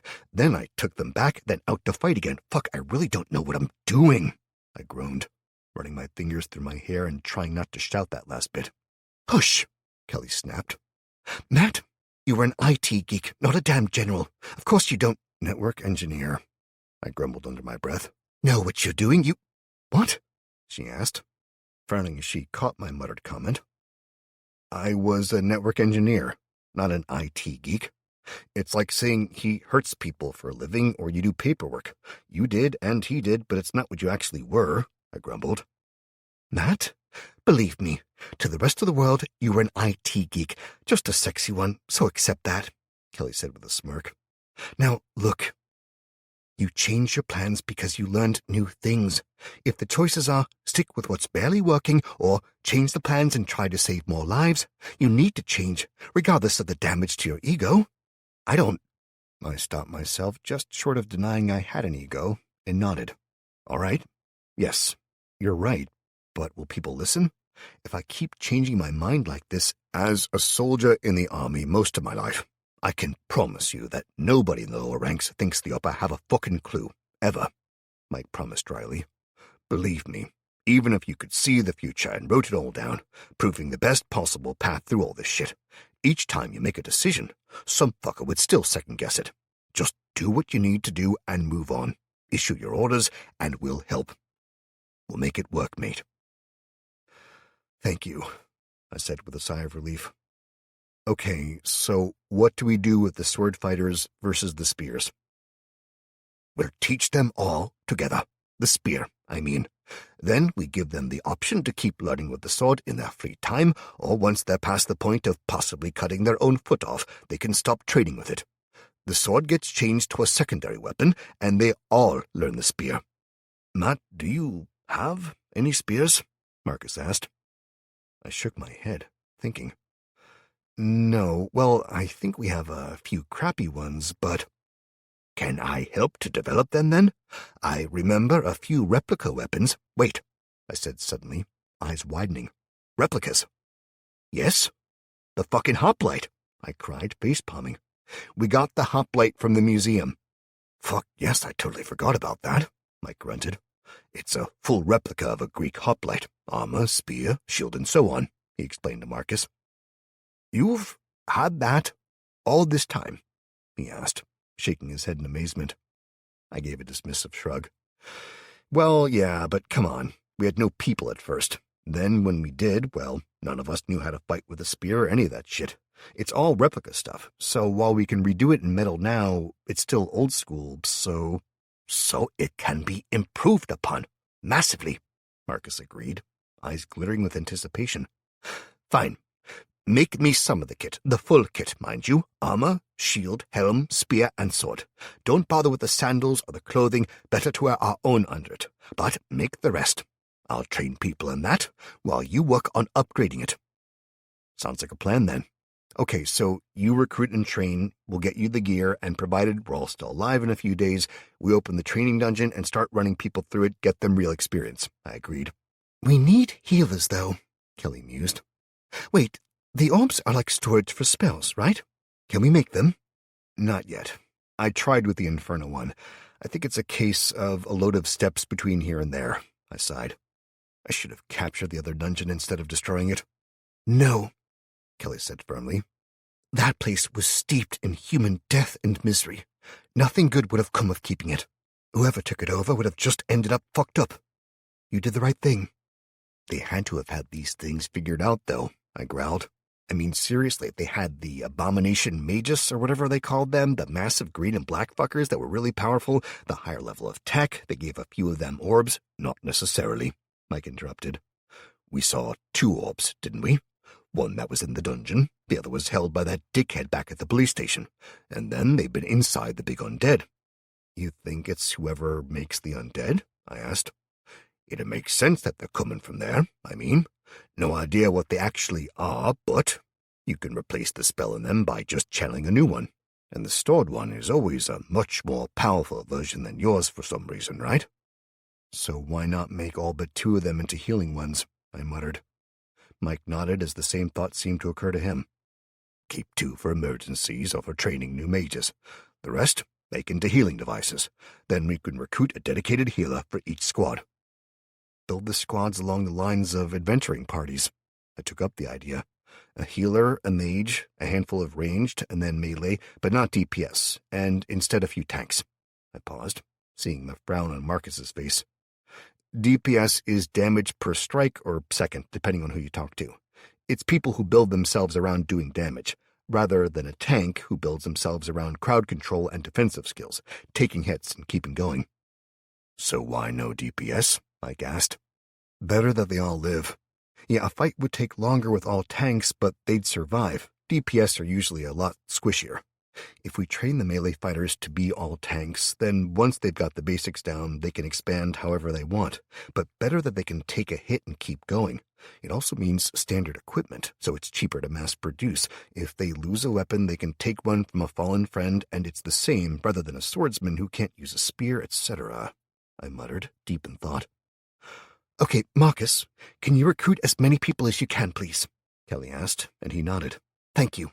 Ashley? She called over to Ashley and Sarah, where they stood talking to Romnick, and she extricated herself and jogged over. I grinned at the lost puppy look on Dante's face as she ran past as well, and silently wished him good luck. He was going to need it. Ashley, there's been a change of plans, Kelly said firmly. We'll get things together over the next day for this, but for now, right now, we need soldiers, and we have a plan to massively increase their chances of survival, so we need you to go recruiting. To Barry, I confirmed, nodding. Get your stuff together, whatever you'll need for the trip, and overnight. I need 20 people from you, good people, not the wankers that we almost ended up with. Make that point to Barry again that he failed us and that we needed the help. I need you back here by midday tomorrow, no later. Realistically, with a squad. It's only an hour, 2 to 3 if you find a lot of trouble, to get from here to the park, so you'll have a full day to make your case and recruit. If they say no, then fine, we write them off and you come back. Then the doors are closed to them. This isn't a one-way fucking street after all. Yes, sir, Ashley said, standing tall. Then she ran off as I looked around, then climbed around Marcus, who quickly got off the steps as I whistled for everyone's attention. Okay, people, listen up, I called. They fell in quickly, gathering around to listen to me. There's a few changes coming over the next few days, but for now I need a squad to protect Ashley. She's going as an envoy from us to the park to recruit some more fighters. I saw a few winces from people, and I shook my head at that. I know we lost a lot of people in that fight, I said, but the simple truth is that you had no time to train, and we had half the gear we needed. Now we've got a lot more people, and we can fix that. I need volunteers. Almost everyone held up their hands. Okay, thank you all, I said, smiling as I looked over them. Dalbeer, you'll be leading the squad. Dante, your support for them. Go impress your old friends. Christian and Dave, you're... I picked out the small team of melee and archers as well, deliberately selecting the most imposing of the group rather than anything else. I needed those who saw them to be impressed, and with that in mind... Okay, those I've picked out, go get your gear and anything you need for an overnight trip, kiss your family, and all that. You'll be going outside, so you'll be getting your armor first, but everyone will be receiving basic armor over the next few days as well. Thank you all. With that, I jumped down and strode back to the others, a solid plan in mind, banishing the doubts that had been plaguing me. Kelly, go to Allie. Help her and the pair of you sort the first version of the armor out. Give them basic leather armor for now. Ashley and her team, I mean. But I need the hoplite stuff getting worked on. Find Finn. He loves this kind of shit, so get him involved. Also, I need a full training loadout for the recruits. Make them out of wood for now, sword, spear, and shield. It'll be a lot cheaper and less lethal when they hit each other. Mike, do an inventory of our guns and all of our ammo. Use the dungeon to repair any damage and get the gear back to pristine. Marcus, recruitment. I want as many as possible. But considering everything that happened to the first volunteers, aim for 30, but whatever you get is fine. What about me? Asked Chris.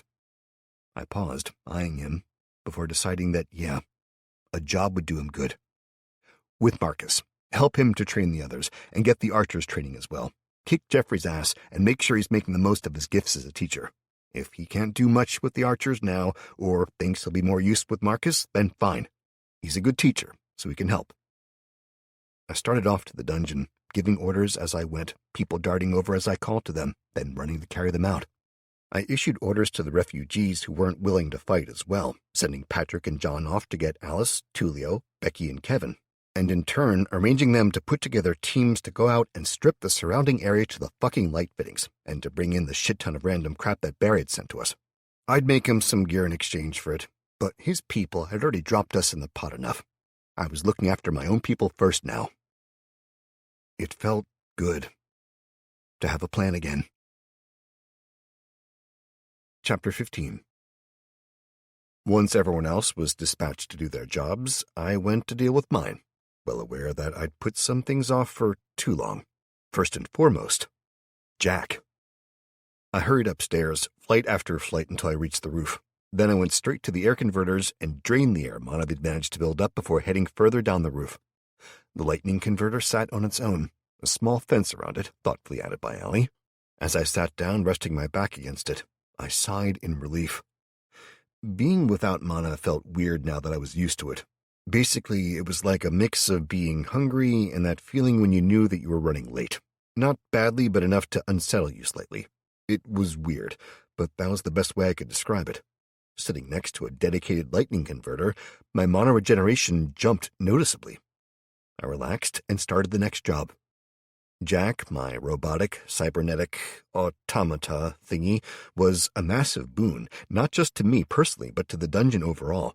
But after he'd been basically mauled to shit before, I'd held off on repairing him. He was too badly damaged to have been any use in a fight before repairs anyway, and rather than waste the mana in just repairing him, then upgrading and wasting all the cost, I decided to hold off until I was ready. I slid into the dungeon sense, designated Jack, and pulled up the upgrade options, smiling as they appeared before me. Dungeon Lord Automata detected. Automata designated as Jack is eligible for form upgrade. Do you wish to upgrade this automata? Yes, no.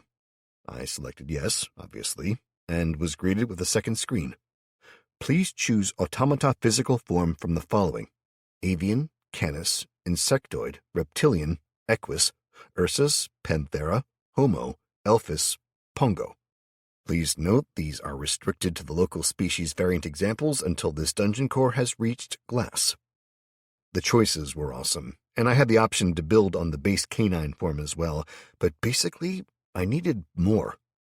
I dismissed the majority straight away, narrowing it down to two: Panthera and Ursus. The others would be cool, admittedly, but the biggest advantage I had from Jack was that he was truly expendable. As long as I could find his remains, I could rebuild him. So, unlike the others, I could use him for scouting. The kobolds were either too dumb, as standard, or too valuable to waste in scouting, like Beta and her team, and they died too easily. Yes, I was going to be working on the dungeon creatures soon, but basically I needed Jack back, and I needed to be able to send him out to patrol the area to make damn sure we weren't going to get interrupted and attacked again. That meant mobile and strong enough to survive a few hits, but stealthy enough to be able to sneak around. I'd considered the avian form. After all, if I could send him up and see through his eyes or something, that'd be awesome. But the enemy had wraiths, and seeing through its eyes for 5 seconds, then not being able to find his remains again? Nope. Equally, that made it clear that reptilian, insectoid, and equus were no-goes. Either they'd be slow, too freaky, or unarmed, basically. Homo was basically a robotic human. Cool and all, but no, he needed to be fast and agile. That also counted out the elephas, which I assumed was an elephant, as it was utterly unsuited to stealth. That and Pongo, which was basically an orangutan, if Becky recalled correctly. It was fuck all use in battle and mobility-wise, as there were subtle trees nearby. That left the Ursus, or bear, and the Panthera, or lions, tigers, and so on. Bears would be cool for the fight, they really would, but between the two, the Panthera would be better for both speed and stealth. Panthera it is, I decided, nodding to myself. I selected that, and a bewildering array of options sprang up before me. Basically a species tree with 5 options at the top: a lion, a leopard, a jaguar, a snow leopard, and a tiger. Then below each of them were more options and a few additional variants. They were gray but selectable, as I tried examining them, then flicking back and forward, seeing variations on the basic 5. After a few seconds, I realized that the 30 or so options, including the gray ones, were probably including extinct versions and possibly even ones we didn't know about. I searched quickly, deciding I could overcome my issues with tigers if there was... Nope, no saber-tooth variant, damn it. I scanned them for a few seconds, considering, then shook my head. I had deep-seated sodding aversion to the tiger, thanks to Simo. Also thanks to Simo, I couldn't just summon a new version of Jack in that form. It would be a total dick move, as Chris was still grieving for him. Instead, I moved on to the others, examining and discarding them as I went, before finally grunting in satisfaction as I pulled up the last one, the leopard. I selected a subspecies of it that had no name, simply marked variant that was both faster and stronger than the standard, but slightly smaller, weirdly. It certainly looked sodding lethal, and I approved that, figuring it was one of the many versions we just hadn't found out about yet. Whatever reason it had died out wasn't important. It was roughly the same size that Jack had been before, coming up to my hip, but wider and deeper chested than a dog. It was also fairly scary looking, with a mouthful of teeth that looked like they were closer to those of a shark than a cat. It also came with a variety of upgrade options. I held off on the upgrades for now, moving on as it asked for resources, and I pulled up a wireframe box overlay, skimming across the dungeon to cover up the pile of crap that people were even now dragging in through the main gates of the castle. I resolved to look at the castle properly soon, myself, but for now, I needed to sort this, so I dropped the box over the mass of general electronics and shit and waited. Assessing, please wait. Technology limited to iron, stone, wood, bronze, iron, unrefined materials, and primary amalgamations are the current limit for your automata. Scanning. Copper, zinc, tin, wood, stone, iron, gold, mercury, and silver found at acceptable levels. Neural pathway potential examined and found acceptable. Do you wish to proceed? Yes, no. I picked yes, obviously, and the build counter came up, asking me to finalize any additional options I wanted.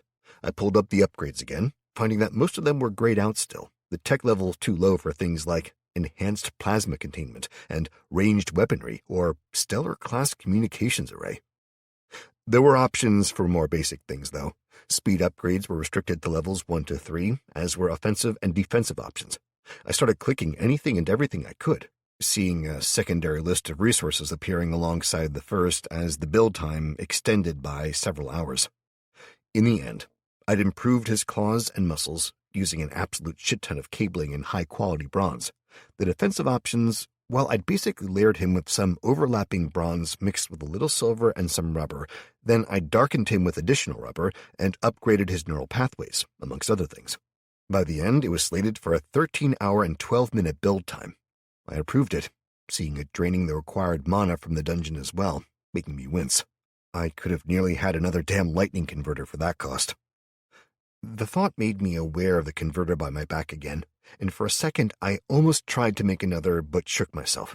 I needed to get on with the plan, not spend the mana on things that would only help me. I had to be more sensible.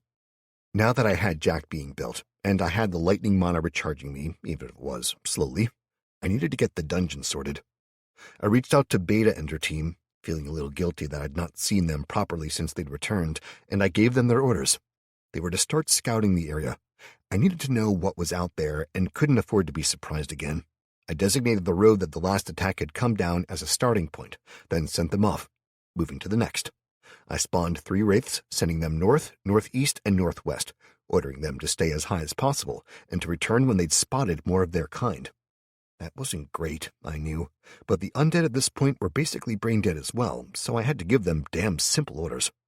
Then I pulled up the options for the Impai. The basic description was clear enough as I pulled it up to be sure before I summoned them. Avian. Impai are simple creatures, easily distracted by their own hungers and difficult to control, but they excel in 2 areas, randomized destruction and threat detection. The Impai as a species are widely viewed as unreliable and unstable, resulting in repeated attempts to eradicate them. Despite this, they remain a popular choice for lower-level dungeons and lower-scale conflicts. Cost: Impai spawn in packs of 3 for 25 mana each. Maintenance is 10 mana points per day per individual, 2 control points. I nodded and summoned a flock of 3 of them, grunting as they appeared. They were basically a cross between birds and the imps of legend. About a foot tall, small, bald men with wings and tails, sharp pointed teeth, and needle-like claws. Their eyes were black and glossy, without a pupil, and their ears were pointed. Thankfully, the little bastards came with a loincloth. It freaked me the fuck out, mainly because with the whole feathery wings thing, they reminded me of a race called Prometheans in some book I'd read about a weird realm below the universe. I had no clue why the orcs hadn't spawned with loincloths, but I was damn thankful they were the exception rather than the rule. The Impai immediately started to explore. They'd appeared standing on the floor, but as soon as they were fully formed, they'd taken off, diving into the air and frantically searching for God knows what. One of them spotted a pigeon on the far side of the building and was off like a rocket, beating its wings frantically as it chased it, the other two catching the pursuit and joining in. Well, fuck, I muttered, then shrugged, summoning 3 more and reaching out, ordering them all to gather together. The chasing impi dropped their pursuit, reluctantly, but they headed back and hovered before me, glancing around as I pulled up the stat sheets for them. Name, species impi, bonus, basic variant, level 0, progress to next level 0 of 10, available point 0, perk none. Stats, agility, current point 6, description, governs dodge and movement, progress to next level 0 of 100. Charisma, current points 4, description, governs likely success to charm, seduce, or threaten, progress to next level 0 of 100. Constitution, current points 7, description, governs health and health regeneration, effect, HP 7 times 10 equals 70, progress to next level 0 of 100. Dexterity, current points 3, description, governs ability with weapons and crafting, progress to next level 0 of 100. Endurance, current points 3, description, governs stamina and stamina regeneration, effect, stamina 3 times 10 equals 30, progress to next level 0 of 100. Intelligence, current points 3, description, governs base mana pool and standard intellectual capacity, effect, mana 3 times 10 equals 30, progress to next level 0 of 100. Luck, current points 3, description, governs overall chance of bonuses and critical hits, progress to next level 0 of 100. Perception, current points 8, description, governs range damage and chance to spot hidden items/traps, effect, plus 0 damage to ranged attacks, progress to next level 0 of 100. Strength, current points 3, description, governs damage with melee weapons and carrying capacity, progress to next level 0 of 100. Wisdom, current points 3, description, governs mana regeneration and memory, effect, 30 mana regenerated per hour, progress to next level 0 of 100. They were basic. Damn, they were basic. And yeah, both fugly and thick as shit, but they were apparently fast and perceptive, which was a good thing. I considered looking into upgrades for them, but dismissed the thought practically as soon as I had it. They'd do for the job I had in mind. I summoned 2 more groups of 3, having to step in as soon as they were all formed, as an impromptu brawl broke out. Then I impressed on them the need to search the area, setting them a limit of a mile and telling them to find any undead they could, pushing the mental image of a corpse lord out to them as their primary target. Having seen them so far used both as the transportation for the Lich and as apparently the lieutenants in its army, they seemed the best bet to locate it, with the Lich itself as a secondary target. I didn't want them ignoring anything but corpse lords if it had an umbrella up or something after all. Then I told them to do that and eat their fill of pigeons only, thinking that, at least if they saw some kids through a window, they'd not attack them. Then I set them free, and they were off like starving demons, which I suppose they kind of were. I wondered at that for a second, considering the goblins and kobolds were happy to live off the mana in the area, as were the undead. Then I grunted, remembering that the maintenance cost of the creatures varied to all hell. I paid less than I thought I should have time and time again, and I dismissed it as unimportant. Now I had to guess that the upkeep was payable only if they didn't get food, maybe? Fuck knows. I dismissed it and moved on, checking the mana and the current research progress. The common loot node was at 197 of 1,000, jumping along merrily as the mana spiked and dipped. I brought up the details again, hovering over changing the allocation. It was sat at 50-50, the mana coming in being split between going into the reserve ready to use and the research. I couldn't remember when I'd done that.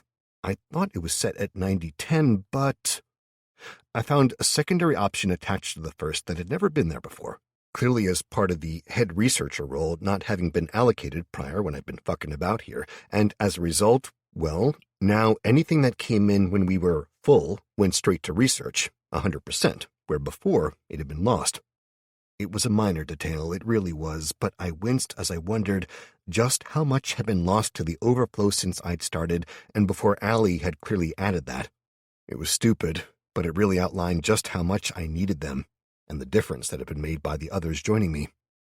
Admittedly, I was now in a sort of war with some all-powerful lich, where if I'd kept quiet and on my own, I'd probably still be happily bumbling along in the basement. But I'd not have Kelly, either, so that was something I wasn't going to change anytime soon. Better that I lived my life as it was, rather than bury my head in the sand. I dismissed the details, pulling up my notifications for the first time since the battle. Congratulations, you have killed the following: 4 times Undead Behemoth, level 1, 2000 XP, 5 times Wraith, level 3 to 4, 970 XP, 103 Undead Shambler, level 1 to 7, 1848 XP, 1 time Undead Hound, level 3, 12 XP, total XP earned, 4830 XP. Contribution kill. You have contributed to the destruction of an abomination avatar, despite not being part of the overall party. As such, you receive XP relevant to your contribution in its death, 728 XP. Current XP to next level stands at 10,016 of 10,000. You have 0 unspent stat points and 2 unspent skill points. I grunted. For all that goddamn fighting, I gained only that piddly amount of XP compared to the effort I put in. I knew why I did. It was because I wasn't a part of the party that the others were in.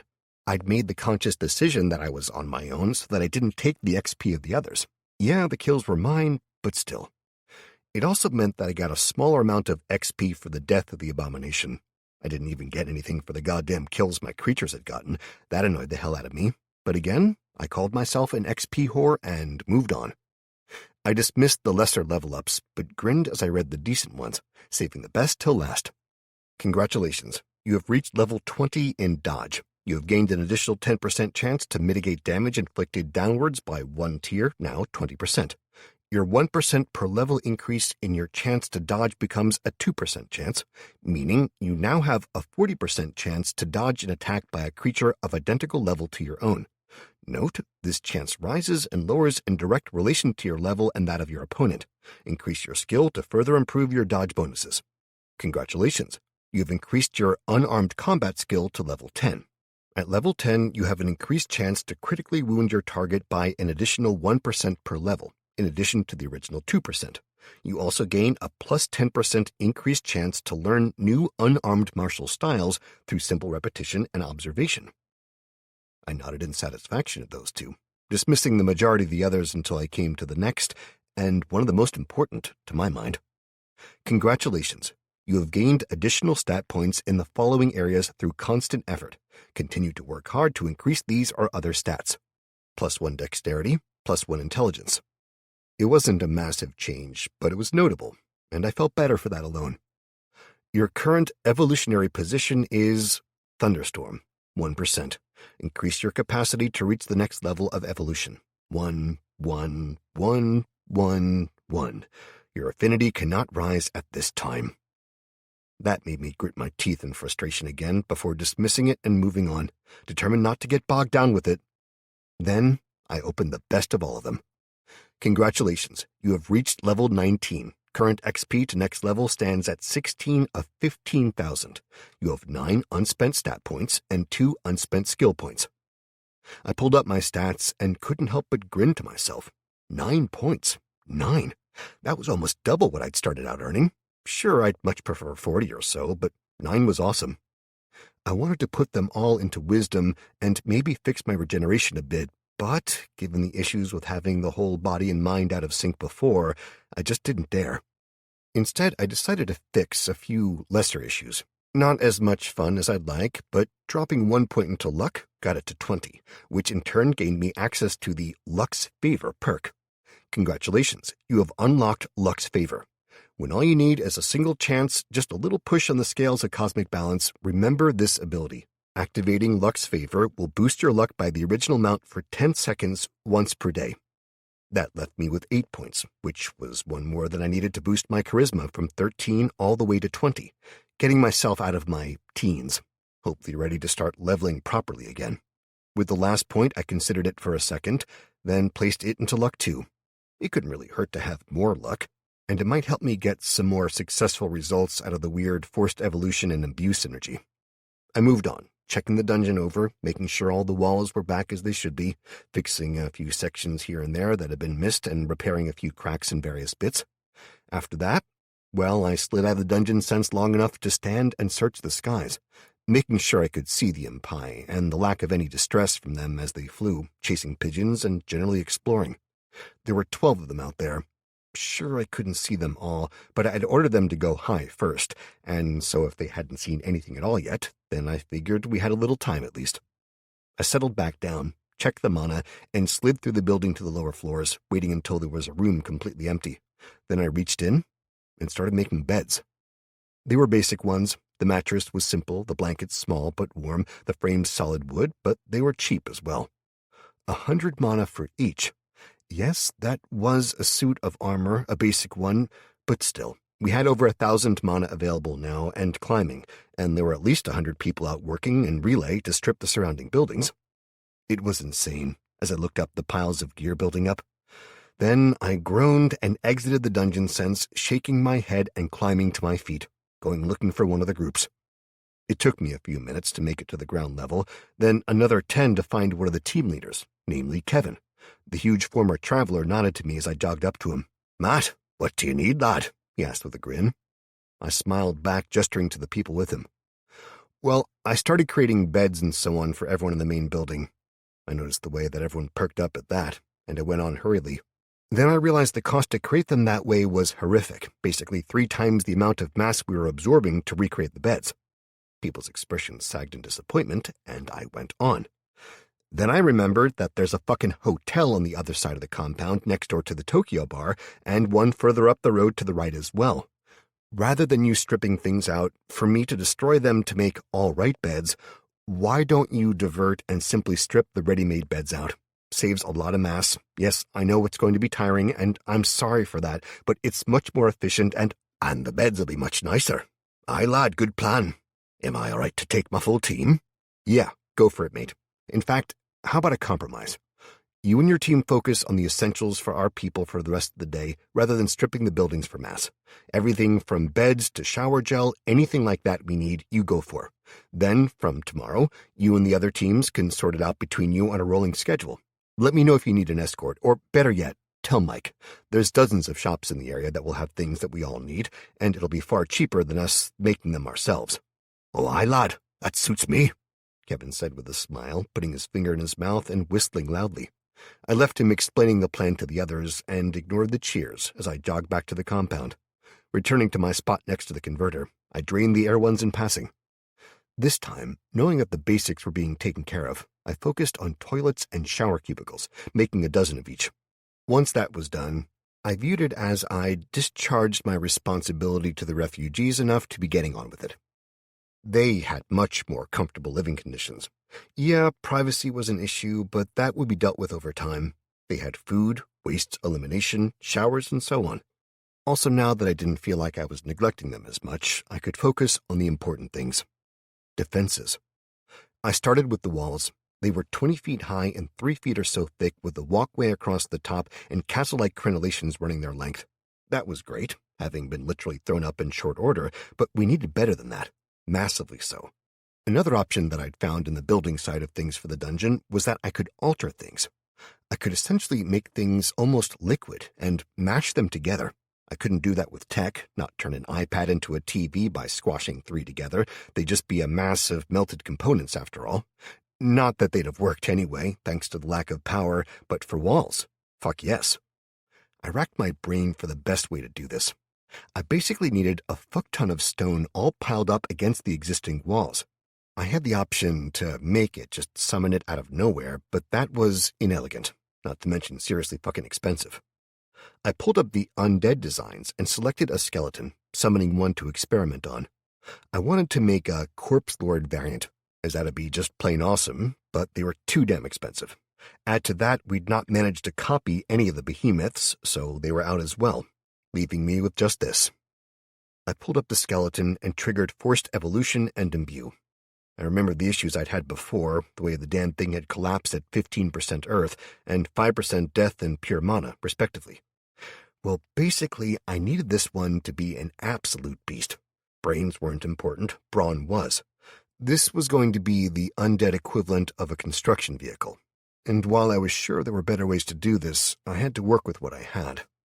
I vaguely remember that when I'd first done this with the Goblin Smasher, it had taken the full 25% of Earth Mana that I could add in at the time to make it into the Gym Bunny version of itself, so I shrugged and sank the 25% Earth Mana in again.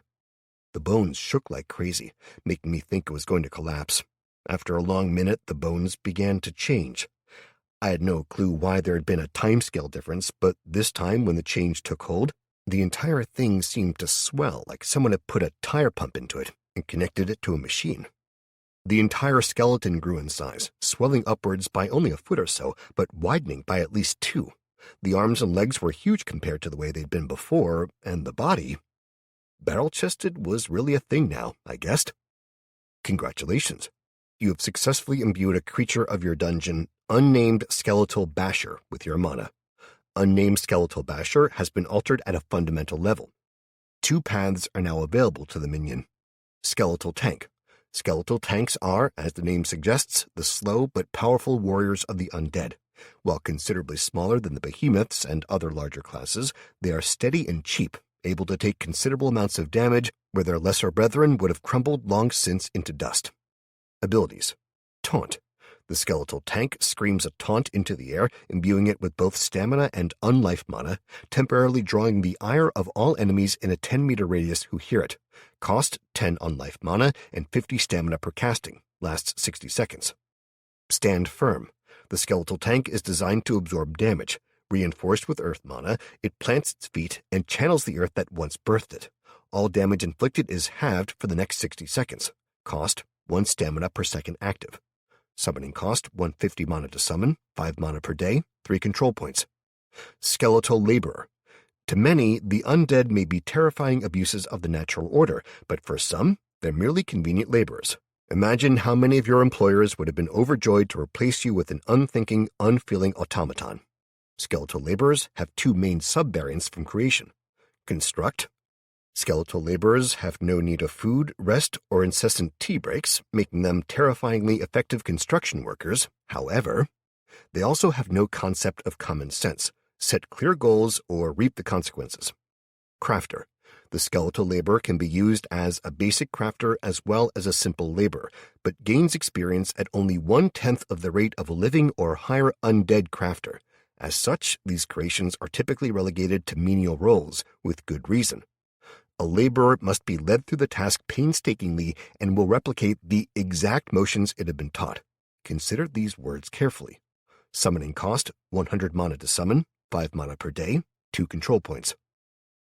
I read over the details, actually tempted by the tank far more than I thought I would be. After all, a dozen tanks like this could have slaughtered the undead main army we just fought with ease. It would have been a massacre with 2 of them side by side in the corridors on taunt or stand firm.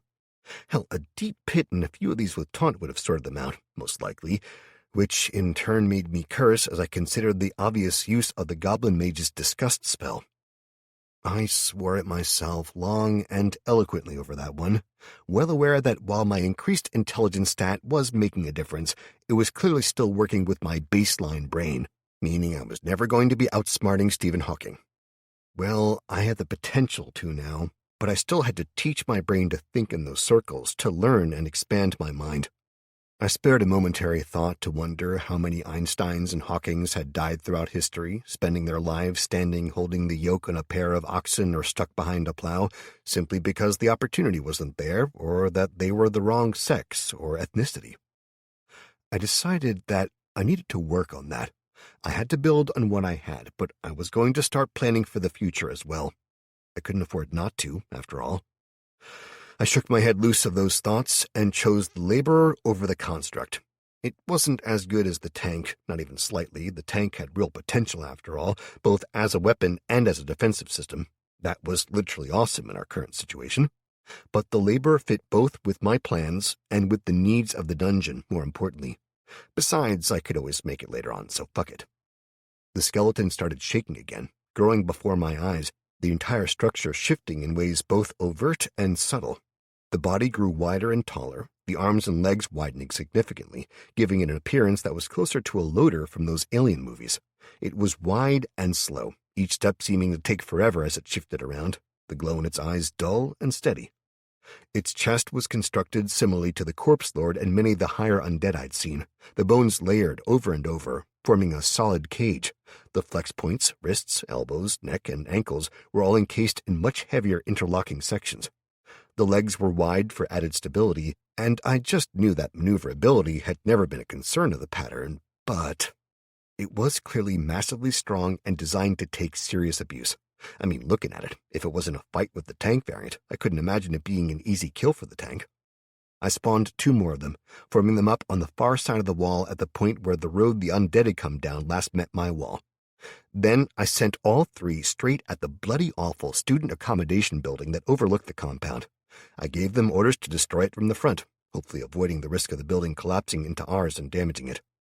2 were able to destroy, while the 3rd was to carry all the rubble it could, piling it up against the walls and moving on. I paused, then built a 4th one as well. This one was to strip the building of everything that wasn't stone and pile it up in a set area a dozen meters away from the wall, just in case.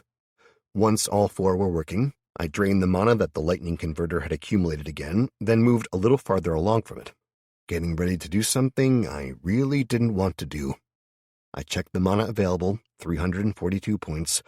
I'd hemorrhaged mana for a while sorting the undead out, and while there was an absolute shit ton of work to do, but I had a nasty suspicion that my evolution wasn't going to go any further, not without a serious kick up the ass. I moved to the end of the roof, 30 meters further along from the lightning converter station, and looked out. I could see a few streets in most directions from here, and there was plenty to see, to be fair. The sky was clear, which was a blessed change, given that it was moving through autumn now. In the UK, that pretty much equated to wear your wellies, boys, because it's fucking raining. The view was a good one.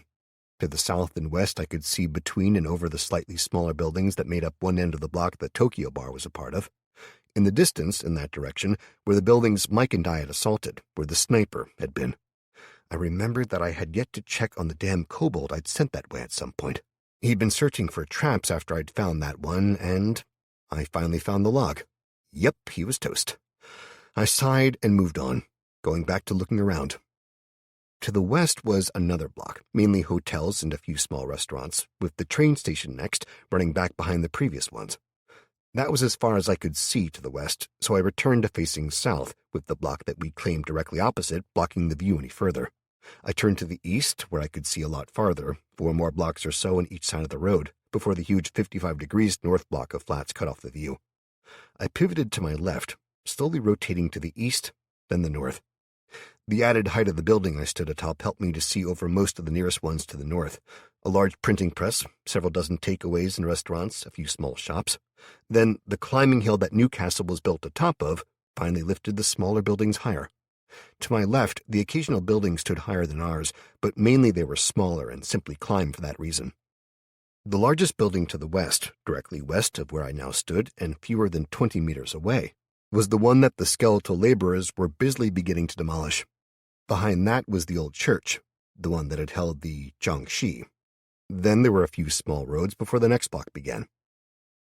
It was strange to look out over the city that I'd called my home for so many years and decide where I was going to expand and claim next. But with the bright sunshine glinting off the buildings, I loved it. I'd already had a basic plan, and this was partly me waiting for the mana to build and partly me putting off what I had to do. It was window shopping, but on a grand scale, and with purpose.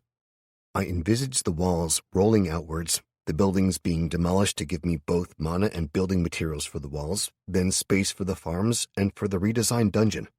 Not the training dungeon, that sat to the east and was visible from further along the block, being slightly south of where I stood now, but the dungeon itself, where we lived. I had a vision of that slowly changing as we demolished the current buildings on both sides of the road and raised a new one, a mega tower of epic proportions, something that would be seen for miles, dozens of miles, if not more, and one that would one day radiate pure mana out, cleansing the area and becoming a place of hope for the resurgent humanity. That could only happen, though, if we cleansed the area first and removed that fucking lich and whatever was pulling its strings. And to do that, I muttered aloud, the mana ticking up past 700 as others worked to absorb all they could. Damn it. Time to poison myself, I muttered, and I started to work on the next phase of my plan. Chapter 16. The mana converter slowly grew upwards before me as I fed it more and more mana, the firefly-like motes printing the structure and growing quickly. 15 minutes was all it took, But as soon as it was finished, I felt the change as the local mana field was altered. Unlike the life converter below, this change didn't feel benign. Hell, it felt anything but that. It was one aspect of the world that had always freaked me out. I couldn't explain it, never could. But as the water mana converter became active, it made me feel sick, just like the sea always had. I was a terrible swimmer. I'd used the excuse of heavy bones forever, not really knowing if it was an actual thing or not, but in the end, it was enough for anyone that saw me try. Unlike Chris, who spent half of the holidays we shared in the goddamn sea, I stayed the hell away from it whenever I could, happy on the beach, or better yet, in a bar or someone's bed. I swam like a brick, literally. My best method of getting from one side of the swimming pool to the other when I had swimming lessons at school was to take a deep breath, let myself sink, and just goddamn walk across the bottom.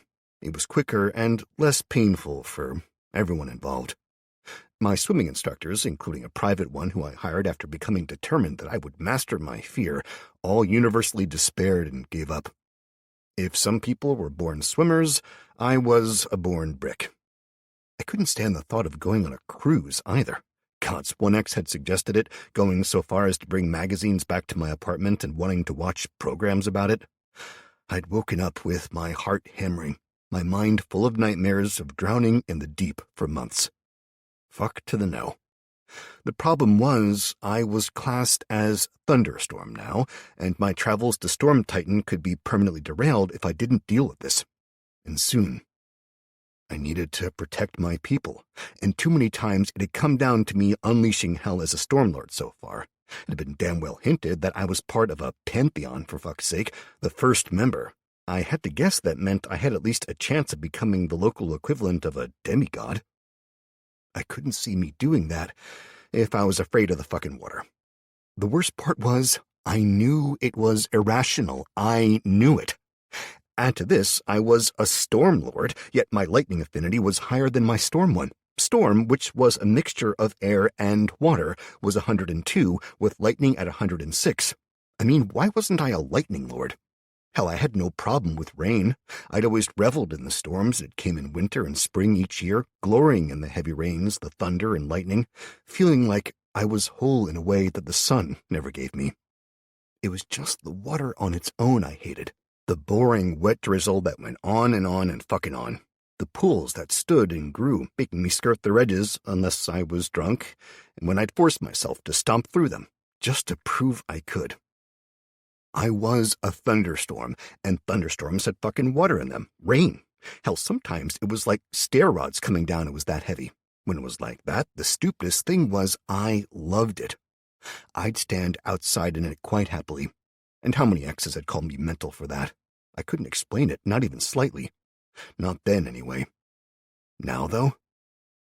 I reached out and laid my hand flat on the side of the converter, and I tried to do the same thing as I did with the air and lightning converters, pulling the mana out and into myself. I felt it, rolling into me. It felt horrible. A thickness in the back of my throat, like a lump that stayed there no matter how hard I swallowed. My stomach churned, roiling over and over as the mana flowed into me, then dissipated out, exiting through my skin, leaving a feeling like an oily residue behind as I released the converter and stepped back.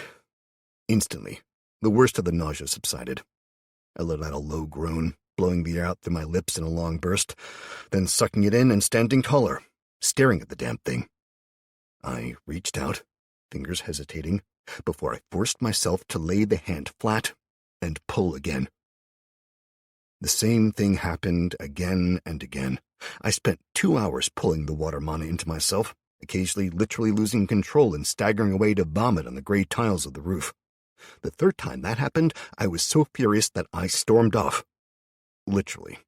I spun on my heel, inexplicable rage filling me as I strode back towards the lightning converter, slapping the palm of my hand against the side of the converter and sucking the mana out. It filled me, racing through me, the lightning responding to my will as I lifted my hand free. It crackled back and forth inside me, as comforting as it was infuriating. I wasn't a lightning lord or whatever that would be. I was a fucking storm lord, a living thunderstorm. The lightning raced to obey me, and water... It was my anathema. I forced myself to sit back against the converter and closed my eyes, reaching down deep and taking hold of the power racing about. I'd been on the verge of understanding something a few days ago when I'd ascended to this form, and I'd been interrupted. I focused on that, concentrating and trying to find that moment of understanding again. At first, it was crap. I couldn't remember anything. Then, as the minutes slipped by, I felt something familiar, as my lightning slowly pulsed back and forth inside me. My body was as physically perfect as I could make it right now. That wasn't a boast, some me big man flexing in front of the mirror moment. No, it was the acknowledgement that I was no longer as broken as I had been, and that I had no wounds for the lightning to spend itself repairing. Instead, it danced and crackled through me. It was insane. I knew, at some level, I was literally feeling lightning, or a version of electricity, I supposed it was, flowing through my body. I'd seen pictures of people who'd been struck by lightning before, the horrific burns, the scar patterns, and more, yet here I was, flooding myself with it. I paused then, realizing that the lightning was flowing in a very particular way. I could feel it in my middle, situated just below my heart. There was nothing there, no mystical recipient for the soul, no invisible battery. I'd seen the damn medical textbooks, and sure as shit, people would have been asking what that space was if it existed. Yet still, there was also a core there somehow. It seemed like my mana collected there significantly more than anywhere else. I didn't know if it was just because that was the physical center of my body as well as something else or what, but I knew that the mana always seemed to start to respond from there when I reached for it. Add to that, it filled my body, drifting and congealing almost in some places, but it also felt like there was more that it should be doing. Like, rather than just filling me like beer filled a bottle, it should be flowing. Flowing down my arms, filling my hands, running down each finger, around the palms and back up to the core, before repeating that pattern and more. I visualized it, seeing an actual pattern as I visualized myself sitting there, a glowing star at the center of my chest and thin, faint glowing pathways of light blue and white running down my arms and into my hands. I didn't know if it was my imagination or not, but other lines appeared, ones that were thinner, rolling down from my core to my legs. They passed down there in the same ways it did my arms and hands, but the lines were faint, and none ran that way now. I had a momentary thought that maybe it was because I usually cast the magic out through my hands. I forcibly banished the thought, focusing on feeling rather than thinking. I reached out with my mind, slowly picking at the lightning, pulling and pushing it, trying to guide it into the new paths. After a few more minutes had passed with no luck, I changed tactics, focusing on what I was doing with my arms, and realized that I wasn't pushing it down there like pressing a cloud into a container. I was opening a channel. It was the mental image of lightning arcing from the ground and through the sky that did it, as I had a sudden visual of the way the ions separated, the positive and negative ions flowing apart from each other, forming a buffer that kept the charge building higher and higher. Then, at the bottom of the negative space, a small growth of positive ions on the ground or near it, as I understood it, would pull towards the other positive charge. They would build higher and longer, creating a channel. Then, as the negative ions were displaced, like the Red Sea being parted, or the ocean listening to a girl who couldn't fucking sail, the negative mass would split, the channels linking together, and the overcharged positive mass would shoot together, completing the circuit. I envisaged that. Not a full cloud system charging and appearing magically in my body, but the channel, the reaching of the pattern that would allow the lightning to flow. It was slow as shit, seeming to take forever, and the feeling of it would come and go. But slowly, oh, so insanely slowly, I felt it. The charge built, and the pull of lightning that I'd been doing instinctively and effortlessly, I began to guide consciously. It took long minutes before I completed the first cycle, moving the lightning down my right leg, flooding it with the power, then guiding it back up to the core, and then around again. But I stuck with it. I felt the difference when he arrived as well, the sudden agitation and excitement of the lightning inside me. I reached out blindly, my fingers touching the Raiju's silken fur and stroking gently as Thor settled in my lap. His presence seemed to make the entire thing more natural, somehow. I started to feel more than the little pulses of the lightning as he guided me without words. He could speak. I'd heard him speak before in my mind, but he seemed to dislike it and simply nudged instead. A mental push or prod, and I slowly learned. I stopped guiding a single pulse down while unconsciously cycling the lightning through my arms.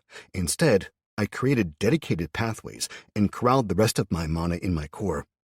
Then I started to really focus, guiding it out through the top of the core, moving up my body and into my head. It felt like a combination of electroshock therapy and insane pressure building upwards, but it also felt right. As blocks were broken and the pathways forged anew, the changes began again. I guided the power down from my head again, running down my neck and then down my right arm out along my fingers and back up, slowly flooding each section. It ran down the right side of my chest, specific separate channels seeming to appear and feed the power through organs before they released it into my right leg, down to my feet, and back up. It felt insanely weird as it flooded my crotch, then back down my left leg, around, and back up, moving through my lower organs and up to my left arm. It flowed down to my fingers, filling them, and finally back up, reaching out to my lungs, filling the left, then the right, then flowing down to recenter my core via the base. Congratulations. You have completed your first mana cycling exercise. You have learned a new skill, mana cultivation. Mana cultivation is the art of taking mana in a base form and altering it, enhancing and improving it to enable it and you to reach a higher evolutionary state. Congratulations, Thunderstorm. Your evolution has truly begun. I opened my eyes slowly, blinking as I took in the world around me. The mana that filled me slowly sank into quiescence. The rooftop where I sat was ringed by people watching me. I froze, and the tensing of my body blocked some of the new channels, making me lose my concentration and the gentle guiding I'd managed to do of my power. The crackling blue light that had drawn people to see what I was doing died away, the dying light of evening slowly returning to drape across the rooftops in reds and golds as I looked around, stunned. There had to be 70 people there, sitting in what were now the shadows. As I stared at them, Kelly strode out of the crowd, reaching down to me, offering her hand. I took it, slowly straightening, expecting my limbs to be aching and sore, but instead, I felt amazing. There was none of the stiffness I associated with sitting on a hard floor for any real length of time. How rather than soreness, I felt like I'd just finished an amazing warm-up, with my muscles limber and ready for action. "What's going on?" I asked Kelly. She smiled at me, tilting her head slightly and brushing her hair back behind one ear as she looked from one of my eyes to the other, as though searching for something. "What?" I asked again. "You don't know?" she queried, her voice soft as though unsure. "Not a clue," I admitted to her, slightly freaked out by the literal mass of people sat and standing right behind her, as well as the silence. "They came and got me when they found you, wanting to know what was happening," she explained, keeping her voice soft. "Amy and Guido, I mean. They saw the lightning from the ground and came up to see what it was. They found you sat inside this weird cage of lightning." "Cage? No idea what else to call it," Kelly admitted, shrugging. "You had lightning flowing across your body like it was nothing. Then it started arcing out and forming patterns, flowing up and down your body. That was weird enough. Then the real pattern started, and Thor showed up, moving over to you." "What patterns?" "A square above your head and under you, then a star, circles. Hell, at one point it was starting to form a mandala, and I tell you, that started to freak people out.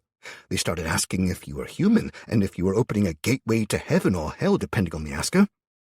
What the hell else am I going to be? And do they really have to be here, watching me?" I hissed to her through a smile I directed at those watching, before wincing and shrugging. Okay, sort of human, I mean. Yeah, but crap, she muttered, blinking before turning and clapping her hands together sharply. Okay, people, how about a little privacy? Matt and I need to talk, and I know the evening meal should be underway by now, so come on. She started shooting people back from the rooftop. I made a point of turning and moving more or less out of sight, my hand resting on the lightning converter, finding that it was weirdly almost full. I drained it into my body, accepting the mana as my own without a thought. I got a second surprise as I realized that my own mana was at a decent level as well. I frowned, pulling up my stat sheet and checking my mana regeneration, seeing it was still nixed at 14 points an hour. Even allowing for that, and for the fact I'd started to try and do this in the early afternoon, that meant that as dark as it was getting, I had to have been sitting there for at least 5 or 6 hours. So, working that out as, say, 5 hours at 14 points, it was 70. My own mana had been almost wiped out by the creation of the new skeletal laborers. Yeah, I'd gained a little extra here and there by the use of the air and lightning converters, and I'd had a few points left over, but I shouldn't be even near 100 points, and instead I was just over 500. That both elated me and freaked me the hell out. First of all, it was wonderful that it was there at all, but it also meant I was totally missing something, and I'd only just started to get a feeling that I was starting to understand shit. I pulled up the flashing notifications as soon as I spotted them, breathing a sigh of relief at the details. Of course, I cursed myself for getting so used to the orange flashing that I'd ignored it entirely. Congratulations, you have gained a level in meditation. You receive 10% increase to passive mana regeneration while meditating. Because you have gained this level in a subskill of mana cultivation, you have also received the requisite levels in mana cultivation, granting a 10% increase in your mana conversion ability. Increase your skill to further improve your meditative bonuses. I focused on the meditation and mana cultivation skills, getting a new notification that told me I was at level 1 for each of them, which was both awesome and terrifying.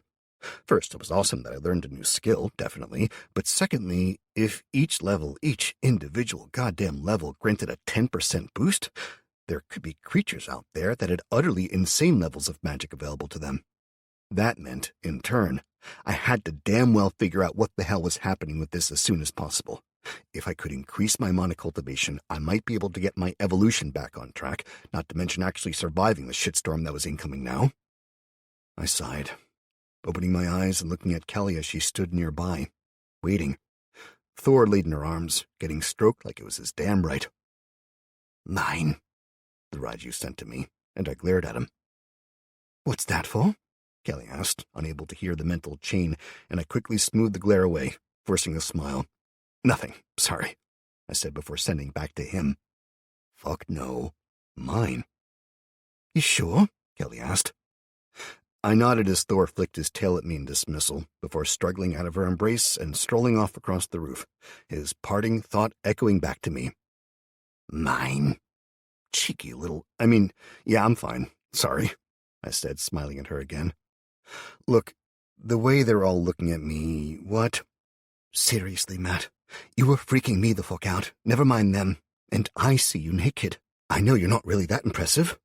"Hey, sorry, but I had to put a pin in that ego before we couldn't get it back inside the building," Kelly replied with an evil grin. "Seriously, though, don't get a complex. It's very nice, and it does the job I have for it." "Great, thanks. Now I'm really going to be paranoid," I muttered, scratching the back of my neck, as the memory of the system's damning comparison to other men in my genetic group sprang to mind. "Well, don't be, okay?" she whispered, wrapping her arms around me and kissing me firmly. "Remember, I'm the one whose opinion matters, right?" She smiled. "Well, look at it this way. It might be the end of the world, but if you weren't doing the job, believe me, you'd not be getting to play with the merchandise." "Okay," I grumbled, feeling a little better about things, while wondering if I stuck a few more points into charisma, would that change the size? "Anyway, you're asking about the glowing light show, right?" she asked. I nodded, glad of the diversion. "Right, well, it was both freaky as all hell and amazing. The light was flowing into patterns that flowed through and around you. Think blockbuster magician movies, all swirly patterns and light shows, and you were doing it all, without effort." "Wasn't exactly without effort," I muttered. "I gained a new skill, meditation, It's a sub-skill of monocultivation, which I know absolutely sod all about. Beyond that, it's something to do with the Eastern religions. Well, we have a team of religious types downstairs, so we can see what they think later, okay? For now, dinner. You look half-starved, and you need the energy. How long was I doing it? I asked. I heard about it maybe half an hour ago. Remember, most of our people were out working their asses off stripping the nearby buildings, so the word only really spread when they got back in. When did you start? No clue, I admitted. We really need to figure out a time to start the clocks from. Those that are clockwork, at least, I muttered. Just seems weird that we never know what time it is. We'll send someone to the old university once things settle down. They've got big old mechanical ones in the clock tower, so they should still work. We moved inside, the conversation breaking into minor details, until my brain finally prodded me hard, making my eyes open wide. Jack, I gasped, grinning and grabbing Kelly's hand, then dragging her outside and around and down to the massive pile of random stuff where I'd ordered Jack to wait, close enough to the parts that he could be built. When we made it there, I searched, stunned by just how big the pile was, until the cracking and sizzling of movement rang out. We scouted around, finding a pile of gear that looked like it had fallen over recently. The heap began quaking, and we dug in. 10 minutes later, we had the partially rebuilt Panthera automata uncovered again. Kelly and I stood watching it in awe. It had a timer set originally for 13 hours of the build. That had been early to mid-morning. As I checked now, it still had 5 hours to go, but the changes. Jack had been steampunk imagining of a robot dog before, all polished, aged oak, bronze and silver parts, glowing eyes, and whirring servos. Now he was bigger, noticeably. Hell, he looked like, when he was finished, he'd be able to take a corpse lord out, much deeper in the chest and wider as well, a lower stance and legs that were more braced, but he looked like he'd be both fast and lethal. He was still in the process of upgrades, meaning that sections fizzled and sparked, spinning gears clicked or bounced and shuddered and spun forward, grinding. The simple bronze of his original design had been mainly replaced with high-grade bronze, copper, and gold highlights, as well as the oak being replaced with a load of convenient mahogany. Add in the rubber and the teeth, which looked utterly lethal, and the overall impression was one that you should never fuck with. The original Jack had been powerful, strong, and fast, but that was against humans. Against the undead behemoths, he'd been found lacking, not because he hadn't tried, but because he was essentially the baseline model. Now, he was a different beast. Or would be in a few hours. The timer was clicking away, counting down the seconds until I'd be able to expect so much more from him, especially in terms of intelligence. We left them there as we walked hand in hand off to the dungeon again, talking as the light failed. Despite everything, when we entered the building and found it now full of light, warmth, and running kids, the scent of 100 different meals, and the general utter madness that was an overcrowded but happy house, it was suddenly a home, and a far cry from the dungeon I'd started with. We ate and talked, enjoying nearly an hour of downtime, time that was spent with the families of those we'd rescued and our own, enjoying the jokes and good-natured abuse that came in with that environment. I chose to ignore the wondering glances and the hushed questions, the stares and the whispers that followed wherever I went. All too soon, the meal and the break were over. I turned, exploring back down into the lower levels and the dungeon proper, as I thought of it. The team down here was much smaller and the rooms quieter, as we all gathered in the main room. Kelly and me, Allie and Mike, Finn and Patrick, Tulio and Anna, Becky and Chris, Kevin and Alice, John and Joe, and last but not least, Ian and Michelle. 16 of us. And I thought for a minute about how weird it was that we were all coupled up, then dismissed it as just the kind of weird shit that happened at the end of the world. I'd read and heard about it from soldier friends, and Mike had confirmed it quietly when I'd asked him about it. It was apparently a natural response to the stress and danger we lived in these days. Something about seeing the world go to shit, the fights, the danger, and the deaths, that made the human libido go through the roof. It wasn't disrespect. Not to those who died. Gods, no, it was the opposite in many ways. It was the celebration of life, of the fact that after everything had happened, we were still alive. It was a need to feel close to someone else, to revel in the good things after seeing so much bad. It drove that most primal of urges, as Mike eloquently put it. After all the horrible shit we see, You get in, and you just need to fuck like a bunny to make sure you're still alive, mate. It was true, whatever it was, and I damn well knew that there was a drawer in the clothing section in our room that was filled with the sexiest outfits Kelly could find. Most of the others had something similar. I didn't know who'd taken the time to go out and raid a sex shop of all things, but I was also damn thankful. This wasn't that, though. It was neither orgy nor privacy time. Instead, while the others rested and recovered upstairs, we were down here, starting work again. Chapter 17.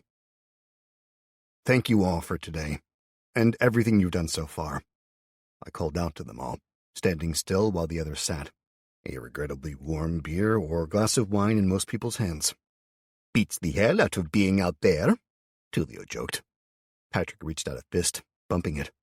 Well, still, thank you, I said, smiling. Okay, before we start the night shift, a quick catch-up is probably in order. Mike, you want to start? Okay, mate. Well, first few hours today was a cleaning and repair job, then sorting through ammo and loading clips and magazines. Speaking to the rest of the room, he spared me a meaningful look. Before I'm made to suffer through this shit again, there's a massive difference between a clip and a magazine. A clip is a holder for the bullets that is then used to pass-load a magazine. The magazine is what goes into the gun. If any of you fuckers ever mix those two up, I swear I will lose all respect for you. I might have mixed them up, I started to say. Mike cut me off. Yup, so for reference, unless you want to be treated with the same respect I give Mr. Potato Face here, remember a clip loads a magazine, and a magazine goes in the gun. Love you too, mate, I muttered, getting another withering look from Mike. Anyway, moving on from that idiocy, once that was done, I went searching, found 3 maps of the area and the massive piles of maps we borrowed from the library. There are 3 centers of the area that might have been where the weapons we have were traveling to or from. One in Durham, that's too far away for us to check out without a massive force to get us there. There's a center in Gateshead, I remember. The Army Reserve, Tulio spoke up suddenly. Mike shook his head. There is, but it's not classed as a secure facility, so it wouldn't have an armory. The only 2 that are within any realistic range for us to hit, and would provide the kind of weaponry we need, are the Army Reserve Center off the Coast Road, near Wallsend, and, the one I'd recommend, the 5th Fusiliers Base, down by the river. How far? I asked. About 2 miles, Mike said. I winced. Yeah, I know. 2 miles through territory we've not explored to reach an army base that is equipped and secured against infiltration. But it's the local infantry center, meaning that they'll hold literally everything we need. I only attended it twice, both times in orders to collect a vehicle when I was going to a secure location. I quirked an eyebrow at that. His shoulders sagged a little. Look, when you're a soldier, you're made aware of some locations, facilities up and down the country where more secure things are housed, weapons, doomsday-type facilities. Hell, there are nuclear and biological facilities for research and defense. He caught my eager look as I practically jumped at the news. Don't get too excited. The only one in this area was being rebuilt, last I heard. Everything that would be a risk or any sodding use was shipped elsewhere while that was happening. I nodded, understanding but disappointed. So you think that this army base might have more guns? Ian asked, leaning forward and resting his elbows on his knees. His wife, Michelle, rubbed his lower back, making him groan in relief. Bad back? Joe asked, and he nodded. Carrying a damn sofa down a flight of stairs 15 times will do that, he grumbled. Sorry, mate, I offered instinctively, as Joe reached over and rested a hand on his shoulder, closing her eyes and feeding a little healing magic into him. He let out a groan, shaking slightly, but when she lifted her hand, he sat up and cracked his back, exhaling a sigh of relief. Damn, that's better. Thanks, Joe. He smiled as Michelle offered a soft thank you as well. That's a point. How many others are injured from today? I asked. Lots. The majority of people who are helping haven't been doing much in the way of physical activity recently. Bedbound and in a hospital, remember? Joe said. Honestly, I've been healing as many as I can, and damn if it's helping me to level my spell, but still. Fuck, I should have thought, Chris said, shaking his head. My blessed ground spell. It's only a 5-meter radius, but it enhances healing inside it. He got to his feet and gestured to Joe to join him. I'll be right back. Joe, Want to show me where those you've not been able to heal are? I mean, you've not had the mana to heal all the aches and pains, right? No, it'd take me weeks, he replied. Come on, it'll only take a few minutes. With that, the two of them left. Sorry, mate, I said to Mike. Ian was asking if you think they'd have more guns. Yeah, Mike agreed, shifting around on the sofa he shared with Allie, his arm across her shoulders as he played idly with the label on the beer bottle in his other hand. There's a fully loaded armory there, or there was. I'd assume it will be still, but that's a regimental headquarters, so it's where the regiment, the 5th Fusiliers, all train. They'll have taken their families there, reinforced the place. There's going to be senior leadership for the regiment there in command. You think Barry Sidop is overbearing? He asked his wife, laughing down at her as she lightly smacked his leg. Seriously, try real army life. There's a reason people refer to doing everything on a mapped-out schedule as being regimented. You think we should steer clear? I asked, surprised. No, I think we should check it out. But you really need to think about your play here. Not being offensive, but you were a bit of a dick with the armed police. Understatement, John coughed, half hiding the word. And you try that with the army, you'll be told to fuck right off if you're lucky. Mike finished, grinning at John. More likely, if they realize who and what you are with this place, we'll end up in a war with them. Seriously. He lifted one hand warningly. We need to be way more professional in approach before we go anywhere near there. If it's held as I'd expect it to be, it's where I was intending on taking my family, put it that way. And if it's not, I asked. Well, let's say something happened, the shit hit the fan, then the base and its armory might be wide open with anything from goblins and orcs to creatures like the weird-ass shit we've been fighting lately living in there. Hell, the undead might be loading up the guns and learning to use them right now. He shrugged. We need to know, boss, but we need to be damn careful, Tulio agreed. Basically, there's a massive risk involved. I'd waited until I checked out the maps to get the precise location. I knew there were more sites in the area, but... Mike swirled the remaining liquid in his beer bottle, then shrugged and took a swig. The only ones who need to know, all of them are logistics corps. So that was an enlightening map dive. Okay, I'll think on it, mate. Thank you, I agreed. Allie? I asked, and she sat up slightly.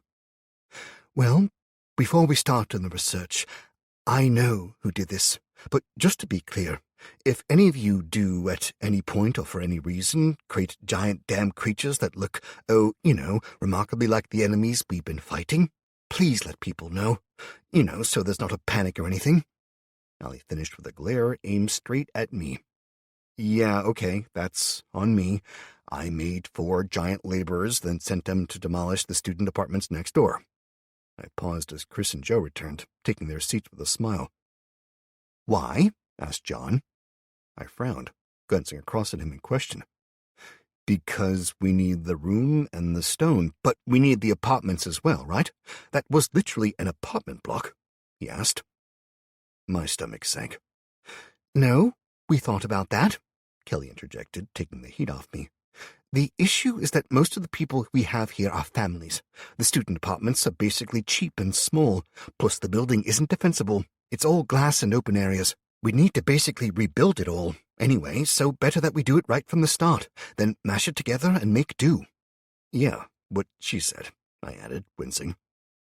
So Kelly thought and Matt just did. Sounds familiar, Chris interjected, getting a middle finger from me as Allie took up the report again. Okay, with regard to the research, the common loot node is complete and the accumulation crystals are getting worked on now. I shifted the priorities around a little, mainly because some of them take much longer than others, such as the magical artifact generator, which works to drop the cost and massively increase the chance of a magical artifact dropping as loot.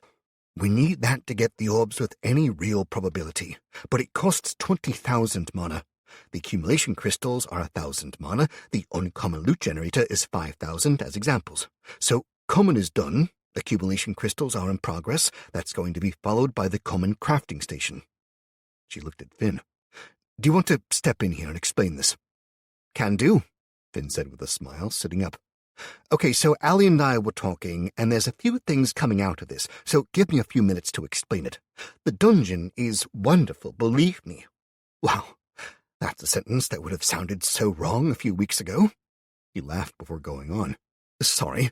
Okay, so the dungeon is great, Matt. Truly it is, but looking at the common, uncommon, and so on loot generators, they aren't going to be dropping things like great weapons and armor, as near as we can tell. The dungeons aren't set up to replace actual crafting. Instead, the dungeons produce cheap versions of items. Like if you went to a craftsman for the spears or the armor we're making now, the result would be far superior to the standard, right? I nodded, and he went on. Well, now imagine you sent one of those spears to Taiwan or somewhere because they can produce them far cheaper. You get 2 or 3 spears for the same money, but they're shitty quality. I finished, then frowned. But the weapons we're getting aren't shit. That's not the right point. It's not a shitty knockoff. Okay, maybe I didn't explain it right, but basically, the spears you keep getting are all the same. They're literally that same spear 100 or 1,000 times. It's the same spear. The craftsman, though, if he makes a spear 100 times, he's getting better with every one he makes. Think about the weapons you made, imbued with magic. Again, we nodded. Now they're all slightly different, probably because you didn't know what you were doing when you made them. You just poured your mana into it, right? Yeah, literally, I agreed. There's no manual, just gives me a counter, and I literally pour the mana in. Okay, so then the weapon is activated by someone else, their blood, you said before. It activates the weapon, so it could be that the magic in the sword is unformed until it meets that blood. Hell, it could be a random effect every time, but once it activates, that's it, right? I nodded, waving my hand from side to side in a maybe gesture. I think so, but we really don't know. Kristen's blade worked fine for Dalbir, literally the same as it did when he activated it, I said. Okay, well, let's say that it's random for now. We can do some tests on it later, but if you activate the weapon, if it's, say, a fire-aspected weapon... Patrick spoke up. He means it burns things. It's aligned to the concept of fire. Exactly. Finn grinned, carrying on. So if it's a fire sword or whatever, and you copy that, then in theory you get more fire swords. You make a copy of a weapon that has the mana imbued but not finished, and you get a sword that could be anything, but it'll never be more. You want a sword that is amazing or a spear? You're going to have to research it over probably months for higher-end weapons or break one down for the dungeon to copy. If, instead, you have a team of crafters making these things, with the dungeon producing the raw ingots, the leather and so on, that way, the crafters can make wonders. So, we need crafters? I asked, shaking my head. Where the hell do we get crafters?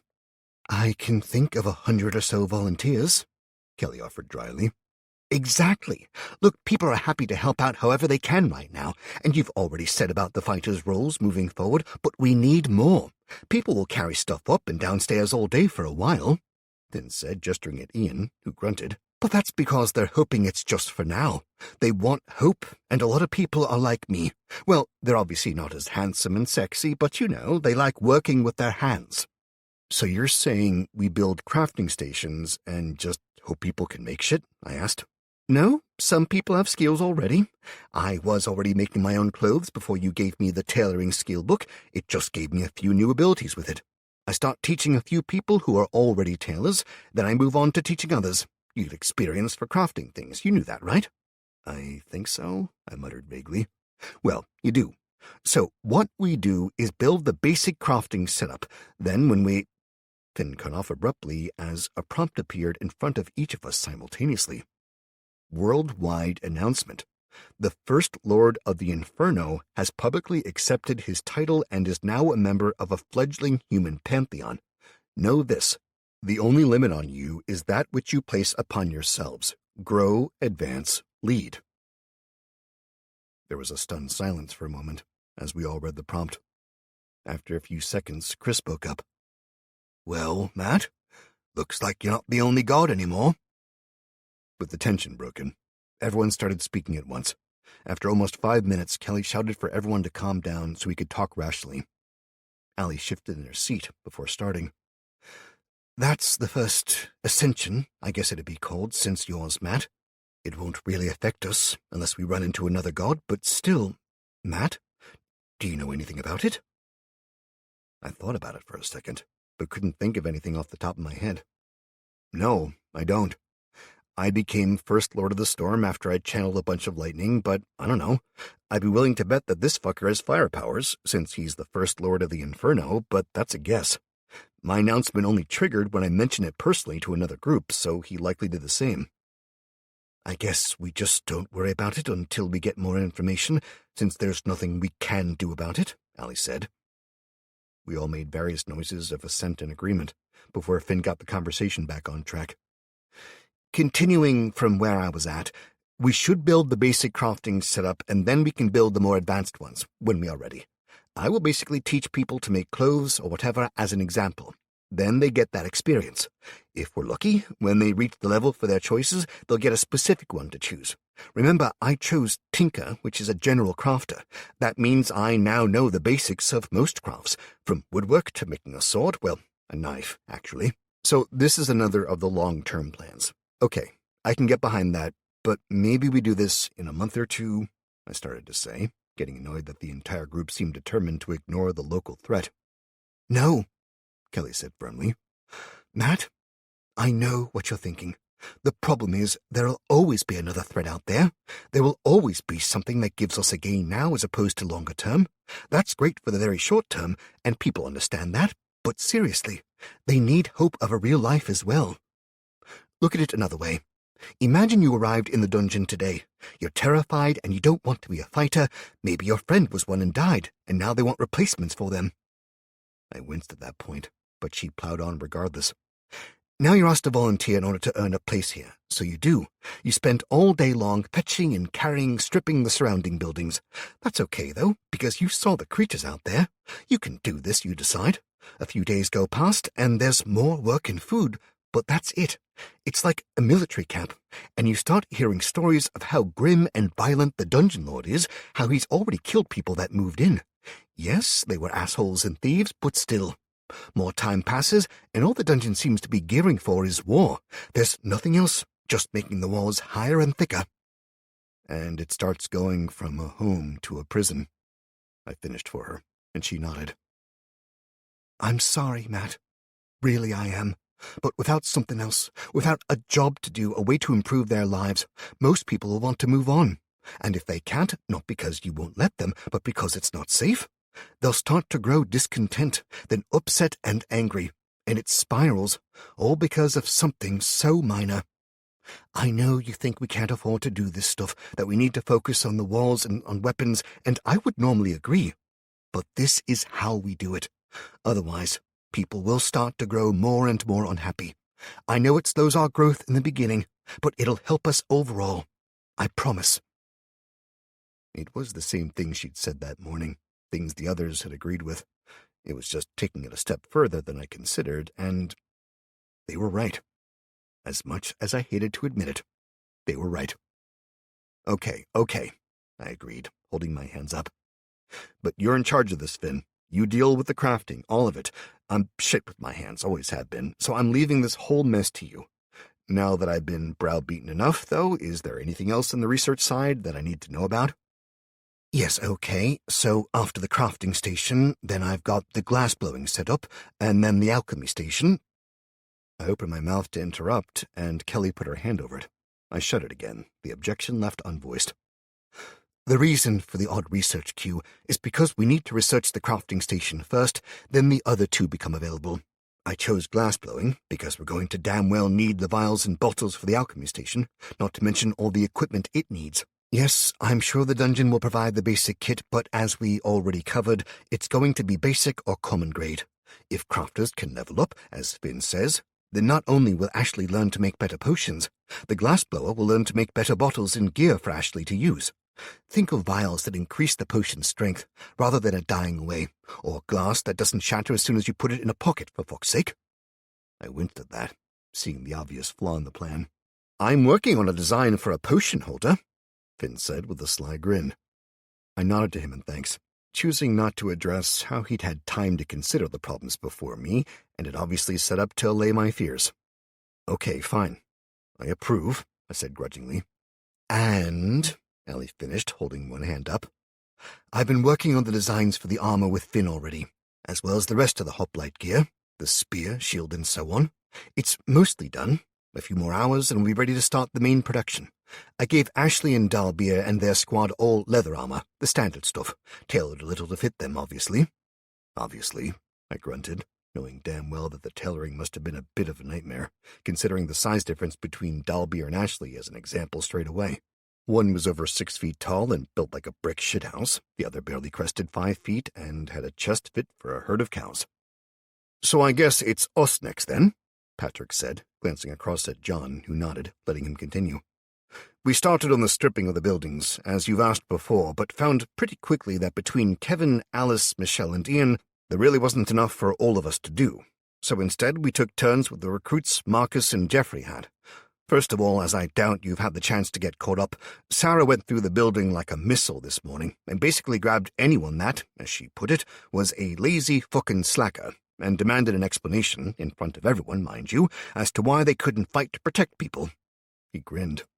"Basically, the fact that it was an older woman and one of their own rather than us meant that they couldn't laugh it off as easily.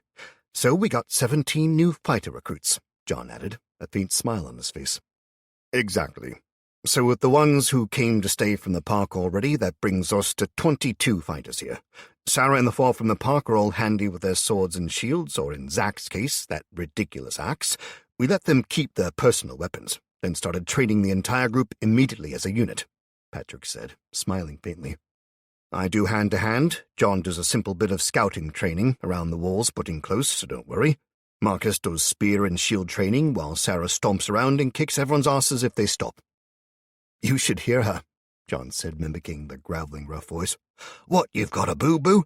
Well, suck it up, boy, you'll have worse if you don't move your ass right now." I laughed along with the others, totally able to envisage her saying that and worse. "Basically, we figured we could help there a lot more, so we started training them in groups. We alternate, pitting them against one another and building them up, then tearing them down. It's pretty brutal, but when we finished for the day, the way that Sarah praised them all before everyone, saying about how they were standing up to defend them, and they'd proven that they weren't cowards, well, it's made it almost impossible for any of them to bugger off now. I tell you, she's a wonder. Soul of a drill sergeant." "We've been teaching them with wooden versions of the spear and shield so far. Much cheaper to create, and a lot less lethal when someone fucks up. But if we can get the real thing sooner rather than later, that would be good. They can train with the real thing for runs and marching, then swap to wood to fight. Means they're ready if the shit hits the fan," Patrick said firmly. "Sounds good, then. Allie?" I asked, glancing over at her, and she nodded. "As soon as I have the final details worked out, I'll start making them up for you," she promised. Patrick and John nodded, settling back to relax. "Yeah, I've been mainly working with the archers with Jeffrey. That man learns shit in seconds, I swear," Chris said, taking a swig from his beer and not bothering to sit up. He looked beat to all hell, and was in clear danger of falling asleep on Becky's shoulder, his eyes red-rimmed and swollen. I looked him over, seeing the signs of loss, of the heartache of losing someone close to you, and the other deeper injury that I guess came from the loss of part of his soul. "Basically, the archers are getting better. They're still fairly shit, and they'll probably all be much better with rifles, but it is what it is. I've been both expanding the dungeon influence to the castle and absorbing and breaking down all the spare mass I can," Becky said simply. "There's a hell of a lot of it now, so if I can get some help with that later—" "Most of us will be helping with that tonight, I think," I offered. "Well, there's a big pile of materials out there to get working with," Becky shrugged. "As long as someone helps, there's a shit ton of stuff there now, you know?" "Yeah, actually, once we get started tonight, I'll make a few more converters and then a couple of control nodes as well. Then I'll start spawning skeletons to march around inside the training dungeon, get them ready for you to take teams inside and start teaching them to fight," I said to Patrick, John, and Chris. "Okay, me next, I think," Anna said, raising one hand, then coloring as she dropped it, pretending she'd not held her hand up for permission to speak like she made her kids do. "Anyway, I found 2 other teachers in the refugees, and 3 of us, Mrs. Winters and Mr. Obadiah respectively, have essentially corralled the kids into some form of learning for a few hours each day. We've not got enough to do set classes in detail, but we're making sure the younger ones get some understanding of the world as much as we can. The older ones, well, they're more of a challenge, thanks to the questions, but we're working with them, teaching mainly math, science, and history, as well as some work on community and why it's important to work together." I wouldn't want your job, I said unthinkingly to her, then blushed as Kelly smacked me lightly across the back of the head. Laughter erupted in the room. Sorry, Anna, that came out wrong. I meant, well. Oh, I knew exactly what you meant, Anna said with a mischievous twinkle in her eye. Believe me, I understand that only too well. Me next, said Kevin, his rolling brogue filling the room. Well, I've been working on the collection. Fuck it. I took my team looting today. 6 hours we've been out there, and I tell you it was glorious. Oh? I asked, smiling unconsciously. Oh, aye, seriously. What we want, we took. It'd have been weeks after all. If nobody been for that shit by now, they ain't coming. And when we rocked up with the first loads, well, it was like the king returned from the grave. Everyone been cheering and all. Aye, I can get used to this. Well, remember what I said. You and the other teams that do the stripping of the surrounding buildings can alternate who does it. Maybe set a reward for the hardest working team. I trailed off, rubbing my chin. Don't you worry about it, laddie. I'll sort it, Kevin said with a wide smile. I couldn't help but chuckle at the malicious glare Alice was giving him. Well, I'll let you all sort that between yourselves for now, but be warned if I have to step in and set rules. I left it hanging. He nodded with a smile that said everything about his intentions.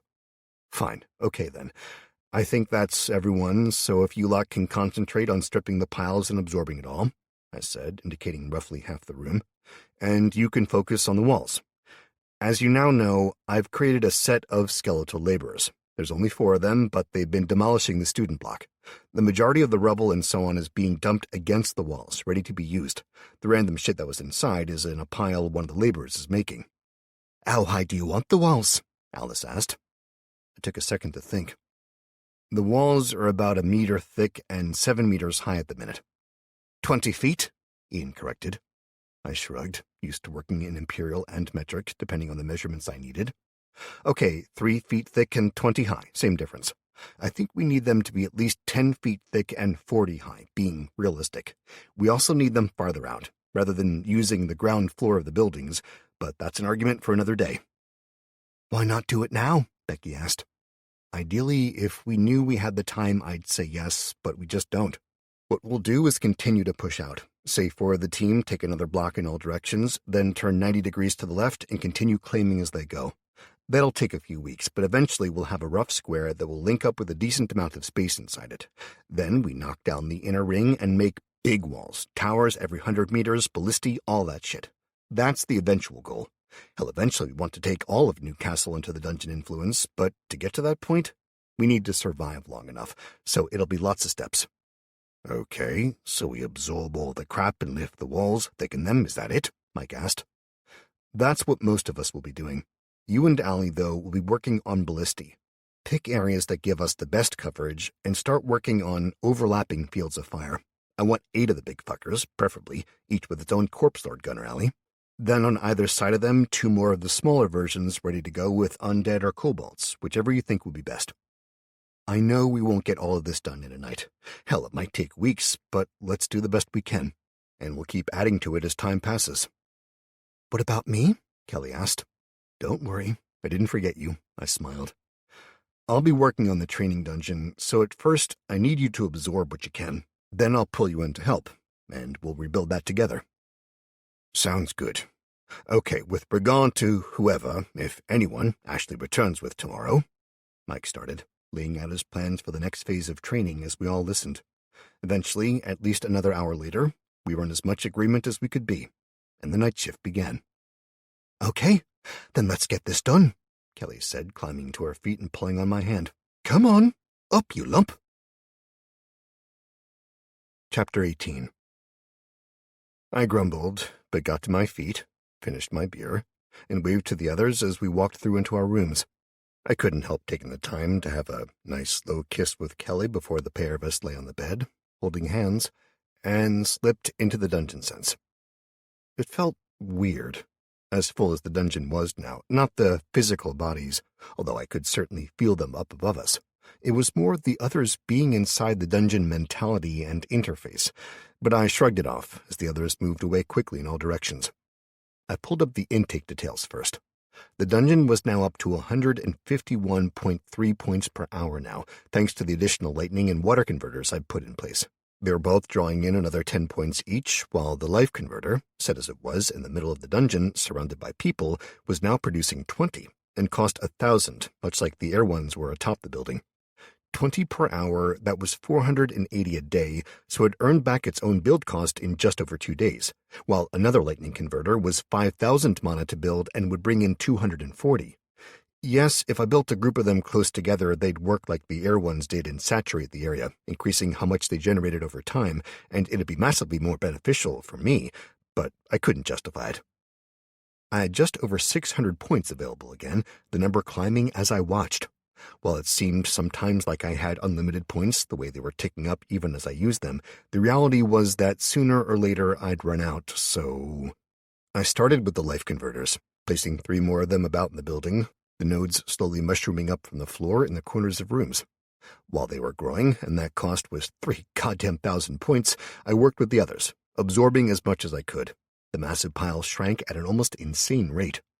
That took me an hour. 3,000 plus points in an hour, generated and spent, almost blew my mind, but I shrugged it off and went on, aware that the 3 new life converters would be sucking in the corrupted mana everyone gave off and emitting fresh, pure, and life mana steadily, adding another 60 mana an hour to the intake.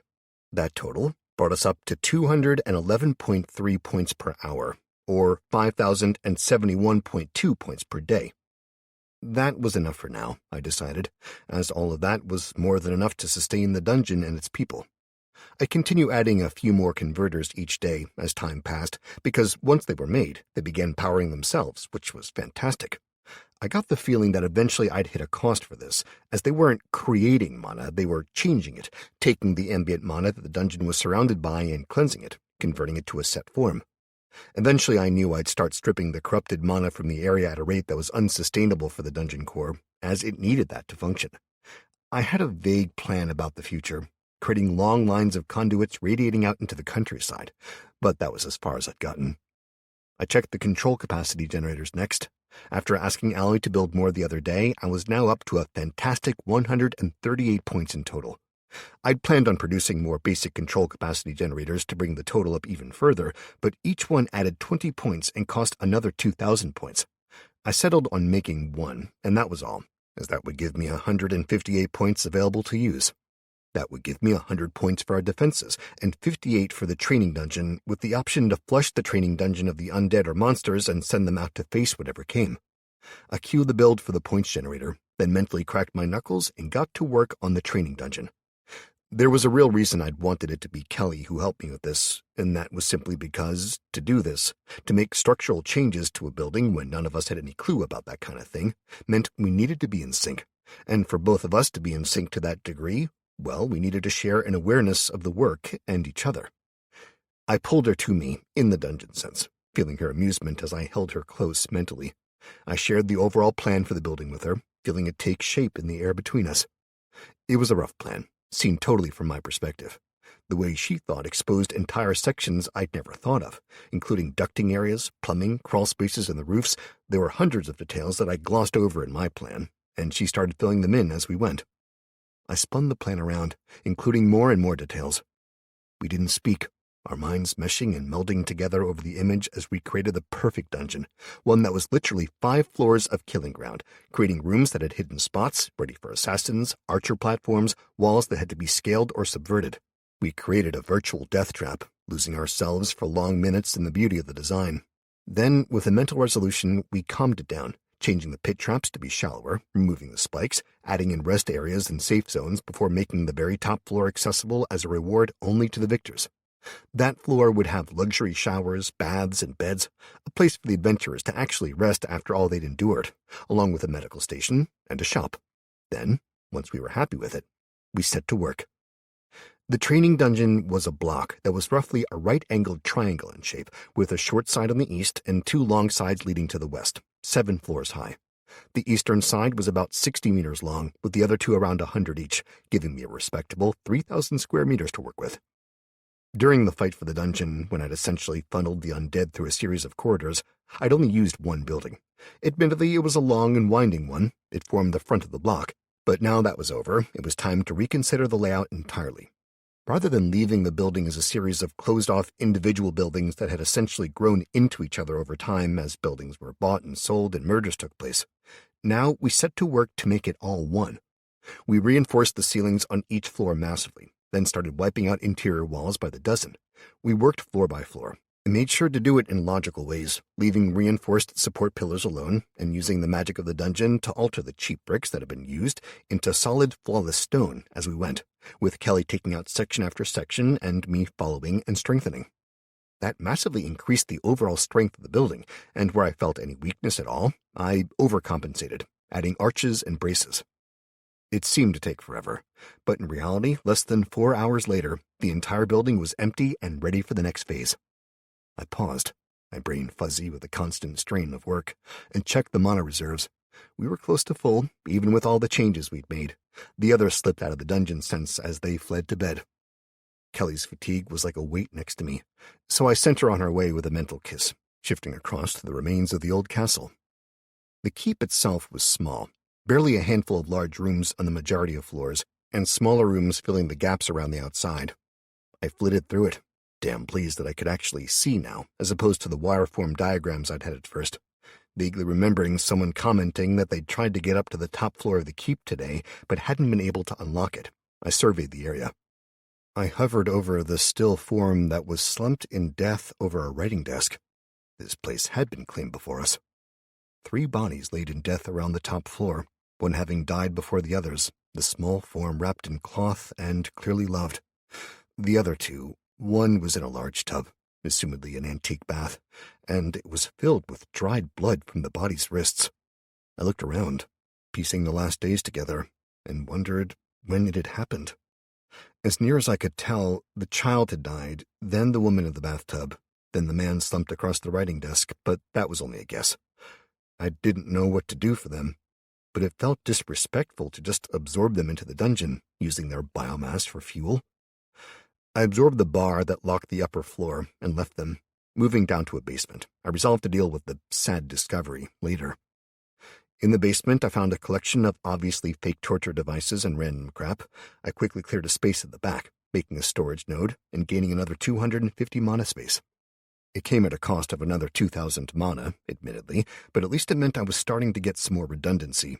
I made one more, taking the mana the dungeon had available back down to 176. As my last creation before going to bed, I summoned 4 common skeletons, dropping them down in the sewers below the compounds and sending them out to kill. Then I left the dungeon sense, blinking my eyes in the darkness of our room as I opened them. I lay there for a few seconds, listening to the slow, regular breathing of Kelly, clearly fast asleep. I rolled out of bed, slowly, gingerly, moving as silently as I could. After I used the facilities, I stripped and climbed in beside her, feeling the warmth radiating off her bare skin as I gently pulled the duvet over me as well. I lay there, silent for a few seconds, seriously tempted to reach out and take her in my arms. Hell, I wanted her again, I always did, but no. I turned over with a sigh and calmed my mind and body, relaxing and letting sleep take me, knowing damn well that the morning would come too soon. I wasn't wrong. The first few hours of the night were filled with the occasional distant crash as the skeletal laborers demolished the building next door. When I finally managed to ignore that, well, turning over to see Kelly laying naked and fast asleep next to me was distracting. The next morning, I awoke gritty-eyed as Kelly slid from the bed. Turning over and shifting my pillow, I watched her as she walked away, vanishing into the toilet, then reappearing a few minutes later, yawning. She was still naked as she slid over to the shower, turning it on and adjusting it to get the temperature right. She stepped in, letting out a groan of pleasure over the hot water, and proceeded to rinse her hair before sticking her head out of the shower, grinning and calling over to me. "We both know you're awake, so unless you're actually going to let me have a shower in peace, get in here. I'm not cleaning myself twice again." Then she turned and started sorting through the shower gels on the shelf. I didn't need to be told twice, grinning as I kicked off the blankets and practically flew across the room. Stepping into the falling water behind her and reaching out, I wrapped my arms around her from behind. She leaned back, laughing, then angled her head up for a long, slow kiss. The day started well. Once we'd Cleaned up again, and we'd eaten breakfast with the others. We all resumed our jobs, some going to lead the recovery teams, others to training, while I went to see Jack. He was sitting where I'd left him, slightly taller than before, but much, much more lethal-looking. His final sections of armor had been built, and damn, he looked good. He was stocky, wide in the shoulder and deep in the chest, with a face that was shorter than a leopard's usually was as well. He was wide-jawed, and the teeth. Whatever the original version of him had been, its teeth were nightmare-inducing.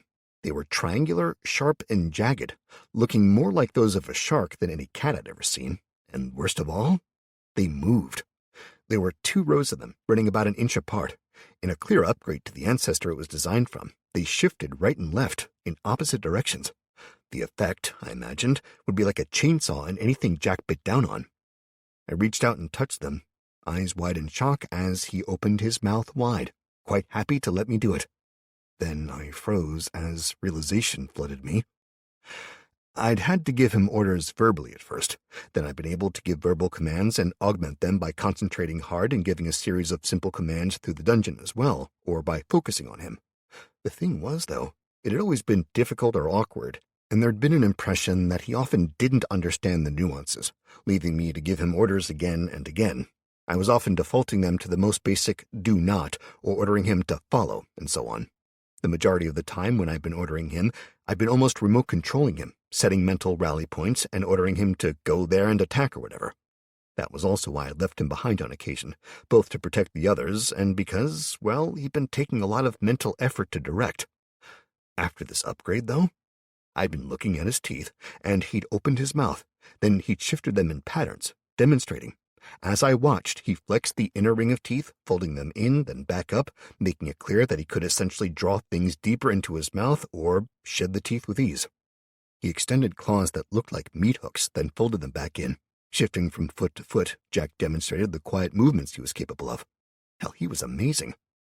I looked him over, admiring the silver, the burnished bronze, and the mahogany sections. He looked sodding lethal now. As much as I wanted to take him inside and basically show him off, I'd done all this for a single, very good reason. I needed to find that fucking Lich and his armies. As soon as I finished thinking about what I wanted him to do, he stood, a mental map forming in my mind. I found I could designate areas, numbering them as sections to search. I thought about it, remembering the old Commonwealth war graves out near Jesmond. I set that as the second section to start with. I wanted a ring around us first, as fast and quietly as he could, up to a mile out, searching for anything that he could find that was undead and not part of the dungeon. If that was clear, then he was to go on to the war graves. If they were intact, then continue to loop outwards, and we'd think about the next step. If not... He was off then, bounding away, up the steps and leaping from sight over the wall, ready to follow the trail should he find one. I went to the roof, draining all the air and lightning converters before moving to the edge of the roof and looking down. As soon as I saw the remains of the front of the student accommodation building, I stared in amazement. Half of the student accommodation block was gone, practically. Hundreds of tons, hell, probably thousands, had been torn down in a single night, then piled around the walls. That in itself caused a minor issue, considering that the piles were as big as the old wall and at least 10 feet deep, which was good, but it had practically formed a goddamn ramp up to half the height of the wall. There were half a dozen bodies of things that looked like a cross between a lizard and a dog strewn about that had clearly jumped the rest of the way. Thankfully, the kobolds were still on duty, although most of them, when I checked, were out of bolts now. I paused and settled down comfortably on the roof and quickly addressed that, dropping off bolts by the hundreds across the roof for the kobolds. As I did, I couldn't help but smiling at their excited yipping. Then I reached out and started to fix the laborers before creating more. I checked over the walls. With the massive piles of stone and utilizing the power of the dungeon, I could easily add stone at the base, lifting the overall height higher and higher. Halfway through expanding this section of the wall, a prompt opened in my vision. Startled, I stopped what I was doing and read it. Worldwide announcement. The Lady of the Forest, Third Lady of the Pantheon of Nature, has publicly accepted her position and is now a member of a fledgling human pantheon. Know this, the only limit on you is that which you place upon yourselves. Grow, advance, lead. I mentally swiped the prompt away once I'd read it.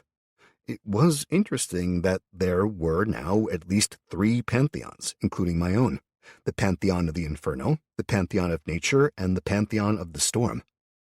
I'd also noticed that this prompt was slightly different to the last one, and mine. It seemed that there were at least 3 people, or gods, I guess we technically were, in this pantheon. Thinking about it, that likely meant that all of the pantheons had been created, and now new gods were joining existing ones. If that was true, I may have some other gods join the Pantheon of the Storm. Shaking myself free of thoughts about the crazy shit that this new world kept throwing at us, I got back to work on the wall. I stopped expanding the wall once it topped out at 50 feet tall and 12 feet wide, ordering the 3 laborers that were now working on collecting the stone to move it around to the next section. While they did that, I got up and moved to the water converter.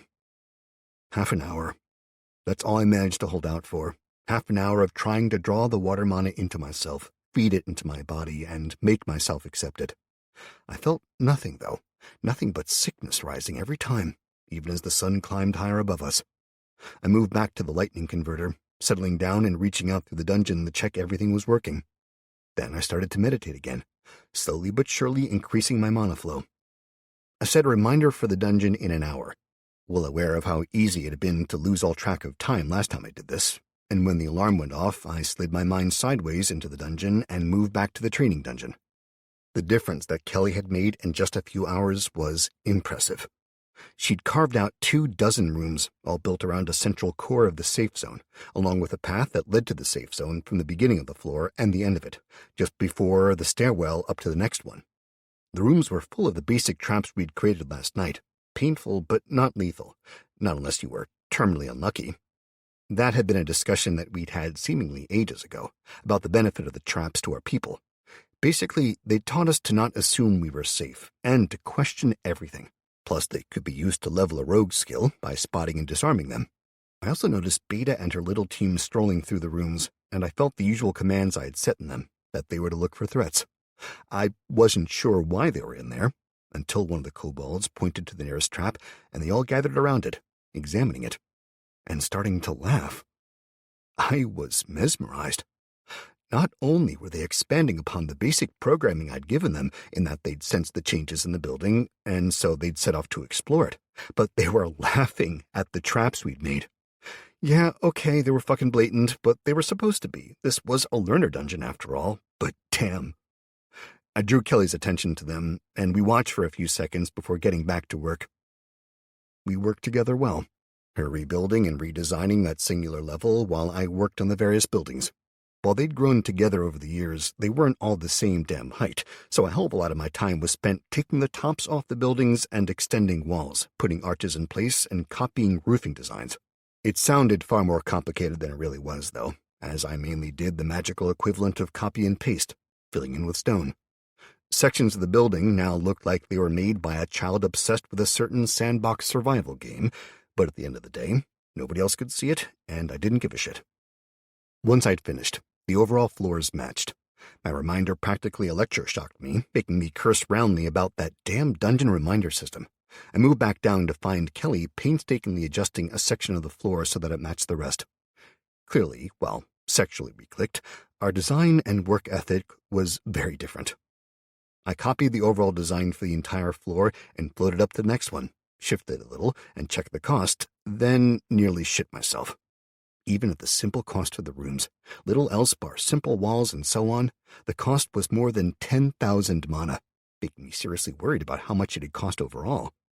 Instead, we moved back to the floor she'd been working on and sealed the rest off, so that there was nowhere else to go.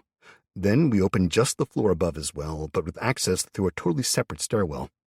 We changed the floor into a massive, solid panel of glass, 2 feet thick, so that you could see down and watch the fights as they happened. It was a hell of an idea, especially as it allowed people to figure things out ahead of time by watching others, as well as providing a little grim entertainment.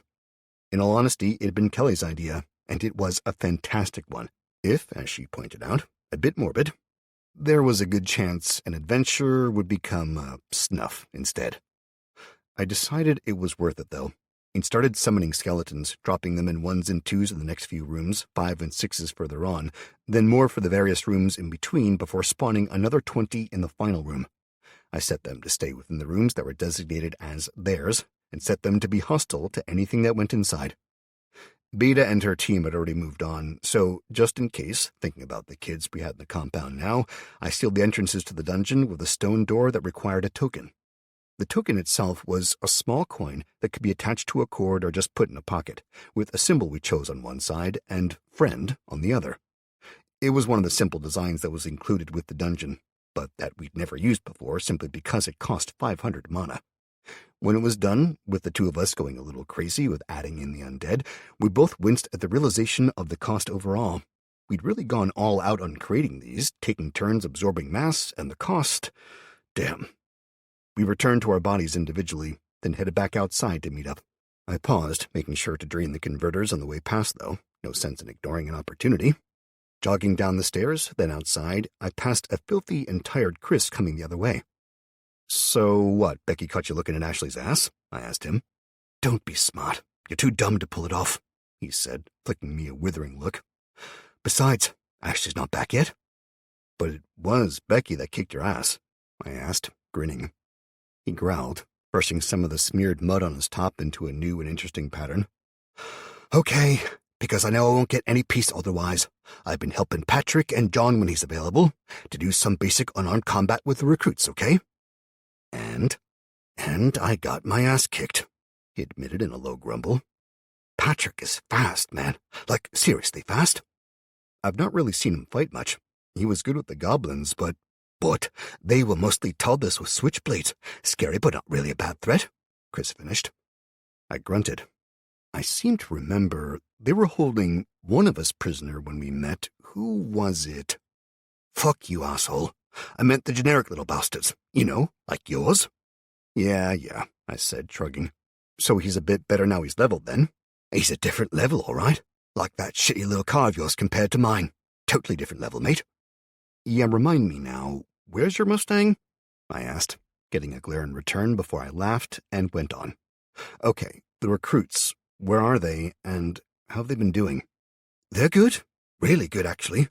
Hell, there's one team of three I'd love to have had with us in that dungeon run, or even the corridor fight. They'd have made mincemeat of the goblins, that's for sure."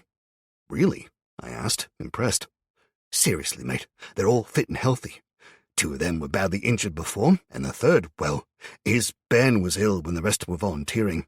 Now, they're the elite team, and damn, they're going to make a difference out there, if they can actually keep their shit together anyway." "Explain that." "They're cocky.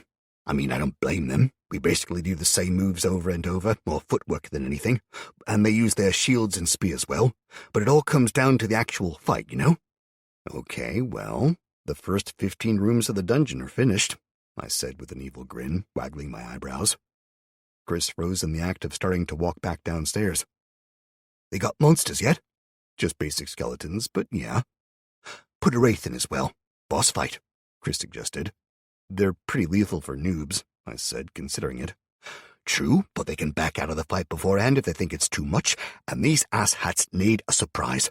Plus, Marcus has them all practicing with their shields, and you said that the shields should take a few hits, right?" "I suppose so." "Okay, I'll talk to Marcus about it. I was going to suggest he take a few people in soon so we could figure out fine-tuning. There's around 100 of the fuckers in there right now, more than double what I intended originally, but you got carried away. Yeah, that sounds right. Okay, 10 minutes, that's all I need. A shower and do some magic on my clothes. Don't you fucking dare go in before then," he finished, half warning, half pleading. "We'll see," I said, setting off again as he called over his shoulder that I was a dick and started to run down to his room. I met Kelly outside, and the pair of us hiked over to meet Mike, Marcus, and the recruits, most of whom were sitting around under a large awning that had appeared from somewhere, the early afternoon sky darkening with the first drops of rain. "Marcus, Mike," I called, walking over to where the pair stood with Jeffrey and Patrick. The four of them conversed easily, separate from the recruits. "Lad," he greeted me, then colored slightly. "Or should I call you Dungeon Lord now? I mean no offense." "Don't be bloody daft, you old fart," I said, grinning at him. "You start treating me differently now, and I bloody well will be offended. How's it going?" I smiled around at the others, seeing the slightly uncertain body language with Jeffrey and the way he stepped back, half turning as if unsure he should be there. "Working out well," Mike said with a smile. "We're drilling, basically. Gets them used to acting as a team." "All good here," Patrick agreed with a smile. "You bringing us good news?" "What news?" I asked. gear, of course. We've got a handful of the spears and so on, but... Damn, Patrick, I know Allie said she'd handle it, but if you need them, just make them. You got the access, I said, shaking my head. Yeah, I know, but...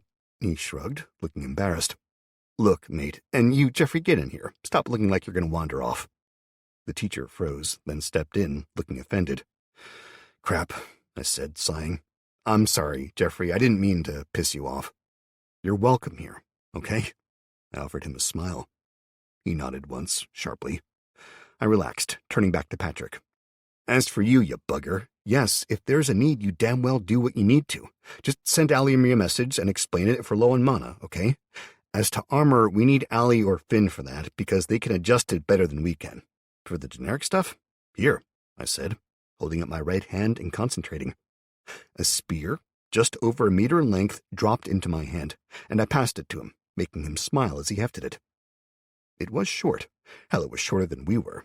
Just over a meter was thought to be far too small for a spear in most of the world's medieval conflicts, but the thing was, we had archers, we had rifles. What we didn't have were melee fighters who were competent in any real numbers. When we looked at designs, 3 things have been important. They had to be cheap enough we could make them easily, but have the end result still be robust. They had to be maneuverable, and they had to be fucking lethal. The simple fact was, a spear of the kind they used in medieval times, more correctly called a pike, was 20 sodding feet in length, and utterly useless indoors. A regular spear at 7 to 9 feet was much the same. Great for throwing, sure, but once you'd thrown it, well, now you're unarmed. Slow golf claps all around. A short spear, though, like the ones the Vikings had used, at a meter long or just over with the head attached, they weren't too long to be useful indoors. They could still reach as far as a sword, and they could be used alongside a shield without the user having arms like most men's thighs. People didn't consider the weight of a spear. They weren't that heavy, true, but each extra foot of wood made a difference, and the longer they were, the longer they took to learn to wield. Also, another advantage of the short spear was that, for the same cost as a pike, you could have 2 of the fuckers. A simple back sheath kept the spare 2 out of the way, and when the fight was hot, they were both available. A full-length spear couldn't be kept that way. Realistically, there were arguments both for and against them, but I was hopeful that we'd have railguns and shit in a few years, so I wasn't going to get massively invested in spears. I needed a weapon that people could use and stay safe, so I'd pick that. The other advantage of the short spear was clear as he called over the recruits and started handing them out. They took 1 each for now, no need for more until they were in actual live combat. As they walked away, they spun and twirled them, moving them about with surprising speed and agility. They were as fast as a sword, but had better reach in confined areas, as they'd be getting a short sword and a large shield as well. I figured that was the best combination, because without the shield, they get taken down quickly by magical attacks. With the shield, they couldn't use the spear effectively, or at least not a normal one. As people collected their weapons and trotted off, I smiled, unable to help myself as they started talking and joking about the length of the spears. They'll soon learn, Mike said, stepping up and smiling as he snagged the next one and backed up with it, examining the edge. Are these magical? Not yet, I admitted. I have very limited mana these days, and if it comes down to a choice between a spear and a shield, I wanted to make the shield magical instead. First sensible thing you've said all day, Chris said, jogging over, his hair still wet. What did I miss? Just Matt saying if you need to, you can make your own stuff, Kelly told him. Solid gold toilet seat it is, he joked, making a point of looking off into the distance and pulling a frown. Try that, and see how well it works out for you, mate, I warned. I'd hate to see a goblin spawn in your toilet one night. You'd love an orc, though, Patrick added, bumping Chris with his shoulder. I remember you staring at Penis de Milo. I'm too old for this, Marcus muttered, exchanging a long look with Jeffrey, who gave a little laugh, then shook his head. So, I said loudly, shaking my head, the first level of the training dungeon is ready, if any of you fuckers care. I'm going to give you an hour while I do this shield, then I'm going to ask for a volunteer team to run the dungeon. By that point, hopefully we'll have Ashley and her people back as well, and we can arrange a way for any volunteers she brought back to be able to watch the first team's attempt. That actually sounds like he has a plan for once, doesn't it? Mike quipped to Kelly. She unsuccessfully tried to hide a smile, shaking her head and elbowing him lightly. Hush you, she said. I glared at the pair of them. I don't know why I keep you around at times. I really don't. I finished up the spears and made a single shield, taking it and going to sit under the awning as Marcus and the others gathered the recruits, telling them what was coming and starting them through a series of exercises before going over a series of blocks and attacks. "You sure it's time to send them in?" Kelly asked in a quiet voice, sitting down on the pavement next to me. Honestly, no. No, I think they'd be better off with a week of training first, especially because I don't know for sure that the undead won't go mad at the first taste of blood. I don't think they will, but... I'd explained the change in the undead when they'd killed Peters and the sudden massive increase in the threat they posed. I reached out with my mana, triggering Imbue and sighing as the counter appeared. 1 of 400, 2 of 400, 3 of 400, 4 of 400. It wasn't as bad as it could have been, but damn, it was still more than I'd been hoping for. I relaxed, letting my mana slide into the shield as I talked to her. If I could, I'd go in first, kill them all, let them bite me some, make sure of it. But what happens if they do go mad, and I'd let them get too close? What if they don't, and I've just wasted all that mana? Hell. Yeah? Completely refilling the dungeon is going to be a lot more expensive than I thought, Kelly admitted, wincing. Did you do the math? Nope, and I don't want to, I started to say. 6,000 and change. Well, fuck, I growled, shaking my head. I said I didn't want to know. Well, tough. You're the boss. Gotta know this shit. No point in burying your head in the sand after all, she replied, shrugging. Look, we overspent massively, but at the end of the day, we had the mana there. Admittedly, we're starting to run low on the stuff we can absorb, and yeah, we need to keep going, but we need the dungeon to train the recruits, I finished for her. Yeah, I agree. That's why I made it, remember? It's just that the cost... It's high, she agreed. Far too high. And it's only going to climb. Soon we'll need to ration the gear we're making. Hell, we've started to make a real difference in the quality of people's lives in here. Yeah, the last few weeks, well, we've been a bit blasé about the cost. These last few days especially, with the teams going out and pulling in so much. We really have, I admitted. Look, I've been running some of the numbers, as near as I can see them anyway. Might be that I don't see everything, because some stuff I know is restricted to you, but looking at this, we're still solidly in the black. Yeah, we can't afford to restock the training dungeon fully, not every day, not to this level, and sure as shit we can't bring the other floors online yet. But, I asked, curious, the expenses for the dungeon, the maintenance, the general upkeep, food, all that stuff, and not counting the armor and other random shit we need, admittedly, is set at just under 2,000 mana a day now. That's 3,000 mana a day free to do what we need to, thanks to the mana the dungeon produces now. We're self-sustaining without the crap to break down? I asked. We are. Do we need more? Gods, yes. I mean, really, we should have made fewer than half the skeletons in there. We really should be focusing on making more converters, ideally hundreds of them, but they're expensive, and they draw in the mana. But they're expensive, and we need to get our people ready. What? What did you say about the mana? She asked. You said it like that's a problem. I'm not sure if it is or not, I replied, shrugging. Look, the mana that we're getting is pure mana, okay? She nodded and gestured for me to go on. Well, to make it, the dungeon is pulling in the corrupted mana from around us and is processing it, but what happens if we run out of mana? She asked.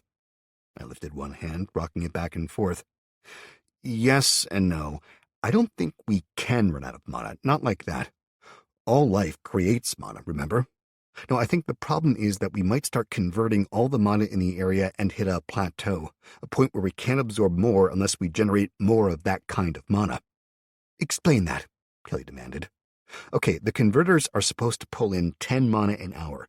Some, like the life and air ones, are pulling in 20. That's because the air ones are up on the roof where the wind blows, and it powers them more. Much like the life ones are in the living areas, those are both constant sources of mana. I think... And again, no wiki, remember? I think that if we put, say, another 10 life ones in there, but kept the numbers of people the same, the amount they earned each day would drop. If we made more, but brought more people in, they'd keep adding mana. I checked the shield, watching it tick along. 157 of 400, 158 of 400, 159 of 400, 160 of 400. Same if we, say, extended a line of influence to the river and dropped some water converters down to the bottom. They'd start generating at a higher rate, I offered, shifting around until I was more comfortable and glancing down at the shield in my hands. It was a copy of the one the hoplite from the museum had carried, simply upgraded in terms of the materials, no longer the basic metal. Instead, it was made of high-quality bronze, the straps on the back of strong leather that were melded into the bronze and the wooden grip. It was circular, large enough to cover the entire body, and fairly heavy, but it was strong, and we didn't want to cut corners on this. It was also slowly growing as more and more mana poured into it. Each point that filled the shield, it seemed like a faint glow spread out in a ripple from the center, flowing as if a droplet of water had been dropped into a still pool from on high. It was beautiful and strangely mesmerizing, which meant I missed Kelly's next comment, getting a nudge that made me look up. "Sorry, what?" I asked. She smiled. "I said, you ignorant bugger. There's a simple solution to that." "And that is?" "We expand," Kelly said with a shrug.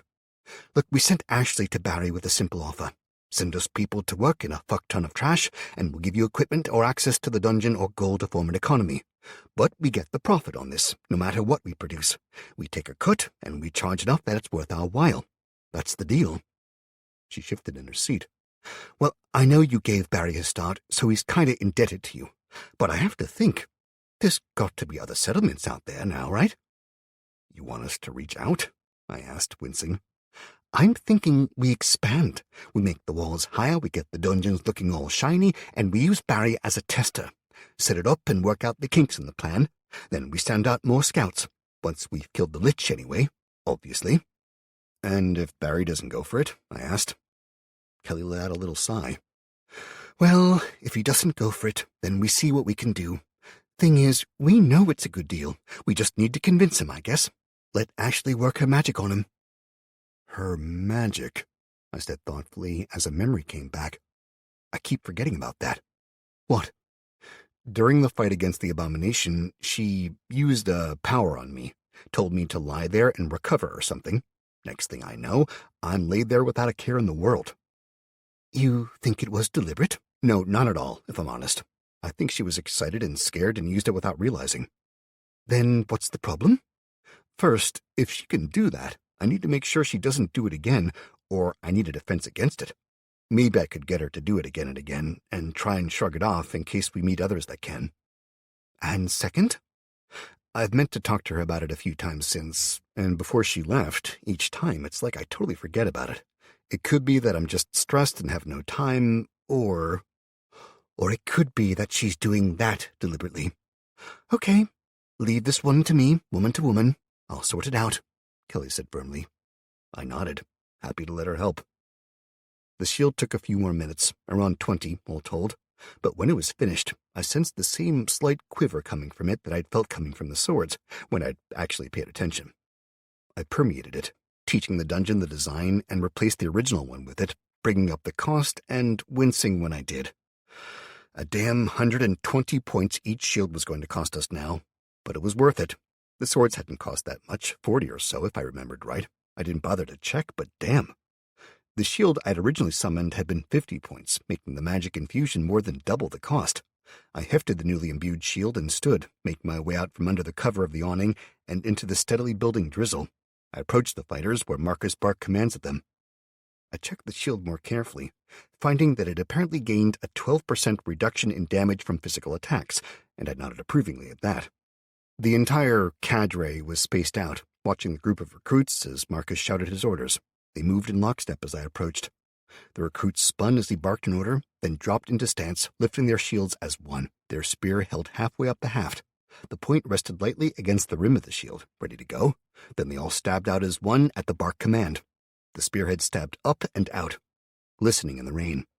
They twisted the wrist, making sure of the stab, then yanked them back, shifting their stance slightly and lowering the shield into place, as if to take a blow. Then they stabbed out again. I watched, entranced as they moved, seemingly as one, and I turned to the step of footsteps behind me. Kelly stepped up, smiling at the display. "They're impressive, aren't they?" she asked. "I can't believe they're moving like this already," I muttered, dumbfounded as Mike stepped over to join us, accepting the shield I offered him. He nodded as he hefted it, tapping the spear he held to the rim and filling the air with a clean metallic chime. "Hell of a difference between what we had and this, isn't there?" he said quietly. Damn, I mean, yeah, admittedly, I'd rather full body armor and tactical loadout, but considering the undead, for facing them at least, this just makes more sense. Add to that a ranged unit, preferably with rifles as an option to fall back on, and we've got a much better chance than we had. Are you happy with the gear then? I asked him, gesturing to the spear and shield. Both these and the armor and sword? I've seen them in the system, but not in real life. Can you make some? He asked. I know they're working with the wooden versions of the weapons, I said, noting the short swords clattering against people's hips as they moved. But we'll get some of the armor done today as well. How many can we do? He asked. 12, I said after a few minutes thinking. They're cheaper than our upgraded armor, and frankly better protection, if much heavier. They still cost just over 300 mana per suit, and they need to be adjusted.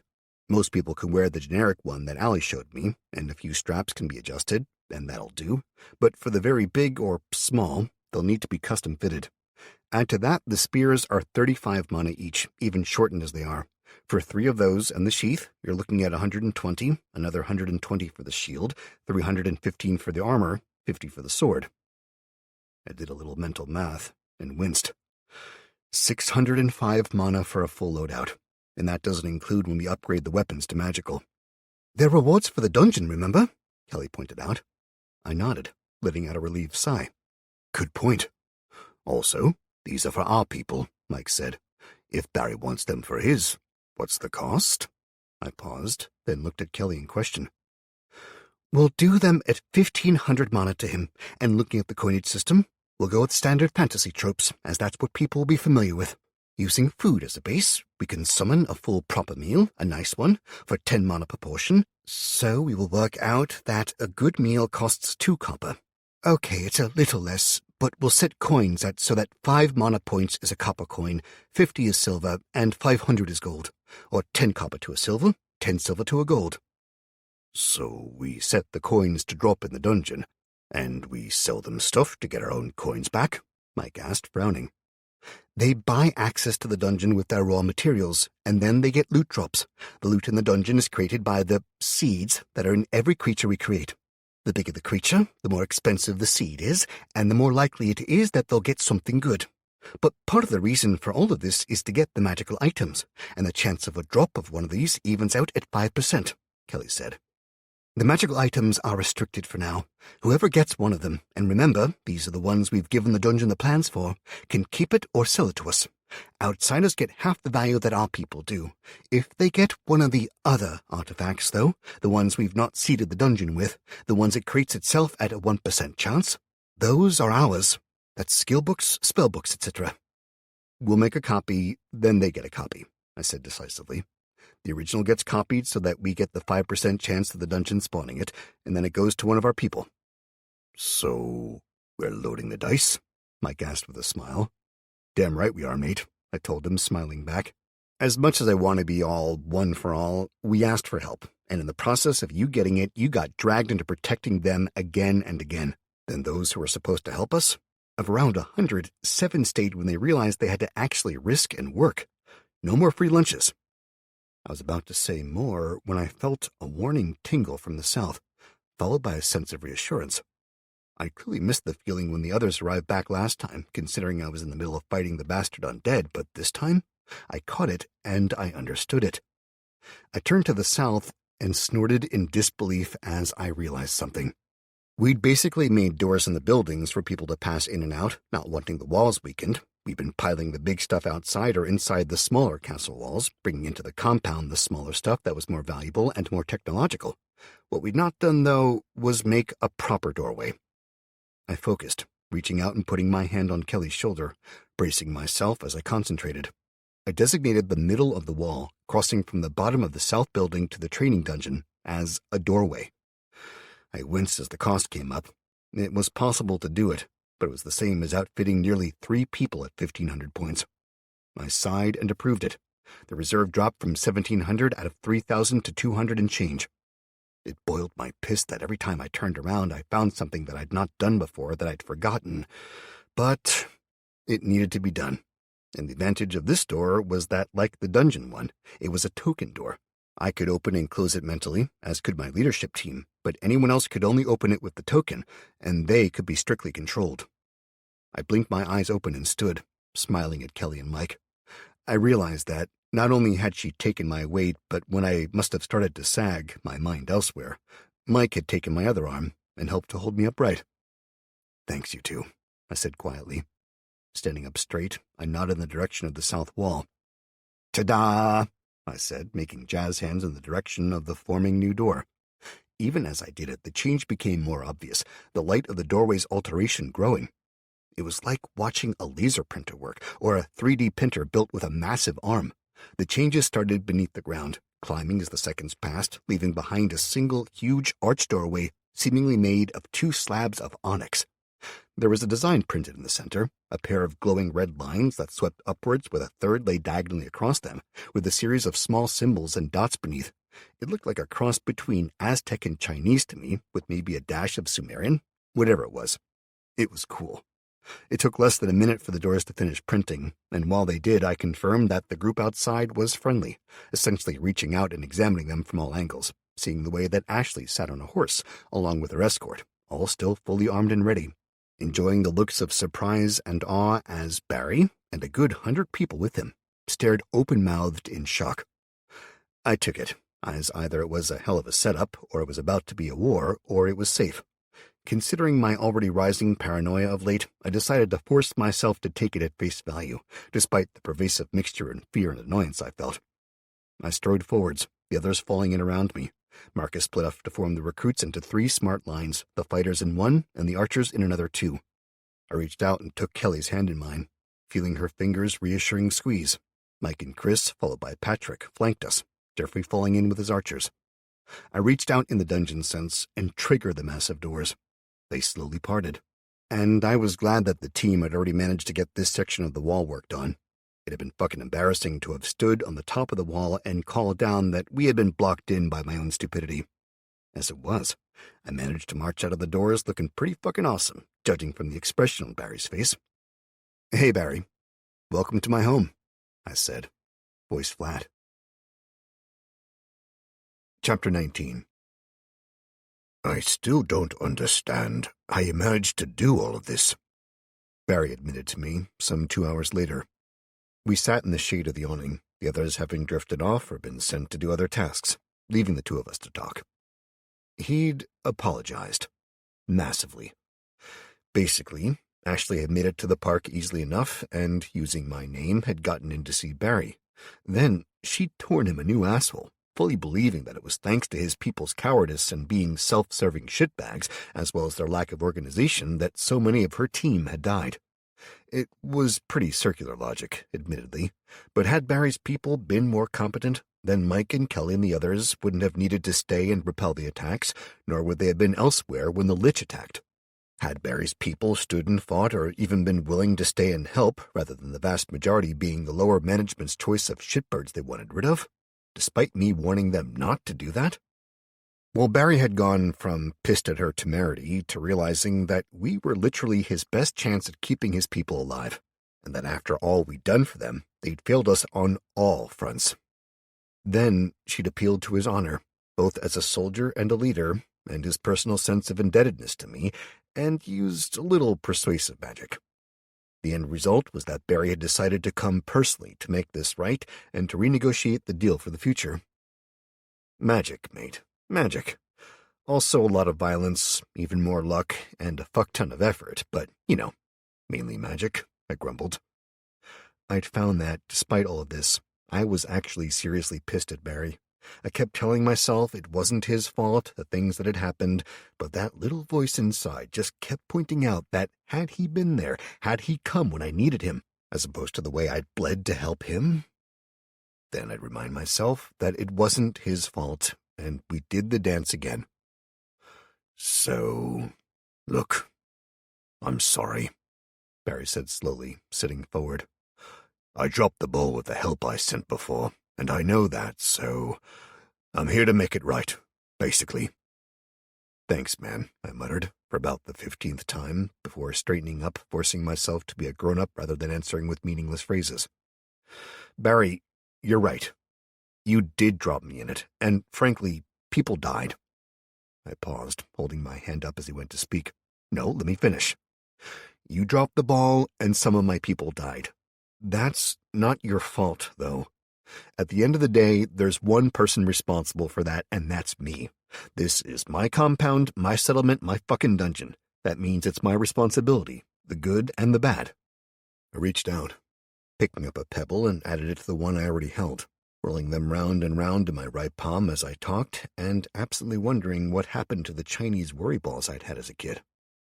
If you'd sent people who actually came with honest intentions and balls, yeah, some more of my people might have survived, but equally, a load of yours might have died, because they had nothing. No weapons, no training. Basically, they'd have died for their good intentions. As such, we need to draw a line under it and move on. I threw one of the stones out, underarm, watching it clatter across the wet floor, bounding along until it came to a stop in a puddle with a faint clop. The power isn't coming back on, Barry. I know you know this, but it's an important place to start from. Because of that and the way things have gone, it's pretty obvious what comes next. You've been hit by armed gangs, raiders, hell, you fought some of the monsters out there, and you're seriously lucky that you're in an area with shitty mana. The simple truth is, it's only going to get worse. The monsters will grow stronger, the raider gangs will band together if they're not stopped. The weak will join them, as it's their only chance at safety. If the government or the army or whoever was going to come to our aid, it'd have been a month or more ago. I know, Barry said simply. Fuck, believe me, I know. He scrubbed at his face, letting out a groan as he leaned back, resting his head against the wall. Well, look on the bright side, mate, I started, only to be interrupted by him. There's a bright side? He asked, grunting with a sardonic laugh.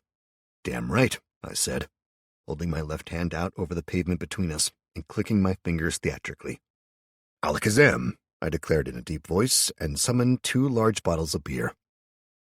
That is a bright side, he grunted, snagging one and popping the top before grimacing as he tasted the warm beer. Still not managed to chill it, eh? Nope, working on it though, I sighed, popping the top off mine and making a face at the warm liquid. So you have anything to add to that side of doom and gloom you were selling a minute ago? He asked.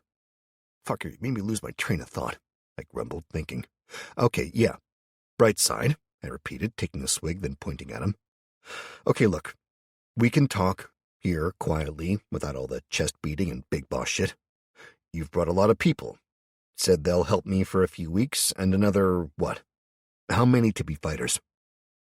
27, Barry said, shuffling and grunting as he tried to get comfortable. God damn, my ass has gone numb, he muttered, rubbing at his backside before going on. 27 who are willing to fight, all of whom want a safe place for their families. Basically, you take them, train them. In a week, if nothing has gone wrong on either side, they go back, gather their families up and bring them back here and become your people. In exchange, you give us weapons for the same number, and food. Weapons for the 27? Yeah, I can see that. Simple ones, though. And food, Barry demanded. Okay, here's the deal, I said, leaning forwards. I need people, a fuck ton of them, and trade. I need mass, preferably technological, but anything really. Hell, 1,000 tons of bricks would help. I took another swig and went on. You want me to supply you? Fine. This is how it's going to work, because this way we both get what we need. I reached out and summoned 3 coins, a copper, a silver, and a gold, passing them to him. The coins were small. The smallest, the copper coin, was 20 millimeters across, the silver was 25, and the gold 30. They cost much the same for me to summon, but that wasn't the point. He looked them over and then back to me, frowning. What's this? He asked. The symbol on one side was the same inlaid into the door, and the other, well, the symbols on the other seemed to be random, as near as we could tell.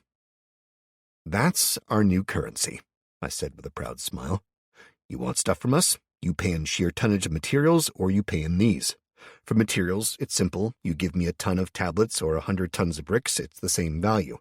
In between, well, for every 10 points of mana we get from absorbing the mass, you get a copper coin. 10 copper is a silver, 10 silver is a gold. You bring me 100 tons of bricks, you're going to get about 10 gold coins. Doesn't sound like much, I know, but those 10 gold coins, well, 1 gold, 2 silver, and 1 copper will get you 1 full set of armor with a sword, shield, and a spear.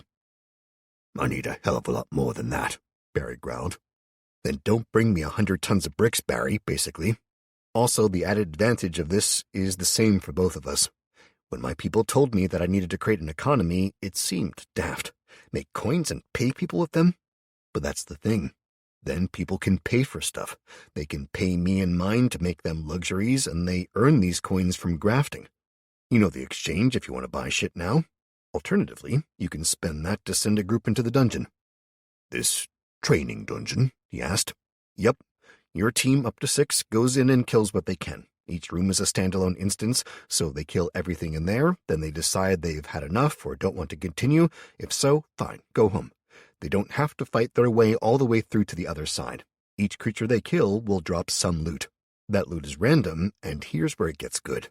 Not only do your people get experience fighting, making them more likely to grow and actually be useful fuckers, to you and me both, but they can get weapons and armor in the dungeon as loot drops, coins, luxury items, food.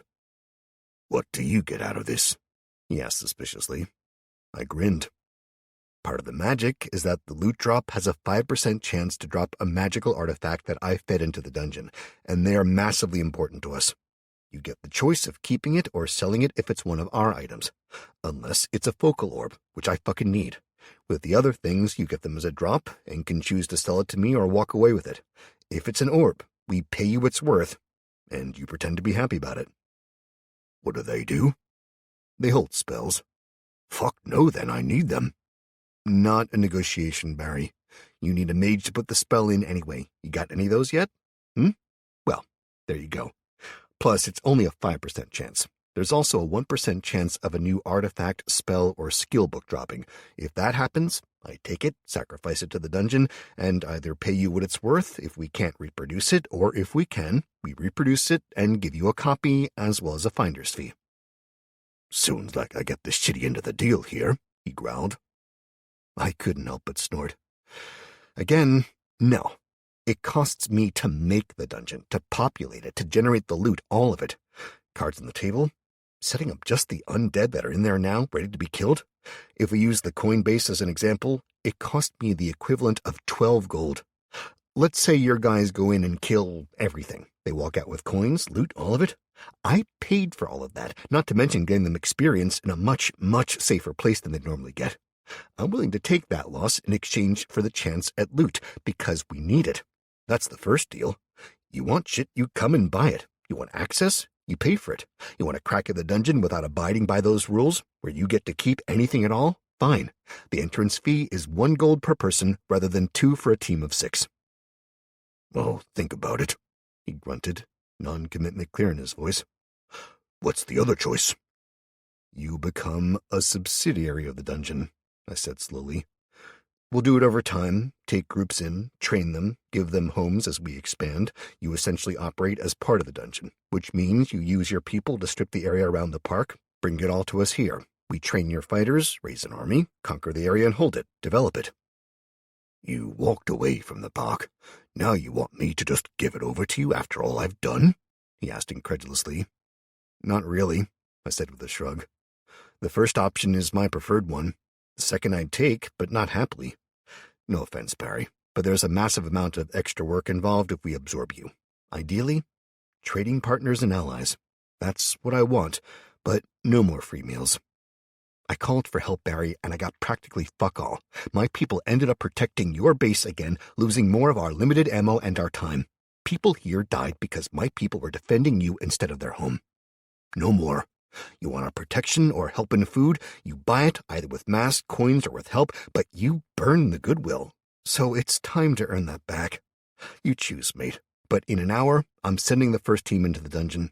There'll be a fully equipped team from my people, so I suggest you hang around and watch with an open mind.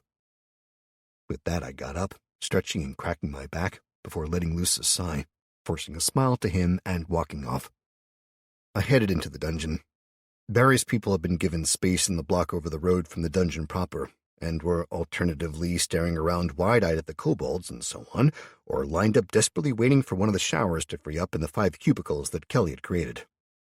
Headed past our people in the main dungeon, I looked around until I found Mike, pulling him off to the side to chat. "What's up?" he asked. I got straight to the point. "Are you happy to send a team into the dungeon to train and to fight?" "Depends on the team," he said firmly. Some of them, yeah, not a problem. Others, hell no.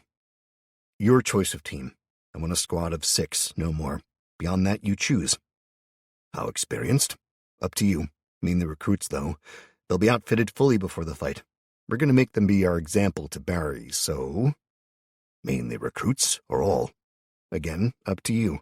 I'd say all, but if you want to send in 3 recruits led by a squad leader and some archers, up to you, Mike. You're officially the head of security for the dungeon, internal and external. As of now, you make these calls. I've set up the dungeon so that we can train our people and possibly get decent loot, but mainly, we need them to be useful as soldiers to defend us all. He nodded, straightening up as he read an announcement, and I blinked at my own. Congratulations. You have filled the role of Captain of the Guard in your dungeon. Any soldiers or dungeon creatures under his command will now use his control points rather than your own where possible. Remember to increase the captain's team whenever possible. Captain, eh? Mike grunted, but I saw a gleam of appreciation in his eyes as he nodded. Fine. I'll need to create a rank system under me. That an issue? Fuck no, go for it. Call them fluffy bunnies instead of recruits if you want. I don't care, just let me know, I said. I'll stick with recruits for now. He shook his head. Once they finish training and get their first kill, they'll be soldiers, then we'll see. Probably Lance Corporal, and Sergeant will end up as the ranks until we have enough people to need more. Trainers will be sergeants, and if we're keeping them in teams of 3, it'll be 2 soldiers and Lance Corporal that form the individual teams. 2 teams together get a squad leader who'll be a corporal. That'll do for now. Sounds good, mate. As I said, pick your teams and give out some promotions, I guess. After the dungeon run, Mike said firmly. They need to make their first kill yet. And what about the archers? Most of the archers will be staying on the walls and in the compound. We'll make up exploration teams with healers or mages as well, maybe both. Maybe just one with a focal orb for the second, like a fire mage that has a focal orb with a healing spell as well. They can have 2 archers and can join the other 3 soldiers to make a full squad. Does that work? Aye, for now, Mike grunted. We'll see how we do. But long term, what's the goal here? What am I working towards? An army, I said firmly. At least 100 of each, soldiers and ranged, be that archers or whatever. A few more core upgrades, and we'll be using weapons we've never heard of, I've no doubt. So don't get too hung up on the current weapons, as we'll upgrade them when we can. The important thing is that we have close range and long range so that we can fully secure the city. It'll take more than 200 to secure the city, he started. It will, I agreed. But these will be our elites. When we're big enough to need to secure the entire city, we'll hopefully have thousands of disposable dungeon creatures to act as cannon fodder and to soak up the hits in other ways. Your job is to train the soldiers and protect us. Make these into the elites. What are you going to do while I do this? He asked. I smiled with relish. I'll be raising the mana to support them, making the dungeon into the home we need, and the training dungeon into the best version it can be. Once we secure the area, we can start reaching out and saving others. In the end, we'll end up as a bastion and trade hub both, I've no doubt. But until then, we survive. I'll have them ready. When and where? Mike asked after a moment's thought. I gestured to the top floor of the building we were in. Better to publicly ask for volunteers, rather than pick them out and they die. Better they go in by choice, or make it seem that way. One other point. Is this just for our current people, or do we include the new volunteers? Definitely bring them all, but only our people who've had some training can go in the first wave. Agreed? Okay, gather all the fighters together, say in the large room at the top of the building. You know which one I mean. He nodded, and I went on. I'll thank them and explain the dungeon's purpose, then ask who wants to be the first. Then you pick the ones you want out, and they go in. We all gather on the observation floor and watch. People can learn from the experience, I decided. He nodded, marching off to gather people together. I hurried down to our private area, slipping into my room and getting my gear together, sword and gun, making sure I looked smart and reasonably presentable before heading back upstairs. It didn't take long. The first people were there waiting when I arrived. Sarah arrived shortly after, moving over to me to ask questions as soon as she arrived. We chatted, going over the details, and I put her request to lead the first team off, telling her it was Mike's call now. I nodded to Allie as she and Finn arrived, glad that Mike had thought to include them. After 20 minutes or so, they were all gathered. I sat on a table at the front as Mike directed everyone to sit on the floor. I looked out over the mass of well over 100 gathered faces, and I couldn't help but laugh, hopping down and strolling forwards. Sorry, people. I know I shouldn't laugh, but seeing the lack of chairs and the way we all need to squeeze into the room, I'll make a note about this for the next time we get together. A lecture hall and seats at the least. I got a few grins about that, and I moved on quickly. Okay, all of you know that you're here as fighters. You'll note that there's a lot of new faces here, though, joining us from Barry's team at Saltwell Park. I gestured towards the majority, and a low rumble of conversation sprang up. Thank you for joining us. Seriously, thank you. You've probably been told this, but to make it clear, as part of the Dungeon Army, you will be risking your lives fighting the monsters out there. You will not be safe. I want to make that clear. Some of you will die. You will be trained, taught, and equipped, and I swear to never send you into a fight needlessly or to abandon you, but you need to understand that you will be hurt, you will be scared, and some of you will die. I glanced around the room, making eye contact with as many as I could. Seriously, people, if you want to leave, now is the time, before you can't back out. I waited, standing silently for a slow count of 10. In that time, 15 people stood and left. I nodded to them as they left, preferring that they did so now, rather than later when we'd spent good mana or gold on them. Once the last of those who were leaving had gone, I turned back to the room, doing a quick head count. Between our archers, our semi-trained fighters, and our new recruits, we had just over 80 people now. That was an insane number to think about, considering the state we'd been in only a few days earlier. Also, outfitting them all was going to be terrible. Fortunately, that was something we'd covered in a little strategy meeting the night before.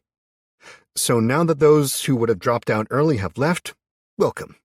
Some of you are residents of the dungeon already, others want to be, and I've no doubt some of you are here for less honorable reasons. Fine, let's lay it all out there, so that everyone knows the risks, but you know the rewards as well. First off, safety. I paused in my pacing, looking around the room and gesturing to the walls that were outside. I know that nowhere is truly 100% safe, not even to the degree it used to be, but here we have high walls, and those who sit next to you will stand and fight for you. The next time a monster attacks, the person sitting next to you might be why they die instead of those you love. Remember that. We all stand together. I got nods and contemplative looks from some of the group that stood against one wall, and I gestured to them. These are people who fought the last attack with me.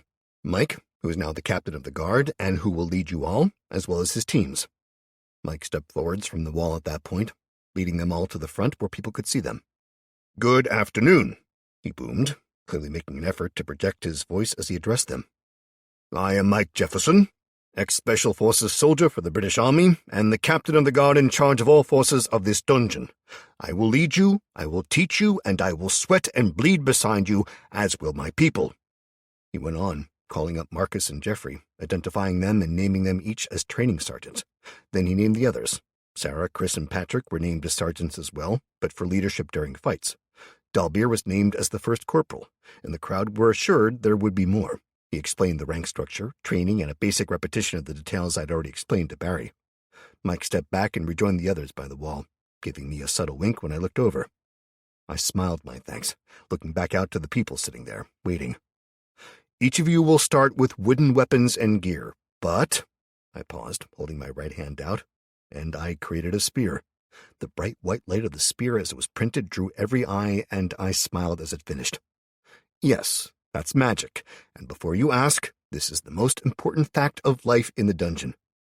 I am the Dungeon Lord.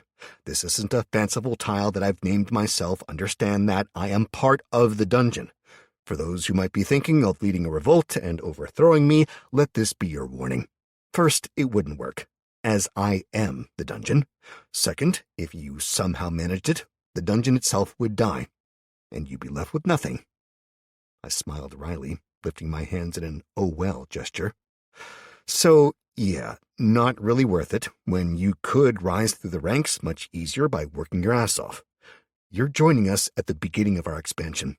Believe me, if you're ambitious and want to earn a place, it's there, ready for you to take it. Moving on, You will each be given a set of wooden weapons, as I said, and more basic armor, but these are enable you to train with them, to be able to hit a sparring partner and not kill them. Once you reach a basic level of competency with your weapons, you will be given the real stuff, and I gestured to Mike, who stepped forwards again. And you'll be given access to the dungeon, he boomed. Not just this side of things where we live, and everything from a fillet steak to a goddamn burger can be produced, but the training dungeon. Every creature that you kill, however, will grant you a small amount of XP and, he grinned at this, loot. Loot will be anything from food to gold, silver, and copper coins to magical artifacts and better weapons and gear, I added, taking over the conversation and explaining the restrictions and rules, grinning at the gleam in the eyes of some of the volunteers at the thought of their very own magic items. You'll also have the chance to get luxuries, Sarah spoke up, and I deferred to her as she looked out over the crowd, the low-level muttering at my declaration being cut off by her words. You want a toy for your children? Perfume for your partner, silk sheets and nice underwear? All these and more can drop at any time, or you can buy them directly from the dungeon shop. That shop will be somewhere you can sell your items as well. If you don't have kids but get a teddy, no problem, in it goes, unless of course you want it for cuddles yourself. I don't judge, I called out, getting a few grins. The point now, though, is that the current fighters training cohort has some members who've been judged ready for the dungeon, if they should want to. Mike stepped forwards and took over again, the tag teaming feeling so natural it could have been rehearsed. I will only take volunteers, and be warned, each room is a standalone point. The enemies in there will try to kill you, but the ones from the next room won't. If there's a single skeleton there with you, or 30, they all need to be killed, or again, they'll kill you. So do I have any volunteers? The entire fighter corps stood as one, clamoring to go in first. Okay, thank you all, people. He took a deep breath and frowned, looking over the groups, clearly picking people out. I'll take Neve, Paul, Tom, Jason, Zach, and Catherine. That's 6 people, 2 sub-squads. For the new recruits, we train in sub-squads of 3 and larger formations as well. Gives us more flexibility. People started grumbling and sitting down at his gestures, as those named moved out to the side, waiting nervously. Okay, people. I'll let you all gather in the dungeon if you want to watch, and feel free to spread the word. Everyone's welcome to join us there. Those who are chosen, stay behind, please. I gestured, and the sergeant started chasing everyone else out. Thank you all for volunteering, I said a few minutes later to the small group before me, seeing a wide mix of people, all standing at their own understanding of attention. But I had to smile as Mike introduced them. Whereas Neve was lean and strong, close-cropped hair, and clearly took pride in her appearance with skin that was so dark that it was a beautiful blue-black. Paul, who stood next to her, was at least an entire foot shorter.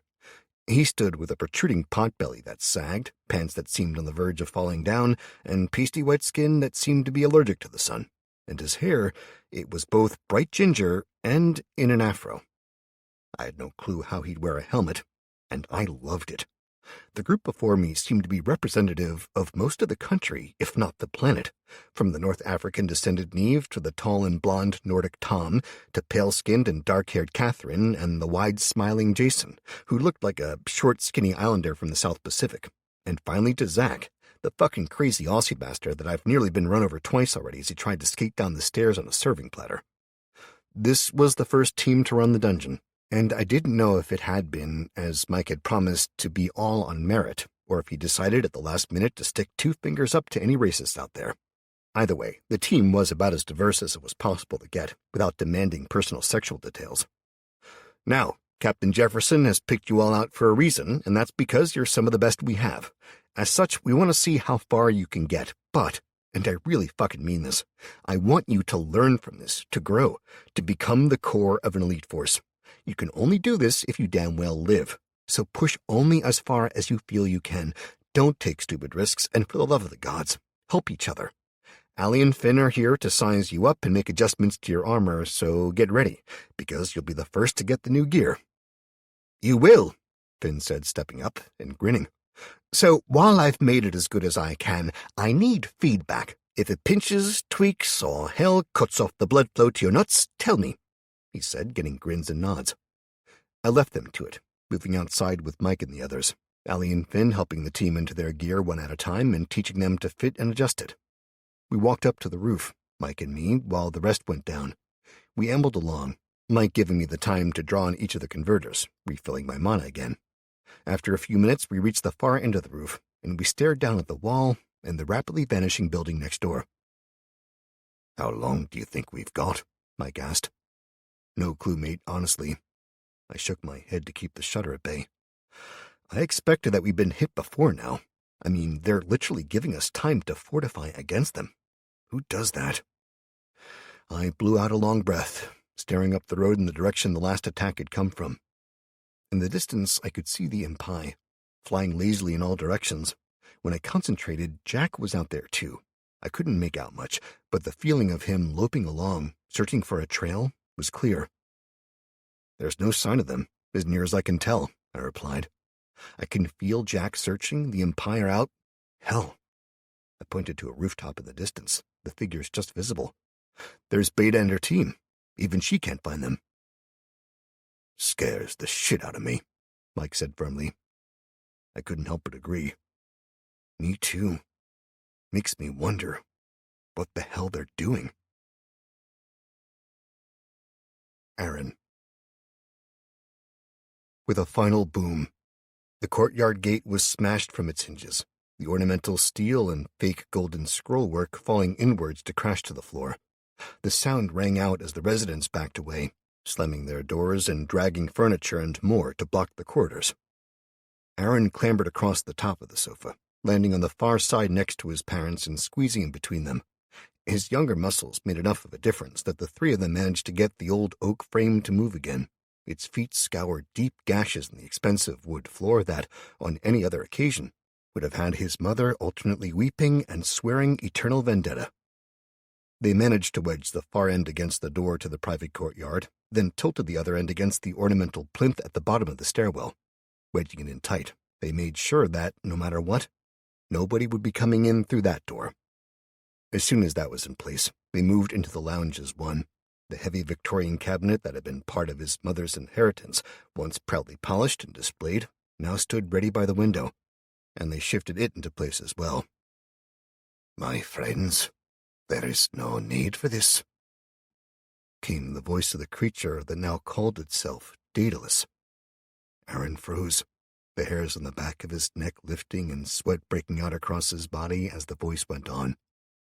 "Twice now I've come to you, offering the hand of friendship, my protection as I establish the new order. Twice now you've refused. Be warned, this is the last time I'll offer." "Please, just let us be." Aaron bit his lip, shaking his head in negation as his father spoke in a hoarse whisper. "He's opened his door, the old fool." Aaron's mother, Marjorie, hissed in disbelief. "He hasn't."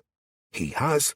He's going to talk to that thing," Marjorie whispered in horrified scorn. "Yes," Thomas whispered. "Come on, let's close it off," Aaron pleaded. "No, we have to wait. See if he manages to talk some sense into that creature. I'm not damaging a priceless artifact just because. Just to save our lives, Mother," Aaron hissed back. "It's only our lives. Don't you take that tone with me, young man. Old Reginald might talk it down yet, and then we'd be left with holes in the—" Aaron tuned her out, setting his feet and huffing out a long breath, putting his back into it as he started the cabinet moving on his own. "Aaron," Thomas snapped, "I need to hear this. It could be important, and—" His complaint was cut off by a rising, bubbling scream. Terrified, Aaron jammed his eye to a slim gap in the wood, staring through and out into the formerly safe, private, gated compound. The creature that called itself Daedalus stepped into the middle of the courtyard as another, much larger figure, all exposed bones and multiple arms, moved in front of it and crouched. Daedalus stepped up onto its back, then onto the top of the now dry ornamental stone fountain. Aaron tried to look to the right, frantically trying to make out the old man who was giving out a last burbling cry, sounding like he was half drowning, but he couldn't. Not from where he was. "Dad," he started, looking over at his father. Thomas pulled back, shaking his head, his skin an even pastier sheen of white. He covered his mouth with one hand. "Dad? Is he—" "Cover it," Thomas managed to get out. "Cover it now." He suited action to words, grabbing a hammer and one end of the large crossbeam they'd stripped from the dining room table. Aaron grabbed the other automatically, hefting it and bracing himself in the middle as his parents went to work on either end, hammering frantically. Whatever the figure outside had said while they worked, most of it was lost to the sound of hammering. When Marjorie hit the last nail into the old wood, bracing the crossbeam across the cabinet and across the bay windows, effectively blocking them in, the sound of others doing much the same continued to echo around the compound. "You disappoint me," came the voice again, clearly annoyed. It sounded wrong, like nothing that should ever be able to speak had uttered it. The sound was simultaneously dry, dusty, and hoarse, the crackle of it sticking in his mind as they all hurried upstairs. The first time it had come to the compound, it had stood outside on a raised platform, imploring that they, as its lesser contemporaries, should open their doors to it and kneel, that they would be rewarded with places in the new noble ranks, and with servants as their families had of old. When they'd refused, it had shaken its head and promised to come again, when they'd had time to consider the realities of the new world. The next time, it had come with great creatures, hulking amalgamations of bone and flesh that had smashed the outer gates open. It had moved inside, stopping before the interior courtyard gates, and had called out again, encouraging them to come to its side. Others had, it had promised, and one of them, a woman, so achingly beautiful that it had shocked Aaron into insensibility, had stepped up to stand by its side, staying carefully under a large parasol despite the afternoon being admittedly gray and miserable, but dry. She'd walked a full circuit of the houses, pausing at each of the ones that had people inside, though Aaron had no clue how she'd known. Staring up at him, she'd stood outside, her clothes barely decent. His mother had hissed about women like her, all the while refusing to look. He'd nearly gone to her. He'd started to, in fact, before his father had stood first. They'd been upstairs, on the 4th floor, and the low roof had cut the old man's scalp, making him wince and look away. And in that moment he'd seemed to wake up, suddenly fearful of the woman outside. He'd slapped Aaron, shocking him, and had locked them all in the second guest bathroom, as far from the outside as it was possible to be. 4 hours they'd shared that room, until long after the voices outside had ceased. Weeks had gone by, and he dared to hope it was over, that another visit wouldn't come, when the woods surrounding the private estate had suddenly erupted with shambling figures. He'd taken it for kids first, before remembering that he'd seen none for weeks. Then reenactors, like his friend Bertram from boarding school, as so many of the figures seemingly were dressed replica Roman, Viking, and Anglo-Saxon gear. Then he'd seen the white of bones, and the wisps of hair, the rust that clung to the weapons and shields, the armor that collapsed as the shambling figures crossed the fields. Gone were the massive constructs of flesh and bone, and in their place were the undead. The real undead. Aaron had known then where they had to have come from. He'd remembered the controversy of the Roman burial pit that had been unearthed and then hushed up, the fabled resting place of the 9th region, 9th Hispania, also known as the Lost Legion. The bodies had been found, surrounded by untold thousands of locals' bodies, under a mound on Duke's Moor, where it had been sold to be redone as luxury apartments. The subsequent quiet searching of the area with deep resonant sonar had identified the graves of more thousands, from regular folk to men rightly called giants, 7 foot and more, clad in ancient bronze and gold. Now, these figures, men and women long dead and forgotten by the world of the living, surrounded the private homes of the rich. Aaron and his parents scrambled to the top of the house, hoping and praying that if they were quiet enough they'd be overlooked, as they had been by the local looters and yobs when they'd come searching. They reached the attic, clambering up into the crawl space, as they'd planned to do in an emergency, pulling the ladders up behind them and lighting candles to help them get into place. The candles helped to guide them as they crossed the bare beams and crawl spaces, dust cascading from them and lifting in clouds that Marjorie complained vociferously about, until all 3 of them were lodged in the furthest, smallest pocket of the attic. Here their emergency hoard sat waiting, 24 bottles of mineral water, 11 cans of Ortiz Atún Claro fillets and olive oil, 6 jars of beluga caviar, 4 bags of dried morel mushrooms, and a large chorizo sausage. There were also 2 bottles of champagne and a particularly old bottle of red wine, But while they were there, sat off to one side, he knew damn well that they'd never be drunk.